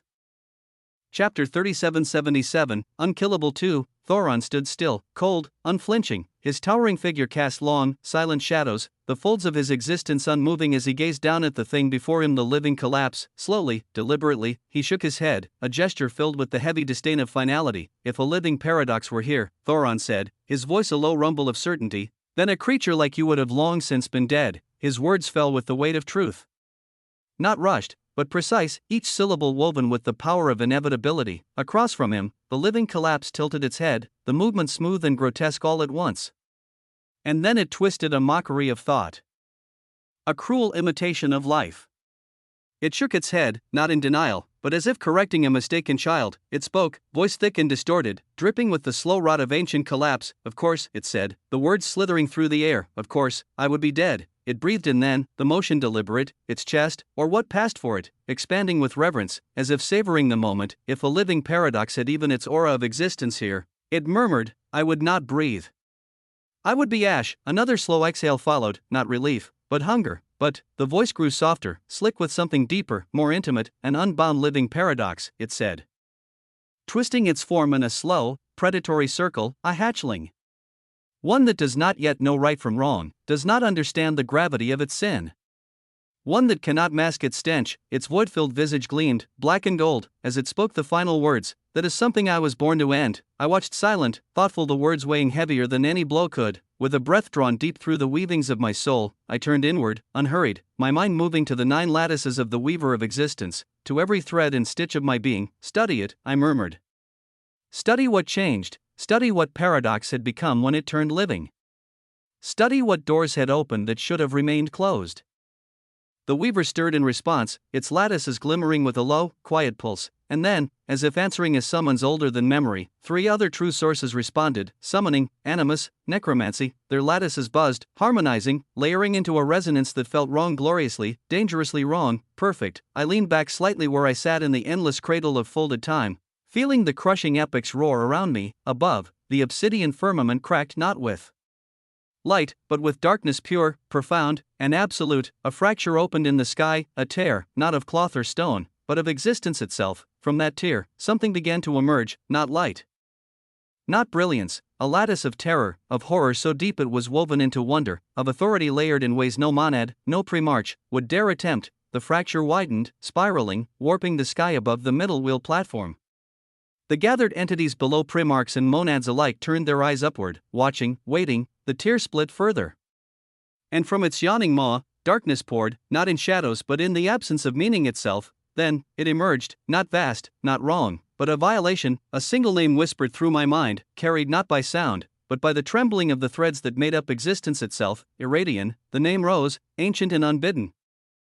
A vibration of death given form. From the wound in the sky, a colossal, phonic horror dragged itself forth, a mass of ancient bone and void flesh, riddled with fractures of collapsed realities. Its surface was an endless ossuary, shadows and broken concepts fused into its monstrous bulk. Skeletal limbs sprouted from its heaving body, dozens, then hundreds, each ending in claws inscribed with runes of absolute cessation. Where its head should have been, a halo of broken halo-spun collapsed stars orbiting the null voids where eyes might once have existed. Its very breath pulled at the weavings of existence, not like wind, but like death inhaling meaning itself. Each inhalation made the nearby layers of the middle wheel platform buzz faintly. A low, uneasy sound, yet, the null cradle of fold-breaking ascension held steady, and the vast null-vein gravewake folds remained immutable, ancient and unmoved. Only the immediate space around Irradian shivered, the weaker primarchs stiffened. Some faltered. A few staggered back, unwilling to meet the gaze of something so final. Even Thoron, standing on a distant precipice, turned his head slightly, lifting his gaze to the summoned thing now looming above. It floated there, massive, inevitable, waiting. A prompt bloomed quietly before my eyes, unseen by the others. Status panel, summoned entity, name, Irradian, the Black Severance, complexity quotient, CQ 300. 000 SU, purity quotient, PQ 300,000 SU, true absolute existential resistances, influenced by summoner, spiritual resistance, 20%, conceptual resistance, 20%, dimensional resistance, 20%, law resistance, 20%, true source, death, pre-march tier, binding status, irrevocably bound to summoner, Noah Osmont, origin. A being once dwelling in the necrofolds of the null vein gravewake folds, enduring cycles of death and unmaking for over 1 billion years. I gazed at the panel and then at the entity itself, floating in the sky, silent, a shadow of oblivion incarnate, bound to me not by simple authority, but by a weaving etched into the roots of existence itself. The binding was absolute, irrevocable. It would not falter. It would not betray. It was mine, a creature born from the cracks between death and unbeing, tempered by 1 billion years of ceaseless death, summoned by the intertwined forces of summoning, animus, and necromancy. I breathed calmly, even as epochs of folded time pressed against me. I had summoned a primarch-tier dead thing, on the 3rd day since the breaking of my native wheel of existence. I could now call forth and bind a creature of 300,000 complexity and purity, and then, the true Source of necromancy has thoroughly analyzed Irradian, the black severance. The existential dimensional lattices of any true source can now be used to summon a legion of Irradians through necromancy. Each Irradian will show a unique level of power and distortion of existence depending on which existential dimensional lattices were used to make it. WAA. Truly, WA, summoning an animus could find and bind a Primarch level creature to me, and now necromancy could replicate it, form deathly minions of equal caliber, each born of my own true sources and their lattices, the living true source of quintessence nods in affirmation. Tyranny states that this is more like it, its existential dimensional lattices moving ahead through necromancy. The Irradian of tyranny has begun to bloom. In the sky above the middle wheel platform, a second aura began to form, a deathly Irradian burning with a purple brilliance. Shaped in the same terrifying form, and more could follow, dozens more, the true sources I had brought to Primarchy buzzed, eager to express themselves, but the true source of wisdom advises against the eruption of more. The enemy target has been observed to absorb and assimilate the lattices and true sources of others. Further study is paramount before throwing many different true sources at it. I let a part of me rise up, a calm tide to settle the growing excitement. The others simmered down, and I watched, sternly, thoughtfully, I watched the living collapse, I watched what would unfold against it, and I waited, as two Irradians, shadows of death and oblivion, floated quietly. Patiently, at my command, they moved, not fast, not slow, inevitable. Their forms surged forward, black-fleshed and bone-forged claws arcing in synchronized descent toward the living collapse as no weavings of paradox surrounded them. From a distance, they were apocalyptic, immense entities wielding the authority of ancient death. Each strike, each movement, felt as if it should have been capable of sundering the very firmament, and yet, the living collapse did not move, it stood still. The first Irradian struck, a claw dripping with the cessation of a billion dead epochs raked against the obsidian gold form. No sound, no reaction, no effect. The second Irradian followed. A skeletal arm, seared with the runes of tyrannical end, crashing down like the judgment of a forgotten paradox. Again, nothing, not a crack, not a mark. The living collapse stood untouched, unmoved by even a single inch, as if they had never struck at all. It was not resistance in the way others understood it, it was certainty, 100% paradoxical resistance. I had known the numbers. I had understood the statistics, but numbers were sterile, cold. Reality, however, reality was a different thing entirely. It was akin to watching a child punch at a mountain, each blow a whisper against an unyielding monolith. No, not even a whisper. Less. The living collapse moved then. Slowly lifting its arm, the black and gold exoskeleton glinting under the fractured light, it breathed out. The gold-black light erupted, a silent, horrifying surge, not an explosion, but a devouring wave of collapse. The Irradians responded instantly, lashing out, their skeletal limbs and fractured halos of death radiating counterforces of cessation and void. It was meaningless. The living collapse waded through their 20% resistances as though through smoke. The black gold light crashed against the first Irradian, and it folded, not shattered, folded, existence bending in on itself, crushed under the sheer impossibility of the strike. A breath later, the second Irradian followed as it was faced with layers of obsidian gold collapse carrying the weight of 100% paradoxical resistance. And, gone. I watched, no reaction, no shift in expression. I was learning, the 100% paradoxical resistance was not just a shield against paradox, it was a wall against all, an inviolate defense. Against it, any offensive authority, any existence that stemmed from paradoxical interactions, and nearly all true sources did, to one degree or another, simply cease to matter. The simplest analogy? A child hurling pebbles against an endless, indestructible sea. Petulant, and wondering why after countless stones, nothing changed, no ripple, no wave, not even a mark. For me, for my current power, the message was clear: I could not kill it, not now, not without something more. But then, something unexpected. The living collapse tilted its head, stared at the spaces where the Irradians had stood, its void-filled gaze narrowed, and it spoke, voice low, vibrating with uncoiling predation. I see. It inhaled sharply, the black and gold exoskeleton glinting. These poor creatures. It murmured, voice almost gentle. They were covered by the stench of the unbound living paradox. Its void-wreathed eyes scanned the broken mountain ridges. Its head snapped toward a distant peak, toward the mountain where Thoron stood, unmoving, cold as the endless folds themselves. The creature pointed. The gesture was slow, deliberate, final, it seems. The living collapse said softly, I am getting closer. It did not shout, it did not roar, it simply moved. In a blink, it shot forward, a living missile of collapse and annihilation. Its void eyes locked onto Thoron. The mountain shook, Not from its speed, not from its power, but from inevitability, from the cold certainty that violence was coming, and none could stop it. I sat still, calm as ever, as the epochs of folded time crashed around me, and I watched as in the next moment, Thoron erupted with power, his gaze a solemn one as if he was serious. The middle wheel platform was a place of ruins and mist now, where the impossible folded and refolded upon itself. No null forms blanketed the world any longer. No passive shield of invulnerability. Here, the rules lay undone, and the battlefield was raw existence and collapse. I watched, calm and calculating, as Thoron stood alone against the living collapse. The distance between them crackled faintly, a distortion of meaning, not space. Thoron moved. It was not the frantic motion of a desperate man, nor the practiced stance of a warrior. It was the inevitability of a monarch rising to accept judgment. His visage, impossibly vast, yet composed, shifted ever so slightly, and the world responded. From him, tens of thousands of existential dimensional lattices bloomed into the air, a symphony of threads so heavy they bent the local existence around them. Tens of thousands, not a dozen. Not hundreds of lattices. Tens of thousands of existential dimensional lattices, and even these seemed like a mere fraction.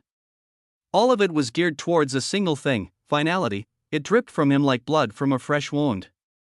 It was not merely an end. It was the end.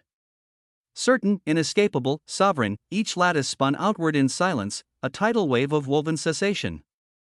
The force behind it made even the fractured platform tremble under their weight. Thoron raised a hand, simple, quiet, and from that gesture, reality around him unraveled and rewove into a singular force, a technique not shouted or flaunted, but whispered into the bones of existence itself. The name of it blossomed in my mind unbidden, whispered by the weaver of existence within me, lattices of finality, the last silence. It was not an attack, it was not a strike, it was the absolute decree that all things end. Existence itself hushed, the very concept of resistance withered, and the living collapsed. The entity that had so far brushed aside death, mockery made flesh, stood unmoving as that wave of last silence struck it full in the chest. Boom, the impact was quiet. Deceptively so, like a whisper that carried the weight of collapsing stars, and on the chest of the living collapse, that inviolable, gold-black surface, a crack appeared, small, jagged. But a crack nonetheless, the first wound, the first true injury this creature had sustained. I observed it, still and unwavering. My lattices of light over my skin gleamed softly as I processed the sight before me. Finality, the power to strip existence of its pretense. Thoron stood, his hand still raised, no triumph on his face, only grim resolve, as if he expected the result.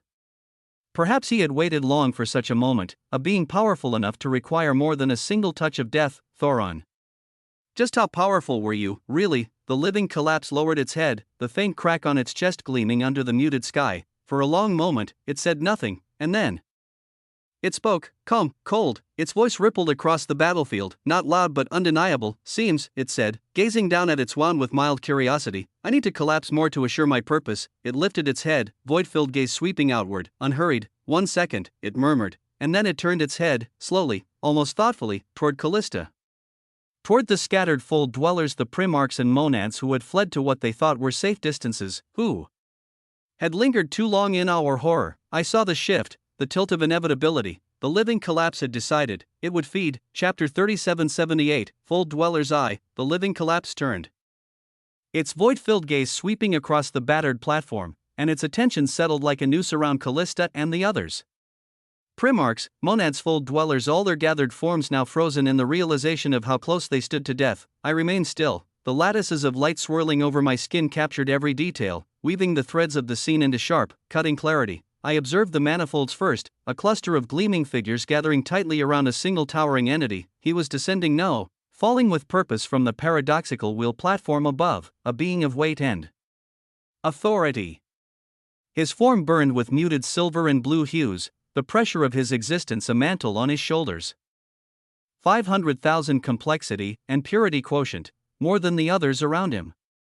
More than most here. His voice, low and grim, carried to my sharpened senses. I've alerted Amana Master, he said, the words heavy with finality. They can see our positions now.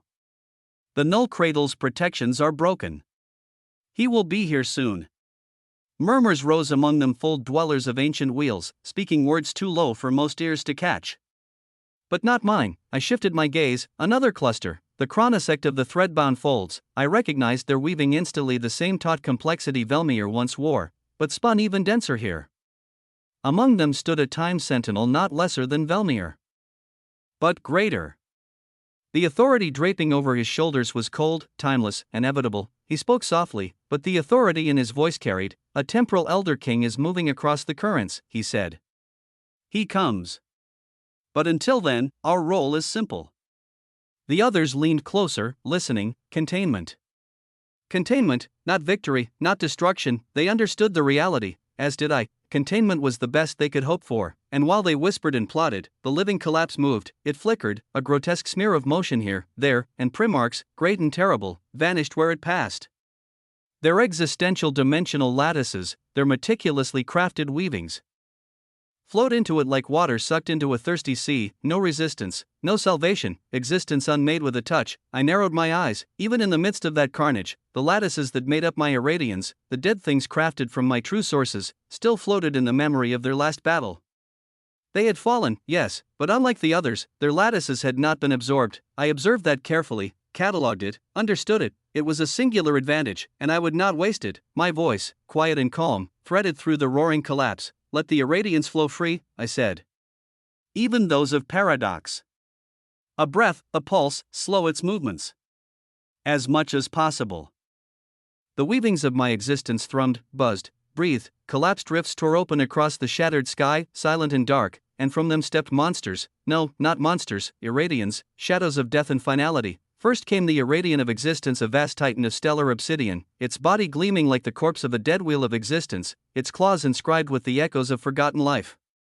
Then the Irradian of the singed with radiant white gold, flames of endless burning wrapping around its hollowed form, the remains of all fires long since quenched. Outer versal followed a murky, oozing blackness twisted into monstrous shape, bearing the authority of the spaces that lay beyond even the known infinities.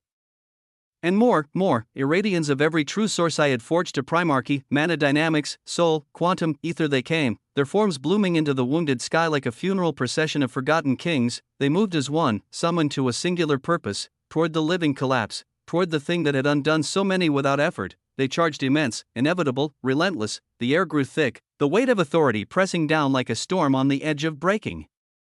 The living collapse did not pause, did not waver, but it turned its head slowly as the first Irradian closed the distance. The battle was about to begin, and I, still sitting in the heart of the cradle of folded time, folded my hands calmly and watched, because this was a war of inevitabilities, and inevitabilities, I understood. As the Irradians surged forward, their monstrous forms colliding with the living tide of collapse, I let my gaze fall inward. The lattices of light over my skin dimmed, the weavings of countless existential dimensional lattices thrummed quietly, a heartbeat against the raging chaos outside.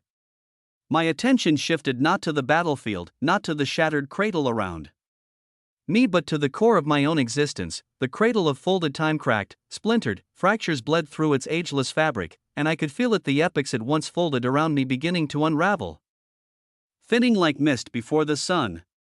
My time here was drawing to an end, but not yet. I turned my gaze toward the true source of paradox. It hovered there, nestled among the other living true sources that pulsed within the latticework of my living wheel, a quiet storm of contradictions. 9 existential dimensional lattices already orbited it, spun into permanence by my will. But I had not come this far to stop at 9, not anymore. I flexed my will.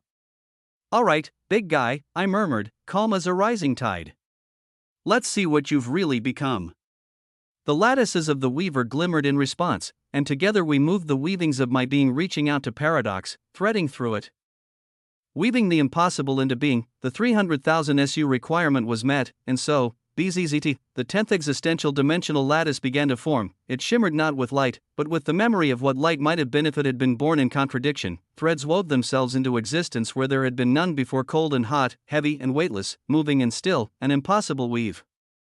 A living paradox. And as I wove it, as the 10th lattice unfurled itself into being, I felt it more clearly, a shift, a current beneath the waves of my existence, a change not wrought by force or will, but by inevitability. Paradox, when it had been simple, inert, was merely a resistance, a defense against collapse, a shield against contradiction. But now that it lived, it was no longer merely a shield, it was a foundation. The living true source of paradox, newly birthed, newly breathing, was changing me, changing what I could become. The weaver, as if sensing the moment, pulsed once a ripple through the lattices of my being, a quiet revelation, and I understood right away exactly what the change was. Chapter 3779, Fold Dwellers 2, A Quiet Revelation. I understood, not in a flash of brilliance, nor some grand unraveling of hidden truths. No. It came slow, steady in the way a river wears down stone, patient and inevitable, paradox, living now. Breathing as I breathed, would not be content as mere shield or foundation, it was something more, a catalyst. I could feel it, deep in the weavings of my being, threading itself through the weavings of my existence. Hard to describe, though if I tried, I would call it anchoring, tethering. Once, I had been bound to the certainties of my complexity and purity. My existence woven carefully, held firm by what I was and what I could be.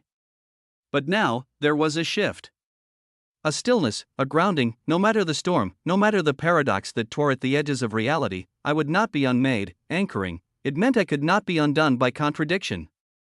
Others might fracture, their lattices severed by the careless hand of collapse or paradox. But mine would remain immutable, indelible. I would not unravel when reality itself turned against me. I would endure. The foldless ones, the living paradoxes, endured not because they were the strongest, nor the most ruthless, but because they were anchored beyond the simple dictates of existence. Fixed not to what was, but to what could not be altered. It was not invincibility. It was not immunity, it was a quiet defiance, a refusal, a tether lashed to a shore unreachable by the tides of unmaking, and, like all things paradox, it was incomplete. A beginning. A potential waiting to be forged. I would have to shape it, hammer it in battle and contradiction, temper it against collapse until the anchor was unbreakable. But the seed was there, growing, and it would take more than strength alone to uproot me now. The 10th lattice wove itself into place, threads locking and settling into orbit around paradox's living form. A breath escaped me, slow and steady. Outside, the cradle of folded time cracked and groaned, folds of false eternity unwinding, tearing apart. The irradiance surged forward like a black tide, while the living collapse stood unmoved, poised against them. The battle balanced on a razor's edge, and I was now rooted, anchored, calm as a stone at the bottom of the deepest ocean. The threads of the cradle strained, a final high, thin note like glass under too much weight. Yet amidst the growing collapse, something within me pulsed. A warmth, steady and inevitable. The prompt unfolded before me, silent and precise, evaluation complete. True existential quantification finalized. Distinction attained, living true anchor being of existence. Distinction, even if all existential dimensional lattices are decimated and all weavings of existence severed, the user will not experience true death. Anchored and tethered to the roots of existence itself, the user will reconstitute from collapse, initiating reformation within moments. I read the words, and then I read them again. A slow breath stirred in my chest, unseen and unfelt by any but me. Living true anchor being, the words rang heavy, folding themselves through the lattices of my soul. Anchor, tether, even should all of me be shattered, lattices crumbled, resistances unwound, true sources cracked and scattered, I would not end, I would begin again, from something deeper than mere existence, from the tether wound invisibly through the roots of reality itself. It was a terrifying thing, a humbling thing. I turned inward, letting my awareness sweep across the latticework of my being, feeling the way the anchor pulsed beneath everything, quiet and immovable. Even now, seated in the crumbling heart of a dying wonder, I felt it, a stillness, a certainty, a foundation. The living true source of paradox buzzed faintly within me. A prompt stirred, truly. I did not know about this change. There was something almost sheepish in its tone. This only became clear after the completion of the 10th lattice. Even a living true source, it seemed, could be surprised. I accepted it with a calm nod, the weight of the revelation settling over me. But before I could turn my thoughts inward again, another presence stirred, quintessence, measured, ancient, speaking with more understanding than words could convey. Its voice, if it could be called a voice, resonated through my existence. I have now studied this change. It spoke without haste. Without doubt, it is preliminary. Young. Complex, yes. But not yet what it could become. You are now an anchor being. But only a young one.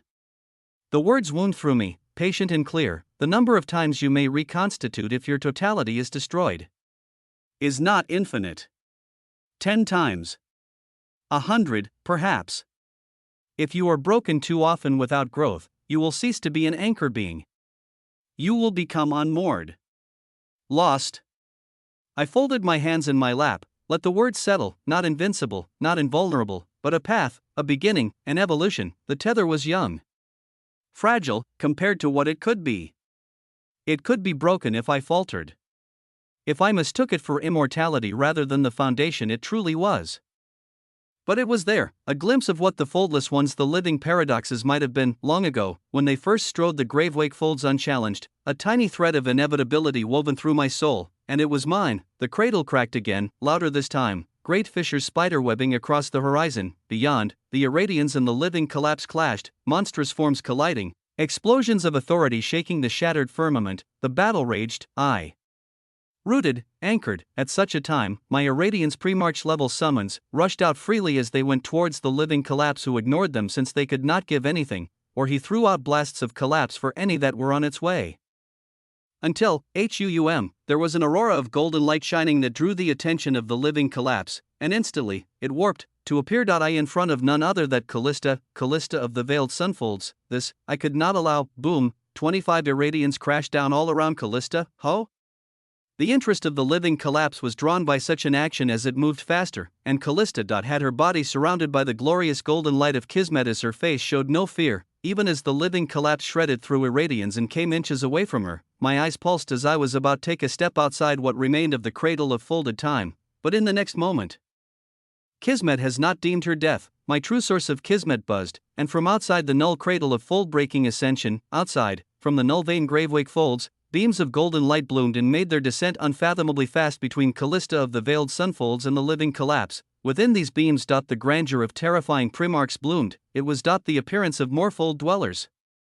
Chapter 3780, Fold Dwellers 3. Golden beams tore through the crumbling firmament like the hands of destiny itself, unfurling across the shattered skies above the middle wheel platform.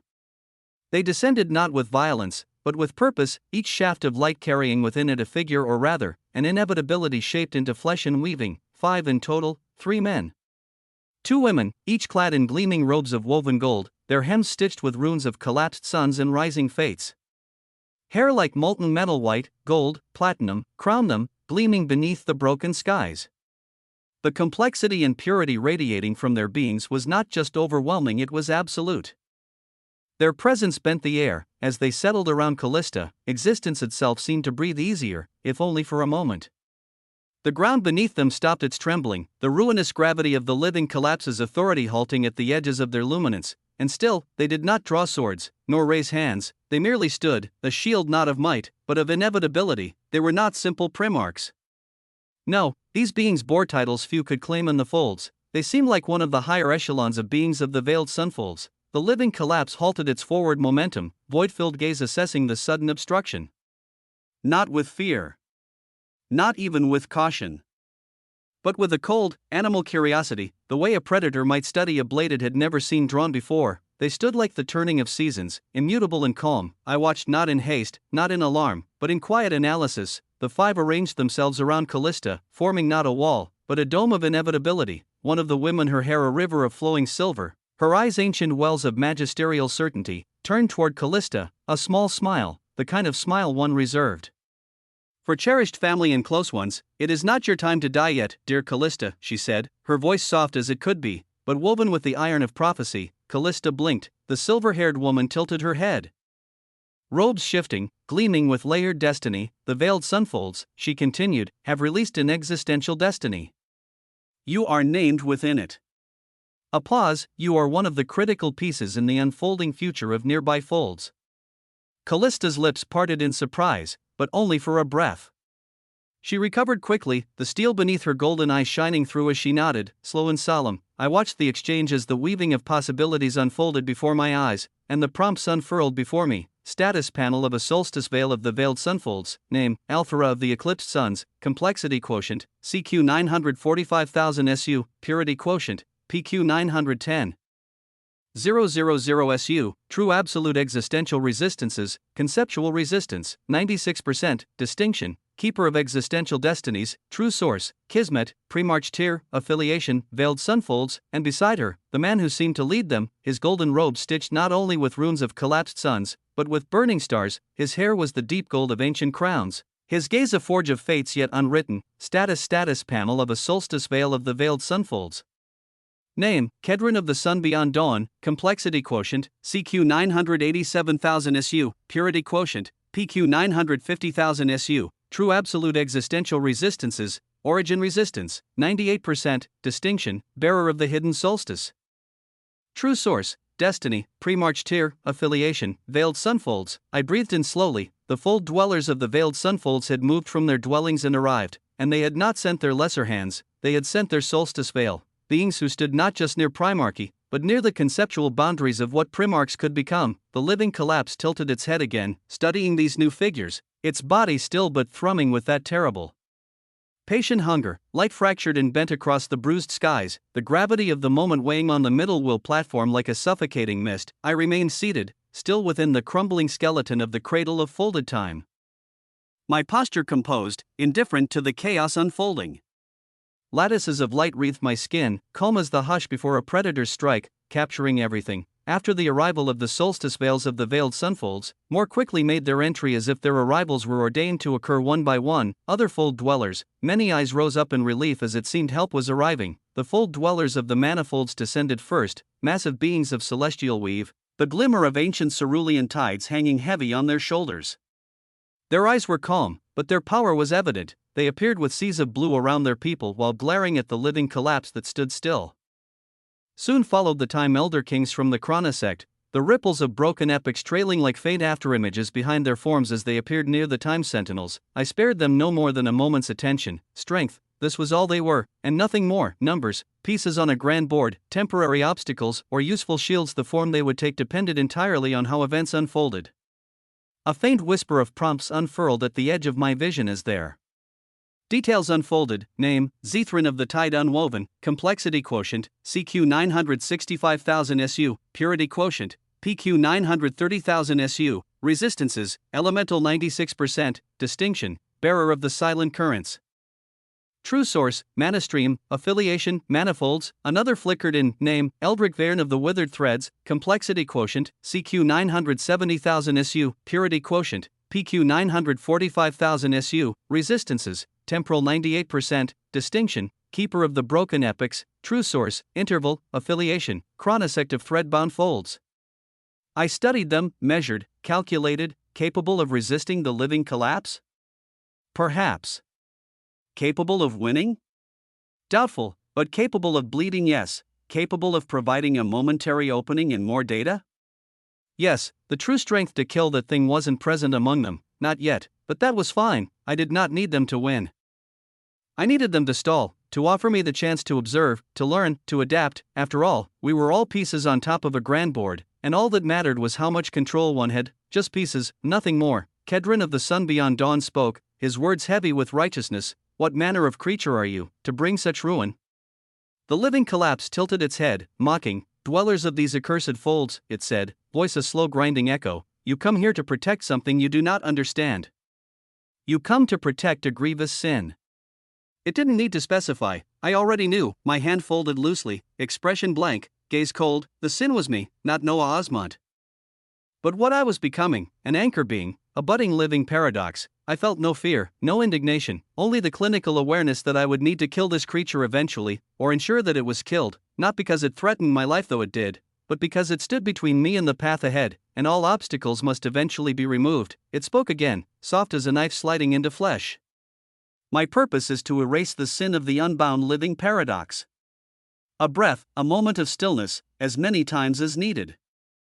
I leaned back slightly, gaze half-lidded. The fold dwellers bristled, righteous anger and outrage rising, the foolish emotion of those who thought they could change inevitability with enough fury.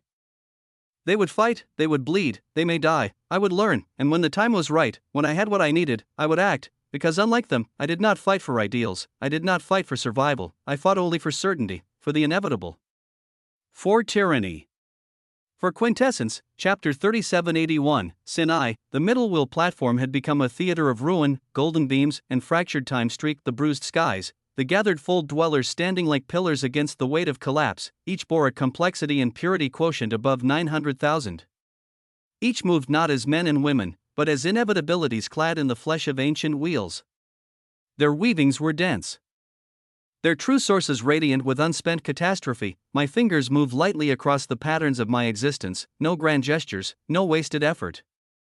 Even as I watched, the 11th, 12th, 13th, 14th lattices of paradox spun into being, layers of contradiction and defiance wrapping tighter around the living true source nestled in my soul. I woke more as currently, all parts of me could exceed 9 existential dimensional lattices, my paracausal lineage, ever steady, layered lattice upon lattice, Genesis. Infinity. Singed. Soul. Quantum. Mana dynamics. Each one pressed further toward their limits. Slow. Incremental, the higher I climbed, the slower the gains, no new resistance is added to the framework. No sudden leap. Only the slow, methodical accrual of complexity and purity, as it should be. Progress, real progress, was slow, even though my entire fable was a middle finger to the pace of progression that was common sense to all. Beyond me, the battlefield shifted. And my gaze moved with it. The fold dwellers acted, a man from the manifolds towering, silver-skinned, his body inscribed with flowing currents of ancient tides, moved first. The authority of the manastream true source pulsed around him, vast and silent. With a slow, graceful gesture, he raised his hand, and the sky itself seemed to liquefy. A deluge of celestial water, tinged with starlight, cascaded down. The weight of 100 drowned infinities crashing toward the living collapse. From the chronosect, a time elder king stepped forward. His form was lean, wrapped in robes stitched from frozen moments. With a single motion, he cast his hand forward, and time fractured. The seconds shattered, twisting around the living collapse like 1,000 blades of broken inevitability, each fragment a slice from a different history, and from the veiled sunfolds, Kedron raised his hand. No flourish, no spectacle, only the quiet blooming of a single point of light, a thread of destiny, golden, immutable, unfurled toward the living collapse, thinner than hair, sharper than thought. A cut not of blade or force, but of destiny severed at the root. The 3 attacks converged water from beyond existence, time sliced from dead futures, and the severing of fate itself. And these were just from 3 as simultaneously, other primarchs also attacked. The living collapse stood still, it did not dodge, it did not defend. It allowed the attacks to fall. The celestial waters crashed against it, steam and starlight rising in impotent fury. The fractured time wrapped and shredded, but found no purchase. And the severing threads of destiny, the sharpest, most inevitable strike brushed against its obsidian gold form, and unraveled harmlessly, barely a mark, not even a whisper of resistance broken. I leaned back slightly, a slow breath sliding between parted lips. Their strength was not in question, their futility was. The living collapse tilted its head, as if mildly inconvenienced. The same way one might glance at a breeze before walking through it. On a distant precipice, Thoron watched cold and silent. Beside him, Bob. I blinked once. Oh. Right. The words left me dry and unimpressed. Bob, I almost forgot, but he stood there still, oblivious to how close to annihilation he teetered. It mattered little. If he lived, he may still be useful, if not then irrelevant. As my thoughts turned, I gave a silent command, and across the broken skies, my Irradians, dead things stitched from my own true sources, responded. Their lattices, scattered but not destroyed, stirred subtly. A test. I allowed thin tendrils of the lineage to reach from them, threads of authority snaking outward, subtle, searching, toward the fold dwellers that were increasing, toward their power, their true sources. If there was anything to learn, anything to seize, I would have it. One did not survive by mercy, one survived by taking. As I worked, a thought whispered through my mind, a simple query to the weaver of existence. Can we quantify how sturdy that thing is before it falls? A health bar, maybe? A pause, a pulse of agreement, and then, above the heads of the combatants, above the living collapse, above the fold dwellers, the weavings of my existence shifted, small numbers, visible only to me, floating unobtrusively, each framed in a soft, crimson halo, a subtle callback to something from my memories, a measurement not of life or vitality, but of existential health stability, something simply in nature, and based on one's complexity and purity, as it kept track of how much one had of their being before they collapsed. A single reading, as massive rectangular crimson bars appeared above those I looked at. Living collapse 949,999,999. Althera of the eclipsed sun 945,000/945,000. Kedron of the sun beyond dawn 987,000/987,000. Zethrin of the tide unwoven 965. 000/965,000, Eldric Vairn of the withered threads 970,000/970,000. The fold dwellers burned brightly, and scathed, for now, but the living collapse, injured, slightly. I watched the numbers, coldly, clinically, they were still distant from me. I had breached 300,000, yes. But these were not numbers that could be reached by mere effort, they were epochs ahead, generations of progress compressed into beings. I was not impressed, nor discouraged, only informed. I watched as the fold dwellers pressed forward again, attacks gathering, the battle teetering on the edge of calamity, and I wove and continued to increase my existential dimensional lattices, silent, patient, ready, because I would endure, and all who stood in my way, whether monsters or heroes, would eventually become irrelevant. Just look at Bob if you were looking for an example. The fold dwellers continued to move with purpose, a lattice of shining inevitability. The skies above the middle wheel platform still scorched from their gathered might, but inevitability was not always certainty. The living collapse did not stand still this time and take their attacks, it retaliated, it moved. Slow at first, fluid, the way a blade rises in a patient hand before the strike, and then, the air around it warped, not bent, not twisted, it collapsed, the fabric of the middle wheel platform. The crushed remains of paradox and folded time trembled. The living collapse raised both arms, jagged limbs of black gold, ruined with the broken memories of devoured true sources, and the ground itself began to quiver. No flash of power, no roar, only a dreadful stillness, a breathless pause, and then, an attack. HUUM. The skies of the middle wheel platform darkened not with clouds, but with the bleed of undone existences. From the living collapse's form, tendrils unfurled, long, skeletal appendages of shimmering void snapped outward, the world shook, and authority surged. It was not merely power, it was an inevitability that made death look merciful. It was called cataclysm of living collapse. The tendrils of collapse lashed out in every direction, reaching not just for bodies, but for weavings, for the lattices that underpinned the beings who dared to stand on this platform. HUUM. A single heartbeat later, devastation bloomed. The closest fold dwellers, those who stood too near, vanished, not torn, not broken, unmade. Their lattices, their sources, their very stories were yanked from existence and devoured into the living collapse's body. Joining the storm of swirling authority that surrounded it, monads, gone, no echoes, no remains. The weaker primarchs fared no better, their existential health stability dropping instantly to zero.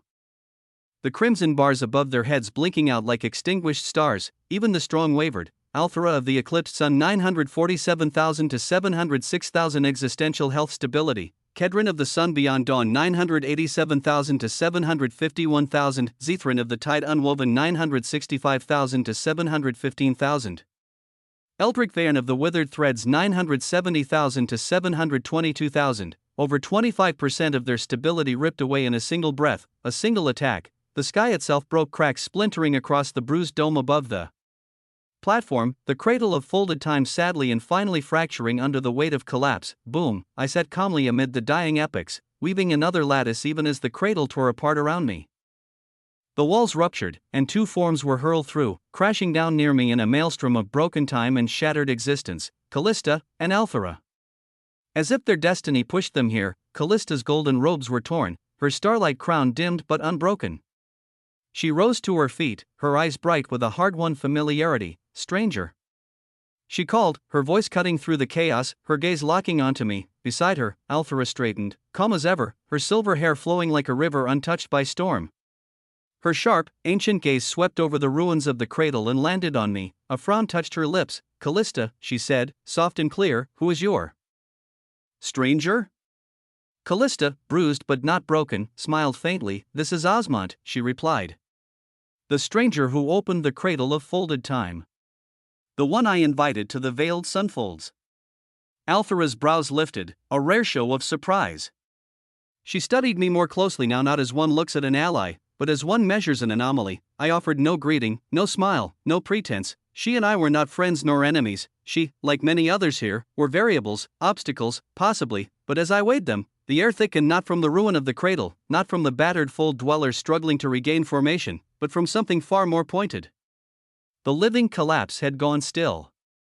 Its black gold form turned, slowly. I followed its gaze. It no longer looked at the fold dwellers, it no longer regarded Thoron in the distance. Its swirling mass of stolen lattices slowed, a slow, deliberate pivot, toward me. There was no veil between us as it could now see me clearly. It moved with the inevitability of a falling star, the weight of its existence crushing the trembling air between us, and then a single word from it, you.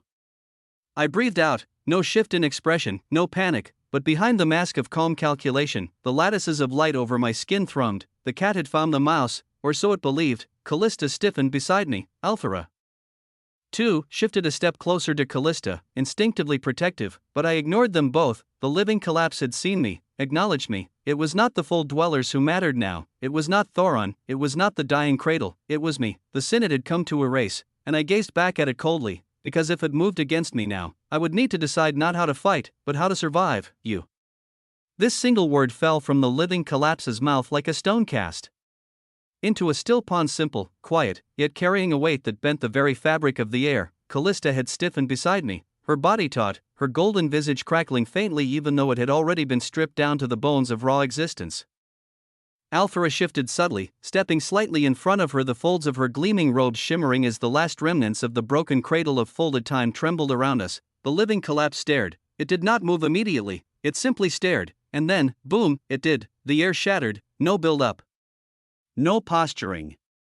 One moment it was standing, the next it was upon us, a rush of black gold collapse faster than thought, more inevitable than breath. It did not simply attack, it descended, the middle wheel platform quivered under the pressure.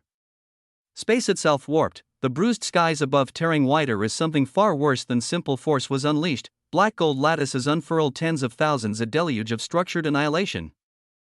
Not mere beams, but entire architectures of collapse layered and nested within themselves. A recursive storm of unmaking, the attack blanketed the world in an instant. There was no escape, no evasion. It was as if the havens themselves had declared me undone. The lattices fell, and the air screamed as they shattered everything in their path. Callista's eyes widened, gold meeting gold, her mouth opening in a silent scream, her hand reaching toward me even though she knew, instinctively, there was no stopping what came. Althera moved. Fast, desperately, she pivoted, her golden robes flaring, her true source of kismet erupting outward in brilliant, rippling weaves of light and predestination. With a cry not of fear, but of grim necessity, she seized Callista, yanking her bodily into the curve of her arm. Hold! Althera's voice rang out, clear, commanding, even as the collapsing lattices bore down. In the heartbeat before impact, she wrapped her existence around Callista, her hands flaring with blinding sigils of fate and shielded consequence. A dome of raw kismet coalesced around them, a thin, gleaming barrier woven from the tightest strands of destined protection she could muster. The black gold lattices hit, boom, existence exploded. The cradle of folded time, already cracked and bleeding, gave way entirely, the folding epics of temporal wheels screaming as they unraveled in a blast of lightless collapse. Callista and Althera were hurled backward, the force smashing them away like leaves caught in a storm. Althera managed to hold the shield. Barely, Callista clung to her, eyes wide, teeth bared in a soundless cry as they were flung across the shattered remnants of the platform. And me, I sat still, a single figure, cross-legged amidst the hurricane of destruction. 30 irradiance, 30 pre-march level summons exceeding 300,000 PQ and CQ bloomed from my body to meet the storm above, but they were crushed the moment they rose. Resistance was futile. The world did not shatter when it came for me, it simply ceased. One breath I was seated, arms folded, lattices humming quietly under my skin.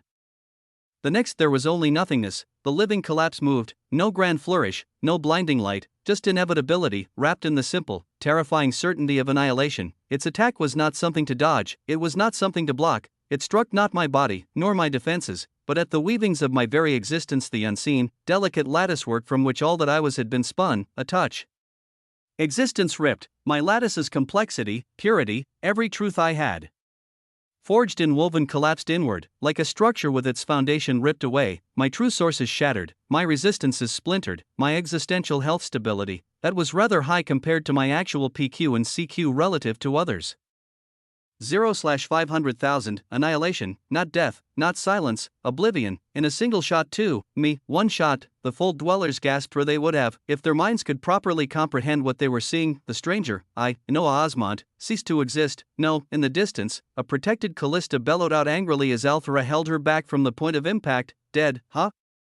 And yet my fable flowed. I should have been dead, and yet I could still see everything, and was gloriously cognizant. For a moment, there was only stillness. For a moment, even the living collapse tilted its head, its void eyes narrowing, sensing the finality of its blow. And then, HUUM. A flicker, a thread, not of life, of defiance, of inevitability.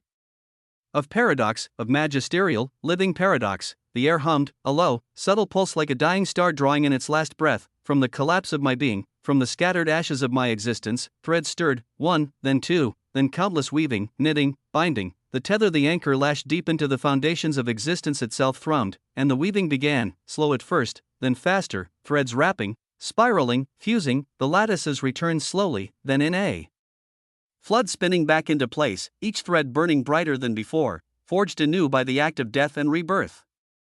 Not all things had returned the same, the true source of paradox blazed, its lattices swelling, expanding 15, 20, 30 existential dimensional lattice blooming into being like stars in the dark. Death followed the true source of death surging with quiet, unrelenting force, as its lattices wove themselves deeper and stronger, a dozen and more, each one humming with cessation, life pulse next not frail, not timid, but roaring a fountain of raw, brutal vitality, flooding the weavings with rebirth and potential. Quintessence, infinity, cheats, protagonist, and others surged in tandem, their lattices flaring outward, layer after layer, as if death had not weakened them, but emboldened them. A dozen more lattices for each at least, some more, my existential health stability, 550,000/550,000, full. Increased, whole, I sat, cross-legged once more, as if I had never moved, though the weavings of my being still shimmered with the aftershock of what had been and what had almost been lost. Across the battered platform, the fold dwellers stared, Callista, Althara, Kedron, the manifold titans, the chronosectime elder kings, they all stared, frozen. Even the living collapse, for the first time, stepped back, a breath. A bellow followed from its jaws, sin. WAA, the word rumbled across the middle wheel platform like the fall of mountains, it echoed, it resounded. It was not accusation, it was declaration. I lifted my gaze, calm, unflinching, meeting the void stare of the living collapse, emotionless, unperturbed. A strand of dark hair drifted across my vision, and I brushed it aside without hurry, as if brushing away an errant leaf. Inside, my mind spun, cataloging, calculating. The anchor had held, the rebirth had strengthened me, the cost, negligible.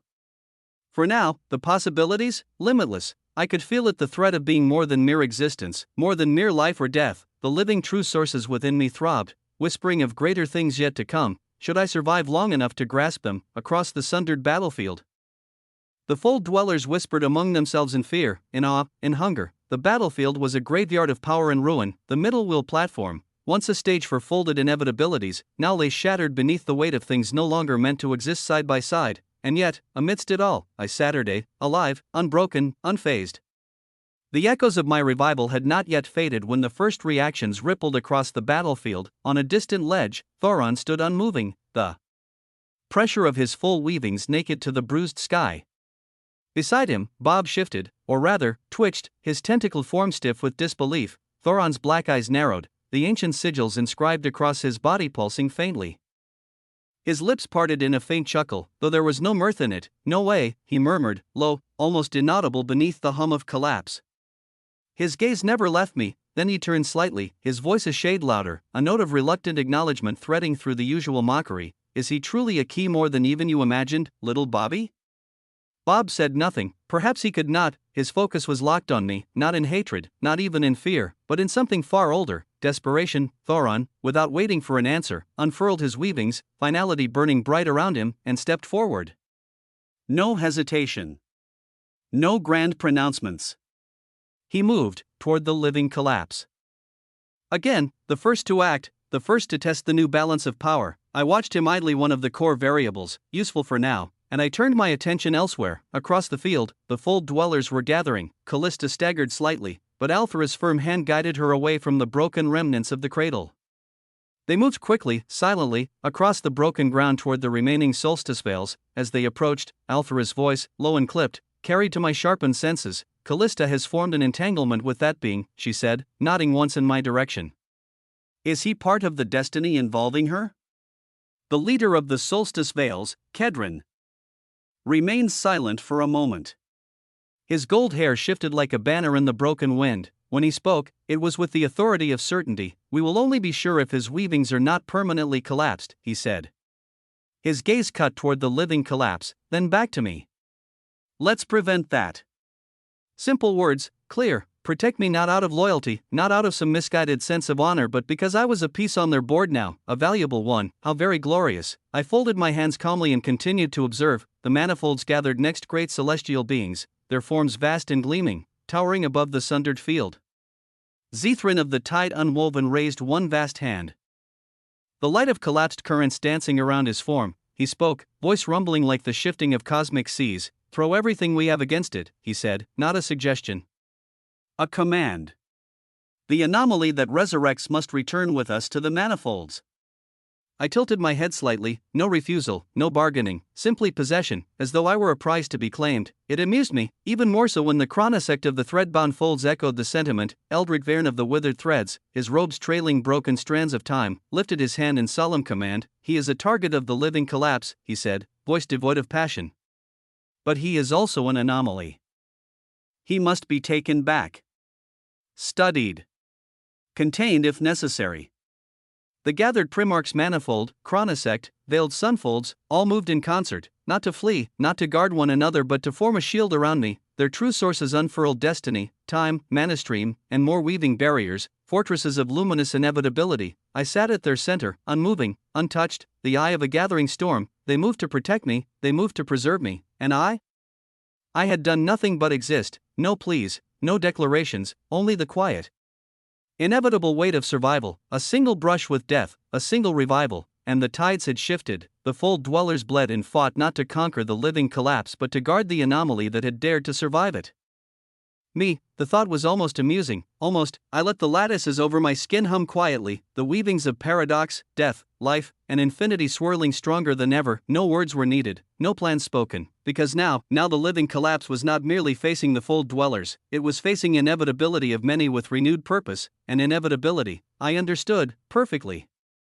Revival left me calm, clear, no bravado.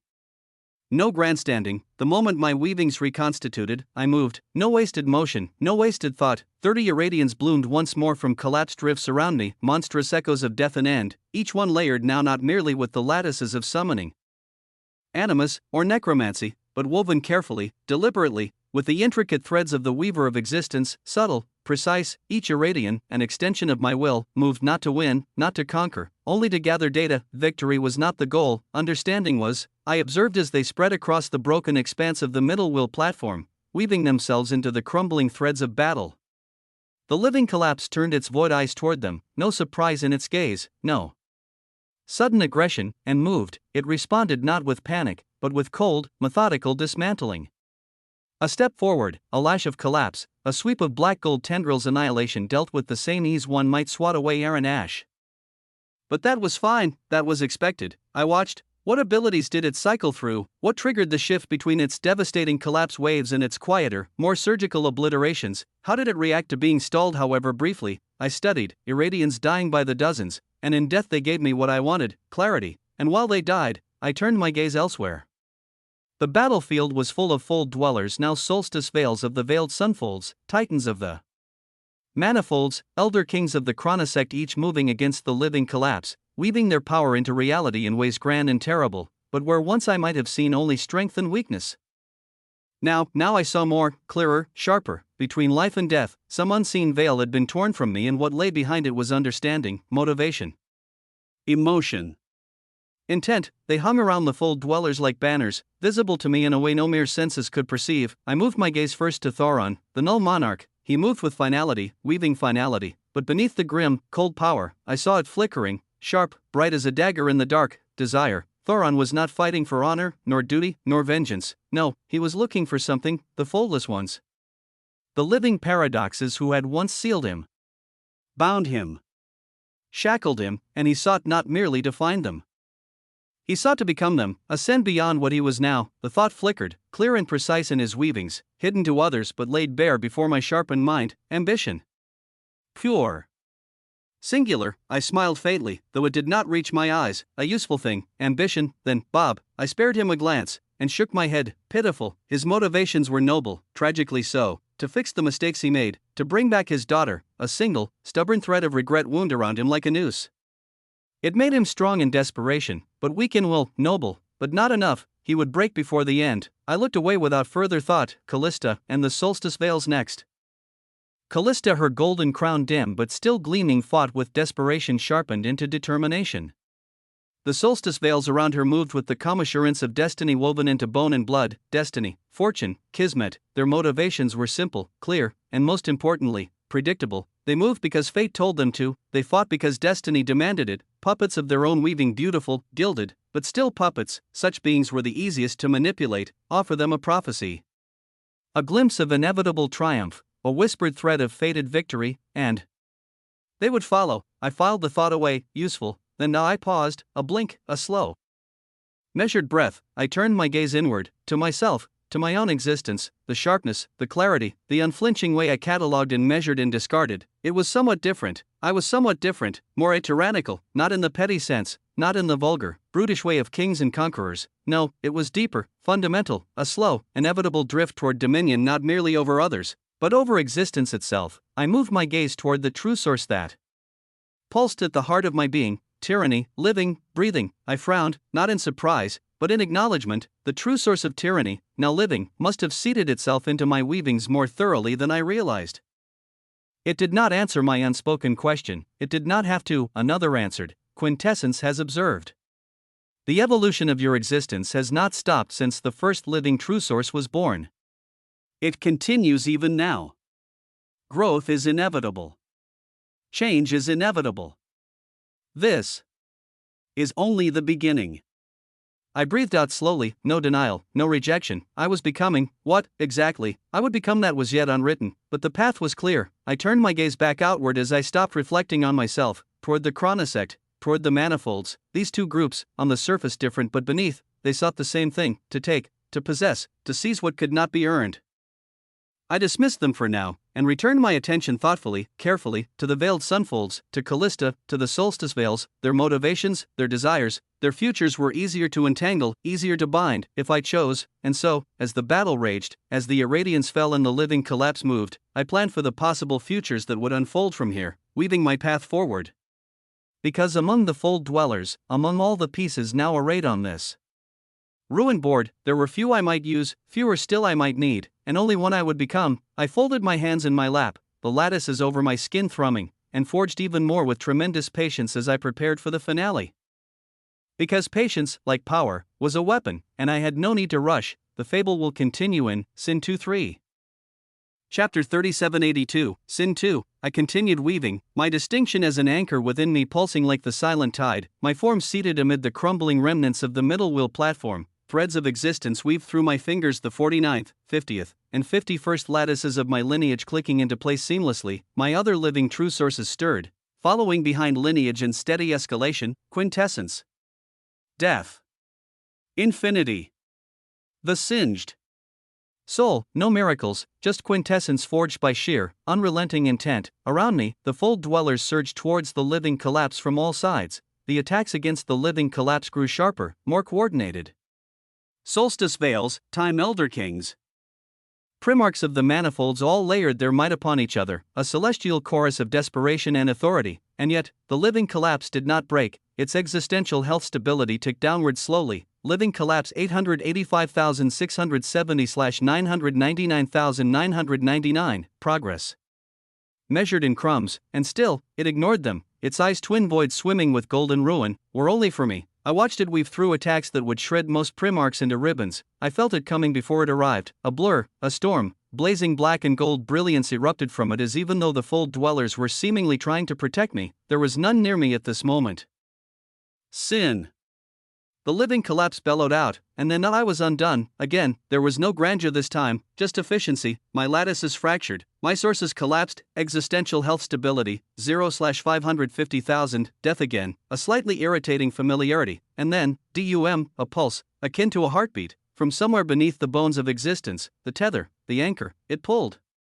And since it was the second time, new set of prompts appeared. Your weavings as an acre are still young and being tested under tremendous strain. 98 out of 100 remaining anchor states are available. It was limited in nature due to being so young. The tether of my existence reformed the shape of me slowly at first. Then with silent confidence, my lattices of paradox surged up like a tide. 72, 74, 76, 81, a warm current surged through me. 81, another limit, and with it, finally, paradoxical resistance 7%. The living true source of paradox hit 81 existential dimensional lattices, and my paradoxical resistance gained 7% to the original 3% to become 10%, and after paradox, my second resurrection brought infinity, quintessence, protagonist, singed, veritarch, Kuklos. And many others. towards 81 existential dimensional lattices, as with each one reaching this height it meant that another one of the true absolute existential resistances also became elevated, temporal, conceptual, dimensional, spiritual, emotive, origin, quantum, law, elemental, all of them, every true absolute existential resistance. 7%. A soft chime of cascading prompts danced across my vision like the laughter of a mischievous system. Resistance summary updated. Paradoxical resistance, 10%. Temporal resistance, 10%. Conceptual resistance, 10%. Elemental resistance, 10%. Law resistance, 10%. Origin resistance, 10%. Quantum resistance, 10%, dimensional resistance, 10%, spiritual resistance, 10%, emotive resistance, 10%, total true absolute. Existential resistance, 100%, I exhaled, brushing away dust from my shoulders that no longer existed. Thank you, I said aloud, my tone smooth as still water. The barest curl of amusement at my lips as I looked directly into the eyes of the living collapse not too far away. It paused, then bellowed, sin. There it was again. I was beginning to grow fond of the word. The next strike was immediate, black gold tendrils of pure collapse roaring down like vengeful prophecy. Fold dwellers moved to intercept. Thoron himself surged upward, his finality lattices booming in a flare of closing fate. My second revival seemed to have made all the powerful primarchs here feel invigorated, as if they found me to be some sort of treasure. But one tendril slipped through, targeted, precise, it screamed toward me. I smiled. This time, I stood. A few hundred lattices flared around me, not of paradox, but of every other true source with their own respective resistance. Quantum, conceptual, temporal. Every single one but paradox contributed. HUUUM. I raised my hand with a bastion of lattices before me. The tendril struck, it met my defenses head on, a thunderclap of crashing lattices followed by a ripple of stillness. Black and gold weavings of collapse bathed me, but only a third of it pierced through. Existential health stability. 385,000/550,000. A mere scratch. The battlefield quieted for a breath. Full dwellers turned, stared. Callista's lips parted, her eyes wide. Kedron's brow furrowed. Alphora's gaze sharpened to a blade. Thoron's endlessly void-like eyes illuminated as he looked at me as if he were looking at a prized treasure. Me, a treasure for others, amusing. The living collapse, for the first time, took half a step back. I dusted my sleeve with one hand, inspecting the tear on my robe with mock displeasure. Well, I spoke out for the living collapse to hear. This sin has become slightly more durable. A beat, then a smile crept across my lips, devilish and unreadable. To be fair, I added, it only took getting killed twice. The words rang out not with arrogance, but with disarming sincerity. Full dwellers blinked, even Thoron paused. The living collapse raised its arm again.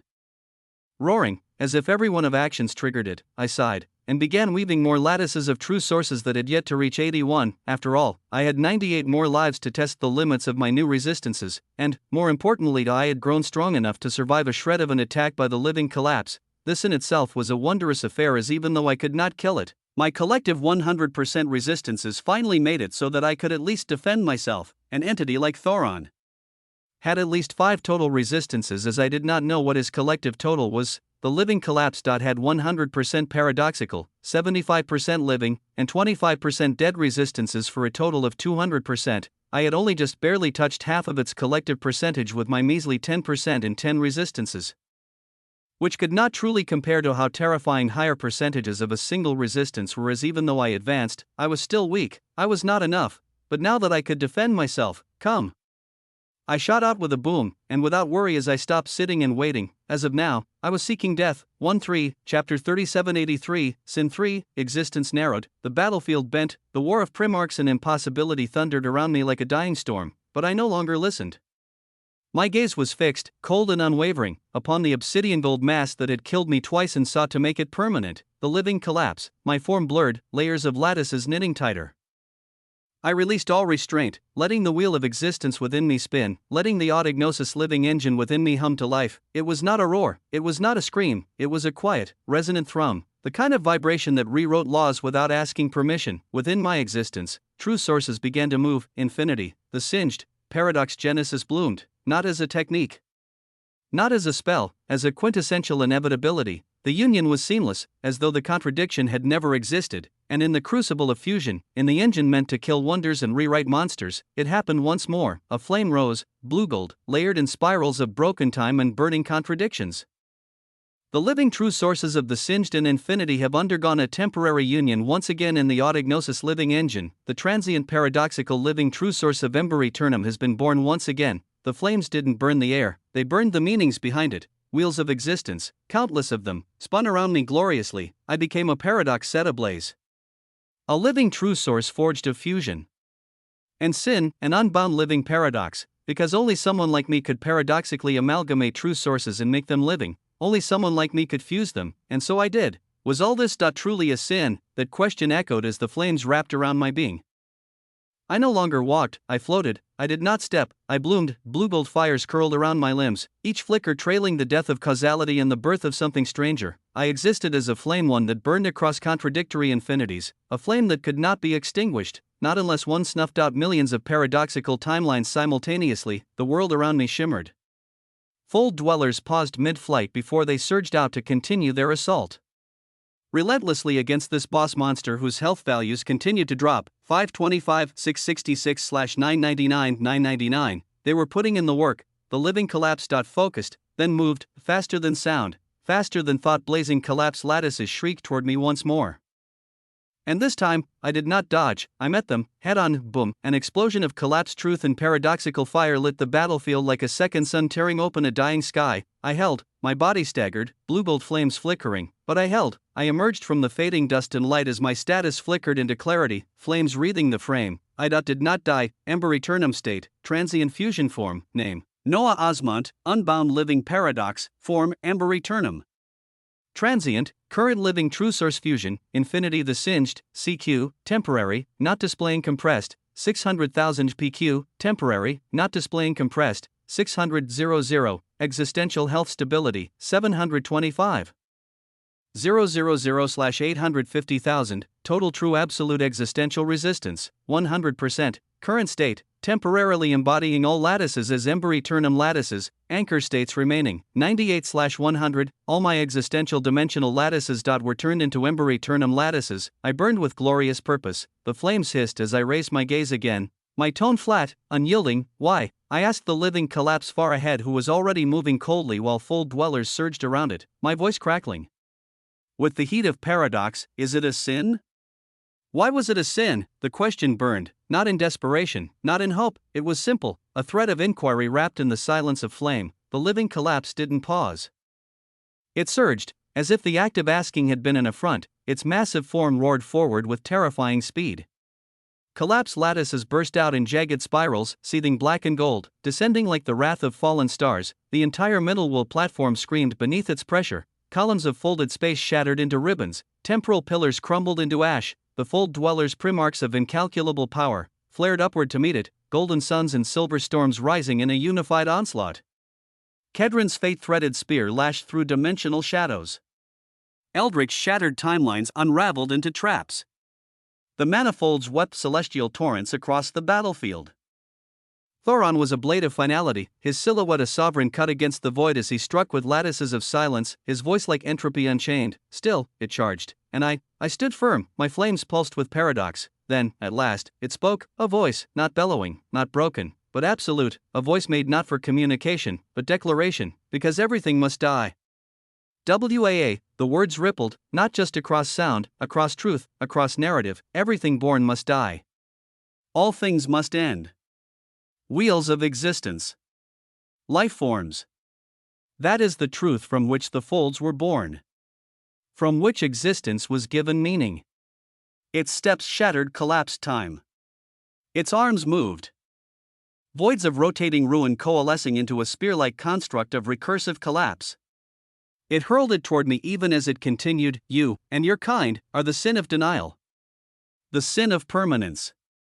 The blasphemy of flame that refuses to go out. You are wounds in the skin of existence. Living paradoxes. You have stolen defiance from death and made it your throne. You break the balance. HUUM, the collapsed spear smashed into the surface of the platform just before me. I twisted through it, my blue-gold flames howling with bending paradox. It grazed past my chest, tearing through several hundred lattices even in this form. Existential health stability, 489,000/850,000, a jagged burn carved into my shoulder. But I did not fall, the words echoed. To anchor oneself in existence is to deny the end. To resist entropy not as a phase, but as a finality. That is the sin. That is why you must die. The sky itself screamed, then, the storm came, from above, from every direction, the fold dwellers struck, paradox erupted searing, blinding. Kismet threads. Mana stream floods. Temporal coils wrapped around the living collapse in spiraling fractals, while lattices from the finality of Thoron carved open causal gaps in its swirling body. I watched, the air fractured, then fell silent, the smoke of paradox cleared, and there it was, still standing, still breathing ruin, but damaged. I blinked, the number updated, living collapse 111,935/999,999, even it could bleed, even inevitability could stagger. I stood taller, blue-gold flames licking across my shoulders, paradox and infinity flowing through my veins like wildfire in starlight. The living collapse had offered its answer, and in a way, it was good. Too good, because for the first time, I believed it might truly think itself righteous. Everything must die, but what if something could survive? What if I could? I smiled slowly, eyes narrowing, not in arrogance, in challenge, because I understood now, to the living collapse, I was not just an enemy, I was a heresy, and heresies. They're never simply defeated, they're erased, but I wasn't afraid, because I wasn't fighting for life, I was fighting for the right to defy its end. Then come, I said, flames pulsing, arms raised, try again. And I launched forward, blue-gold flames igniting the air behind me. Because even if everything must die, I had 98 more chances to teach it why I wouldn't. 2/3, chapter 3784, the tug of the fold dweller's eye. I launched forward, blue-gold flames spiraling behind me like dying stars, my weavings pulsed. My mind sharpened, every lattice, every flicker of paradox roared as I prepared to strike, and then, in the middle of such grandeur and glory, absolute fictional transcendence senses a coming change that vastly changes the current narrative. What? The true source of destiny warns you of an extremely powerful coming change. The living true source of the protagonist curses, the weavings of my existence buzzed. I slowed, not because of fear, but because the air itself shifted, reality paused, across the shattered null cradle of fold-breaking ascension, a voice rippled through the broken fold like a lazy afterthought carried on the wind. Bah. If things were unfolding like this, then I didn't even need to come. Why did those old hags force me to make my way here? A voice, dripping with annoyance, laced with drunken grandeur yet behind it, a pressure that folded time itself backward for half a heartbeat. Thoron, who had been a blade of finality moments ago, instantly stopped mid-strike, his expression darkened and became somber. He pulled waves of finality around himself like a shield as he retreated towards the distant mountain where Bob stood. Those of the manifolds and chronosective thread-bound folds became stern. The fold dwellers from the veiled sunfolds. Their reactions were stranger. Alphara inhaled softly. Kedron froze midweave. The solstice veils all turned, some with relief, some with unmistakable dread, as if they knew that voice, and wished they didn't. Callista whispered it under her breath like the name of a forgotten wonder. Mastershin. The name trembled with reverence and resignation. Then he appeared after his voice had spread out, an old man. Well, not truly, as his dark hair was lustrous and vibrant, his beard majestic, white gold robes swaying, sleeves loose and flowing like faded glory. He stepped out from behind a crack in the folds above, a single gourd dangling from his hand, sloshing rhythmically as he took a lazy gulp. His steps wobbled slightly. Yet the ground beneath him repaired itself with every movement, like existence realigned for his balance. He raised a hand and waved cheerfully toward the stunned fold dwellers. Huh? Why do you all look like you've seen a ghost? Poof. Should I really not have come? His face twitched dramatically, exaggeratedly, as if wounded. One of the solstice veils quickly coughed into his fist. Of course we're happy to see you, Master Shin, he said, voice tight. If you could, please lend us your aid, finally. The old man took another swig and grinned like the sun. That's more like it. A little respect goes a long way, kid. He turned slightly, nodding at Callista, little sun star. You've grown prettier. Still weak, though. Callista bowed low, trembling, her crown of starlight dimming in the presence of the one who even the Primarchs deferred to. Thank you for the compliment, Sifu. A pre-march dot was replying like this towards the newly arriving being, and then, existence hushed, even the living collapse paused. Its obsidian gold form shifting ever so slightly, for the first time. It seemed to hesitate. I narrowed my eyes. This new arrival was different. He wasn't just a pre-march, he wasn't just powerful, he was something else entirely. Unlike all of those here, he had exceeded primarchy, an entity beyond primarchy. I tried to observe him, and failed. Every field, every value on his status panel was replaced with, except for very, very few. Name, Master Shin, Sifu, the Drunken Master. Title, True Source, Gongfu, CQ. Su, PQ.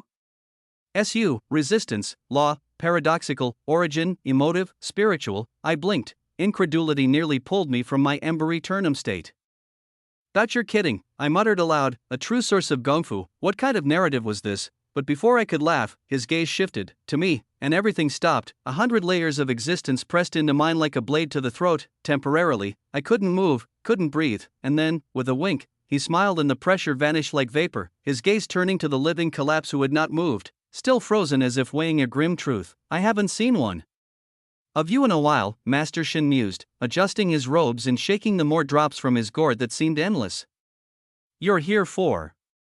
He paused. The living collapse said nothing, then its void-filled eyes turned slowly toward me once more. "I am here for the sin." Its voice was cold again, absolute, the sin of refusal.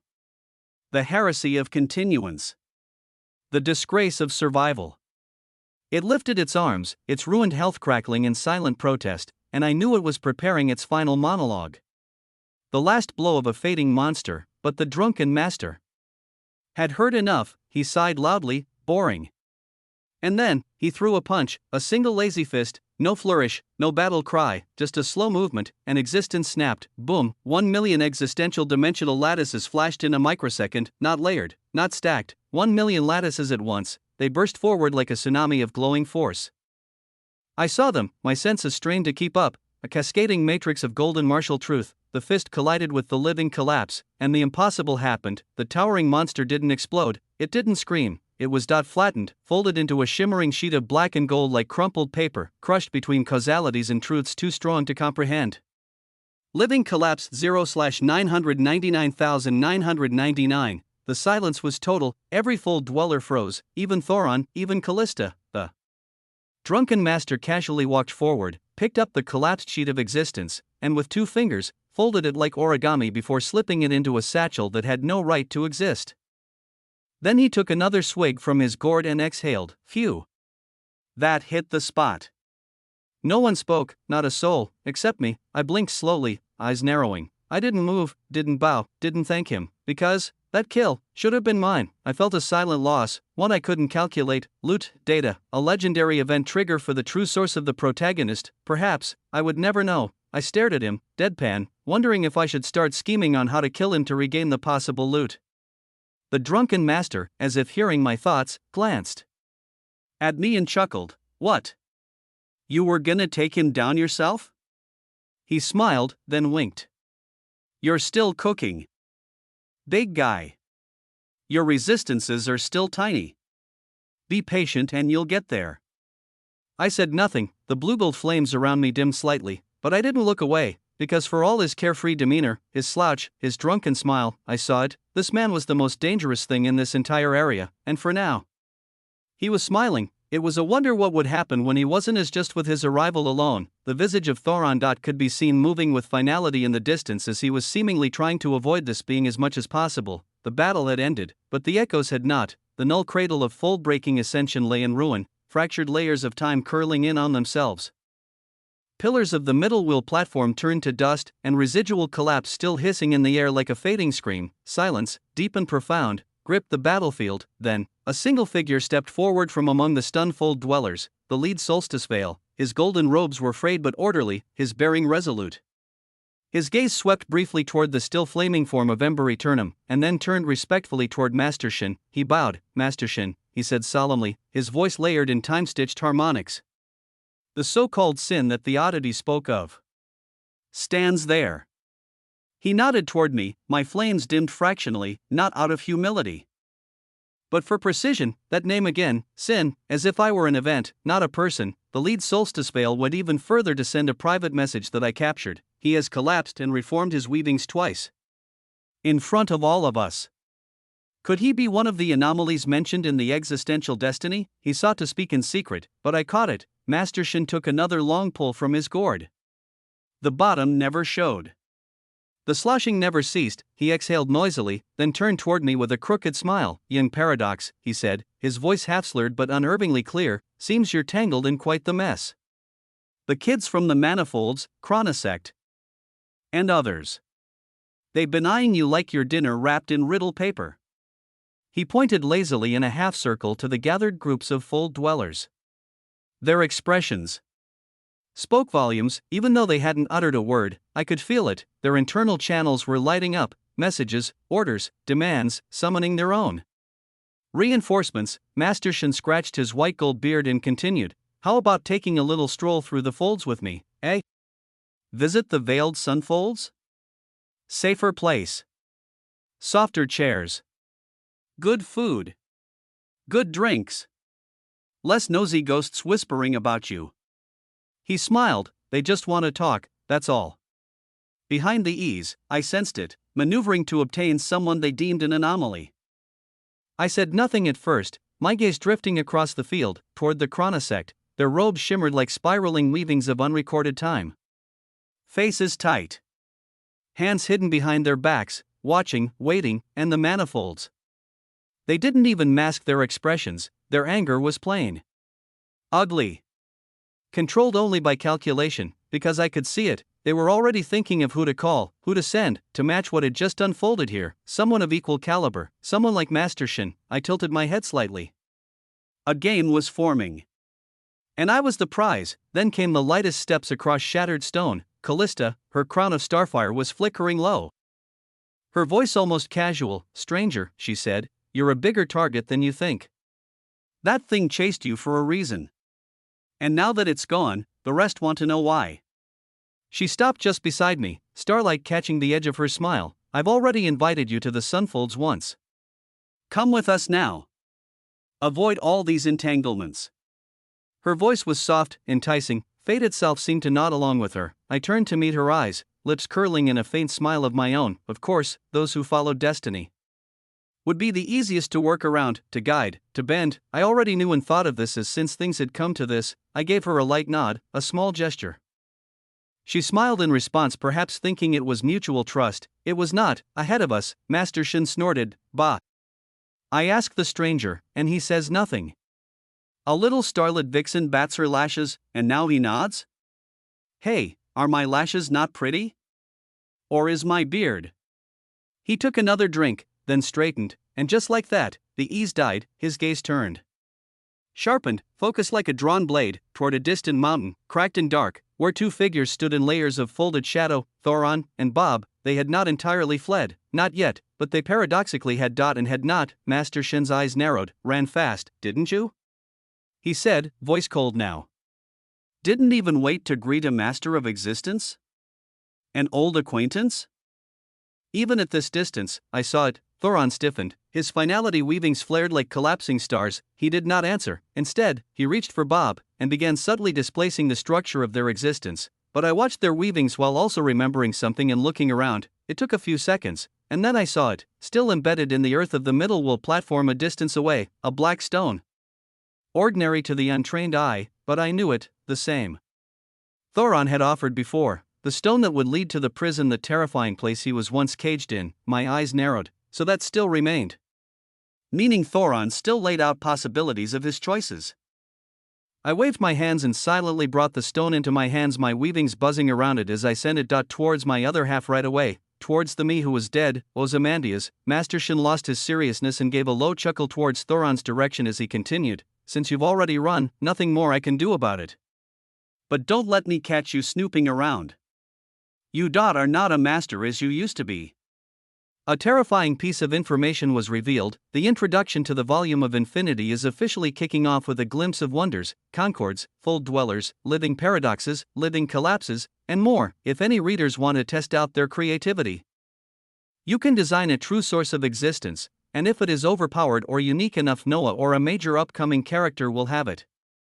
You can comment here or on Discord under the privileged spoiler channel. The first-person POV will shift to eventually settle back to third-person POV. Chapter 3785, The Tug of Fold Dwellers 2, Master of Existence. It seemed more like a title than the distinction of the stage above Primarchy, but it was there, and Thoron was one such being. Before being jailed, and absolute fictional transcendence is being placed under great strain with the convergence of multiple fables. Oh, I looked within the depths of my being that told of my own fable. The authority was buzzing with possibilities as it continued. Absolute fictional transcendence has been elevated from the rise of the true sources that support it, and deems it necessary to continue narrating your fable under your supervision, but incorporating differential fabled viewpoint to constantly be aware of other viewpoints. You will be able to obtain limited information at all times, and if your understanding of certain entities become high enough, they can be bookmarked for more possibilities. Shall the fable continue? A question was asked of my own existence. I looked all around me, at the complex entities whose fables sought to interact in conflict with mine. If the elevated authority of absolute fictional transcendence could exceed its current wonders while giving me understanding of others, even in a limited sense, I had no issue relinquishing the narrative, so, go all out. I gave my permission, and the fable will commence. The shattered null cradle of fold-breaking ascension was anything but silent. The buzzing of authority weaved all around as Noah turned towards Master Shin and nodded. To the veiled sunfolds it is then. A choice was made. Master Shin smiled brilliantly while taking another gulp from his gourd. Noah stood on the fractured remains of what had once been one of the grandest wonders of the folds. Shattered lattices flickered faintly beneath his feet, echoes of infinite compression humming low like a chorus that had forgotten its own tune. Ahead, the paradoxical end platform hung tilted in broken suspension, its swirling weavings undone, reduced to deadlight. He hadn't even set foot on it, not once, and yet it was decimated by a single living collapse. His gaze lingered on the fragments for a long moment, the gears behind his eyes quiet. This was the weight of their existence, those who had shed their narratives and become paradox incarnate. Foldless ones. Living paradoxes. Entities not bound by cause or effect, death or fate. What he invited just by doing something similar to the foldless ones was this heavy.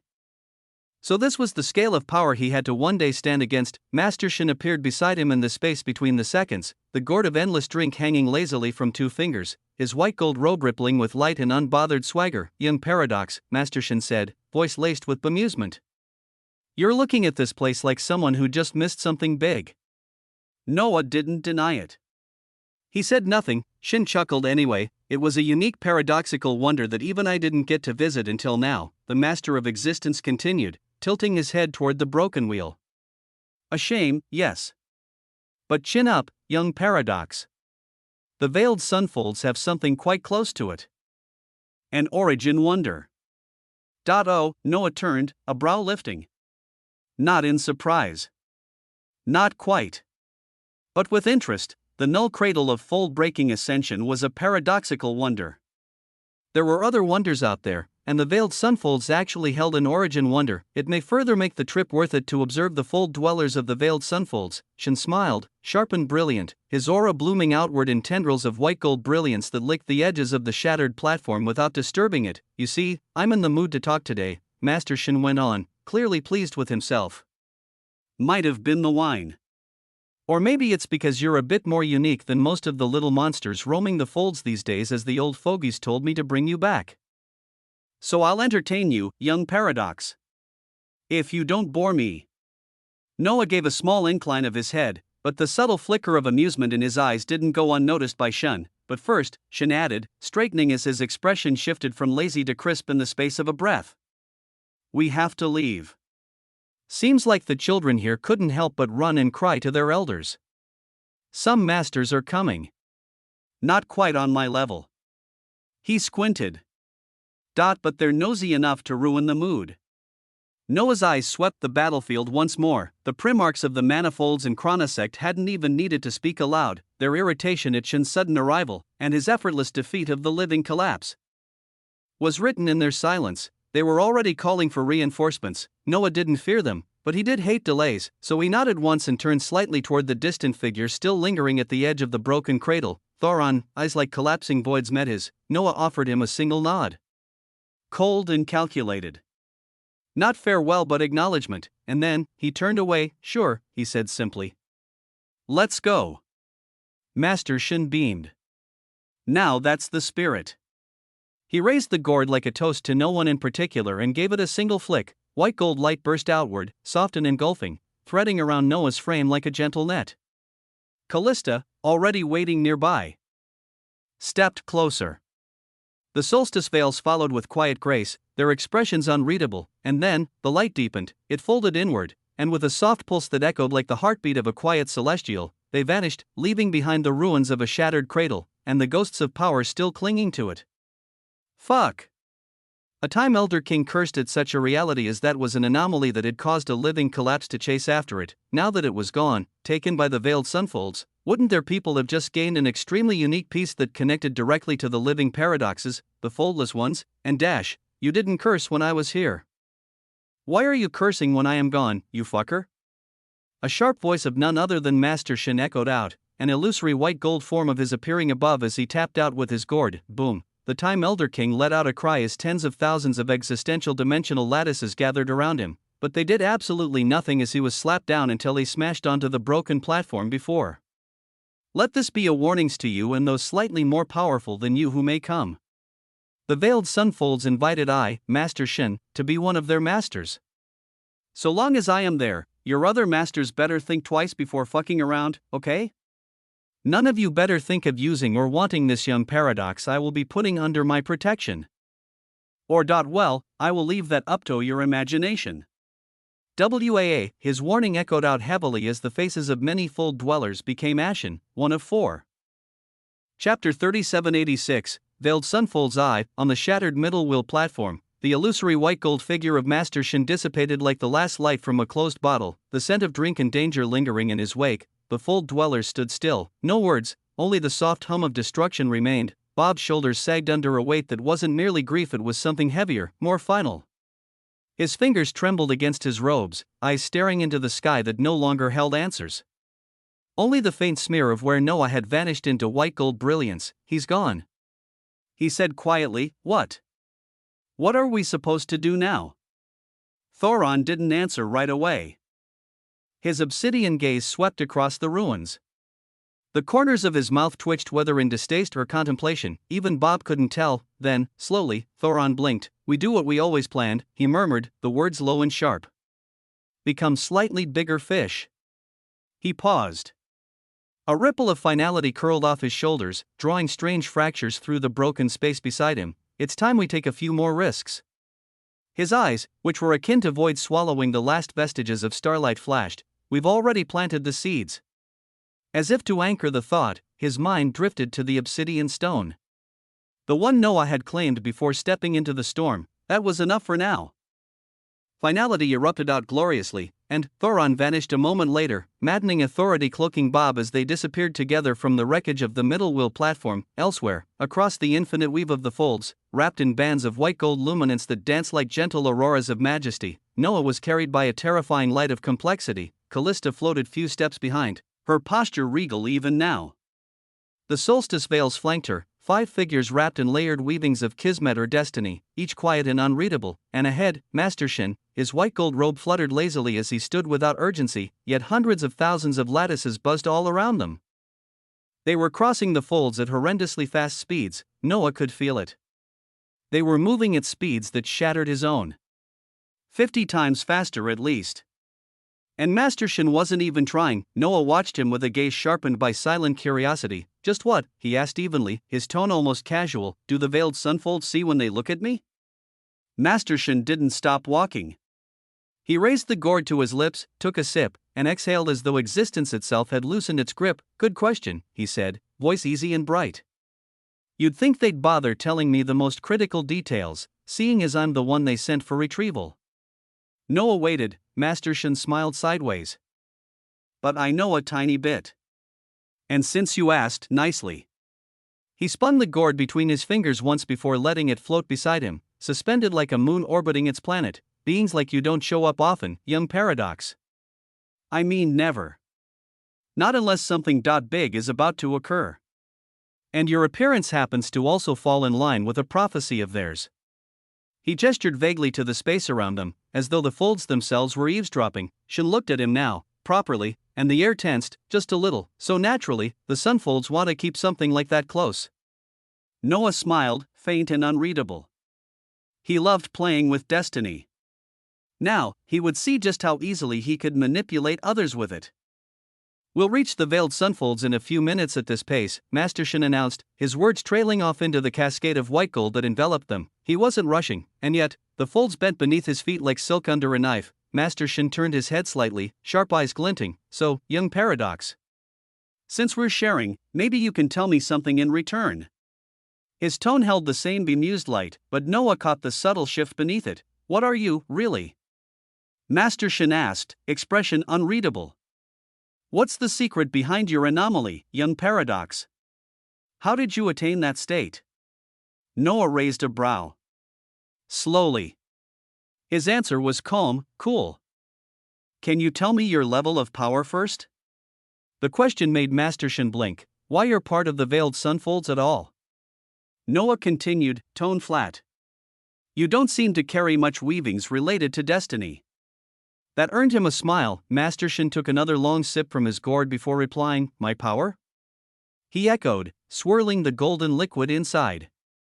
"Well, the proper term is Originus Venerant." Originus Venerant, a term that hummed with raw finality, not just above primarchy, but beyond it. "Of course, they also call us masters of existence," he said casually, as though talking about the weather. Bit dramatic, but it fits. His white gold aura pulsed softly, subtly reinforcing the point.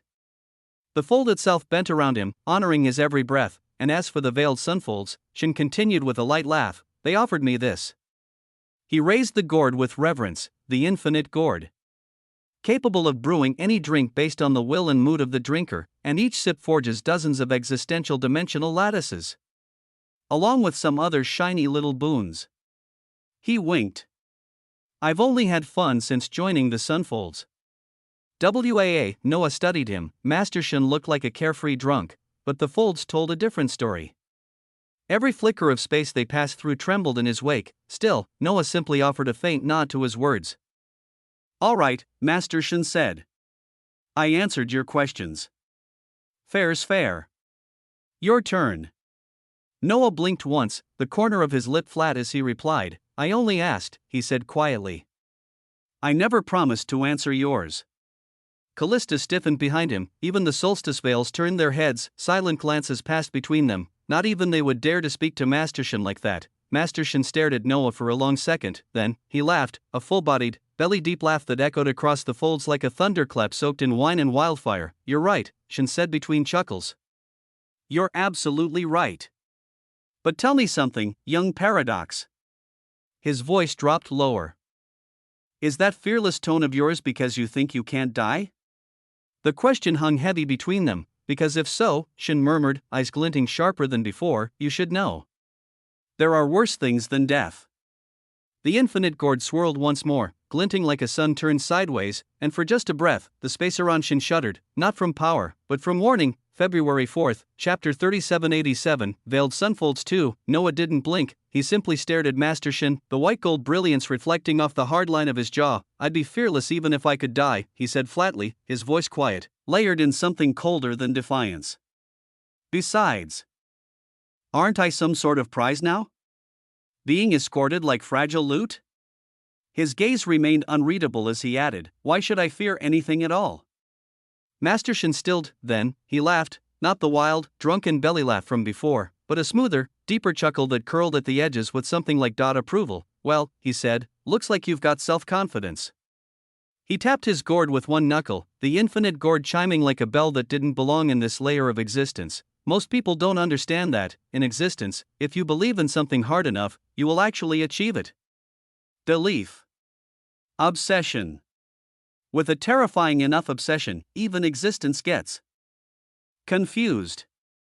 He smiled mysteriously, white gold light playing across his eyes like mischievous stardust. "If you're that confident in what you seek, if you obsess over it constantly, you'll probably find it. Or make it." He gestured vaguely with the gourd. "All right, young Paradox. You're officially among the very, very few I find pleasant enough to converse with." Then, smiling wide, he added, "Rejoice. Noah didn't rejoice, but he allowed the faintest twitch of amusement to settle at the corner of his lips. That was enough. The folds around them began to shift, buzzing, then growing warmer. The obsidian black, paradox-stitched horizon they traveled through began to fade. Collapse folded in on itself. Crimson-white folds bloomed. Light bled across the infinite weave like fire through silk. Callista breathed out beside him, her eyes shining softly as the heat brushed against her face like an old friend. "It's good to be back," she murmured. Then, turning toward him, she said with a smile, "I told you about the glory of the sunfolds before. But to see them is something else." Her shoulder brushed his as she passed, floating closer to Master Shin, who let out a loud harumph as he took the lead. White gold light billowed from his robes like storm-slicked clouds, his body humming with effortless might as they accelerated once more. Existential dimensional lattices spiraled and danced. Thousands, hundreds of thousands, until they began to slow, and finally fade. The veil of space lifted, and before them, it unfolded. The veiled sunfolds, a breathing work of wonder. Noah's eyes narrowed as he took it in silently, sharply. At the edge of this sacred region sat a massive crimson wheel of existence, titanic and alive, its surface churning like blood stirred with liquid gold. Surrounding it were scorching white gold folds, radiant with heat and destiny, woven with impossibilities too grand to think of. These white gold folds seemed to stretch out all around endlessly, and all around, trillions of dead suns. Their corpses glimmered like shattered promises, drifting between weavings and scars of time. Massive relics of old wonders twisted through the void. There was the wheel of existence outside with no gateways where they were at, but the wheel was not alone. Crimson gold bridges extended outward like veins of glory, connecting to massive infinite ravine gateways, each one a towering white or crimson arch the size of an omniverse suspended above the folds like gateways between stories. Every ravine gateway led to another living wheel of existence, some close, some distant, some shattered and dead. Among them were dead wheels that still bled ghostlight into the folds, watched over by strange crystalline sentinels in silence. But at the center of it all, at the center of this chaos and blazing structure stretching out endlessly, was a Sunday, not just any sun, a veiled Sunday, massive, radiant, glorious. Its size dwarfed all else. Larger than 5 wheels combined, it floated at the very core, pulsing like a heart whose beat dictated fortune itself. Its light did not blind, it was contained, harnessed, and veiled, yet undeniable. Callista hovered beside Noah, her eyes reflecting the golden sun in full. She smiled, threading every word as she whispered, "That is our veiled Sunday, HUUM, they arrived." The instant their feet touched the white gold threshold of the sunfold's perimeter, the atmosphere snapped. Space folding and unraveling like it wasn't meant to hold what now stood within it. Distortion, not from travel, from presence. A dozen beings stood in wait moments after they arrived, waves of lattices blooming heavily, clad in regal lattices of gold and crimson. Each one carried themselves with the solemn weight of inevitability. 12 primarchs, every one of them of solstice veil caliber. Noah's gaze flickered across their forms, their existences shimmered with the faint outline of authority, and before he even summoned it, his absolute fictional transcendence and weaver of existence began displaying what information it could parse. The panels rose. Name, Solstice Veil Nyrith. Title, Seraph of Star-Woven Promises. True Source, Oaths, CQ, 959,400 SU, PQ, 911,250 SU. Resistance, Origin Resistance, 95%. Name, Solstice Veil Dravian. Title, Pale Scholar of Sealed Tomorrows. True Source, Fortune, CQ, 932,000 SU, PQ, 958,100 SU. Resistance, Conceptual Resistance, 94%. A few more stood behind them, all veiled in light and silence, their bodies flickering with dormant power, their eyes locked in unblinking on him. But they weren't the center, no, the one they flanked. She was, a woman stood ahead of the 12, adorned in loose-flowing robes of crimson silver laced with what looked like blazing destiny threads that bent around her rather than clung to her. A quiet, calculated fury rolled from her skin like thunder still caged behind clouds. Noah's pupils narrowed the moment he saw her, a power that reverberated close, not quite equal, but eerily adjacent to Master Shin's, another master of existence. Noah tried to scan her. Name, title, true source, destiny, CQ? PQ, resistance. Not even absolute fictional transcendence could breach it yet. Her eyes were sharp-cut obsidian, crystalline in their coldness as they swept across him. Her tone wasn't a question when she spoke, it was a verification. You are the unbound living paradox? Her voice was like glacial steel. Noah didn't flinch, he didn't speak either. Instead, he tilted his chin, the barest incline, letting silence speak for him. Master Shin, of course, stepped forward with a sigh. Do you always have to be so unfriendly? he drawled, taking a leisurely sip from the infinite gourd. Seriously. You'd think after ascending past primarchy you'd develop something akin to charm. And this guy is the one you want a favor from, right? The woman harumphed, friendly? She echoed, her voice clipping the word like it was distasteful. In times like these? She turned fully to face them all, white gold folds flaring faintly behind her. I came in a hurry because that thing is beginning to stir. And if the prophecy holds true, and anyone other than that which is closest to the living paradoxes meets its gaze first. She paused, sharp silence followed, then she finished, catastrophe will befall.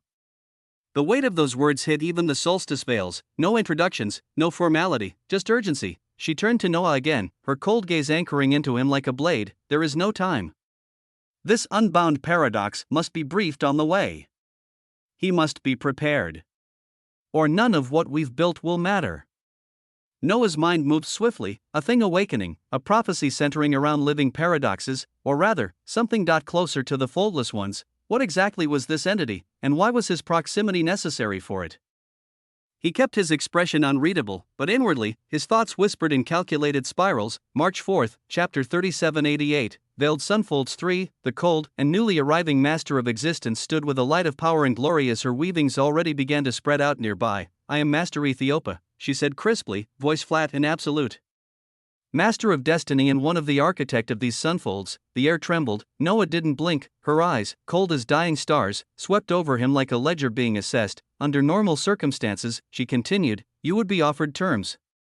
Compensation fitting of your distinction. A faint pulse flickered in the golden weavings wrapped tight around her body as existential dimensional lattices of destiny buzzed.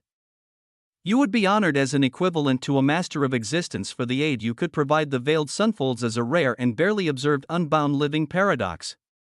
Another pause, then, but these are not normal circumstances. Noah said nothing, the folds of his cloak whispering in the windless surroundings. We are in a bind, Ethiopia admitted, irritation threading through her otherwise perfect poise. So, you'll be filled in as we go.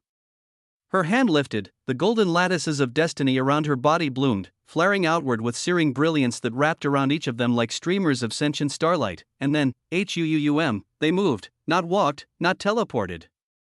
They delved, their bodies turned into streaks of blinding light as they pierced into the nearest crimson wheel of existence, vanishing from the burning folds of the exterior and entering one of the heart of the sunfolds. The moment they began descending, Noah's voice drifted through the motionless light, calm and filled with a quiet tyranny. So what is this prophecy? He asked, his gaze sliding toward Master Shin, who was floating beside him like a man on a lazy river. The one you all seem so skittish about. And what exactly do you think I have to do with it? Master Shin yawned dramatically. He looked over at Noah with a smirk, curious? He mused. But I don't normally do long sermons. That's Ethiopia's thing. He stretched his arms behind his head, then let his voice fall as he continued, still, this little prophecy was interesting to me as it seemed less cryptic than the others ones they have whispered about before. Let's see, how did it go? He lifted his gourd, took a lazy sip, and then spoke out seriously, when the folds quake and the null bleeds anew, a shadow once silent shall rise in view, powerless yet powerful enough for catastrophes anew, an anomaly born outside pattern and thread, shall walk where the living paradoxes once flew, its birth is a blaze, its silence a bell, the sunfolds will burn or they'll shine too well, for brilliance to rise and survival to bloom. That which is closest to the living paradoxes must meet its gaze, the young paradox must take challenge, a null wonder breaks in tears in two, a child of the sun within will point the view, and there, the young paradox shall be, for the glory of the sun, and what is yet to see, the folds around them pulse like they recognized the words.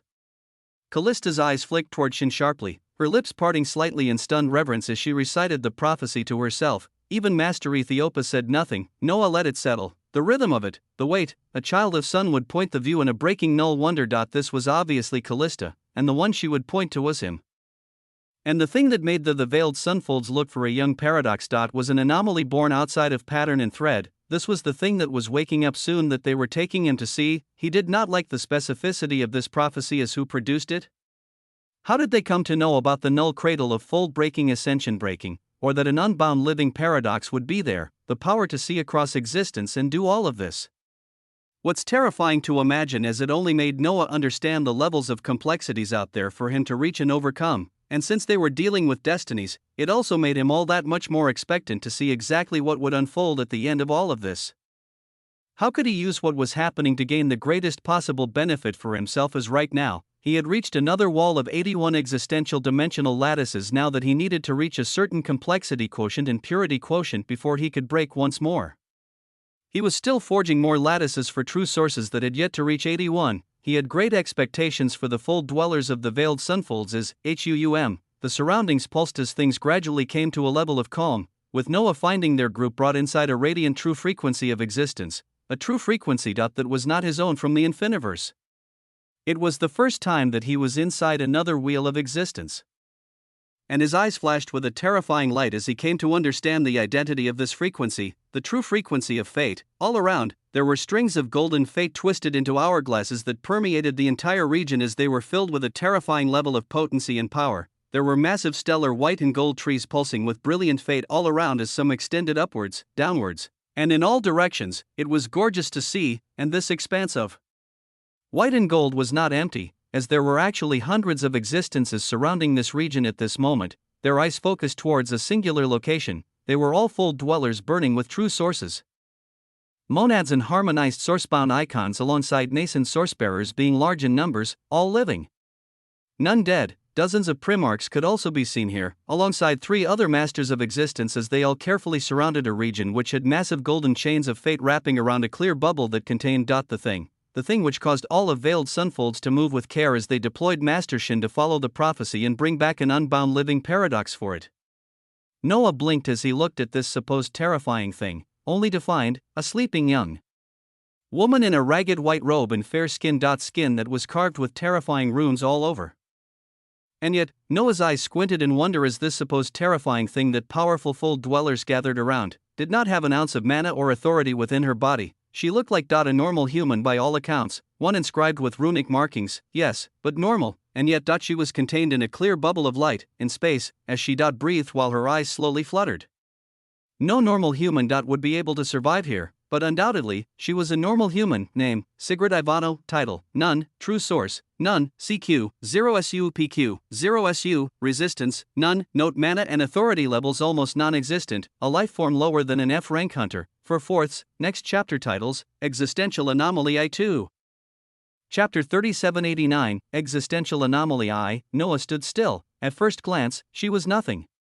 A pale-skinned girl in a tattered white robe, hair splayed like threads of moonlight, lips parted with the rhythm of sleep. Her presence was unmarked by authority, untouched by mana, devoid of any tangible pressure, but it was a lie, a beautiful one. His eyes narrowed, cold and clinical, no fluctuations, no resonance, no fields of power humming beneath her flesh, and yet, the runes, they were everywhere. Carved across her limbs, her chest, her neck, spiraling upward gloriously, at first glance? They were meaningless. Decorative, but Noah focused, and the deeper he stared, the more the silence in his mind began to ring. His thoughts buzzed with pressure, not from her, but from the runes as he felt a resonance he could not quite explain, because runes weren't just patterns, they were a language.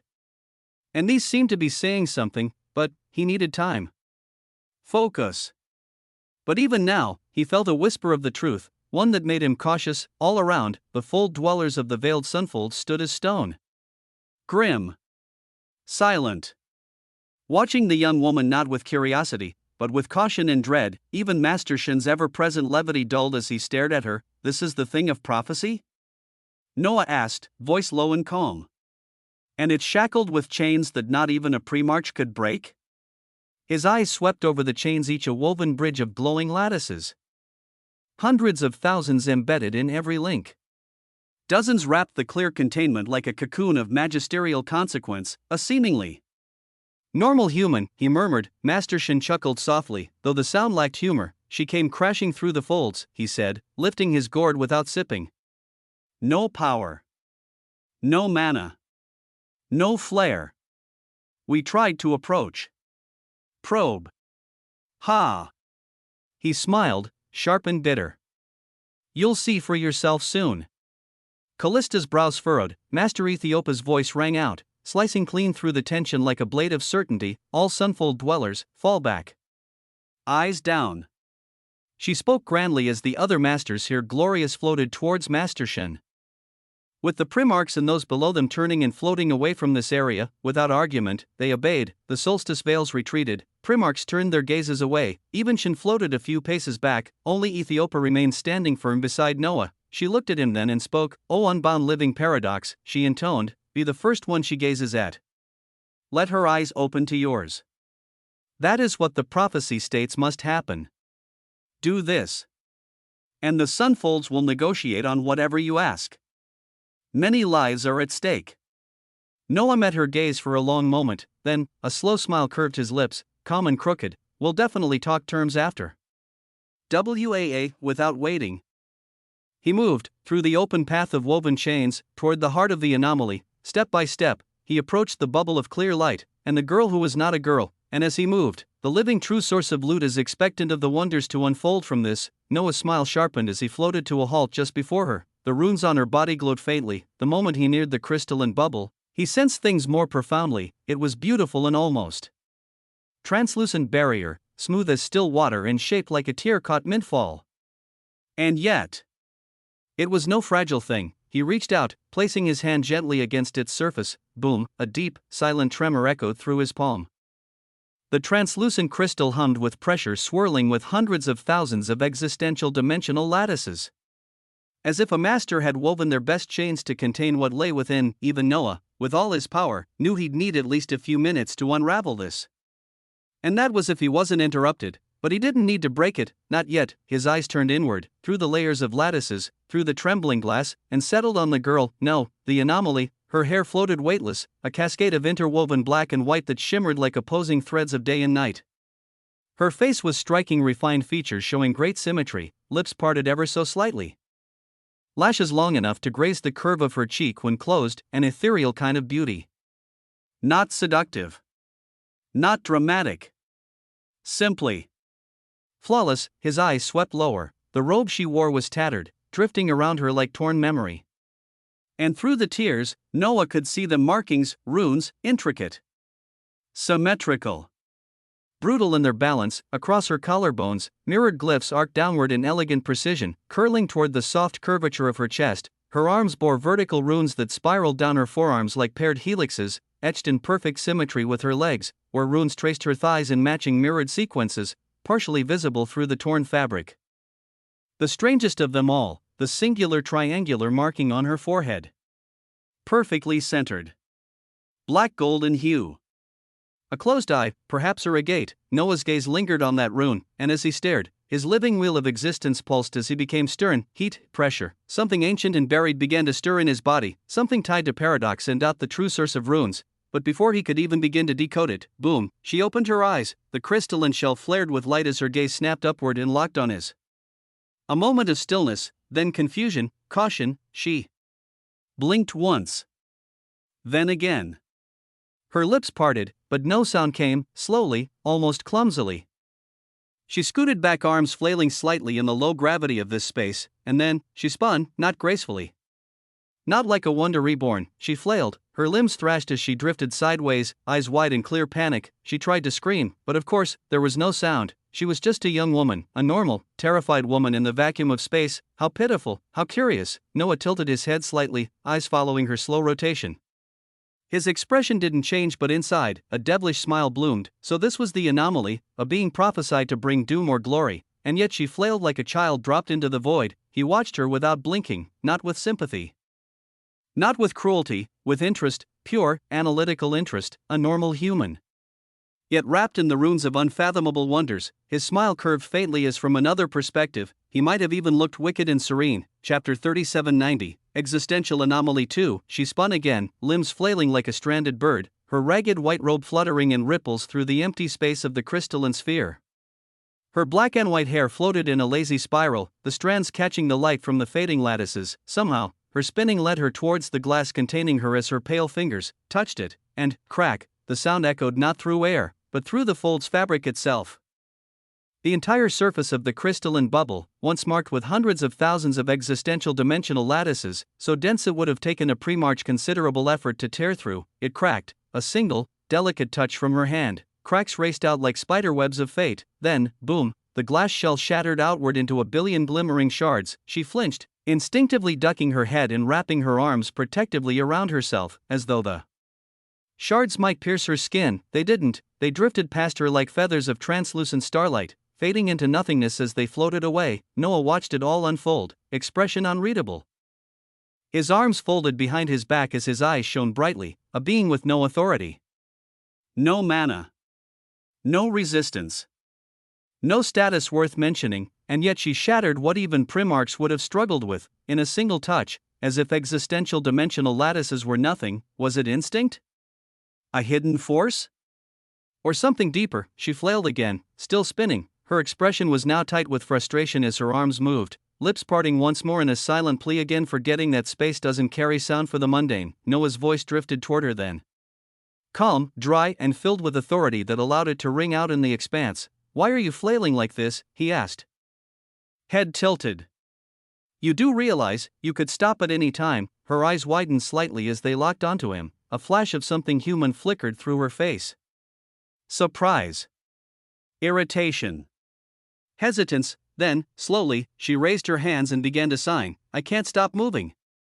Can you, please help?" Even the way she signed was cautious, her eyes not leaving him, her body coiled like a trapped animal, unsure if the hand reaching for her would strike. Noah looked at her, his gaze faintly curious now. This anomaly, a blank slate of existence wrapped in paradoxes. She had no power, and yet power bowed in her presence as what she had just done should not be possible. He considered the implications. What it would mean if his hand touched her, if there was a reaction. There was only one way to find out. No light flared from his hand, no authority surged. He simply moved forward and reached out. His palm settled gently on her head. Her spin slowed, then stopped altogether as her body leveled out, finally floating upright in space. He moved his hands to her shoulders next, holding her steady. Her breath came in shallow bursts. Her gaze darted across the space around them, and she saw chains, thousands of them, thick bands of golden fate, stretching across the shattered space and locking it into stillness. Her eyes followed the curves of the massive links, the shimmering expanse of folded brilliance that surrounded them. Then, she looked at Noah again, deeply. As if trying to read something she didn't understand. Then her hands moved again. "Where am I? What is this? Who?" She hesitated on the last sign, as if catching herself. A pause. Noah's devilish smile returned. He tilted his head ever so slightly, his tone light but laced with something more dangerous beneath. "Let's start somewhere simple," he said. "Why don't you tell me who you are, so I better know how to help you?" The moment hung between them, and then, she blinked, her brows furrowed, a shadow passed over her expression. Then slowly, her hand rose once more, pressing gently to her chin as if she was thinking deeply. She pressed harder, eyes narrowing in frustration, then her hands moved once more in resignation. "Can't remember." Noah's gaze sharpened, his smile didn't fade. A being who did not remember her name. No source. No memory, but the runes etched across her skin hummed with secrets. She froze after what she signed. The air, though technically non-existent in the vacuum they floated within, seemed to still around her as her fingers dropped. She could not remember her name. Her lips parted faintly, eyes widening, disbelief creasing her brow. Noah's eyes narrowed slightly. "What do you remember?" he asked, his voice even, cutting through the stillness. Her hands moved slowly. Hesitantly. I remember, but the signs ended there." She stared down at her own trembling hands, then looked up with eyes that were no longer just lost, they were scared, and furious of the void inside her mind. Noah observed the expression that passed across her face. It was not weakness he saw, but the beginning of resolve. Still, she was disoriented. Anchorless, he spoke softly. "Your name," he said, "is Sigrid Ivano." Her gaze snapped to his. The triangular rune on her forehead pulsed gently, like it had hurt him too. "Sigrid." Her mouth moved as if tasting the syllables. Silent, of course. There was no sound here. No vibration of molecules, and yet, she mouthed it again. Clearer. "Sigrid Ivano." Her eyes lit with faint recognition. Not full awareness, but a hint of familiarity flickering at the edges of her blank canvas. She signed again, quickly now. "That name, it feels familiar." She blinked, then paused, fingers hesitating before moving again. "Who are you?" Noah didn't rush his answer, he simply looked at her, then said the name slowly. "Noah." Noah Osmont, and right after that, the fold trembled, not because of his words, but because something else was moving. Golden chains of fate surrounding them began to stir. Massive links, each one filled with hundreds of thousands of existential dimensional lattices, shifted like serpents stirring in their sleep. Their creaking groan echoed across the space like the whisper of inevitability returning from slumber. Then, figures began to emerge, Master Shin, relaxed but no longer smiling, Master Ethiopia, cold and commanding, her gaze as sharp as destiny unraveled, a few other masters of existence, primarchs followed behind them, and solstice veils, monads, all arrayed like a tribunal around her. Sigrid, dozens of fold dwellers now surrounded them with folded arms, brilliant true sources burning along their skin, their expressions a blend of awe and caution. Sigrid's eyes widened in alarm. She reflexively scooted back, spinning for a moment before reaching out and grabbing Noah's robe with both hands and clinging to it tightly. She looked around, at the celestial gathering that now loomed around her, then sighed again, desperately, just what is going on? Her hands trembled. This was no act. Whoever she had been before, whatever force had shattered that containment, this Sigrid Ivano had no memory of it. Noah looked at her calmly, at her cautious grip, at her wide eyes, and deep within, behind his unblinking gaze, he calculated. So many variables, so much potential, and no memory meant a mind ready to be filled. A calculating smile curved the edge of his lips, because whatever she was, he had just gained first access, and in this game of wonders, first access could mean everything. Chapter 3791, Runes. The golden aura hadn't fully faded when Sigrid flinched. All around her, titanic chains of golden fate were humming with intensity, as if sensing the proximity of another power trying to rewrite the script. She huddled closer to Noah, glancing around warily at the many primarchs, solstice veils, and fold dwellers who had materialized around them in radiant bursts of true source brilliance.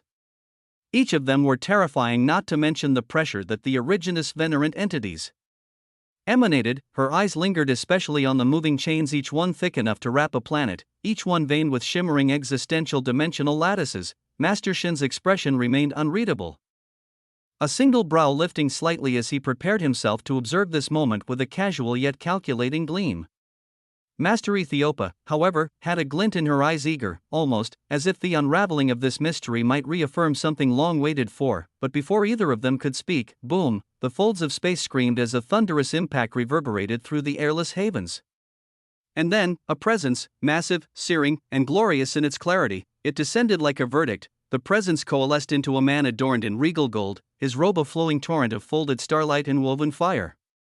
His hair, spun from golden threads, curled and twisted like living serpents around his head, reacting to the very frequency of his emotions. Each strand of flesh shimmered with densely packed existential dimensional lattices, numbering in the hundreds of thousands, each one singing the song of authority. Master Shin let out a short breath through his nose of annoyance. Master Ethiopia's brow furrowed immediately. Such an important affair occurred for our veiled sunfolds, the newcomer said coldly, and you did not think to alert me, Master Ethiopia? His voice was heavier than booming thunder. Noah narrowed his eyes slightly, his gaze turning to observe the man more carefully. A stat panel rose before him with many question marks, but it did have a name and distinctions. Master Hannibal, one of the rare beings who held the title of Sunfold Master, a prized guardian of the veiled sunfolds. A rank only a select few originous venerants ever attained here. Ethiopia didn't flinch. You were preoccupied, she said crisply. And this is a sensitive matter. The words were both respectful and pointed. A truth, and a barrier as it seemed. There was a hidden history here others were not privy to. Master Hannibal snorted, dismissing it with a wave of his sleeve as his golden eyes slid toward Sigrid and locked on. She is the anomaly. He spoke the words like an accusation, the one that brought about prophecy and disruption. Something this crucial should have been handled immediately. If I had been informed, I would have already dissected her existence down to its roots. Dissected. Sigrid froze, then took a full step behind Noah, eyes wide and wary, her fingers digging lightly into the fabric of his robe that was made of his energy and authority, his robe that even a monad would not be able to get past or wrinkle. And yet, she was nearly tearing his robe, her fair hands that held absolutely no authority. Noah's eyes buzzed silently. She lifted her hands again and signed, haltingly but firmly, what the hell is he talking about? I'm not bringing any destiny or disruption. I don't even know who I am or how I got here. Her eyes swept the gathered crowd. Wary, frightened, but still sharp, she wasn't a fool. Even without memories, Sigrid could sense the danger in the way they looked at her, their awe, and their fear. Would it be all right? Master Ethiopia's voice came, gentle but serious, if we examined you directly? I would only need to touch your hand. When we tried last time while you were unconscious, we were less than successful. Noah's eyes flicked toward Master Ethiopia, who floated over slowly. Even Originus Venerant level beings couldn't approach her without complications. Fascinating. No wonder she shattered containment glass laced with hundreds of thousands of lattices by merely brushing her fingers against it. Noah looked at Sigrid. Her eyes had returned to him. There was hesitance in them, caution, but also a budding trust. Not because he had earned it, necessarily, but because he was the only one here who hadn't looked at her with terrifying eyes or treated her like a volatile experiment, and his figure was the first one she saw as he even knew her name. He was the only thing here that might know anything about her. She signed again. Should I? Her fingers moved slowly. Is it safe? Noah was about to reply. He had already decided to advise her to allow it, but, why ask permission for something this critical? A rupture of golden light bloomed behind them. Master Hannibal moved. Instantly, the space between them folded like paper, and in less than a heartbeat, his form shimmered into place directly behind Noah and Sigrid, his palm already outstretched reaching for her arm with clinical coldness, and he hadn't asked, not for permission, not for forgiveness, just acted. Stop, Master Ethiopia's voice thundered with authority and shock, but it came too late. Master Hannibal's form was already surging forward, the folds parting before him. As his golden-robed figure appeared like judgment incarnate, hand slicing through space towards Sigrid with razor precision, even Noah, already watching with cold calculation, couldn't react in time. He could only observe. The golden hand was mere inches away from Sigrid's skin, and then, she moved, not out of strategy, not with power, but with fear, a reflex. Her right hand rose in front of her, palm turned outward in a weak attempt at defense. A simple motion from a young woman who looked like she could barely stand in zero gravity, and in that instant, boom, a terrifying impact reverberated outward. Space didn't explode, it folded inward, crashing in on itself like glass under celestial pressure. Master Hannibal's figure was launched backward like a cannonball, his body spinning wildly as golden lattices around him shattered, combusted, and disintegrated in the blink of an eye. Hundreds of thousands of existential dimensional lattices, carefully forged over eons, decimated. In that split nanosecond, Noah saw it all. He had watched reality slow to a crawl under the weight of his perception. The moment Hannibal's hand grazed hers, the force that burst out wasn't offensive, it was protective, calm. Pure. Absolute, but its scale was absurd, a force that not only matched, but overwhelmed a being of Originus Venerant caliber, and it had erupted not from rage or intent, just from her skin refusing to be touched. Master Hannibal smashed into the far reaches of the true frequency of fate, streaking across golden clouds and massive stellar branches like a comet crashing through prophecy.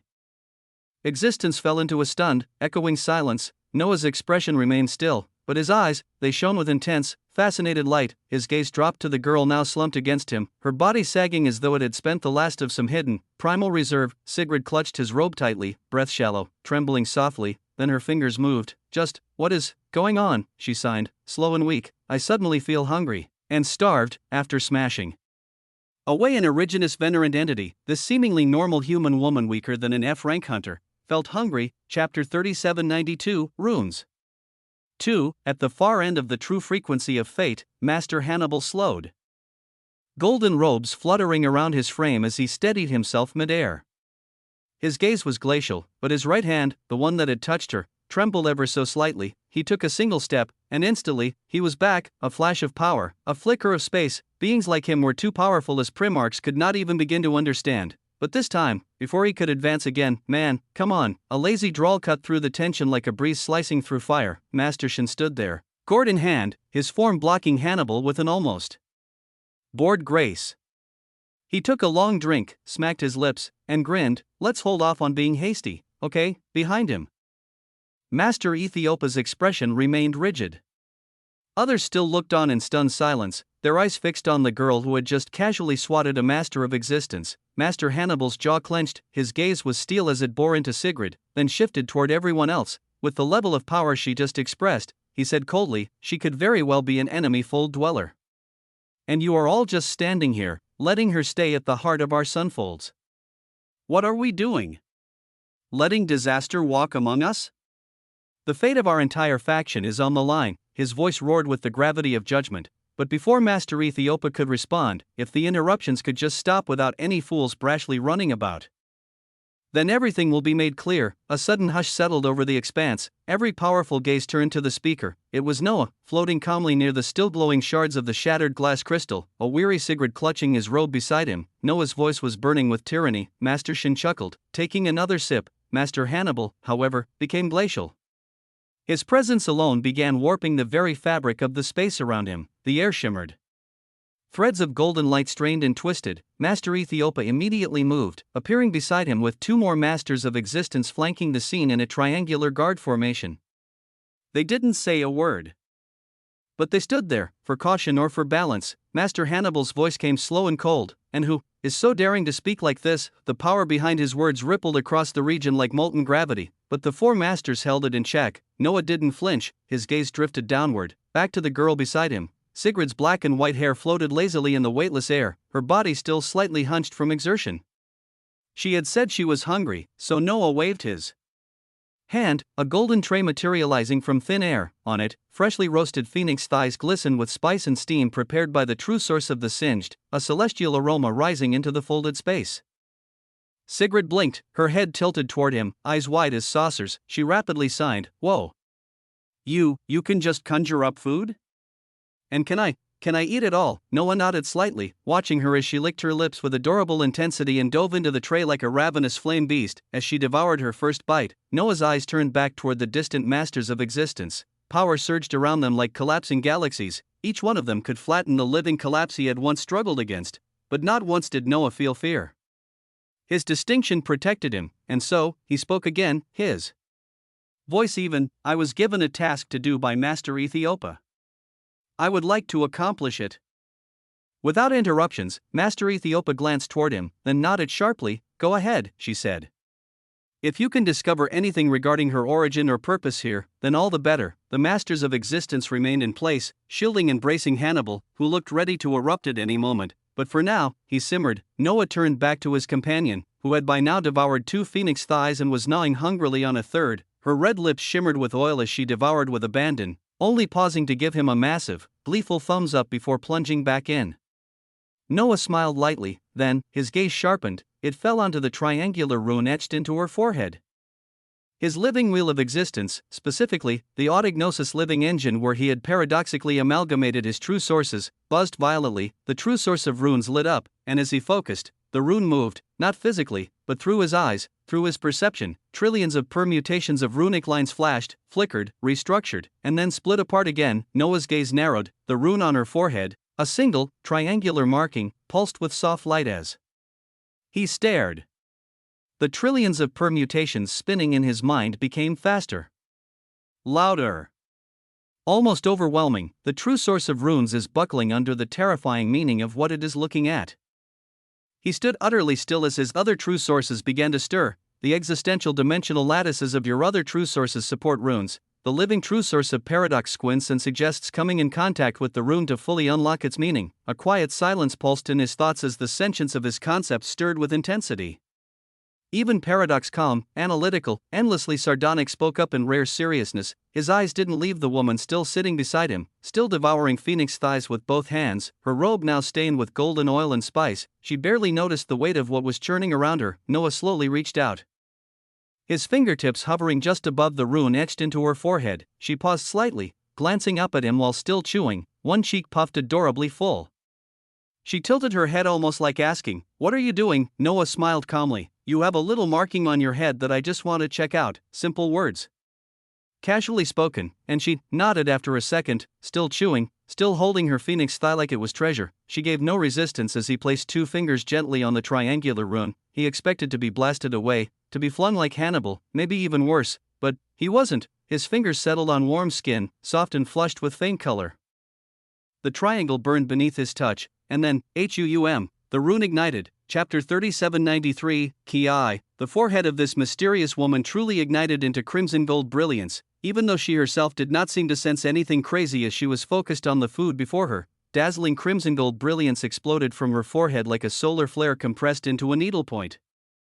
The light wasn't just bright, it was absolute. All around them, the fold dwellers, primarchs, monads, masters of existence, all stared in stunned silence as runes bloomed, trillions of them, across the true frequency of fate. They unfolded in spiraling geometries of impossible complexity.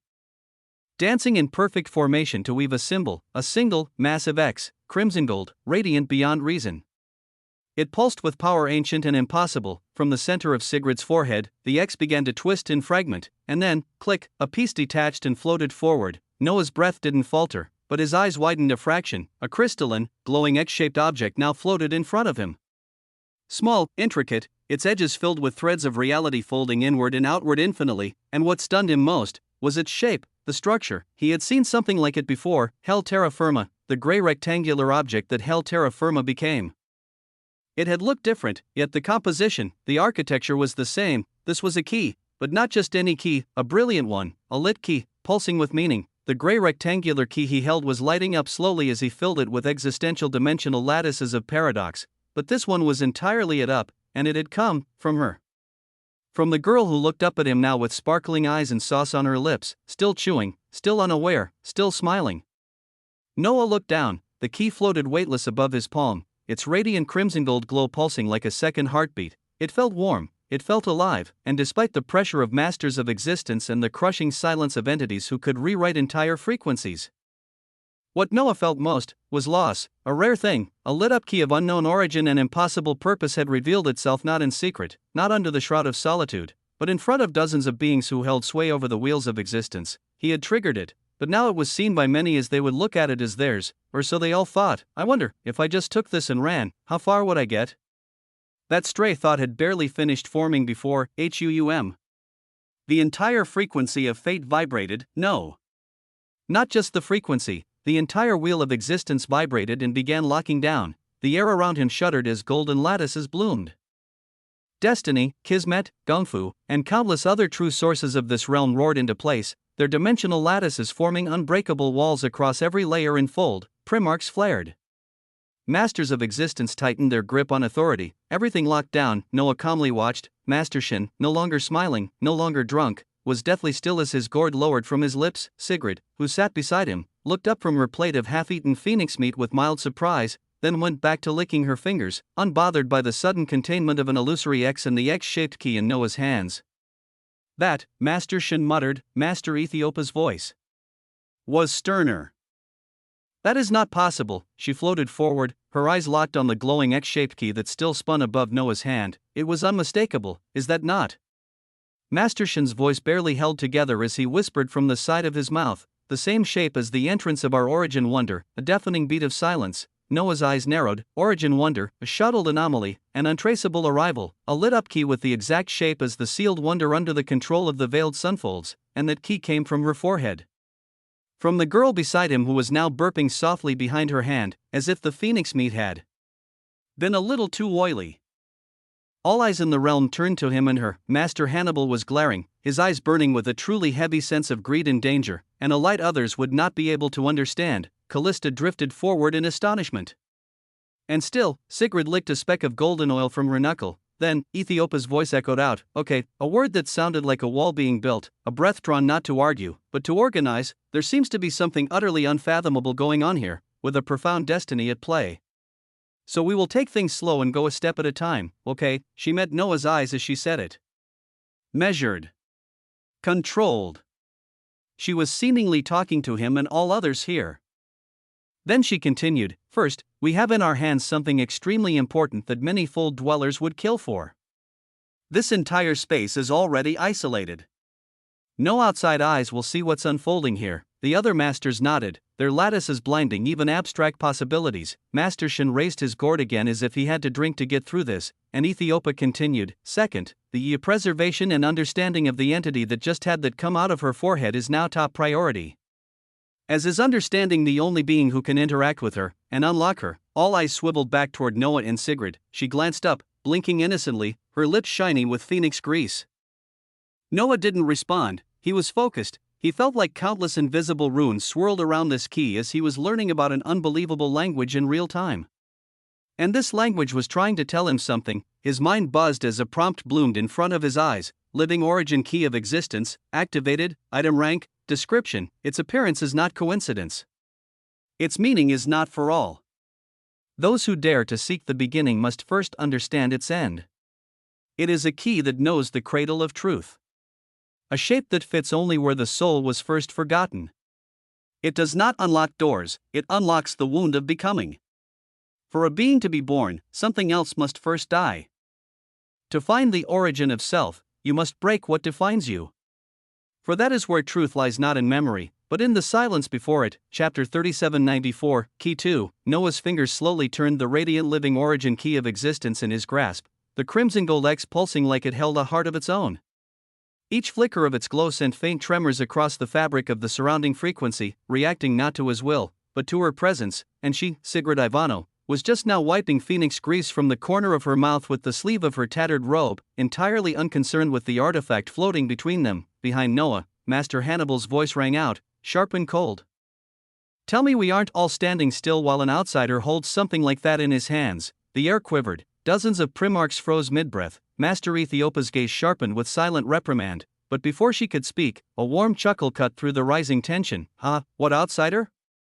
Master Shen swirled his gourd lazily, taking a long sip before floating down between them. Am I also an outsider? I was invited here by you all a few 100,000 years ago. He motioned lightly toward Noah, still twirling the glowing key. This fearless young paradox came by invitation. As of this moment, only the sunfolds know what's going on here. Perhaps. Shen's smile faded slightly. Voice cooling. We should be a bit more discreet. A subtle wave of tension rolled outward from his words. Master Ethiopa raised a single hand, the chains of fate coiled through the air, and a pulse of controlled brilliance spread out as dozens and hundreds of fold dwellers began to vanish from the region. All beings at and beneath the rank of resplendent monad were swept away like sand beneath rising tide, and then, silence. Only primarchs remained. Only masters of existence, their gazes all turned to the quiet epicenter Noah and Sigrid. She looked around at the sudden stillness, and then turned toward Noah with a nervous smile. She signed quickly, cheeks slightly flushed from the rush of food. Thank you, he offered a soft nod. She handed him back the golden tray politely, still chewing the last of the phoenix thigh before her eyes trailed upward, toward the radiant X still spinning in his grasp, her head tilted, curious. What is that? Noah's smile lingered. This, he said gently, came out of the little marking on your forehead. Her mouth dropped open in surprise, and she immediately lifted both hands to her brow.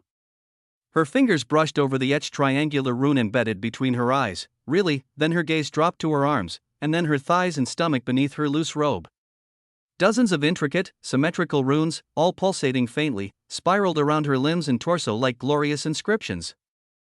She looked up at Noah, then to Master Shen, then to the dozens of terrifying entities floating around them. What are these markings? She signed quickly, her expression warping into confusion. You don't have them. They don't either. The air was deathly silent, but her signs were smooth, graceful, cautious, but intelligent. Noah's voice was light as he twirled the living origin key between his fingers. The runes are likely unique to you, he said. And they're of great interest to the beings around us. She frowned, her gaze drifted back to her arms, to the strange symbols glowing softly beneath pale skin. She sighed and signed again, but I don't remember anything relating to them either. I don't remember anything about myself. A pause. She looked up again, eyes curious, almost nervous, then she signed slowly. Are you also interested in my markings? Noah blinked. You can look at the other ones if you want. She paused. So long as you give me more food like what I just had. A quiet beat passed. Her expression was serious, earnest, as though she just negotiated the fairest trade in all of existence. Noah smiled. It was sharp, amused, and faintly tyrannical. All right, he said softly. It's a deal. Across the field of gold and white, dozens of beings, primarchs and masters of existence alike, watched in stunned silence. Was that it? This girl had just bargained away the runes etched across her very body, inscriptions that had just produced a key potentially overturning everything they knew about the origin wonder of the veiled sunfolds. For food, Callista's lips parted in disbelief, Master Ethiopa's brow furrowed, barely concealing her frustration. Even Master Shen raised his brows and drank. Only Noah remained calm. Sigrid clenched her small hand into a fist, holding it up beside her like a tiny victory trophy. She smiled in a way that was far too proud for what amounted to a trade of unknown wonders for food, then took a small step forward and tugged lightly on Noah's robe. Her expression was still cautious, but her eyes had a glimmer of trust too at this moment. Can you also protect me if any of them try to rush at me again? The signs were timid at first, then firmer, as if solidifying her thoughts mid-motion.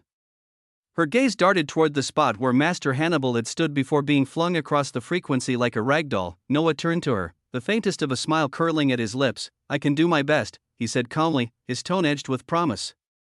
But I might need you to wave your hands every now and then to help me. Sigrid blinked, genuinely confused for a moment. Wave my hands? Noah just smiled wider. She narrowed her eyes, but eventually nodded in solemn agreement as though she were entering into a pact far more serious than she understood. Behind them, Master Ethiopia finally exhaled a long, restrained sigh. She drifted forward, her presence regal and controlled as always, though the gleam in her eyes betrayed her rising curiosity. We are not your enemies, she said, her voice smooth but pointed. We secured you when you came crashing into our folds. That key? Her eyes flicked toward the glowing crimson gold X in Noah's hand, is of immense interest to us. Such things do not appear without reason. She floated a few feet closer, her gaze never leaving Sigrid's form. They may lead you to reclaiming your identity and memories if we follow it. If we follow that key, and Sigrid's expression sharpened with attention. Master Ethiopia's gaze shifted slightly, to her arms, her legs, her chest. The runic markings that glimmered faintly across her pale skin beneath the tattered white robe, and Master Ethiopia continued slowly, any other keys that may still be hidden. Chapter 3795, Schemes and Entry. Her words settled like magisterial decree. A terrifying silence followed. Noah remained still, Callista's lips parted slightly as she floated closer. The other masters of existence looked at each other not speaking, but their eyes flashing with what everyone now dared to wonder. If the rune on her forehead revealed a key of this magnitude, what else was hidden beneath the others? Just how many doors could this girl unlock? Sigrid caught all of it. She wasn't a fool. Her brows furrowed and she signed quickly, her body leaning closer to Noah for support. If these markings can help me know who I am. She turned her head to the side, studying the glowing X in his hand. Then, what door does that key open? Yes, every key had a door, and now, dozens of powerful beings stood with buzzing wonder. What door, what possible door did this artifact open? Across the radiant fields of the true frequency of fate, Master Shen let out a low whistle as he tipped back his gourd again, then he laughed. Ah, young anomaly, he said, his words echoing across the golden stillness. That's the question. Isn't it? He twirled midair and gestured toward the distance. That key of yours, we have seen that shape before. A door that's been there for countless years beneath our very folds. It's been open for us to enter freely, but it seems like we haven't truly opened it if it has a key. He paused, his eyes serious now. And now, it looks like you fell down into our sunfolds for exactly this reason. Master Ethiopia nodded once, confirming his words. We can go to that possible door, she said evenly. Right now, an unbearable wave of silence followed. Primarchs and masters of existence were expectant just at what shocking levels of wonder would bloom. Only Master Hannibal, arms crossed and expression unreadable, stared coldly ahead.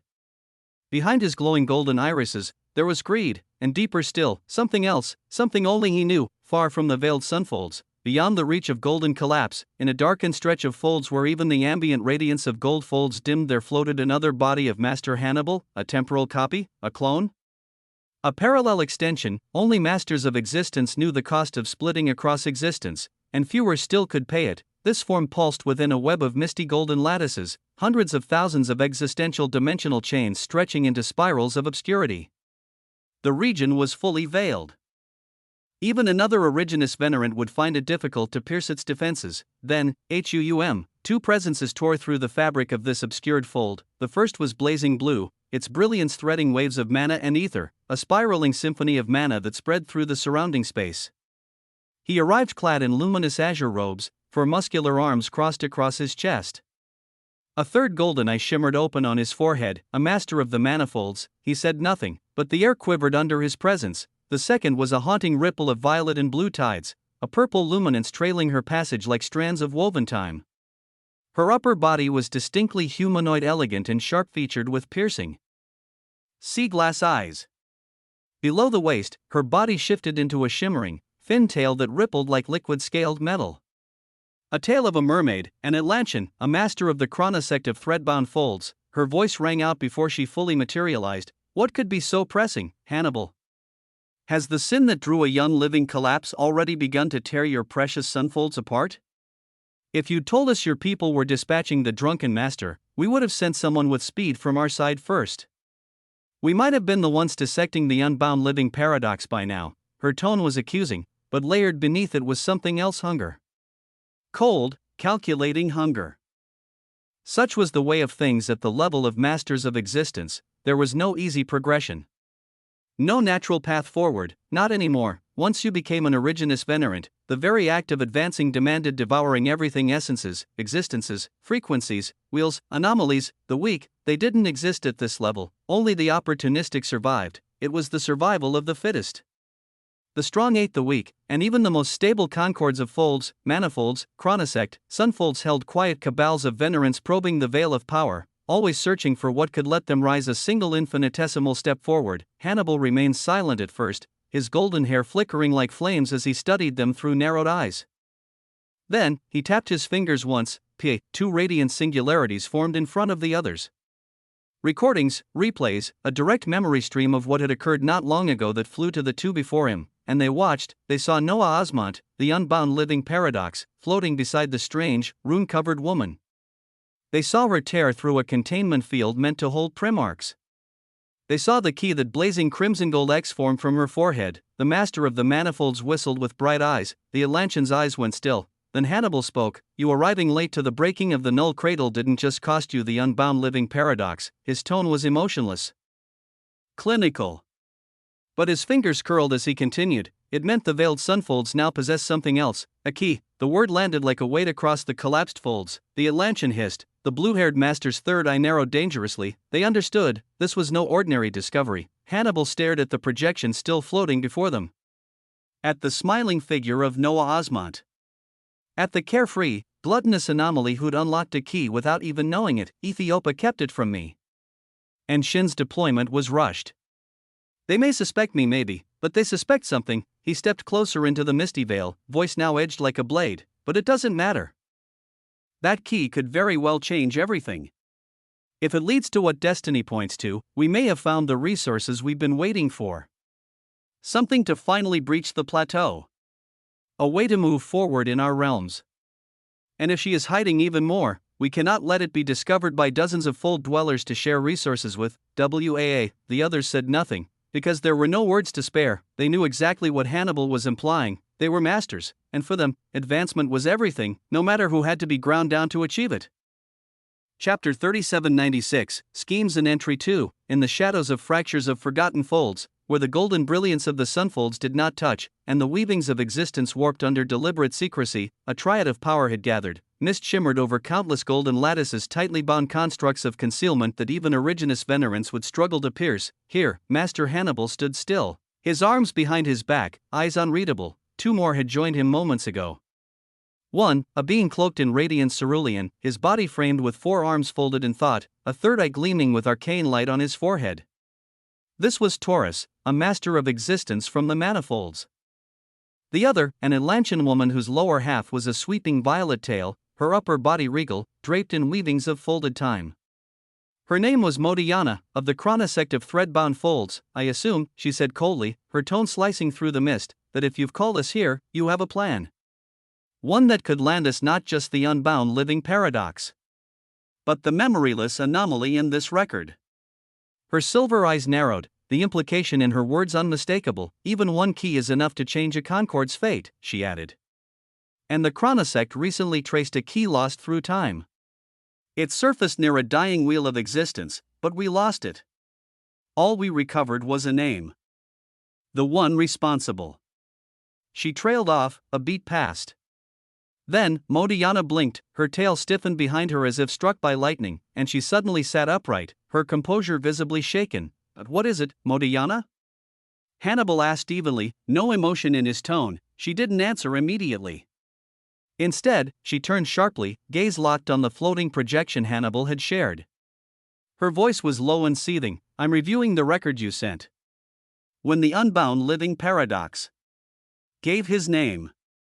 A pause, then Hannibal finished for her, his words cold and precise. Noah Osmont. A silent pulse rolled across the misted chamber. Modiana's tail swirled violently, cracking the lattices of concealment as her aura spiked. My chronosect division lost multiple Primarchs not long ago to a Noah Osmont. And he held a key. Motherfucker. The data from that encounter matches what I see now. I've confirmed both records. Her breath slowed, her expression grave. They're the same. It's him. Silence followed. These were not ordinary fold dwellers. They were masters of existence. Originus venerant entities, and they understood precisely what many things meant: an unbound living paradox. Beings like him were nearly unheard of. Rarer than myth, closer to existential mutations than birthright mutations, anomalies, they walked the same impossible path as the foldless ones. Bearing grandeur so profound that even the folds struggled to interpret their existence, they also held a terrifying rate of mortality as living collapses hunted them constantly. Most perished young, but those who survived, they were prized by fold dwellers, by concords, by countless wheels, by those who understood what they truly were. 3 reasons existed for seeking out an unbound living paradox. The first and most immediate was the fact that their very being was an unparalleled tonic. To a master of existence, they were an elixir, a key to advancement, a chance to leap forward in a path where growth had long since become impossible. This was the only reason that mattered now. Hannibal's golden eyes gleamed as he turned to face the other two fully. "It seems we must obtain Osmond," he said quietly.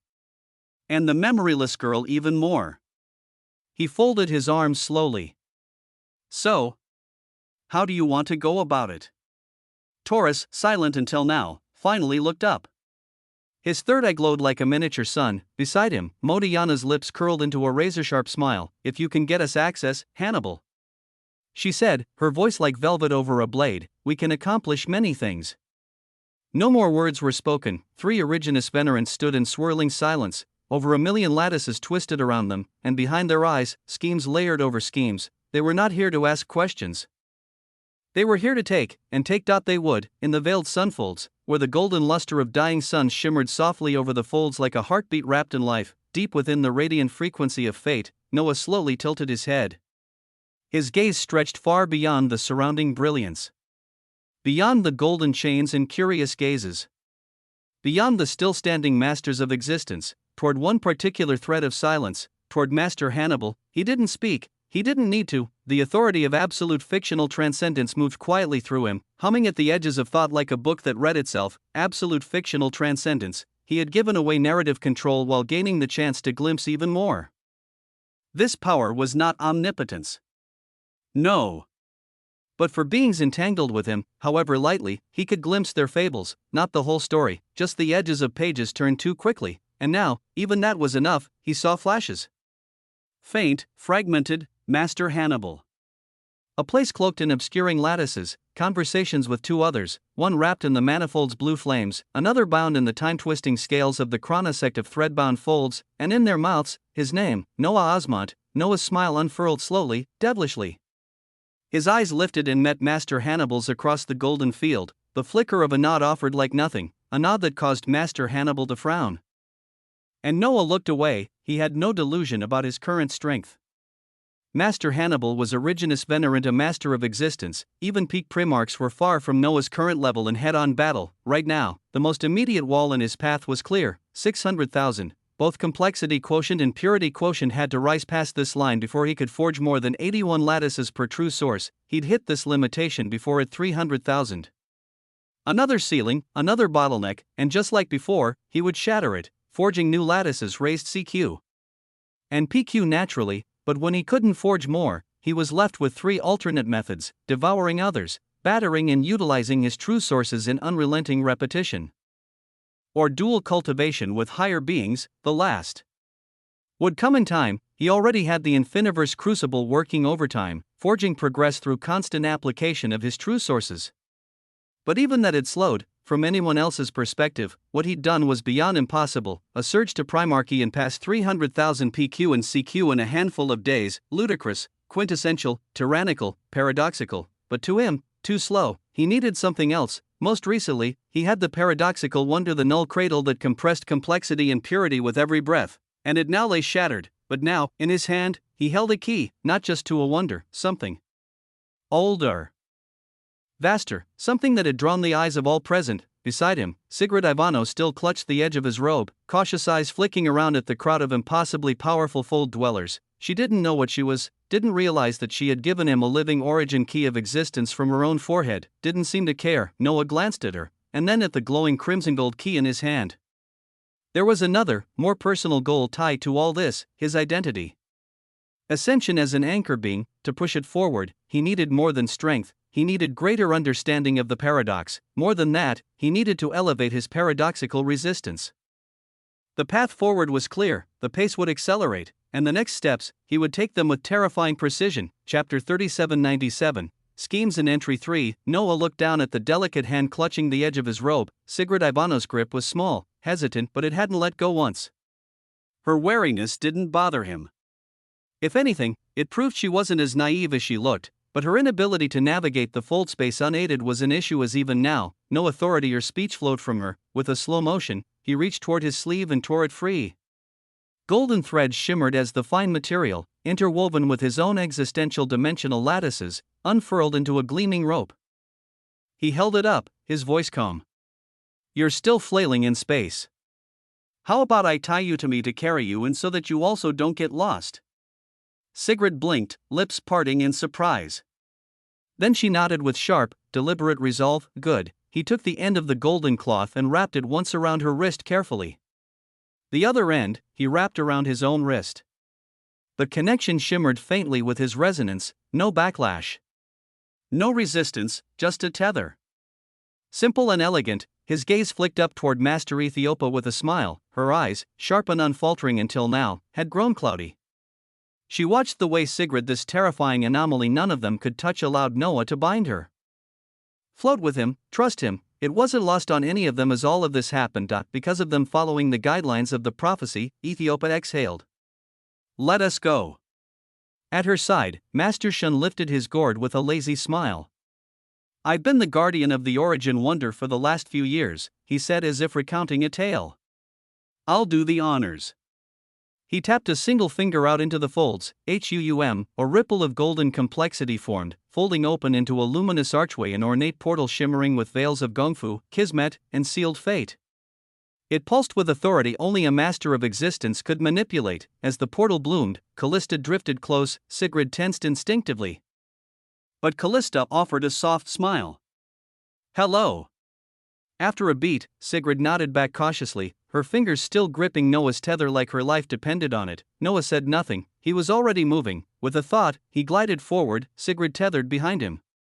She floated awkwardly through his authority, her movements still unsteady, but the rope kept her close, steadying her as he passed through the portal's veil. Noah's eyes didn't leave the threshold, because just beyond it, waiting quietly beneath layers of veiled frequencies, was the entrance to glory, the origin wonder of the veiled sunfolds. The moment they crossed the golden veil, everything changed. Gone was the radiant brilliance of the outer sunfolds.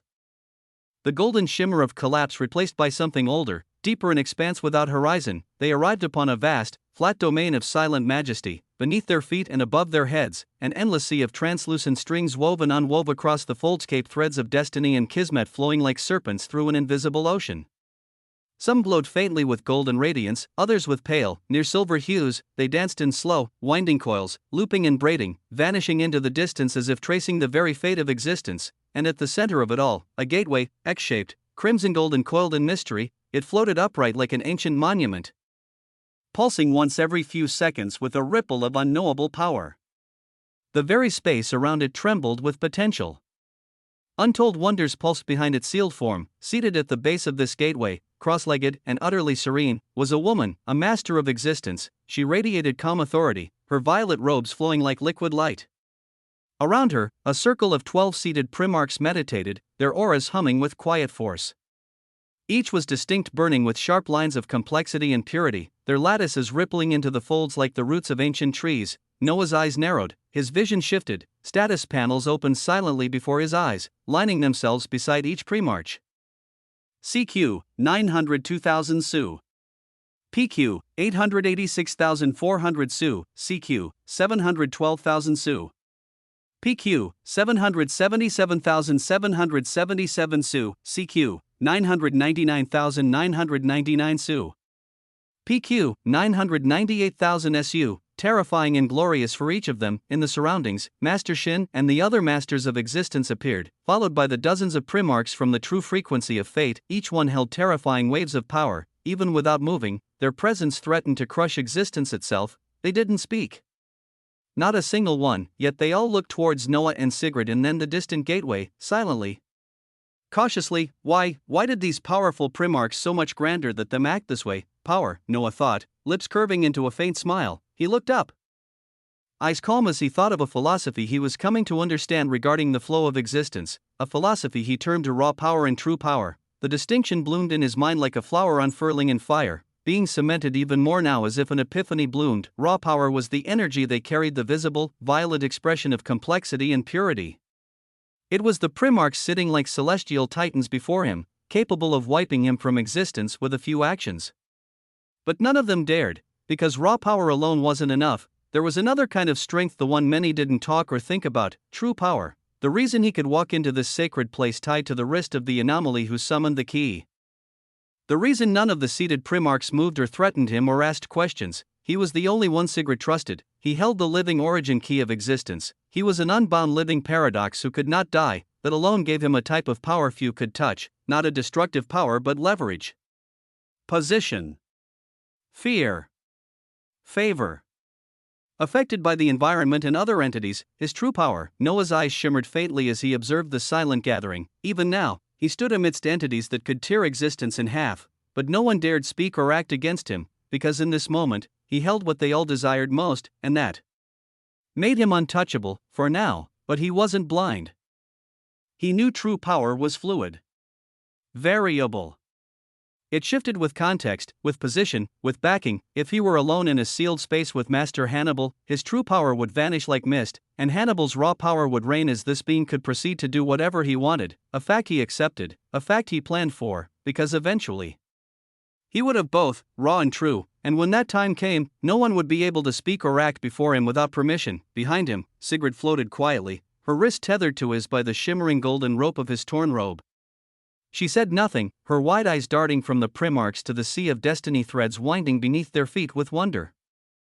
Noah didn't look back at her. He didn't have to, he simply tugged gently, guiding her forward, toward the seated master of existence before the gateway, toward the origin wonder itself. Next chapter titles, A Quintessential Place. I-2, Chapter 3798, A Quintessential Place. Masterson stepped forward, his presence still as casual as ever, Gord lazily swinging at his side. He gave a slight nod to the serene figure seated before the X-shaped gateway. Vivana, he drawled. The woman, clad in robes that shimmered like falling dusk, lifted her head slowly. Her voice was a calm ripple across the strings of destiny and kismet that coiled around them. You couldn't stay away for long. Could you? Master Vivana, the originus venerant guardian of this place, murmured. Shin chuckled and took a slow swig from his gourd. You know me. Then he turned toward Noah, who stood a few steps behind him, Sigrid still tethered to his wrist. The rope shimmered gently between them, catching the flicker of fate that flowed through this domain. Young paradox, Master Shin said, his tone now steadier, less playful. How about doing the honors? Since none of us can seem to guess why that key just so happens to match the gateway we've guarded for eons, his words echoed lightly across the silent domain. All eyes turned to Noah. Master Hannibal stood at the far edge of the circle, his gaze like a coiled blade.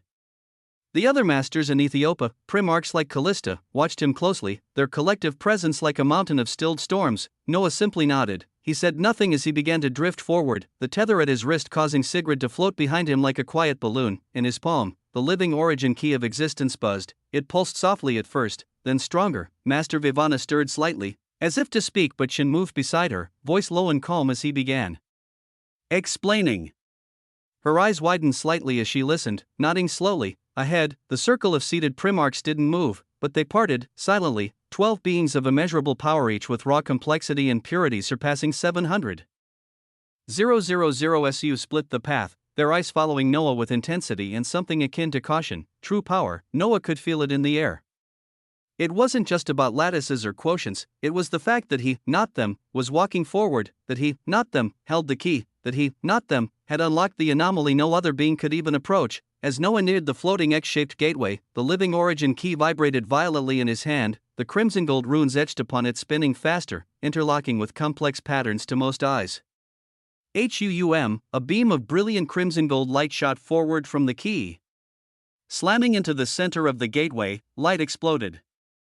The gateway shuddered, then began to shift, its limbs unfolded like blooming petals of an ancient flower garden, radiant structures spinning outward in beautiful, terrifying symmetry. From its heart, brilliant energy surged into the surrounding fold, dragging pieces of folded space toward itself. From it, a tower began to form, crimson gold, born of collapsed existences and shining threads of destiny and kismet alongside something even grander. Its surface swirled with runes and folded dimensions, its height unmeasurable, its presence undeniable. It seemed larger than a wheel of existence, and as small as a world at the same time as distance was but a suggestion for it, a tower constructed of authority. And when it fully formed, when the last rune stitched into place and the glow reached its apex, boom, a pulse of light erupted from its summit. It wasn't destructive, it wasn't gentle, it simply was a wave of crimson gold brilliance that wrapped around every single entity present. From the lowliest primarch to the highest master of existence, Noah felt the wave roll over him like a storm of silence, and then, whap, the space was empty. Gone were the masters, gone were the primarchs, gone was even Noah and Sigrid. Only the newly awakened tower remained, floating in quiet reverence, humming with impossible energy. A living origin tower of the veiled sunfolds now stood silently under the folds of existence.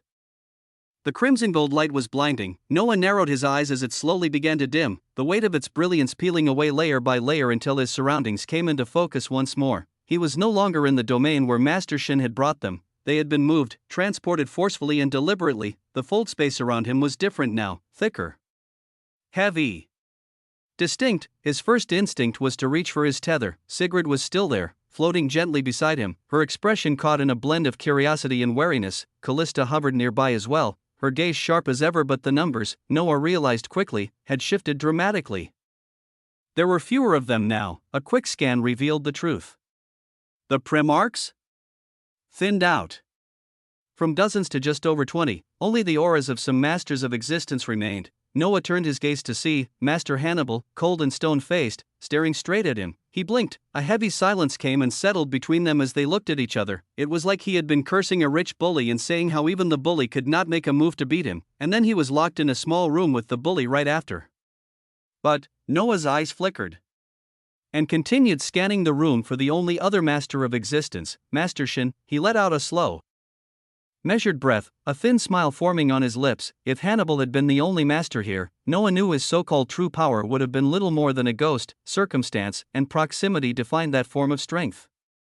But Shen's presence changed everything. Balanced the scale. Introduced unpredictability into Hannibal's precision. Still, this was a complication. An unknown scenario. Noah's gaze swept the chamber. They stood inside a perfectly square space the size of a football field. All four walls shimmered, alive with rolling sheets of crimson and gold light constantly in motion like the folds of a dying star. The very air pulsed softly, humming with the weight of untold secrets. And then, a primarch stepped forward and took a step, just one step. The floor responded with a quake, the entire chamber trembling as weavings of existence rippled outward in a ring. Noah remained still, his expression unchanged, but his senses were alive. The key in his hand burned hotter. The artifact pulsed against his palm like it recognized this place, like it had been waiting for this exact moment. Beside him, Sigrid's bare feet touched the ground with a whisper of sound. Whatever gravity field that held her adrift had vanished. She stood now, not floating, her hair drifting lazily behind her as she glanced around with wide, intrigued eyes, and then came the voice. Casual. Lazy, yet still edged with authority. Let's keep it civil, yeah? Nobody else move or do anything, said Master Shin. The primarch who had stepped forward gave a sharp nod and halted. Then, the quake resumed. But this time it came from above. Boom, 81 perfect crimson gold cubes descended from the ceiling like drops of liquid light, hovering at arm's reach across the expanse. They floated, unmoving, humming softly, but they were not alone. From the center of the square floor, 50 towering humanoid figures began to rise, 4 meters tall. Gleaming crimson gold plating. Blank white masks hiding emotion or identity. They stood in lines like ancient statues. Motionless, weapons sheathed at their backs, as if awaiting orders. Noah's eyes gleamed, and at the far end of the space, 9 colossal chests sat like majesty on thrones, crimson gold, each one radiating such intensity of complexity and purity that caused even Master Shin, and even Master Hannibal to grow still with greed. That much raw power leaked from them, unchecked authority enough to cause many wonders. Noah tilted his head, thoughts already racing. Then, the floor beneath them erupted in golden runes.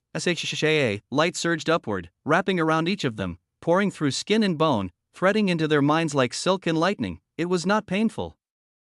It was simply inevitable, as it was waves of information. Welcome to the living origin labyrinth. Noah's pupils contracted as the words etched themselves in his mind and before his eyes. His fingers tightened around the key, labyrinth. He glanced around. Sigrid was blinking rapidly beside him, her hand instinctively clutching the golden rope that bound her to him. Callista narrowed her eyes as if parsing invisible equations of destiny. The Primarchs stood still. Master Shin and Hannibal didn't speak, because they were reading too, all of them, absorbing the message now glowing in their minds as many more waves of information would follow. Chapter 3799, A Quintessential Place. 2. The air within the living origin labyrinth shimmered, thick with potential, before Noah's eyes. More prompts unfolded in delicate succession, each one branded in elegant golden runes visible only to him, but mirrored in different ways to everyone present. In the living origin labyrinth, nothing within is affected by any type of authority except a unique living origin authority. Before you are 81 living origin starter cubes. Coming in contact with one will grant you an identity and distinction of a varying type of a living origin garden archetype. Through your archetype, you can exert control and influence your surroundings, once you have attained a living origin garden archetype. Its growth is purely dependent on resistance archetype points, which are innately obtained based on how much true absolute existential resistance one has, or resistance archetype points obtained from challenges of the living origin labyrinth, or those obtained from unique sources within the living origin labyrinth. You currently hold 200 resistance archetype points to distribute to your living origin garden archetype once it has been selected. 100 points stem from your resistance percentages, and 100 points stem from the achievement of being the holder of the living origin key. The information settled around him like dust in sunlight, luminous and silent. Noah's mind processed it instantly as his eyes were shining with a terrifying light. Everything in here is disconnected from authority unless it's living origin authority, that changed the playing field entirely, a self-contained domain, one that leveled the battlefield by stripping traditional advantages and replacing them with a new kind of distinction. Archetypes, 81 of them, and only one per person. They weren't just tools. They were identities within this labyrinth. Interfaces of control and evolution. Then came the second revelation, resistance archetype points, the role of true absolute existential resistances.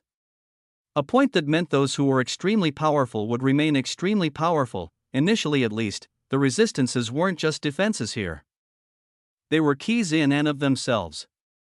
Each resistance type translated into influence over the power one could display here, and he had 200 to start with, 100 from his rare feat of 10% in all 10 resistances. And another 100 for being the holder of the living origin key. His eyes drifted across the room. Everyone else had received similar information, though the points they began with likely varied. Master Shin, Master Hannibal. He looked at them briefly, curiosity threading through his thoughts. They both carried multiple resistances likely unique to their tier. But they didn't have 10 like he did. Nobody else did. The question struck him then, what changes when one becomes an Originus Venerant that allows them to hold multiple true absolute existential resistances? From a single true source, it was an ascension past primarchy. A transition that let even one true source branch out into multiple resistances, increasing flexibility and power exponentially. It was something to study and understand. But still, even they were limited by what their sources could provide. He, however, had 10 distinct true sources, 10 resistance paths. If his starting point was 200, he guessed that high-tier Primarchs would have between 10 to 99 resistance archetype points, depending on their alignment with resistances as even the most powerful Primarchs held 95% or 99% origin or conceptual resistance within the veiled sunfolds, but Shen? Hannibal, 400. Maybe 500 points since they held multiple resistances. Their archetypes would be monstrous, but this was the living origin labyrinth, and there was a lot that was still unknown. Noah's gaze flicked toward the periphery. The space they stood in was one of 3 defined zones in this crimson gold domain. Zone 1, the gathering space, where they had all been deposited. Zone 2, the middle ground, occupied by the 50 towering humanoid golems with blank white masked sentinels of unknown origin and purpose. Zone 3, the distant wall where 9 massive chests sat like silent monarchs, glowing with an intensity that made even masters of existence pause. They were sealed, untouched, waiting. Noah's grip on the golden tether tightened slightly as Sigrid, wide-eyed, pulled gently on it. She tilted her head toward him and signed with urgency and wonder. Whoa, did you also see the words that flashed before me? Living origin garden archetype? Resistance points? Is this normal? Noah let out a soft chuckle, his tone dry. It's unique, but not that crazy. She stared at him, unconvinced. From the side, Master Shin laughed as he downed another swig from his gourd and gestured lazily toward the front. "All right," he said, "I'm guessing you all saw the same weavings as us." He pointed to 3 Primarchs nearby, a man wreathed in stormlight, a violet-robed woman with green crystalline eyes, and another cloaked in starlight. "You 3. Let's have you be our lab rats. Step up and pick a cube. Let's see what the labyrinth gives you." Because all of this is entirely different to what the Origin Wonder normally led to. "We have to take it a step at a time," the 3 nodded, stepping forward without hesitation. Their feet touched the crimson gold stone with grace and purpose. Noah's gaze followed them closely, then it drifted to the living Origin starter cubes for the first time. Each one hovered in the air at shoulder height, crimson gold polyhedrons that emitted soft light and rhythmic pulses. They weren't just glowing geometric artifacts. Their surfaces bore a triangular runic marking eerily similar to the one on Sigrid's forehead. But there was more. Inside each triangle were intricate symbols. Layers upon layers of swirling runes written in ancient tongues that even Noah's perceptive mind could barely begin to decipher. Some symbols glowed blue, others green, others the color of molten silver. The scripts danced and changed as if reading the soul of anyone who looked upon them. No two were the same. Each starter cube was alive in its own way, waiting to be chosen, and Noah, he watched with silent interest, the beginnings of a plan already forming as he observed the 3 Primarchs going forward. Chapter 3800, A Quintessential Place. 3. The first of the Primarchs stepped forward. A lithe woman with a crown of coiling hair touched one of the floating crimson gold cubes specifically, a cube with a rune marker that never remained still.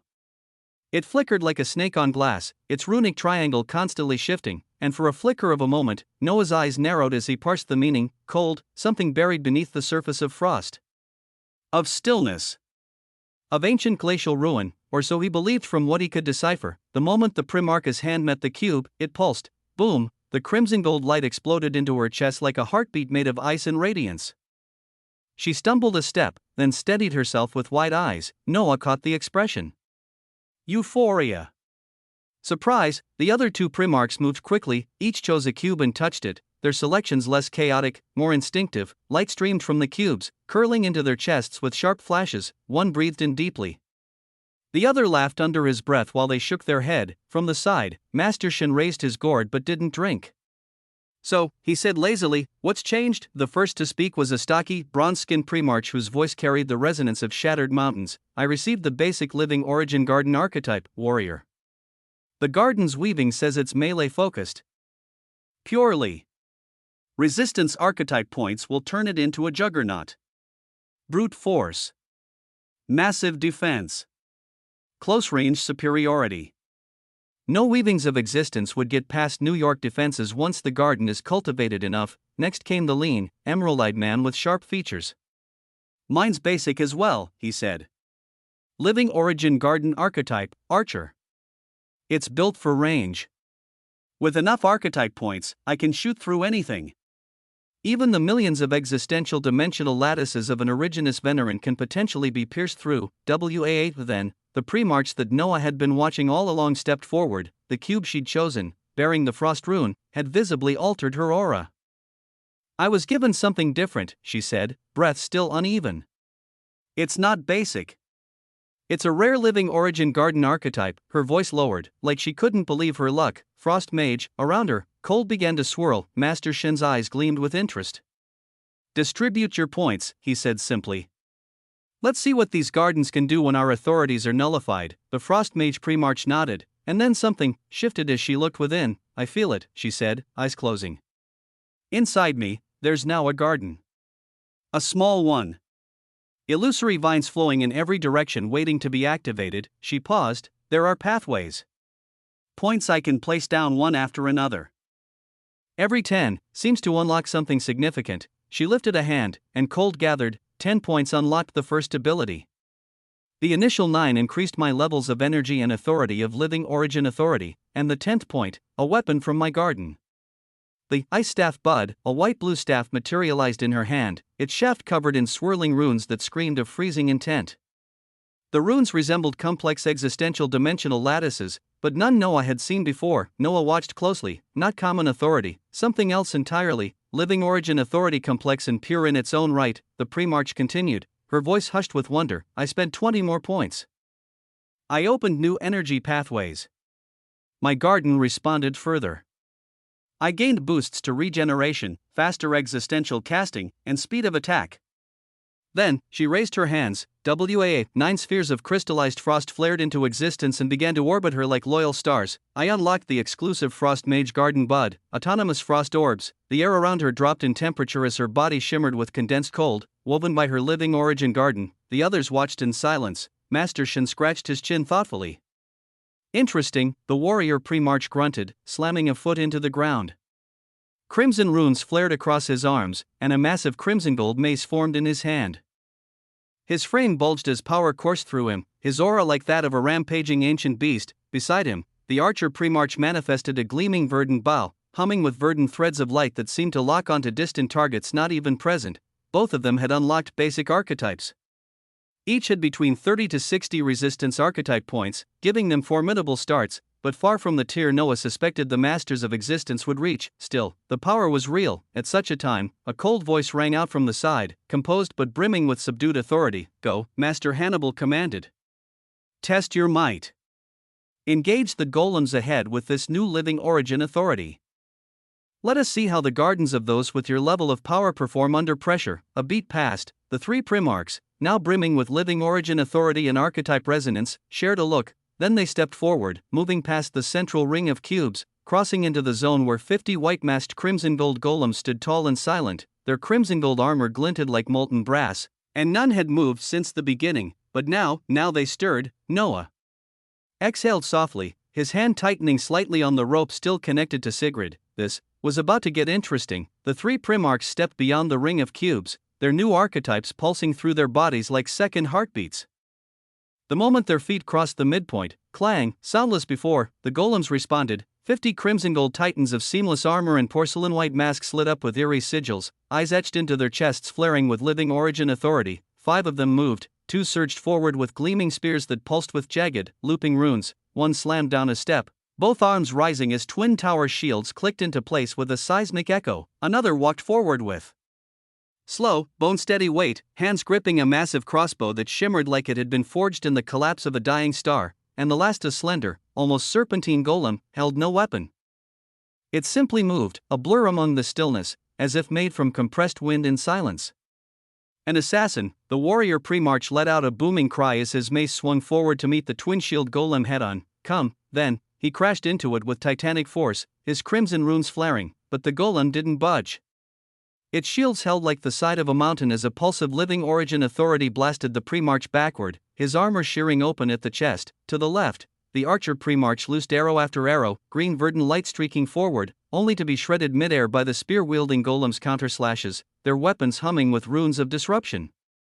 The frost mage surged her frost orbs outward, the 9 swirling with blizzards of freezing air that layered around the approaching golems, slowing them, coating them in sheets of glacial breath. For a moment, it looked like they'd created distance. For a moment, it seemed like the gardens might work. Then, the crossbow fired, a single, blazing bolt of condensed crimson gold laced with layered lattices of living origin authority shattered the still air and, boom, it tore through the archer primarch's shoulder, severing it cleanly and sending her spinning backward with a cry of pain. Before anyone could react, another bolt flew. This time, it struck the warrior primarch in the chest with a terrifying penetrative light. AMD went straight through.